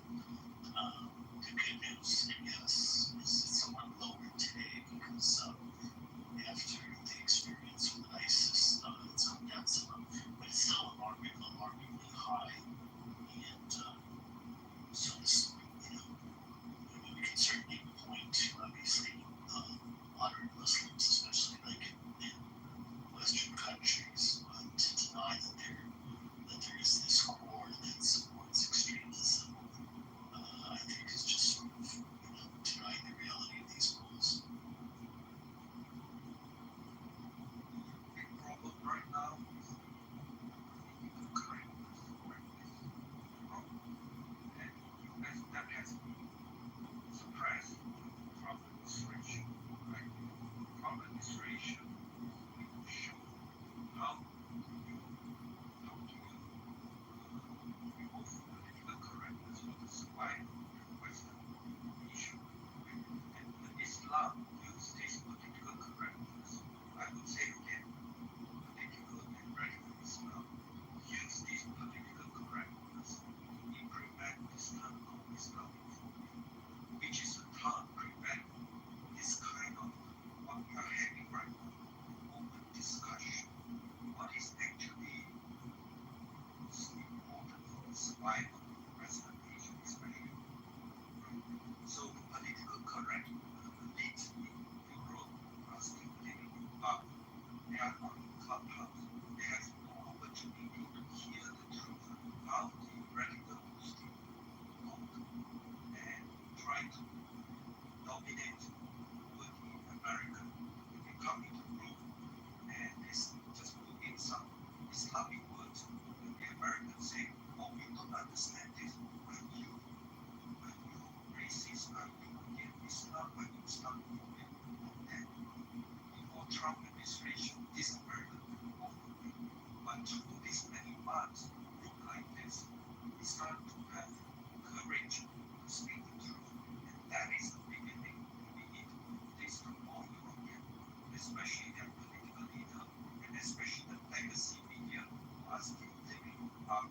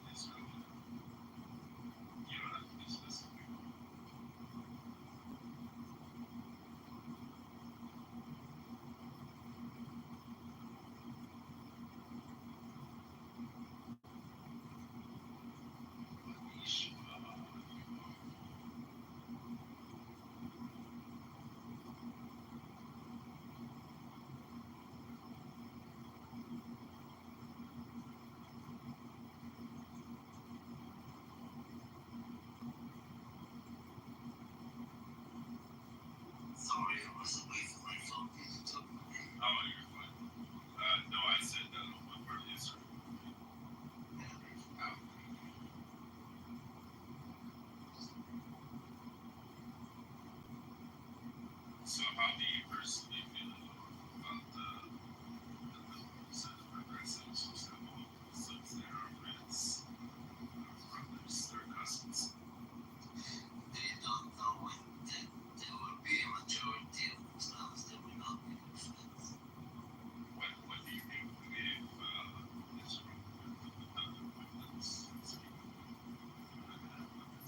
What do you think of it?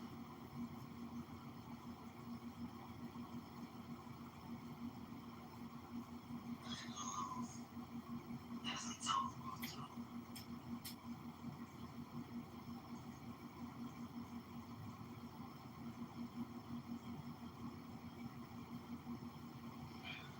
It's going hard.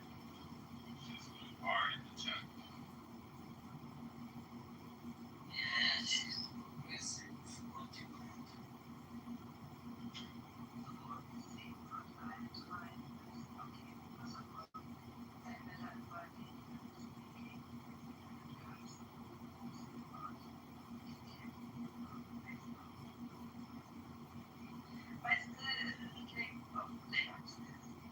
Sometimes when it comes to special cases, and then I find it sometimes hard to join in the conversation with someone. And then I was like, well, I'm not really going to speak. And last thing I want to say is I have tried to control my heart. I tried to fight for one to another. It is so easy. I know my own past is so easy to get stuck in their own was the only one. It happened so often. And over the last years, I worked so hard also on myself. Even if I don't like the opinion on the other side, trotzdem, despite this, to try to look outside and at least to have a look on the other side, and then try to point out very detail what is wrong, what is not wrong, why people think it is wrong, why I think it is wrong, why other people who do not think it is wrong. And if one goes in the wrong direction, I'm not speaking about medical people with spreading rumors, etc. Both I try to find, but among the moderate people, not to get stuck on following the path that we are at least done in our bubble. Do you think that say 30% Muslims maybe like keep this like hardline, radical ideology? Do you think we should convince them not to be Muslim? And that way they don't have to worry about them becoming radical. I think the Muslims should learn from German.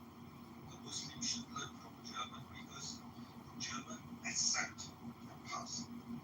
German government always say for historical reason they take on this responsibility. The Muslims need to learn from German. When German defeated, they say, yes, we are defeated, but through martial law, they, like Phoenix, right, they become one of the most important countries. Muslims have zero quality of any of this, right? Muslims have no accountability. They are totally destroying out in Gaza.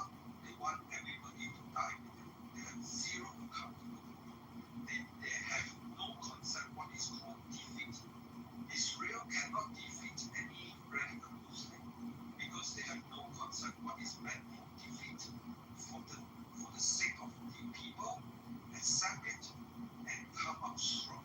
And that's what German people have demonstrated, right? So Muslims need to learn from German, and if they do so, we have a better world.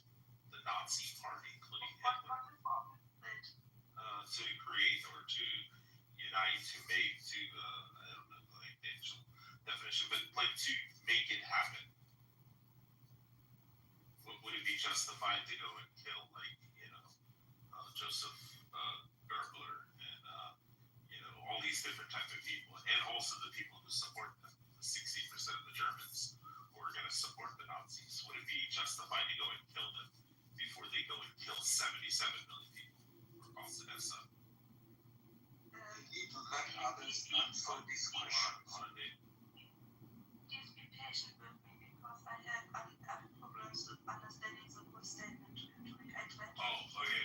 I'll reiterate it very clearly. If I had a time machine, then we could go back to the rise of Hitler, and we could kill. If we could kill Hitler, then we could kill all of his people that were going to be the Nazis, and we could kill the 60% of the German population who are going to support the Nazis. Would it be justified? Okay. Justified and out, but till then, till the justified, I think I only can say what I think. I don't know. At that time, people had still in their mind, they were still in the thinking when there's a problem, you have to find a group of people who are the reason for it. People at that time were also still very religious. The majority were very religious with Christianity. And Christianity was not very tolerant, at least the Catholic way was not a very tolerant. No, I'm saying us in 2025 would be justified to go back in time and destroy the people who are going to start World War II. Yeah. The 60% Germans and all the Nazis. Maybe give me one minute or what. Maybe I go from another direction, I don't know. So when I look back, and we would make the time machine, then it would also include the still one-sided thinking, stuck in their own way of thinking.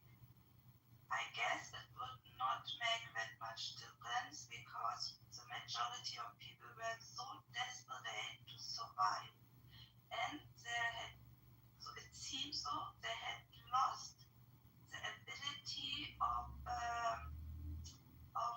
listening to news, to information, just following them blindly. And as long as those 2 points are there, and this is the very last point we have right now, follow the populistic stuff down and stop thinking on your own and educate yourself. The majority group you declare as the victim, who are the people who are causing the stuff. But as long as people follow the populistic stuff and they are stuck in their own thinking and use tolerance, people face similar events, or we might face similar events again and again, even in the future. I guess so.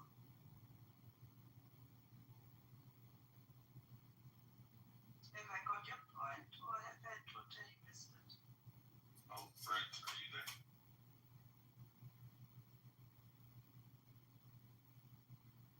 Yeah, I'm here. Okay, if you catch my drift of where I was heading on the basis of the title and comparing it with Nazis, you can go ahead and take over if you want.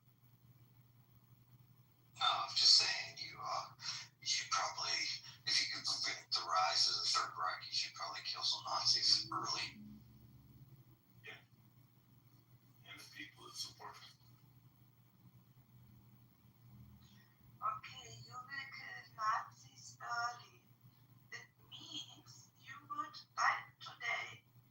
really today, I speak from today, go through the country, through Germany, and start to kill Nazis because, unfortunately, at least till the 80s, we have a growing Nazi population inside our community, and which were growing in East Germany as well in West Germany back at that time. And after the war breakdown, they united.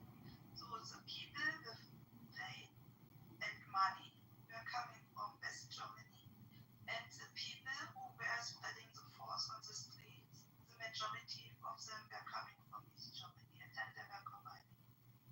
When you mental care, then it means you would go right now through the street and kill people. Is this really the religion, or might it not be more helpful to spread knowledge? What I'm comparing is the 60% of Germans and also the Nazis. Also Adolf Hitler. I'm comparing them to Islam. And I'm saying that if we knew what we know now, we should go back in a time machine and destroy the Nazis before they have a chance to go try to destroy the entire world. And I'm saying that that's exactly what we should do with Islam. I mean, if we're talking about mass murder, then no, we shouldn't do that. But if you go back to like 1910, 1905, kill Hitler, kill Drexler, he was formed the Workers' Party, which Hitler joined, killed, I can't remember who created the SA, but killed him. You should do that. Yeah, but my point being also is that if we know what we know now, we should kill the Muslims because, like, realistically, we don't have a time machine. You know, we can't go back and just all fucking Muhammad, you know, which would be wonderful. Well, I mean, that's why your argument would be genocidal and dumb.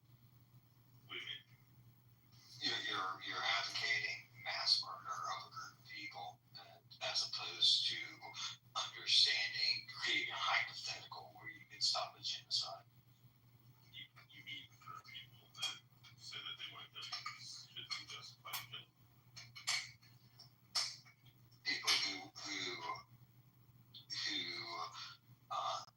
have an intent to do violence, we do kill those people. That's silly. What do you mean? So, okay, if a person stands up in a crowd and says, I'm going to fucking kill all of you, should you kill them? If a person stands up in a crowd that says they want to kill all of y'all, should you decide that person represents millions of people and kill those millions of people? I would say no. You're over either. You're a maestro either.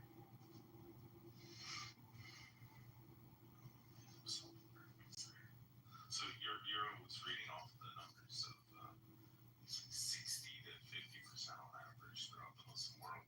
Let's say that it's justified in terrorist attacks and killing infidels or disbelievers. I mean, I would love to see that polling. It was Pew Research, and it was how many years ago was it? You're not there. But it was like a decade ago.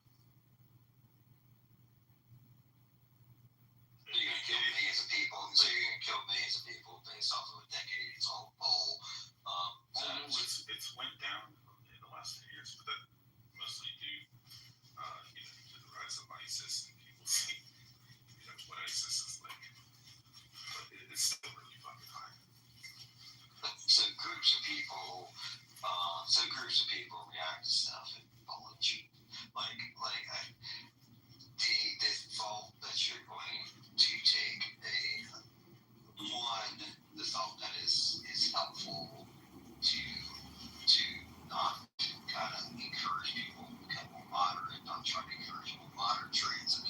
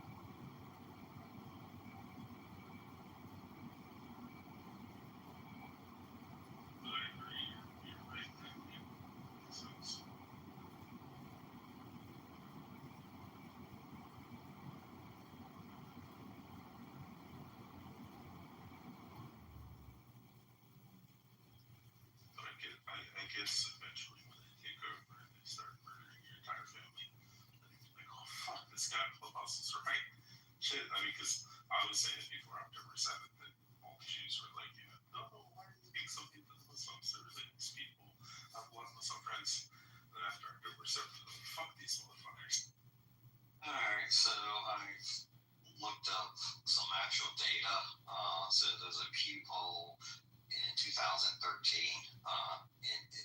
Muslims in Indonesia, 81% said violence is never justified. In Pakistan, 89% said rarely or never justified. Jordan, 72%, never justified. Turkey, 84% never, or 84% never justified.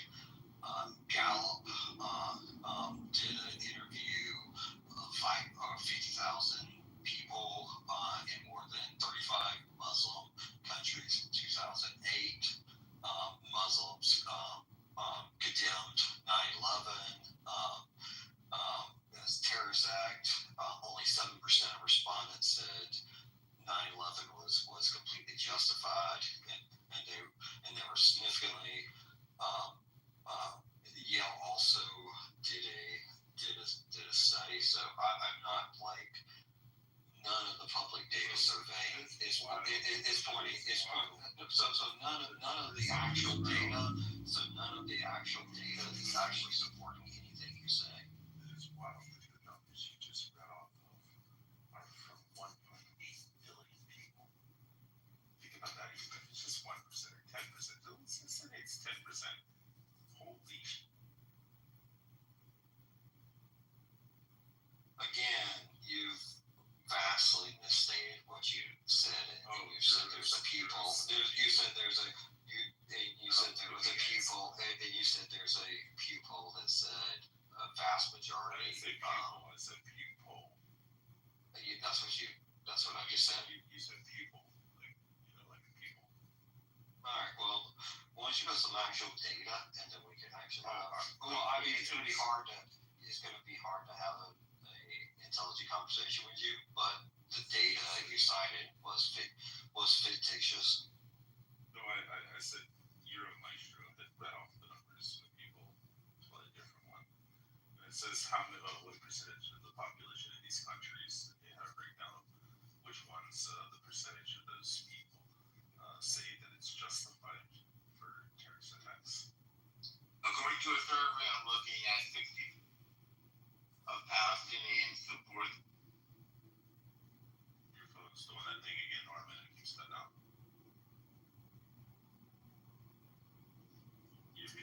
Oh, Brett ran away like a fucking cuck. For me? No, Brett ran away like a cuck. I said, no, your phone was cutting out, buddy. It's almost like you keep muting.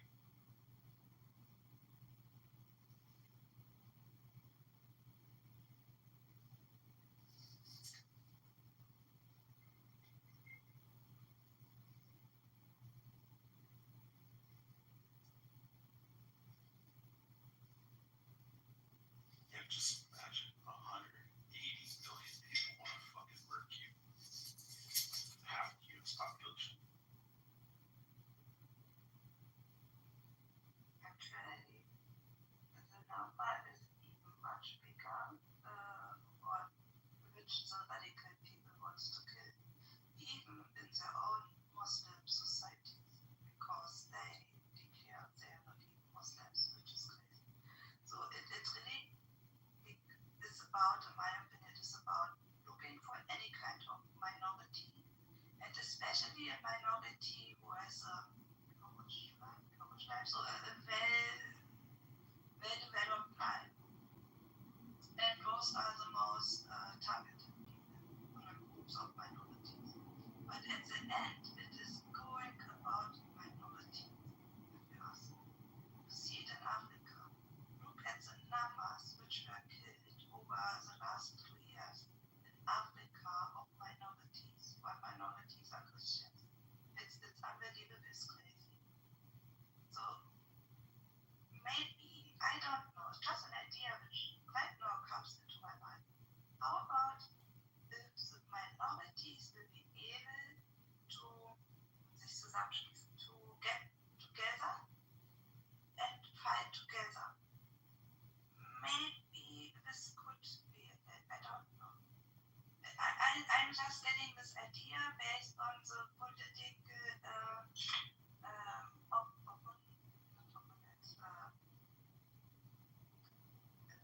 when smaller groups in politics wants to get ambassadors. Like the political minority. I was looking for another word, not really minorities. And you have 3-4 parties and the smaller parties who are the competitors to the bigger parties. But just forget it. The main point is, it's not the reason why I come to this idea, but when minorities might get together, fight together, then they're a larger group, and maybe this will help to reduce the radical way of thinking of too many, and it might be helpful that not even more and more people get dragged into the radicalization.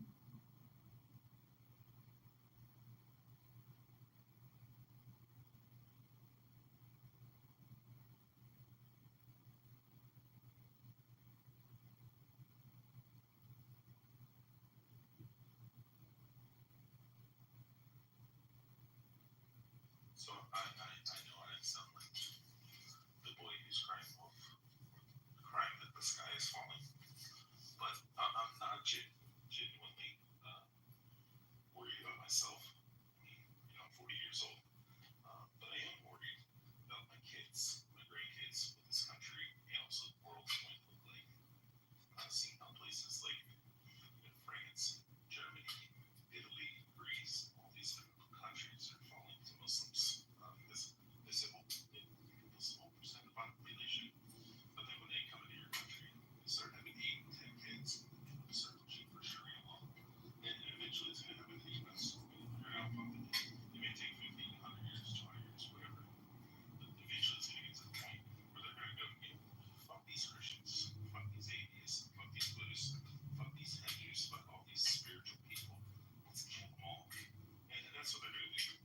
And eventually it's going to get to the point where my grandkids, my kids, hopefully not, are going to be subjugated and murdered because they won't convert to Islam. Or maybe they will. And it's good. Like I said, if you see the Nazis coming, you should probably kill the Nazis before they have a chance to kill you, especially when they're staying, they might kill you.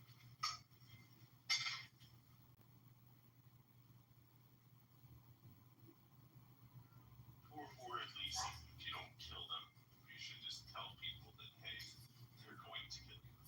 Maybe people should be prepared. Actually, when it comes to the ideology of Nazis, they are at a special point starting to look for smaller groups in their own societies too and start to killing them. So if you look at World War II and Hitler, they have also started to kill disabled people in large numbers. And so it was not only about the so-called race or whatever. And here you see well, yeah, they killed homosexuals, they killed gypsies, they killed anybody that they didn't think was, perfect. Yeah, it was really about what I was pointing out, and many people are not aware of it. It was not only about people, groups of people who are outside of the communities, like not so-called Germans, whatever it means. They also started to look inside their so-called German communities and pointed out to minority and started to kill them.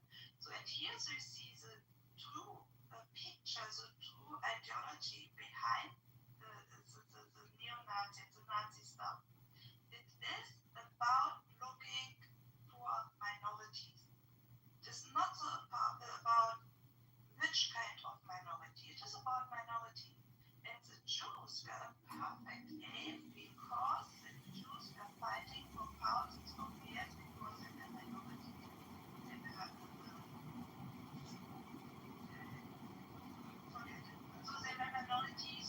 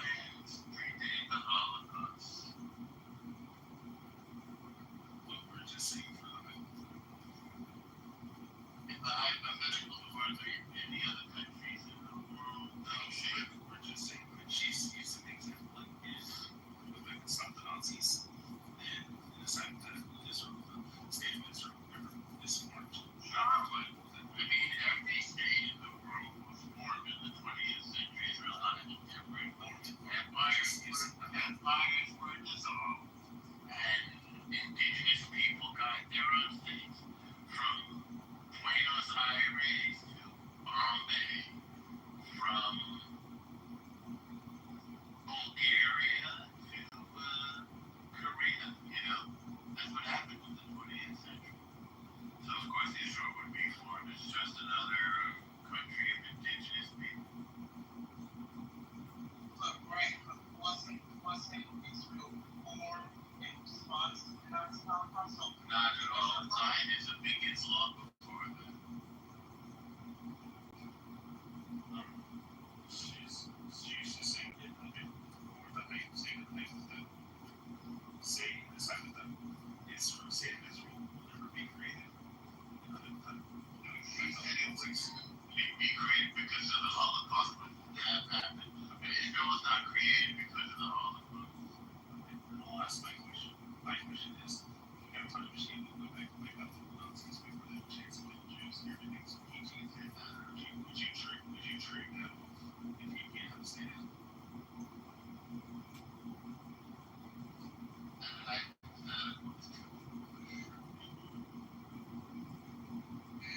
The Holocaust was not the only instance of mass murder of Jews. The Holocaust was the culmination of the series. The answer to the question in the chat, I will a little bit more because I don't have everything in the United States.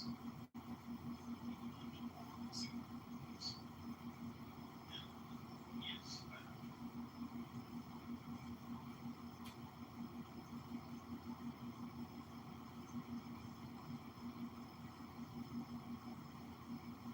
one of the impetuses for the modern state of Israel, as you should know, was to drive this France. By the way, did you know that the country with the third most Jews is France?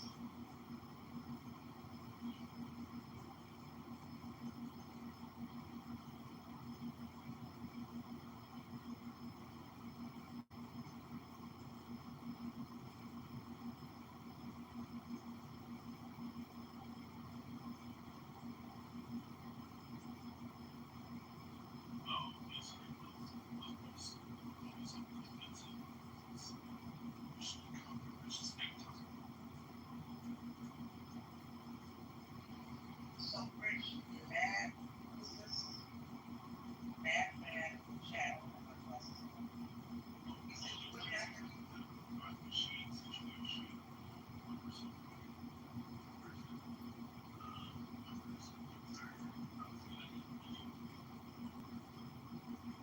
So you wouldn't even have to kill all the Nazis. You just didn't. Oh yeah, that was when they corrected it. He said the reason I was using the analogy is that Muslims don't have a follower, and well they do, which is Muhammad, but the reality they were coming because like all the Muslims would say, hey, let's kill the Jews and Christians, and once you disbelieve Allah, you should be given a verse.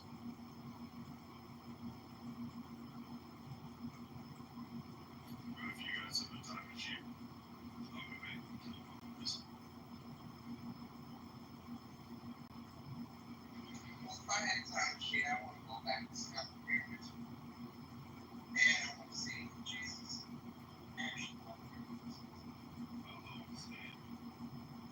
I want to see really.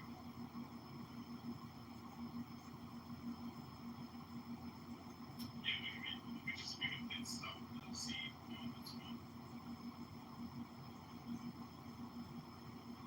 Did you see that Dr. Who episode where they went back to try to kill Hitler? I don't remember if they were successful, but I remember the episode where they attempted to kill him. I remember that episode. I remember seeing it and listening to it. Yeah.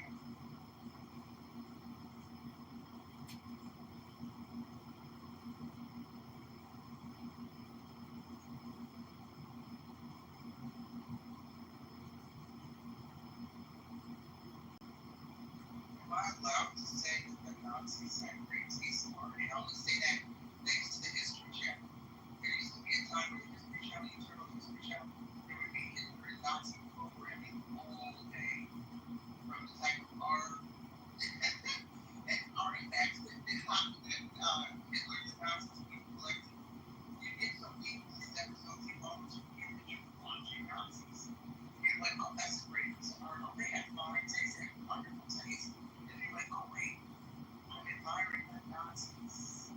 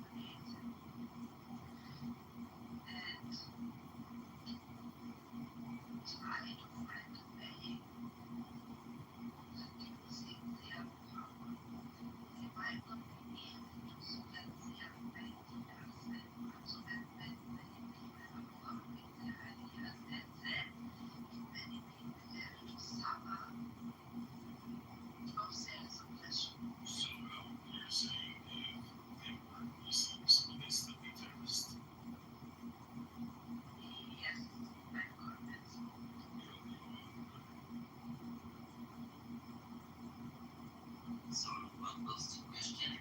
What? I would say it's easy. If Islam didn't exist, do you think those same Muslim leaders and Muslim terrorists would still be committing terrorist acts? Just not as In the name of Islam, of course.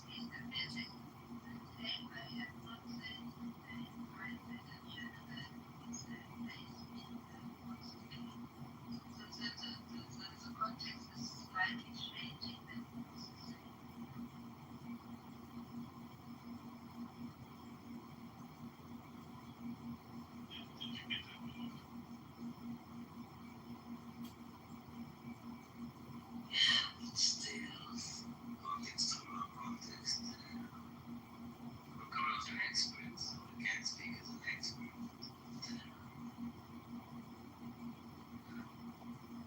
All of a sudden, when they shouted Allahu Akbar, or their Muhammad said they killed 10 Jews. This wasn't for territory or for peace or for land. This was in the name of Islam to kill Jews. That's my 2 cents.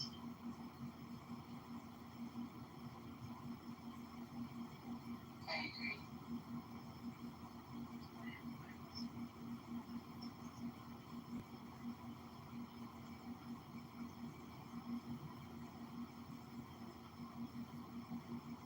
To answer your point, I don't. If we would see near the terror organization without the Islamic State. I don't know, would we have radical Christians? I mean, throughout history, you're always going to have radicals in one shape, form, or fashion. But terror specifically, if you look at those groups,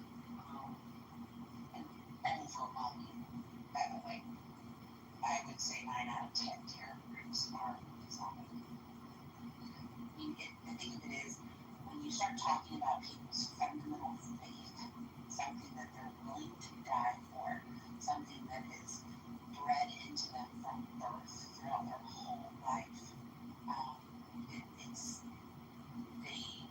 they develop a cognitive dissonance, and that's just not something that's easy to overcome. And I think that's why the terror groups are what they are. I mean, caliphate it's a real thing, the Islamic group religion, unfortunately. And they do think that they're better than everybody, and that they're not interested in coexisting with people. They're interested in dominating and taking over. You can see that just even from early on in their history, right after the Islamic faith kind of developed.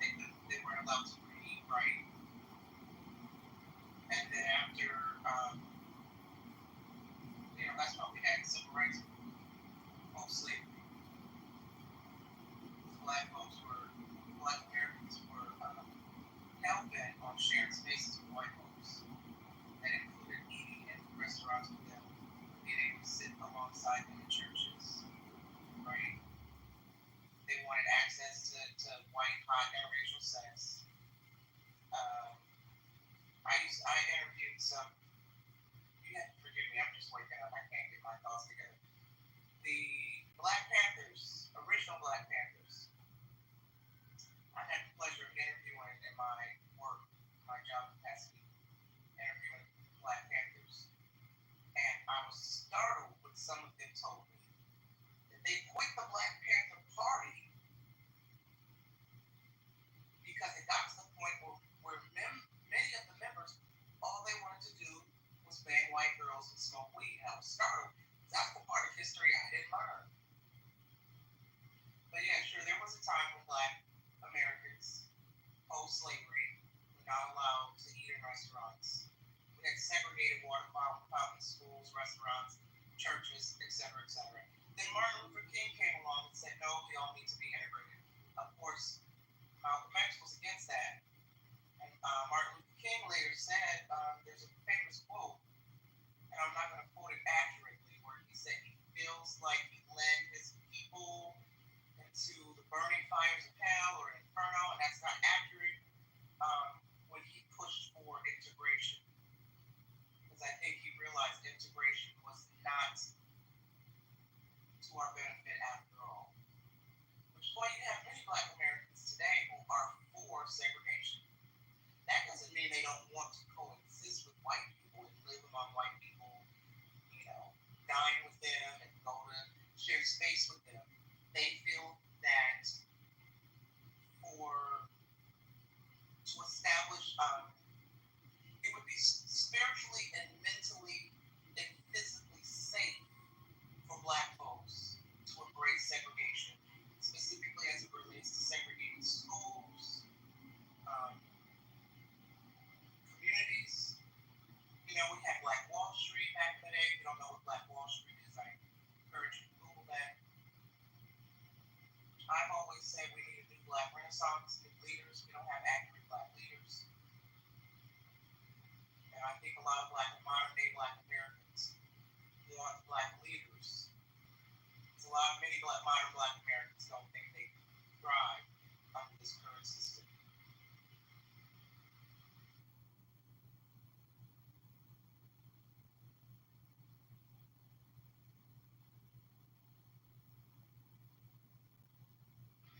You say in the chat, Black African American, not Black American. What is the difference?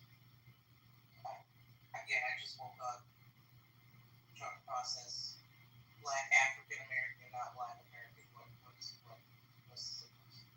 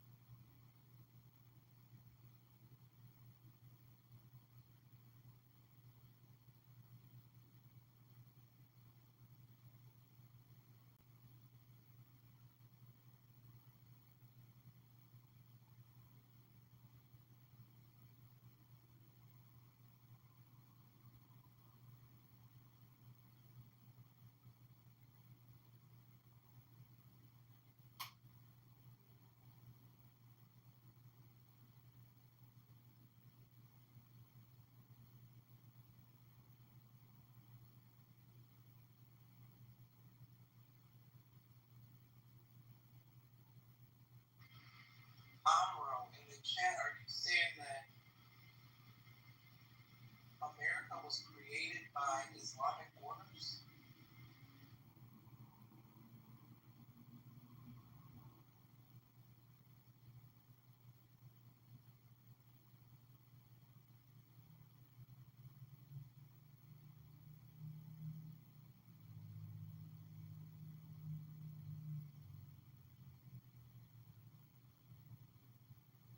Okay, gotcha. I see.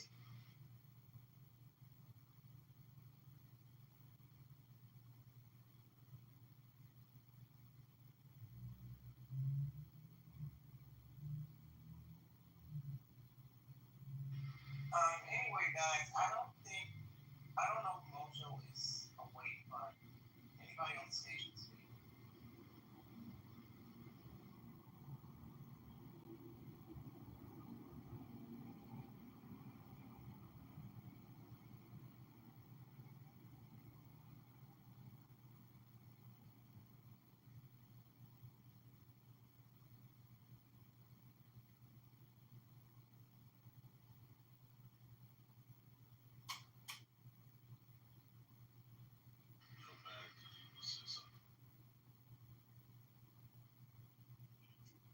Hey, thanks for having me, guys. First of all, it's a very tough conversation, really, and I come from a completely different culture. English not even my first language, so first of all, my English is not coming. Where are you from? All right, I'm from Brazil. Oh, boy. Yeah, tô bem. Yeah, it's tough. Are you Catholic or Christian or atheist? Muslim? No, how do you say spiritual? There's like a spiritual split person. Yeah, pretty much. Do you reject Muhammad as a prophet? I don't really play by those rules. I don't really carry any book under my arms. So I think that you would reject his words, and I mean, if you like consider him like a prophet, or you don't adhere to like his religious beliefs, would you say that you like reject him as a prophet? Yeah, you can say so, but I wouldn't like. Yeah, but I wouldn't go mad at anyone who believes otherwise. That's not that was my question.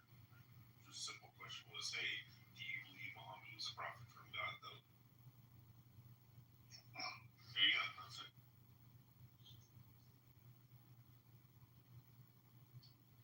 But still, you kill all Muslims because they believe in that, because there are some radicals, and they are painting theirs in lots of areas in all over the world. But how would you treat them all in the same pot? That's my question. Oh, if they truly believe upon the Quran and Allah and His Messenger, and I had like Thanos' gauntlet, I would snap my fingers. Really? Yeah. Wouldn't you say that's radical? Same way? To wipe out a bunch of savage demons who want to murder the entire world. That's you labeling an entire group? Do you think the entire group thinks like that? Yes, if they truly believe in Islam. Yeah. Go ahead, Fish. I was just going to say, I knew you were. Dr. Amy, what do you think? Why do you people keep insisting that it's a small fringe group of people that think this? There's been few research studies about this. In the most liberal Muslim countries, up to 80% of them believe that homosexuals should be punished by death, that apostasy should be punished by death. It's all on paper. I don't know why you still keep lying to yourself like this. Well, it's like progressivism tells them that they should feel that way. And if you say any otherwise, it's Islamophobia. I'm really not coming from that angle. No, it's the equivalent.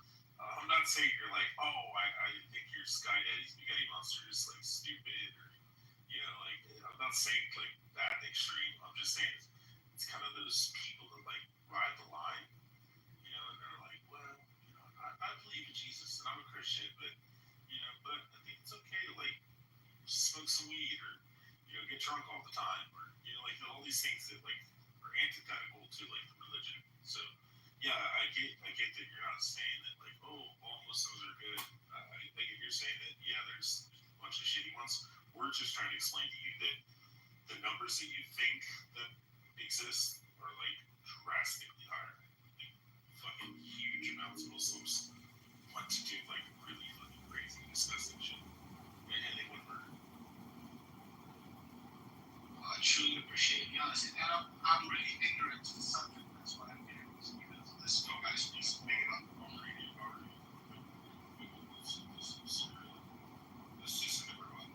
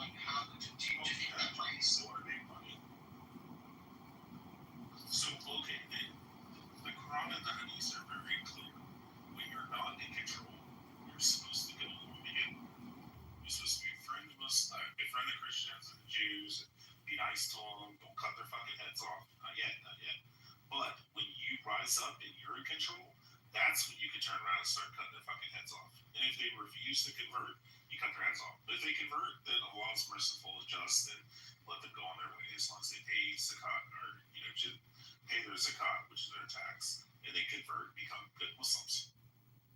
Yeah, I believe it's called Al-Taqiyya or something. Nah. Yeah, I mean, having the World Cup in Qatar, I mean, having tourists from all over the world drinking all day, getting drunk, and they didn't let they had places and at the stadium. They banned all LGBT flags and everything, and still they were very particular about keeping it conservative. Trust me, I was there at the FIFA World Cup. Yeah, they banned all Jesus T-shirts too. There's a bunch of Christians whenever they did that, they almost got. I mean, let's say you're with your girlfriend and you were making out on the street, like that was. They would drag you by your hair and lock you up. Trust me. Yeah. I've been there multiple times. They do that. They actually do that. They're called Sharia police. That's crazy. That's an entire different world. I can even stop on this. Yeah, we're just trying to tell people the truth. I mean, and people come on here and be like, that's Islamophobic. How dare you? I can't believe you said that mom had sex with a 9-year-old. And he was 54. And they're like, that's disgusting. How dare you? Like, do you read the Quran and Hadith? Or, like, they would read it and we're like, we're not being dirty. Like, I don't like talking about how Muhammad sucked his grandson's penis. Like, I don't like it. When people say it's Islamophobic to say it, and then I bring up the Hadith and give it to them, and I'm like, look, it's Sahih, strong chain of narration. And they're like, yeah, but you still shouldn't say that. And I'm like, I shouldn't quote their scriptures. Okay, cool. I shouldn't quote the scripture where Allah says that he turned all the Jews into pigs and apes, or that in the end times, Allah says that the rocks and the stone, the rocks and the trees will come alive and say, well, the rocks will come alive, and the rocks will have mouths, and they'll say, "O servant of Allah, there's a Jew here hiding behind me. Come and kill him." Like, we're not being Islamophobic. We're just telling people the truth, what their shit says. Now I understand why somebody said in the chat that African Americans need to be careful because slavery could return. Oh yeah. And I didn't connect it to Muslim, but now I get it. Yeah, Muhammad had black slaves. So there was an Arab guy that came to Muhammad, and he's like, "Oh, Muhammad, I want to become a Muslim. I want to do my shahada." I think it's bad. And then he finds out that he's a slave, and he says, "Okay, go to your master and tell your master that I want to trade for you. I want to buy you." And he says, "Okay." So he goes and tells his master, and his master comes and says, "Oh, Prophet, you want to buy my slave? You want to trade for him?" And he says, "Yes." And then he turns around for the Arab slave, who was the guy that wanted to become a Muslim. Muhammad took 2 of his black slaves and traded it for the 1 Arab slave. And then also, on top of that, I'm white. If I die right now and I go to Jahannam, which is hell, it says that I will turn black. I will become a black person. Wow. If you die as a black person, you die and you go to heaven, you become white. The punishment for calling Muhammad a black man is punishable by death.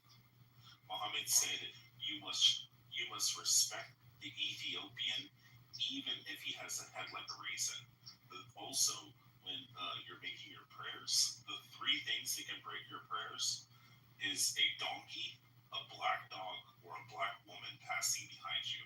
If a black woman walks behind you because they're wicked, you have to stop your prayers and then you have to start over again. Wow, that's in the Quran. That's next level. I don't even know what to call it. There's entire guidelines on slavery in that book, including sex. I mean, if you look back, do not commit adultery except for it says, do not commit adultery except for those whom your right hand possesses. So what ended up happening is Muhammad and his boys, they went into a neighboring city and they slaughtered a bunch of the men and stuff. And then they took the women and they captured them. There's 2 separate hadiths.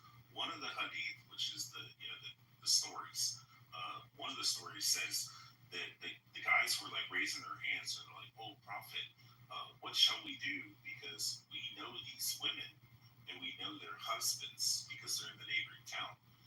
Yeah, Kaibar, yeah. And so then he says, the people said to Muhammad, "What shall we do? We know that their husbands are still alive and that we didn't kill them and they ran away and they're still married. So that would be adultery if we have sex with their wives." And then the other narration, the other hadith says that the men are saying, "Hey, Muhammad, we had sex with these women already, and we know that's considered adultery because their husbands are still alive and they're still married to these men. What shall we do?" Well, what does old Muhammad do? He pulls it out of his ass and says, "Oh, Allah commanded and said, do not commit adultery except for those whom your right hand possesses. So if you go into battle and you grab a woman with your right hand, she's your possession, and then you can fuck her. Even if she's married, even if her husband's still alive." So wait, is the hadith? Forgive me, I don't know much about this. Different from the Quran. Oh yeah, so Quran's supposed to be word of God. Hadith is the stories, like the writings of like his companions and Aisha and all that kind of shit. And then the tafsir is like the scholarly interpretation where they like break it down and they're like, okay, for example, the one says when you want to divorce your wife, there's 3 different women that you have to give a waiting period for. The first is a pregnant woman. If your wife is pregnant, you have to wait until the baby's born. After the baby's born, then you divorce her. She's not pregnant anymore. The second one is a menopausal woman. If she's menopausal, you still have to give 3 months. It does 3 menstrual cycles. So you have to wait 3 months, make sure the last time you had sex with her, well, you can't have sex with her anymore. You gotta wait 3 months, make sure she's not knocked up. After that, then you get rid of her. The other one says, and the third one is for a woman who has not menstruated yet. And then you go to the tafsir, which is the scholars explaining that when it says for the woman who has not menstruated yet, it says it is. This is Islam, people.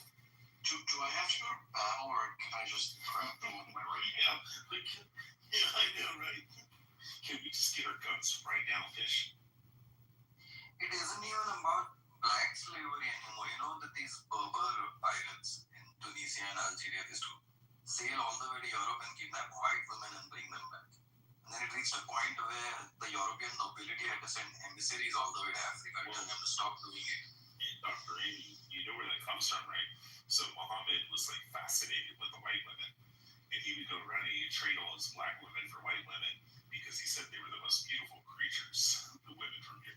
White gold, I believe. Yeah, white gold, they call them, yeah. And I'm sorry, guys, what's your name? You don't have a name. Oh, Rich. Rich. So, how long have you been studying the Quran and Muhammad? 3-4 years. And why did you start? So initially I had heard like these. I'd always heard the tropes, you know, oh, Muslims fuck goats, oh, they fuck donkeys, you know, they lick a black stone, you know, they do this and that, they rape their wives and all that stuff. It's like, come on, it's probably like the same stuff that they say about Jews and Christians, you know, like it's obviously out of context, you know, and you know, if you understood the religion, then you'd probably be like, okay, well, this totally makes sense. And then I started watching some videos and then ended up on Clubhouse and got on here and I was like, holy shit, because I went in these rooms with like these scholars, like these sheikhs or like these world-renowned scholars and stuff that were on Clubhouse at the time, and these like Christian apologist guys, you know, evangelical Christians who had studied, you know, Islam for like 20-30 years and shit. Some of them were like prior Muslims, or now they're atheists or agnostic or whatever, you know, or now they're Christians. And they would come on here and they would be saying this shit. And you would expect the sheikh to be like explaining it, breaking it down, and be like, oh, okay, well, it says the 3 golden bears attack these young boys. In actuality, in the Hebrew word for that, young boys just means unwed men. So like they're probably like 18-year-old assholes that got ate by murdered bears. And you'd be like, okay, well, that makes sense. You know, it's not like little 10-year-olds that came out of the woods and like ate them. But the Muslims are just like doubling down on them again. We can fuck pretty messy because they would start with the 6 and 9-year-old shit. I would come on mic and I'd be like, yeah, we'd be like, please, just do not. Because I've seen them do it so many times. But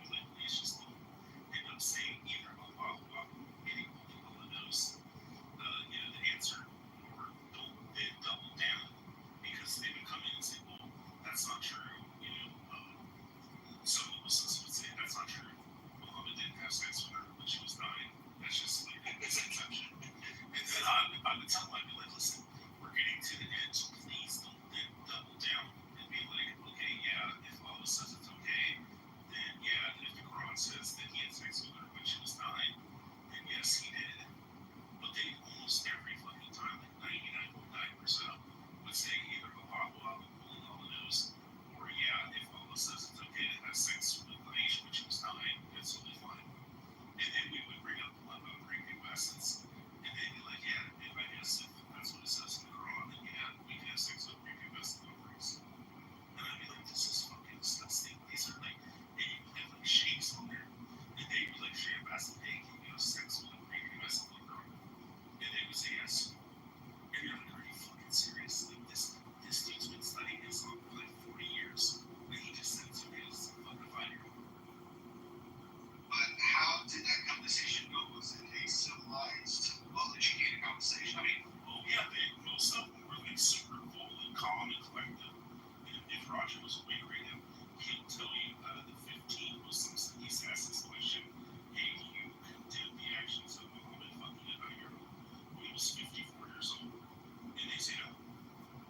And most of them would just say, well, she must have been ready to have sex. Or because she had a little bit of blood come out of her pussy, that it was okay to mount her when she was 9 years old. And it's just like, they're just fucking evil, dude. Listen, the grass is gonna grow on the field, so you might as well play both. Well, actually, Fish, it says that even if you can't fit your penis inside of her, that you can thigh her, and then once she does, you can put her thighs together and kind of like put it in the titty, but you put your penis between your thighs, and then you do that, and then you start to like slip it in. And if it doesn't fit, then it's okay, like just barely put the head in and stuff. But as long as you keep easing it in each day and stuff like that, once it eventually slips in there, as long as you don't tear her from her vagina to her butt, as long as you don't tear her, then you don't have to pay anything. But if you tear her and she bleeds out and dies, then you have to like pay a fine. They got fine on the foot. Yeah, not much, but yeah. He's pretty cheap though, right? I can probably afford it. Yeah, I mean, you're buying a 6-year-old, you should. Listen, he married her when she was 6, but he waited until she was 8 years and 7 months for the sex. That's very respectful.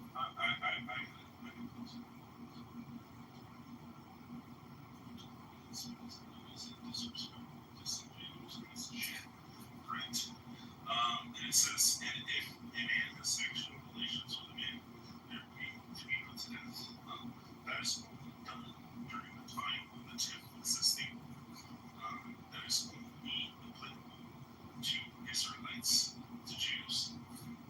Let's see the other one. If a man rapes a virgin who is not pledged to be married, he must marry her and not divorce her.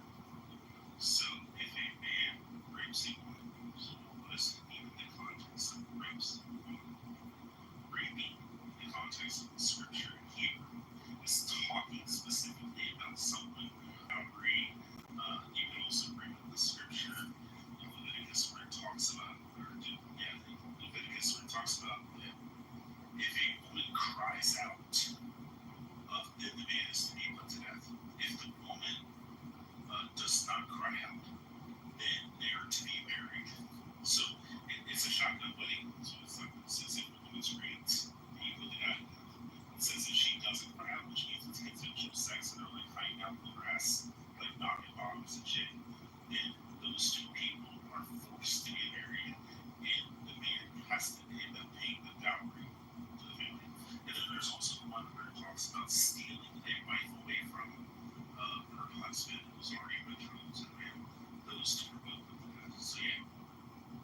So what's your point, Greg? It sounds like a book written from a psychiatric ward. Oh yeah, as long as it's discussed.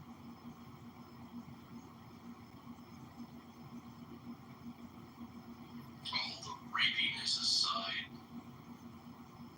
my major concern is the sort of intentional spread, impregnate, takeover doctrine. And you can see what's happening in Europe. Fish, you just mean this one. Yes. That's why I told people all the time, like, listen, it totally makes sense when a guy in the United States, and they're like, I can't believe he did it. And it's like, the guy in the United States or a guy in like the UK becomes Muslim, and then he gets on a plane and he flies to Syria, and he starts killing Christians and stuff. And, like, he starts killing other Muslims who he considers to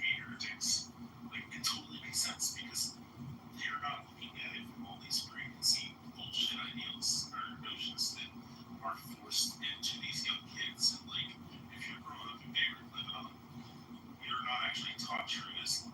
Your grandma is telling you or your father is telling you, well, it technically means that, but we don't actually do that, or actually this isn't what it actually means. It'll change shit. And the kids grow up and they're like, oh, it's not that bad. But if you just look at it objectively and you sit down and you read the fucking book, you'd be like, oh shit, and you become a Muslim. You'd be like, oh shit, I should be fighting for ISIS. I should start the war right now and build a caliphate because that's what Allah wants. We should kill the disbelievers. And it totally makes sense what I do for fucking, New York or fucking Ohio. We'll get on a plane and fly to fucking Syria and start killing people. Young white kid. Because he opened up the book and realized, oh shit, if I'm gonna serve Allah perfectly, then I should be killing all of this people. Or why, Islamic refugees would move into London and take over entire neighborhoods and then try and impose Sharia law on that neighborhood.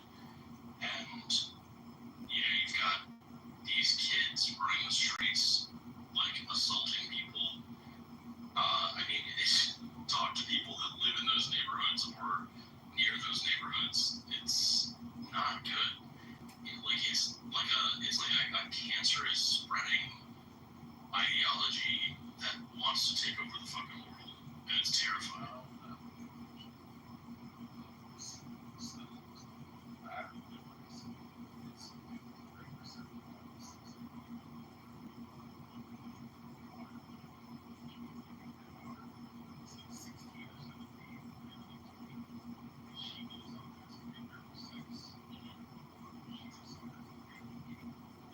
Or gets raped.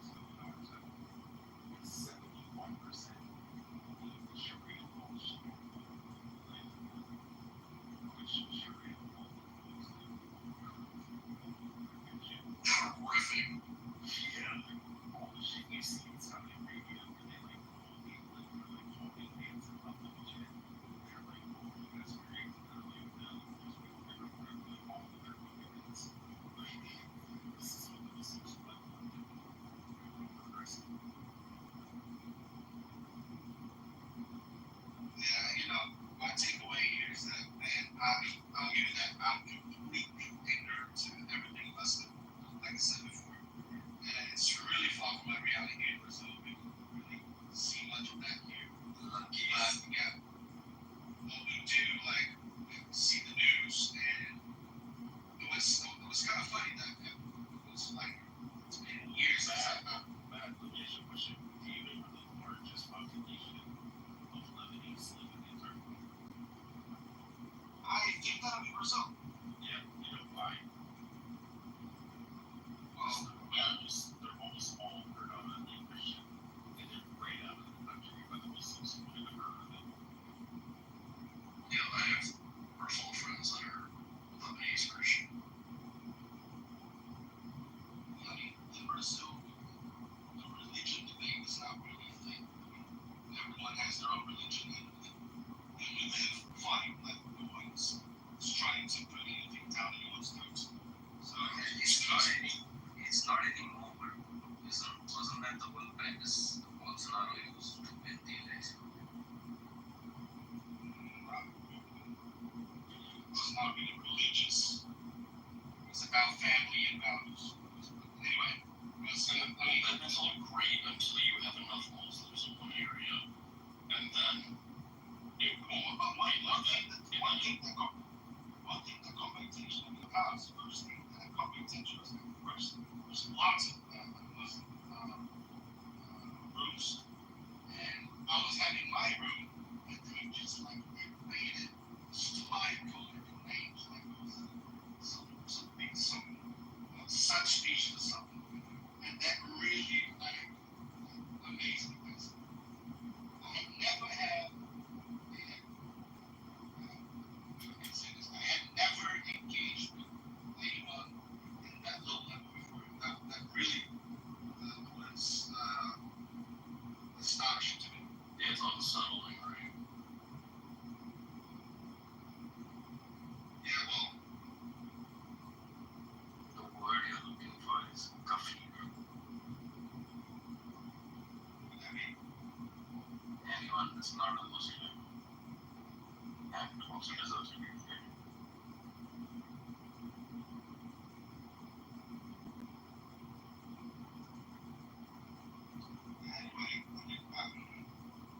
it's just sad.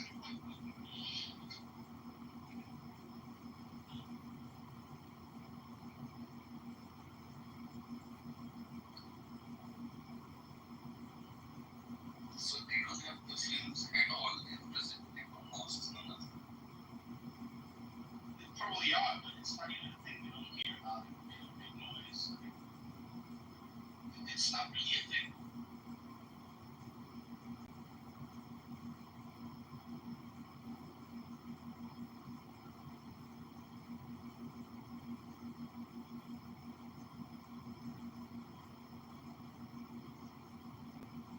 Yeah, so bad.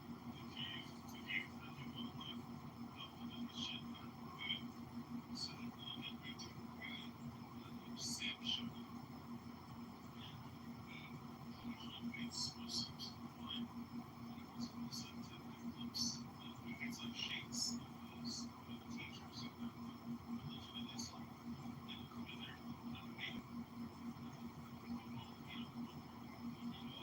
guys go on stage and he starts asking questions and some of the shit they seem to when they say that yeah, that's true. It's just fucking important. I mean, look at this piece of shit that you're earlier was telling me the other day. You know, say something bad about my prophet, and I'll cut your fucking head off. He said, he said, Roger, Roger, you want me to cut your head off or your dick off? And Roger was so smart ass and said, well, you cut it long ways or, you know, which way you gonna cut it and shit. It's like, come straight over the right one, it's like, what's the side? You know, this fucking British guy was in here talking about, oh, my parents live next to this really nice sweet Pakistanis. I said, I dare you, I fucking dare you. But it's not gonna say, hey, I heard it's true that you're prophet, fucking 9-year-old. Fish, what do you think that Pakistani guy would do? Just tell me. He would probably be irate and angry and possibly violent, but it's really hard to say because or just like total denial and like high. Okay, if you walk up to the average Muslim and said Muhammad is a pedophile, Muhammad is a piece of shit. Well, you can't even drop my turban, bro. Yeah, that's what I'm saying. But you say that to the average Muslim, and they will walk in their house and grab a fucking butcher knife and come out and cut your fucking head off in the middle of the street. Because that is what is commanded in Muslims in their religion. If you insult the prophet, it is punishable by death. But do you think younger generations, they react exactly the same way? Like there's no change at all throughout generations? I would say that the majority of young Muslims, especially when they went to the Western world, hopefully believe Islam. Because they never were convicted and they realized that Islam's fucking disgusting and warped. And they hear all this kind of shit. Now, I don't want them to take my word for it. When I tell them that Sunnah Nabi number 4717 says that Allah says, when a mother buries her newborn baby alive under the ground, she buries her baby, the mother and the baby both get it out. And when they say that's bullshit, well, that's bullshit, I tell them, just go look it up. Trust me, do not take my word. I might be lying right to your face. But here's the name, and here's the grading language, Sahi, which means a strong chain of narration, which means the Muslims have to accept it. They just go look it up. And hopefully they look at it and go, oh my God, says that if a mother kills her baby, the mother and the baby will, their spirit will go to hell, to hellfire forever. Yeah, well, I mean, at this point, an asteroid would be just a lesson.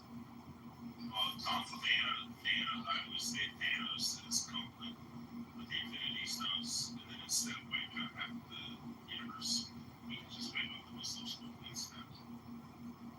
But then you have the Russians, then you have the Chinese, then you have So always see it would be better. I would take the North Koreans. I would let the North Koreans move into the U.S. before I let whatever fucking Muslim goes at me. I think the vast majority of them show it.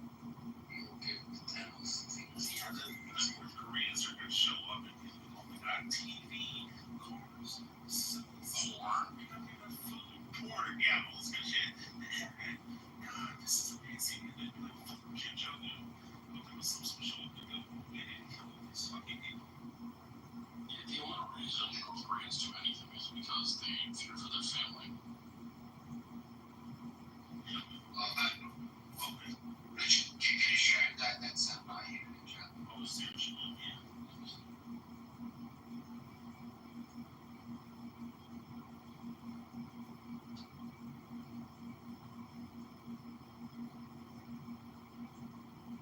Also, another video channel called The Apostate Prophet. Yeah. Yeah, I said that when he in the back jail. Guys, I said that the outside. Because I know Dr. A.B. Reed would be upset. What? Oh my god, the night train in Muhammad. So Muhammad goes with his companion and he goes out into the desert. And he tells his companion, he says, stand here. And then he draws a line, which is probably a circle. And he draws a line and he says, do not cross this line or you shall surely die. And the companion says, okay. Then it says that Muhammad went a stone's throw away, distance. And he walked out there and then these 9 Al-Sud men, which were these tall, tall, muscular, black guys were actually North Indians, Pakistanis. And these black guys walk up and they're described as having these giant, huge dicks that never weaken. And then it says that the Al-Sud men mounted Muhammad and they rode him all night. And he was crying out, screaming and shit. Yeah, this is what. And then it says the Al-Sud stopped riding Muhammad and then they went over to the companion and they were trying to reach past the line and grab them. So then he sat down to protect his butt. And then they went back over and they rode Muhammad all night until the morning. And then the Al-Sud got up and got their clothes on and then they left. And then Muhammad crawled over to his companion and laid his head on his waist, on his lap. And sat there and talked about how he was sore for being raped all night. So have I ever been that day? Yeah, they call it the night train.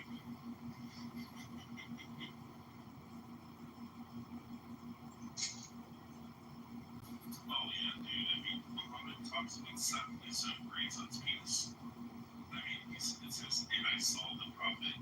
I would say, may piss be upon him, because they want me to say, may peace be upon him. May piss be upon him. He knelt down to his grandson, Al-Hussein, and he lifted up his gown, and he spread his legs open, and then he sucked his baby's penis. So there's one reading that says sucked his baby penis, the other one says kissed. It was a newborn baby.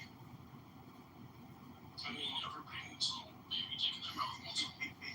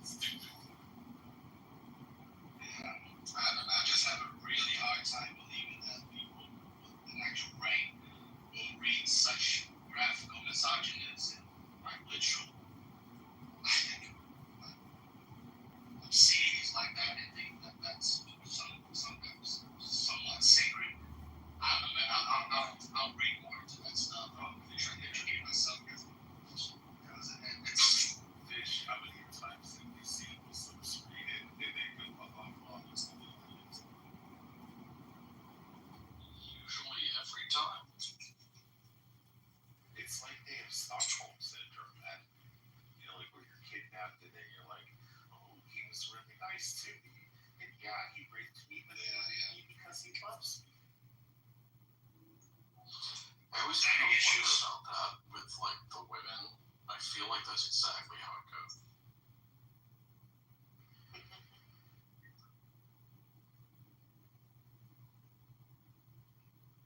Oh, if you want to hear about misogyny, do you know who the majority of the people are that are in hell? That? Tell me about it. It's probably those filthy women. Yeah, it's women. Because it says that women make up the majority, because it says Muhammad looked into, he was brought down to hell, and he looked upon hell, and he seen that it was almost all women, it's majority women.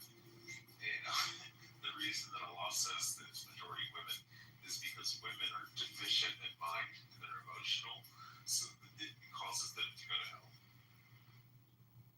So they all become black too? Yep. So if you're white, you go to Jahannam, your face turns black. If you're black and you go to Jannah, which is heaven, your face turns white. Makes no fucking sense. Okay. Well, I mean, women don't drive so well all the time, but I don't think they should go to hell. No. Oh, the best one is when the woman shows up to Aisha, Muhammad's little honeypot, I call her. You know, the 9-year-old that Muhammad fucked when he was 54. He's not a wife. And she's fucking disgusting. 8 years, 7 months, by the way. Yeah, 8 years, 7 months, yeah. The way they do their calendars. That's precise. Yeah, so Aisha's sitting there and she sees this woman show up, and her woman comes to her and she says, "Oh, Aisha, please speak to the prophet because my husband is beating the shit out of me." She didn't beat the shit out of me. She said, "My husband is beating me." And Aisha said she looked at the woman and she seen her arm, and her arm was the same color, or it was darker than the green dress that she was wearing. It's like he was really beating the shit out of black and blue. And Aisha goes to Muhammad and she said, Muhammad, you have to help. You know, this woman's being beaten by her husband. And Muhammad pretty much tells her, hey, it's his wife, he can do whatever he wants, Allah says. And if he wants to beat her, as long as he doesn't kill her and shit, it's totally fine. Yeah, he's an amazing guy. But he told her not to fret about it, don't worry, you know, that's just marital things, but you shouldn't interfere with somebody else's relationship.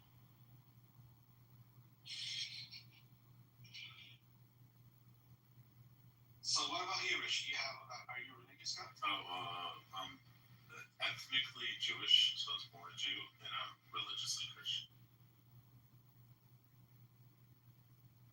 So Messianic Jew. Or as I like to say, a messy Jew. I was born a goldfish. I'm religiously a killer whale. Oh, you're a koi fish. Oh, that's the technical term. Yeah. But you can tell I'm reformed to a killer whale, or an orca, to be specific. You can tell by my BB. Wait, watch this. Look how stupid fucking right this. Watch this. It says 88% of British Muslims were opposed to the bombings. These are not specific bombing. Wait, so that means that 12%.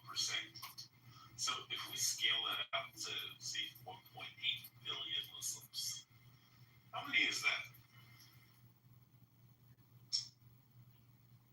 That's the 12% that admitted. Oh yeah, because the rest of them are like, I don't know if I should say that it's okay for us to bomb shit, you know, like innocent people. You probably shouldn't say that out loud. Probably keep that one for home, you know. Like the 12% that answered yes to it are the same people that would be like, yeah, I just fucked my wife, you know. Like, hey, smell my finger.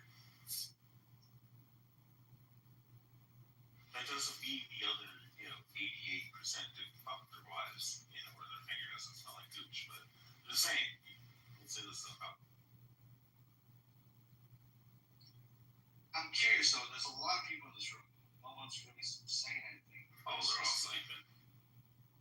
I mean, there's some retard down in the chat that's named Rebecca was 3, Alex, but Hey, Alex, let me ask you a question. Do you realize that Rebecca was carrying 35-pound jugs of water and carrying them out to feed the animals to give them water? Do you realize that Rebecca, who was supposedly 3 years old in your bullshit narrative, because you're fucking retarded, you don't read scripture, do you realize that Rebecca in that scriptures was sitting and talking with her mother about marrying him? She was talking about, oh, should I marry him, Mom? And the mom was like, it only if God wills. And then she's like, okay, I'm going to go back to my tending to my duties, and I'm going to get 35-pound jugs of water and go carry it to feed the animals. What kind of 3-year-olds are doing that, Alex? So they have this narrative because there was 2 kings, and they'd say, oh, well, this is the same king, obviously, and he ruled twice. And since she was born during the first king, and then it mentions it 3 years later, then obviously she's 3 years old. And it's like, no, these are 2 separate kings who have the same name. And they make this like bullshit that she was 3 years old in the Bible. Listen, I've seen some pretty jacked 3-year-olds before. Yeah, carrying 35-pound jugs of water. Hey, I did see my daughter when she was like 5 or 6. She picked up an entire, like, one of those big 1-gallon pickle jars. That's got to at least weigh like 8 pounds. That's like 8 pounds for water. Plus the. Maybe it might be 9 with the glass. Yeah, with the glass, that's let's say like 9 or 10 pounds. But sure as fuck wasn't 35 pounds. She wasn't 3 years old. Alex, you are a retard.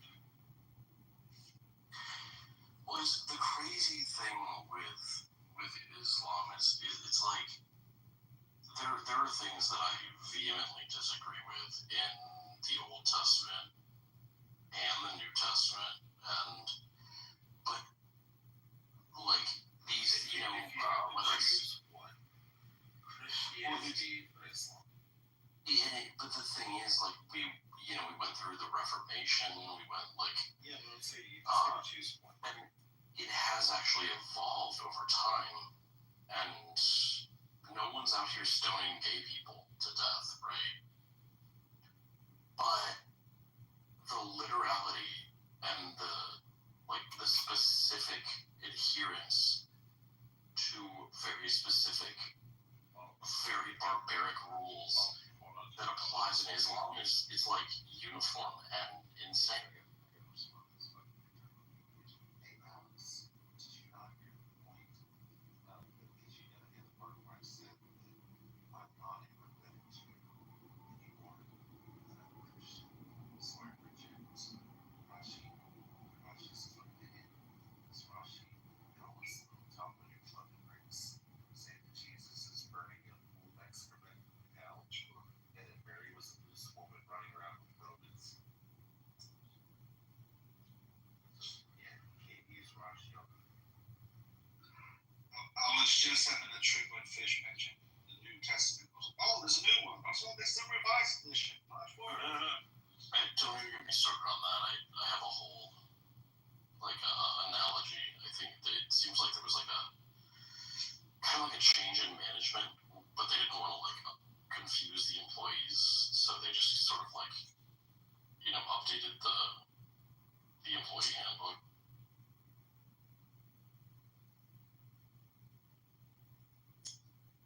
Who's the woman that came up like this? Is it Mama? Or is her? That's me. Oh, okay. I knew I heard somebody say something.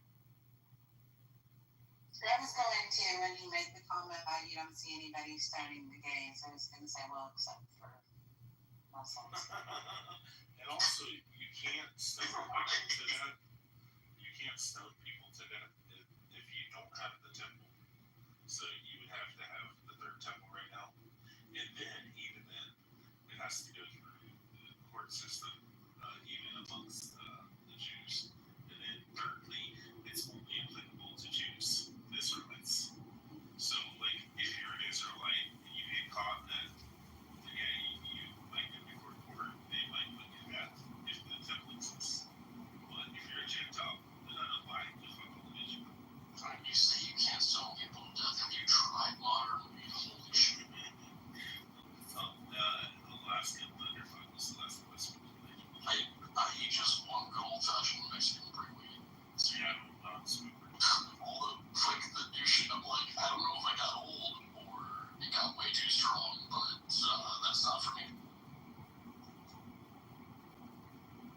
also Alex, if you read the Talmud, you can see that they said baby next to. So, but at least I'll give it this. At least with the rabbis, they use a glass, a little piece of glass. That's a little glass tube that they place on the baby's penis after they circumcise them, and then they suck on it, and it brings a needle, which is medically perfect, and it causes the head of the penis after circumcision to bleed, and it opens up the blood vessels and allows for the blood to pour, which allows for it to heat properly. That's why the rabbis actually do it. They use a glass tube. Now, maybe 3,000 years ago, 2,500 years ago, they didn't have a glass tube to use. So, yeah, they probably did it for that. But at least it doesn't have, like, it has that need in Islam. And Muhammad, for no reason, just comes over, lifts up the baby's gown, spreads his legs open, starts sucking on his baby feet. Like fish said, sometimes you just have to have baby feet. Does that mean bigger dicks? But, like, medically it makes sense to make the penis believe it. You know, because it opens up capillaries and stuff like that, and that's where it doesn't get infections. But at least they're explaining it like, hey, we're gonna put this glass tube where the baby's dick after circumcised, and we're gonna suck on it and make it bleed. So a little bit of drop of blood comes out so he doesn't get infected. Like Muhammad's just over here just like talk to it babies for no reason. Not explain like if Muhammad was like, hey, we circumcised the baby and I came over and sucked on it to make sure that the blood trickled out, you know? Like we'd all be like, okay, that makes sense. But Muhammad also took a young boy that used to go do prayers and go do wudu, you know, the washing before they do the prayers. And he would go and do wudu and wash himself with the little boy. The little boy's like 10 years old. And they would go down and wash themselves, and then they do their prayers. And then he would come back up to the house, and then Aisha said that she used to have to clean the semen stains off of his clothes. Why is he going down to the river with a 10-year-old little boy, washing himself, doing prayers, and then coming back up covered in semen stains? The age don't tell with the kid. I think it was a little boy too. But remember, Matt, it's religion, peace, and love with everyone, including your children. Oh, hell no.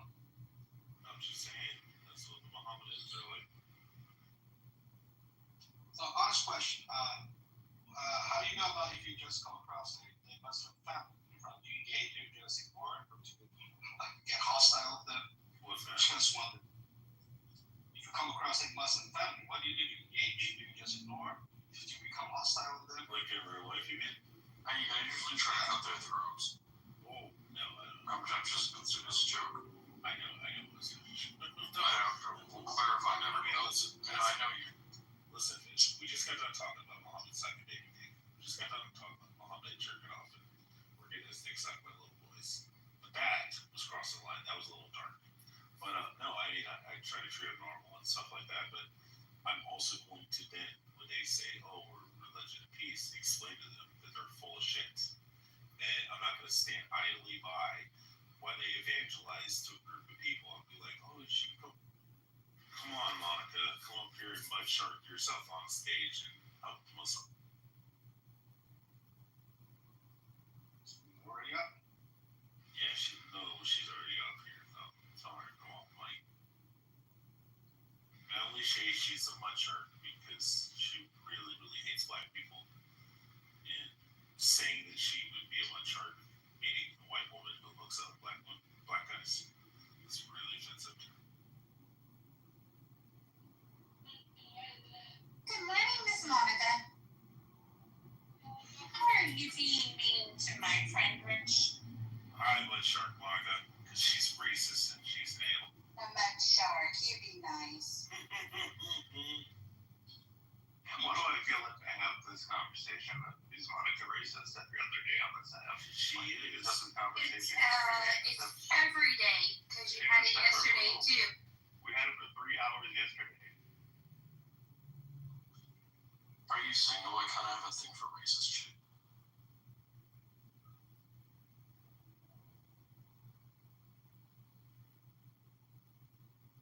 I'm here to date.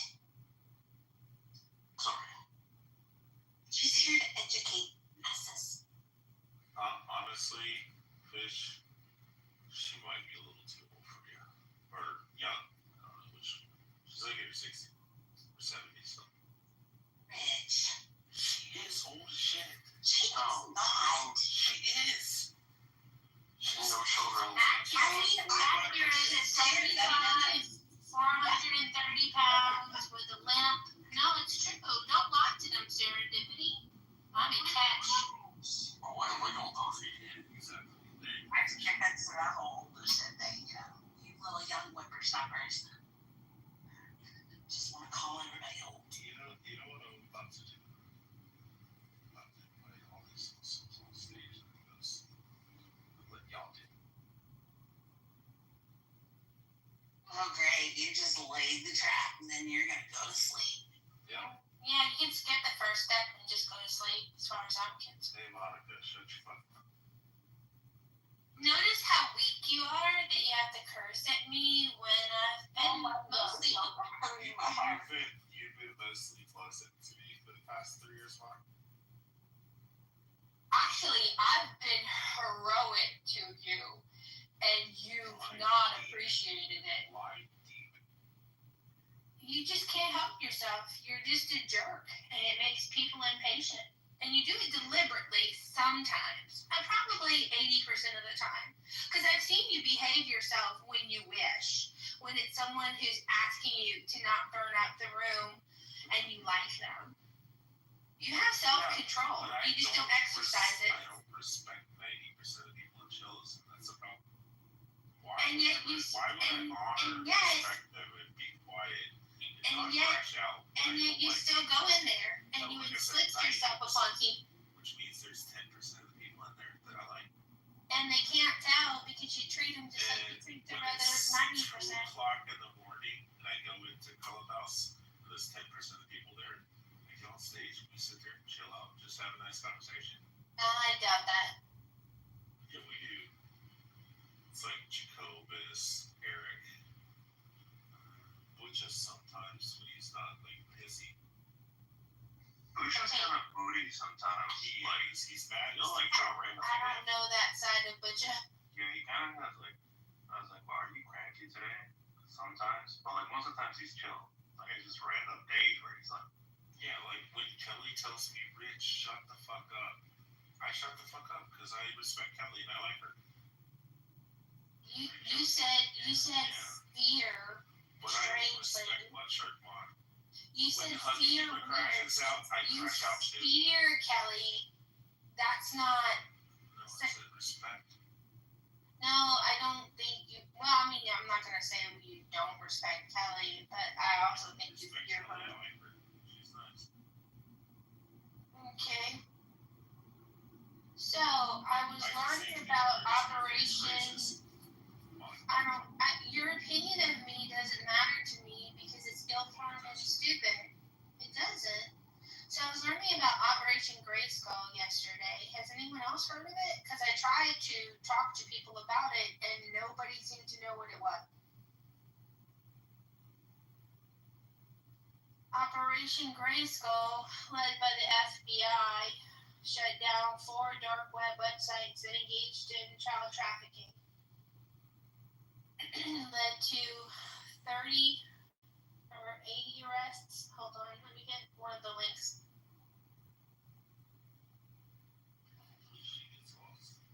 There it is in the chat.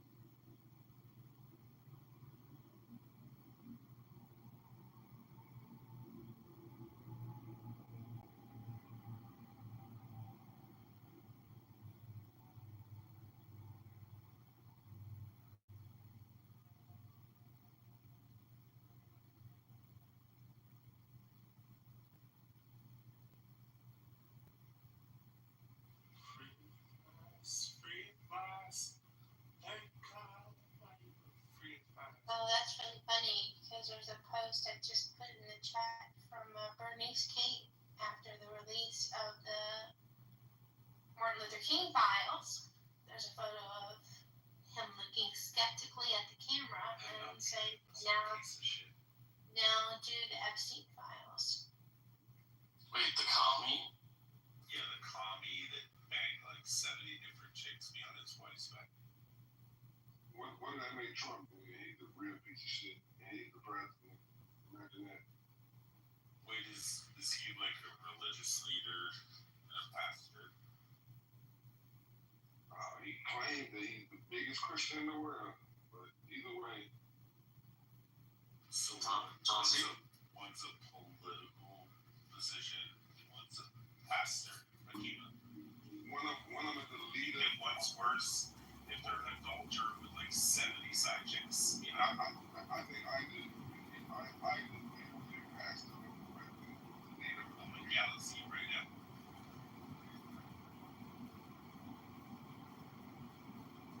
Well, side point. We gotta be inclusive here. I'm supposed to believe that when it came with all this, because the FBI said something, the same FBI that hated him and had him killed, because they wouldn't slander his name, they wouldn't take that as fact.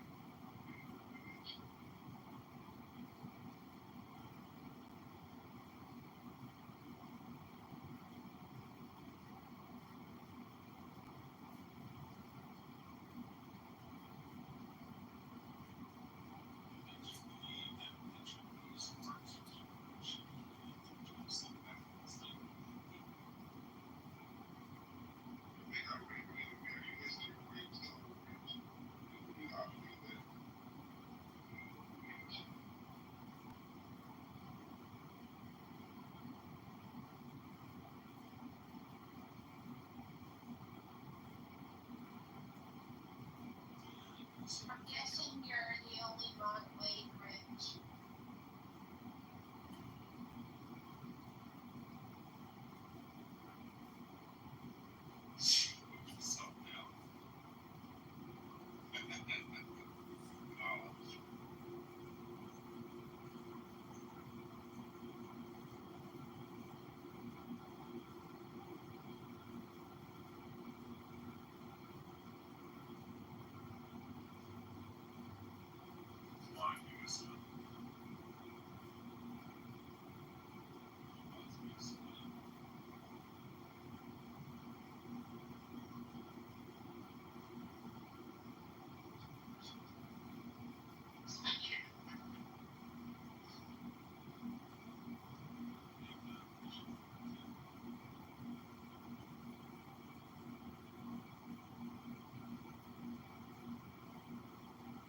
That's how I feel awkward.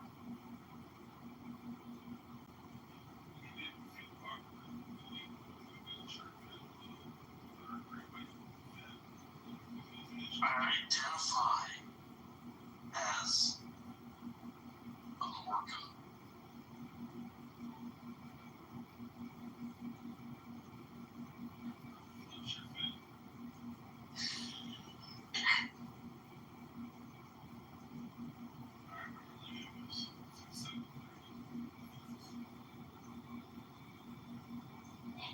Central time, very nuts.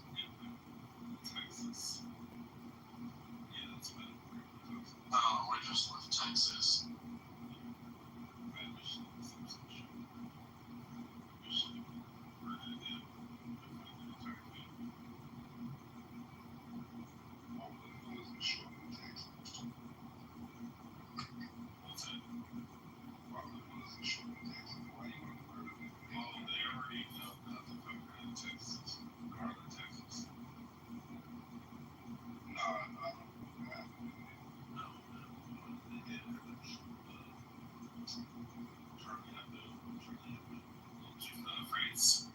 The cartoonist was the rights of like cartoon depictions of like one of the teenage kid fucking donkey or some shit. They went in there and they shot the whole place and did shit. They tried to murder everybody in there. So Garland, Texas was like, oh, hold my beer, watch this. They're like, hey, motherfuckers, watch this. We're having a drum holding competition.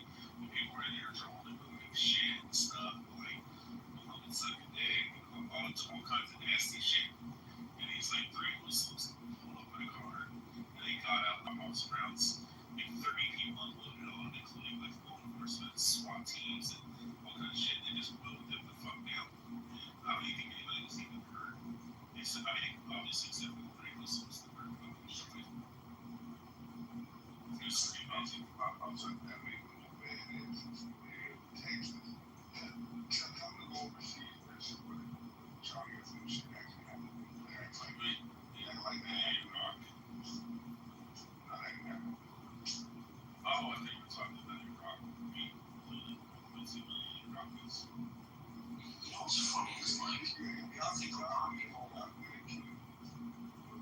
Wait, how many people did we lose that were not going to get us still? It was like 2000.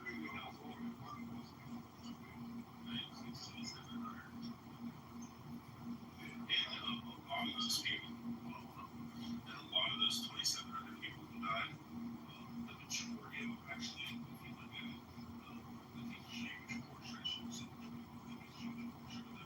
other people just died of heart accidents and shit, heart attacks. Like, there was people that were like driving Humvees, and they just fucking drove off a fucking cliff, or they wrecked their fucking car and they died. Like, out of the 2,400, it wasn't like we get bugged down and, for the bad guys and shit. It was just like people, oh shit, I was like fucking around with my knife and I cut a carotid artery and I died. Oh shit, accidents happen. What's interesting about Texas, though, like, people tend to think it's like, I don't know, like racist or the South or like Alabama or Mississippi or something.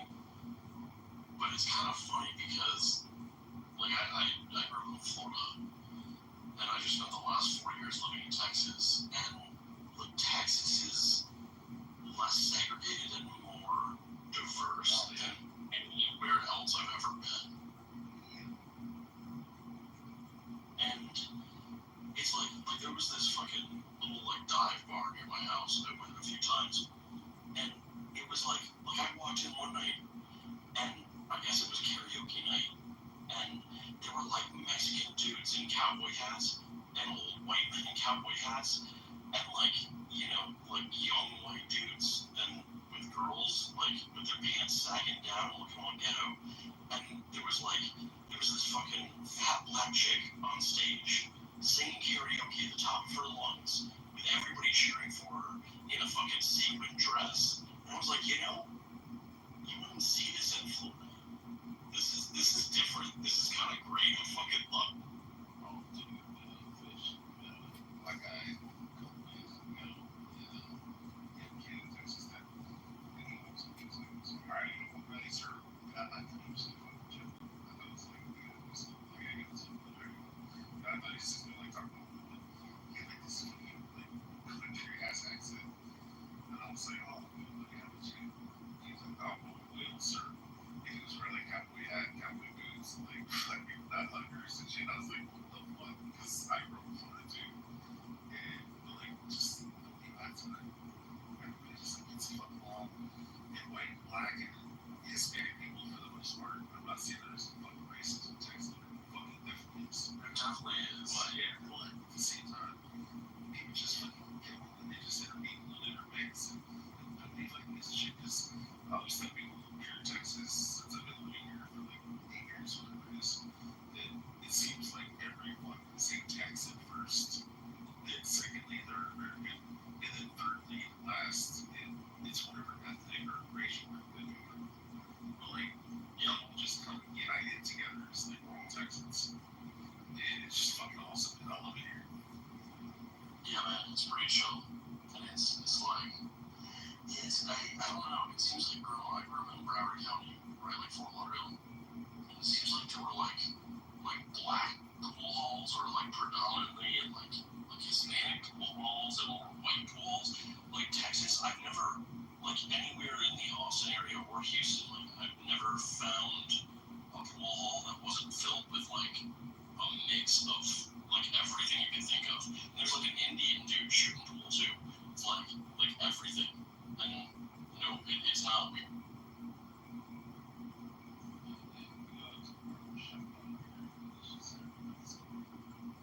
I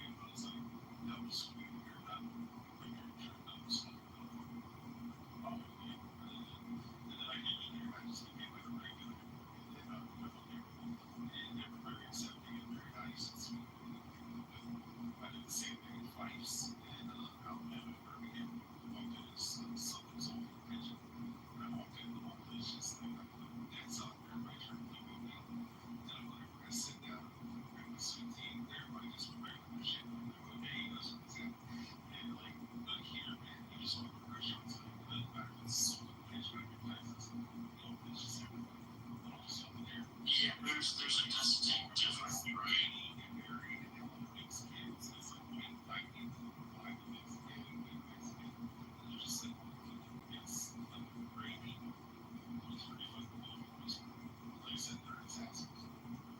Oh yeah, for sure. Like I'm like country shit. There definitely I've seen some of that.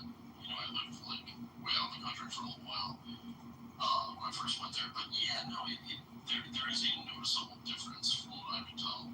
It's actually much more like diverse. I don't know what you call it, but it's the country guys, like not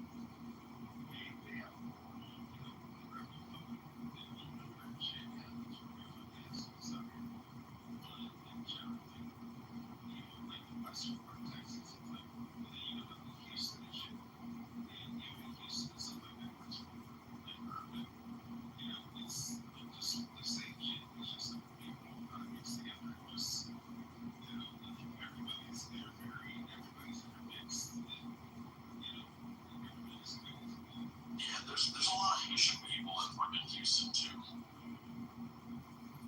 Yeah, I know that. You know, I assumed it was like the stereotypical true, but that's like, oh, it's a bunch of fucking rednecks.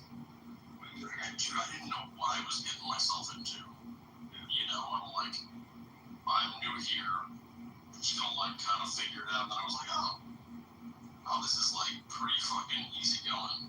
Like everybody, the first thing I noticed there is that like people kept talking to me at gas stations, and I was like, oh fuck, they're gonna like ask me for money or something.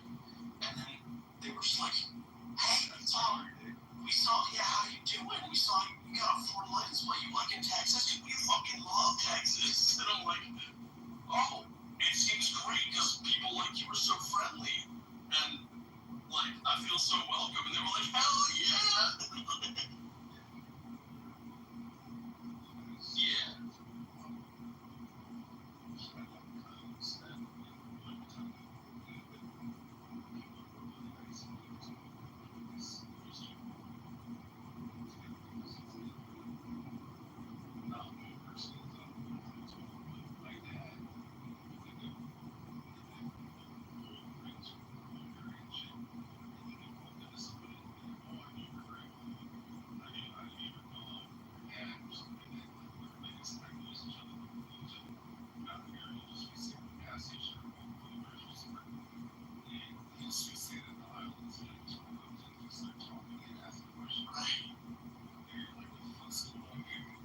It reminded me when I was younger in Florida, because I feel like New York, with the influx from the Northeast, had a big influence on the culture in Florida, and it got much more like mind your business, keep to yourself, don't like make eye contact with people over the years.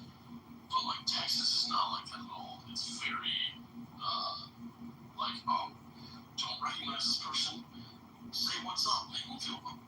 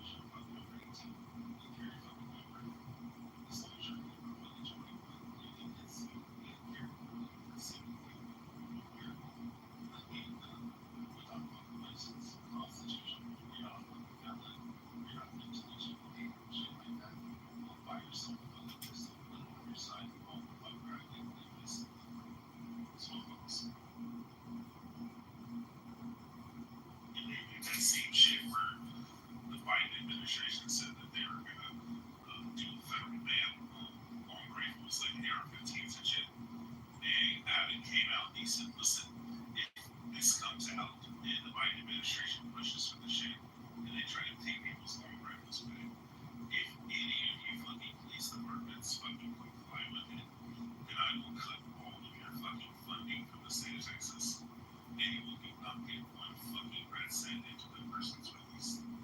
So pretty much every police department in the entire state of Texas was like, hey, if Biden does that shit, we fucking fuck with them. I mean, Texas fucking awesome. You know, HODL, what's up? Or T-Birds. Yeah. What up? Not much. HODL, can you say something again? You sound like you had a drink out there or something. I do. Can you hear it?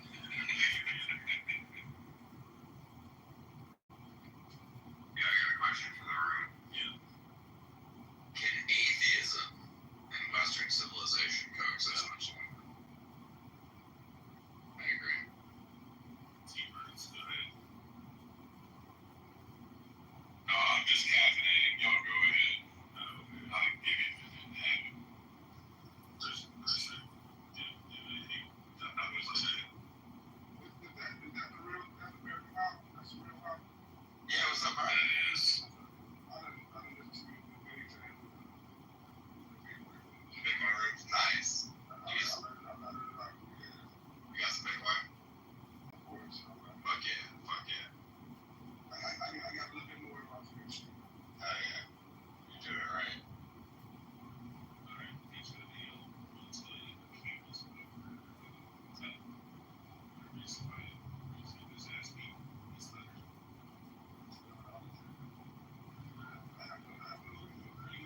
you got some big money that came up.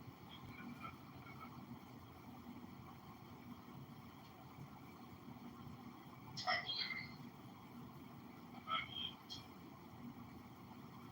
I don't think you believe it.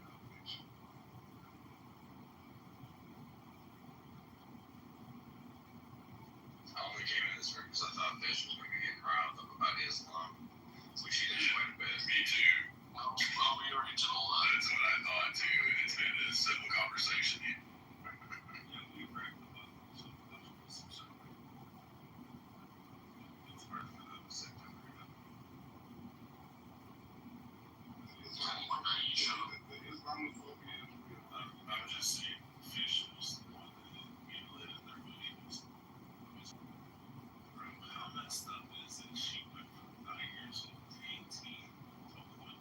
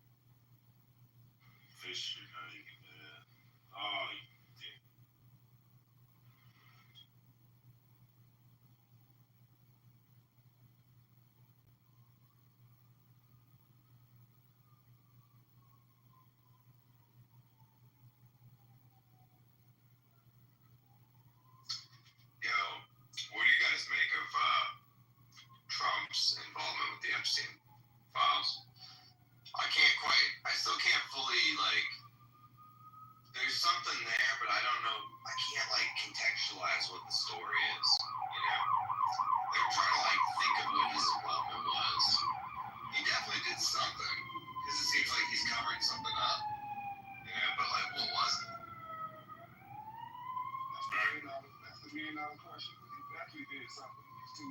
He's swinging and missing with all the distractions, and not nothing. Hakima, I modded you up. We'll see. Have fun. Good. Shut the fuck up. He shut the fuck up.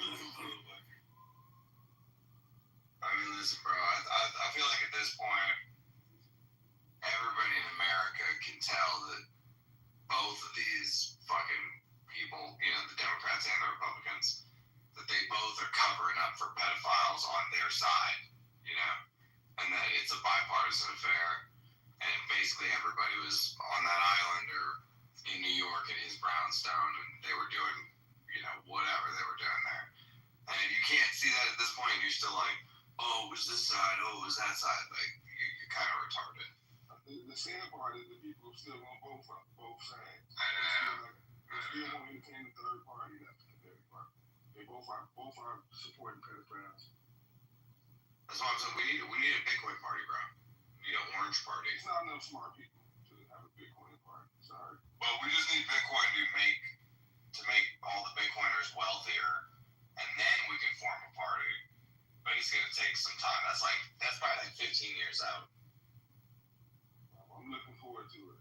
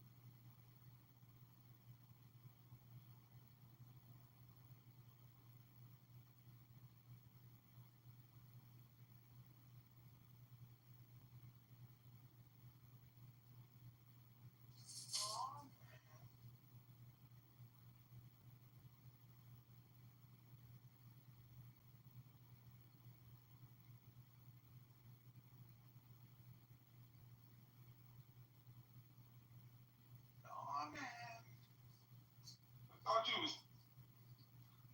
Oh, I had a good guess by the water. Just can't sleep.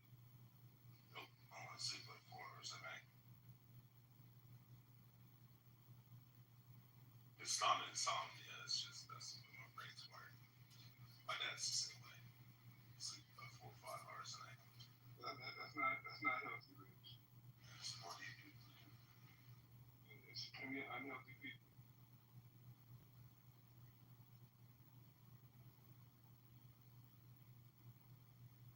I mean, Daddy Trump does it. He's fixing the world. Legs swelling up like a fucking pig. But you have a problem with hurting this man. I just stated a fact. It's not a sign of health. Like 40 or 50% of people who are 70 years old have that. I was reading on that because I was like, man, I wonder if he's okay. And then I looked up what it was, and I was like, oh, it's like half of fucking all people over 70 years old have that. And they said it's not life threatening, it doesn't hurt them, it doesn't have any like actual effect on it. It's not however you twist it. It's not a sign of health. You should look up like I can't remember the exact name, but look it up. Because I even put it in, is it life threatening? Is it dangerous? Or bad for you? It's like pretty much Google, AI, and ChatGPT were like, no. No, I know about it. It's chronic, but it's not deadly. Yeah. Yeah, I was kind of worried about it when I first seen it. I was like, oh fuck, man, there's something wrong. Like even if it was Biden, like Biden's got some shit fucked up with him. I was like, oh shit, man, I hope he's okay. But at the same time, it's like you look at it, they're like, Trump is dying. He's not going to live past next week. The news and shit, all these articles. And I'm like, what's going on? And then I look at it and they're like, no, he's gonna be totally fine. It's not gonna fucking hurt.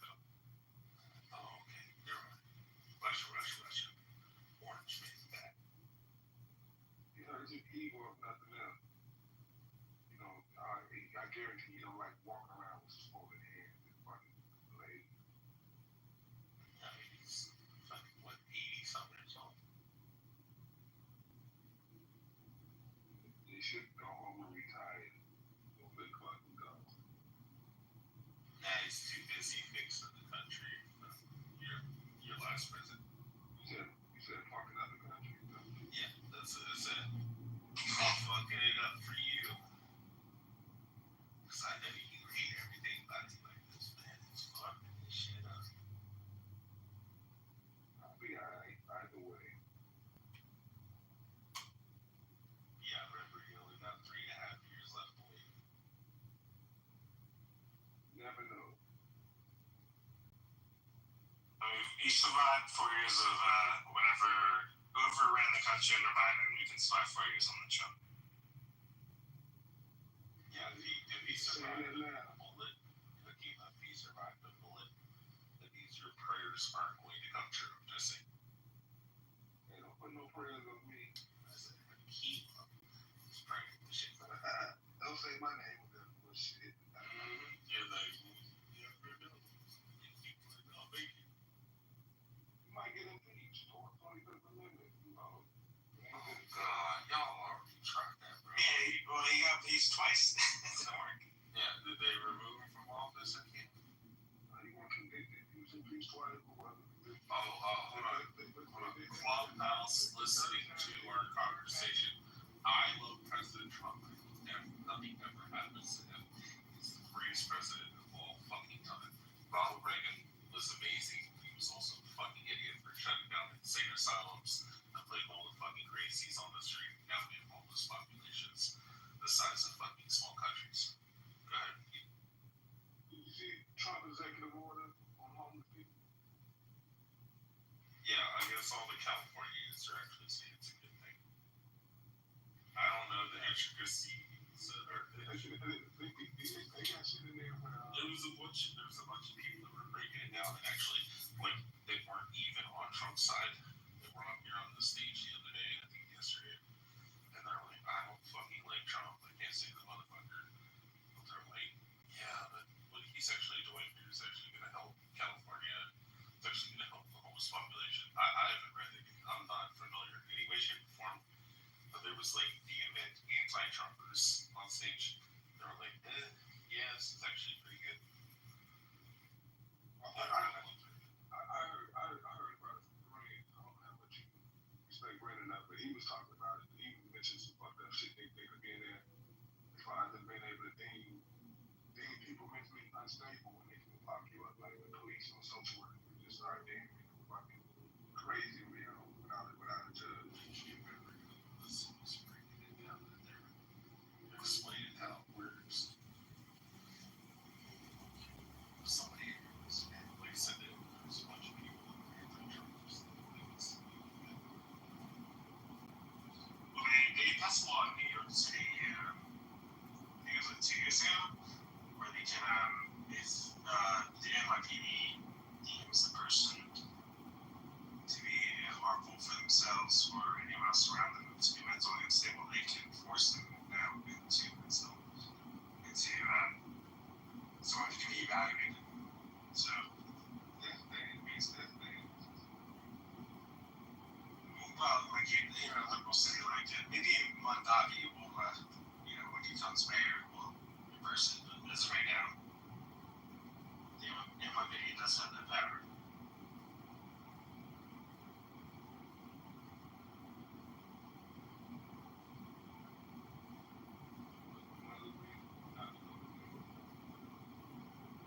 You might be unstable.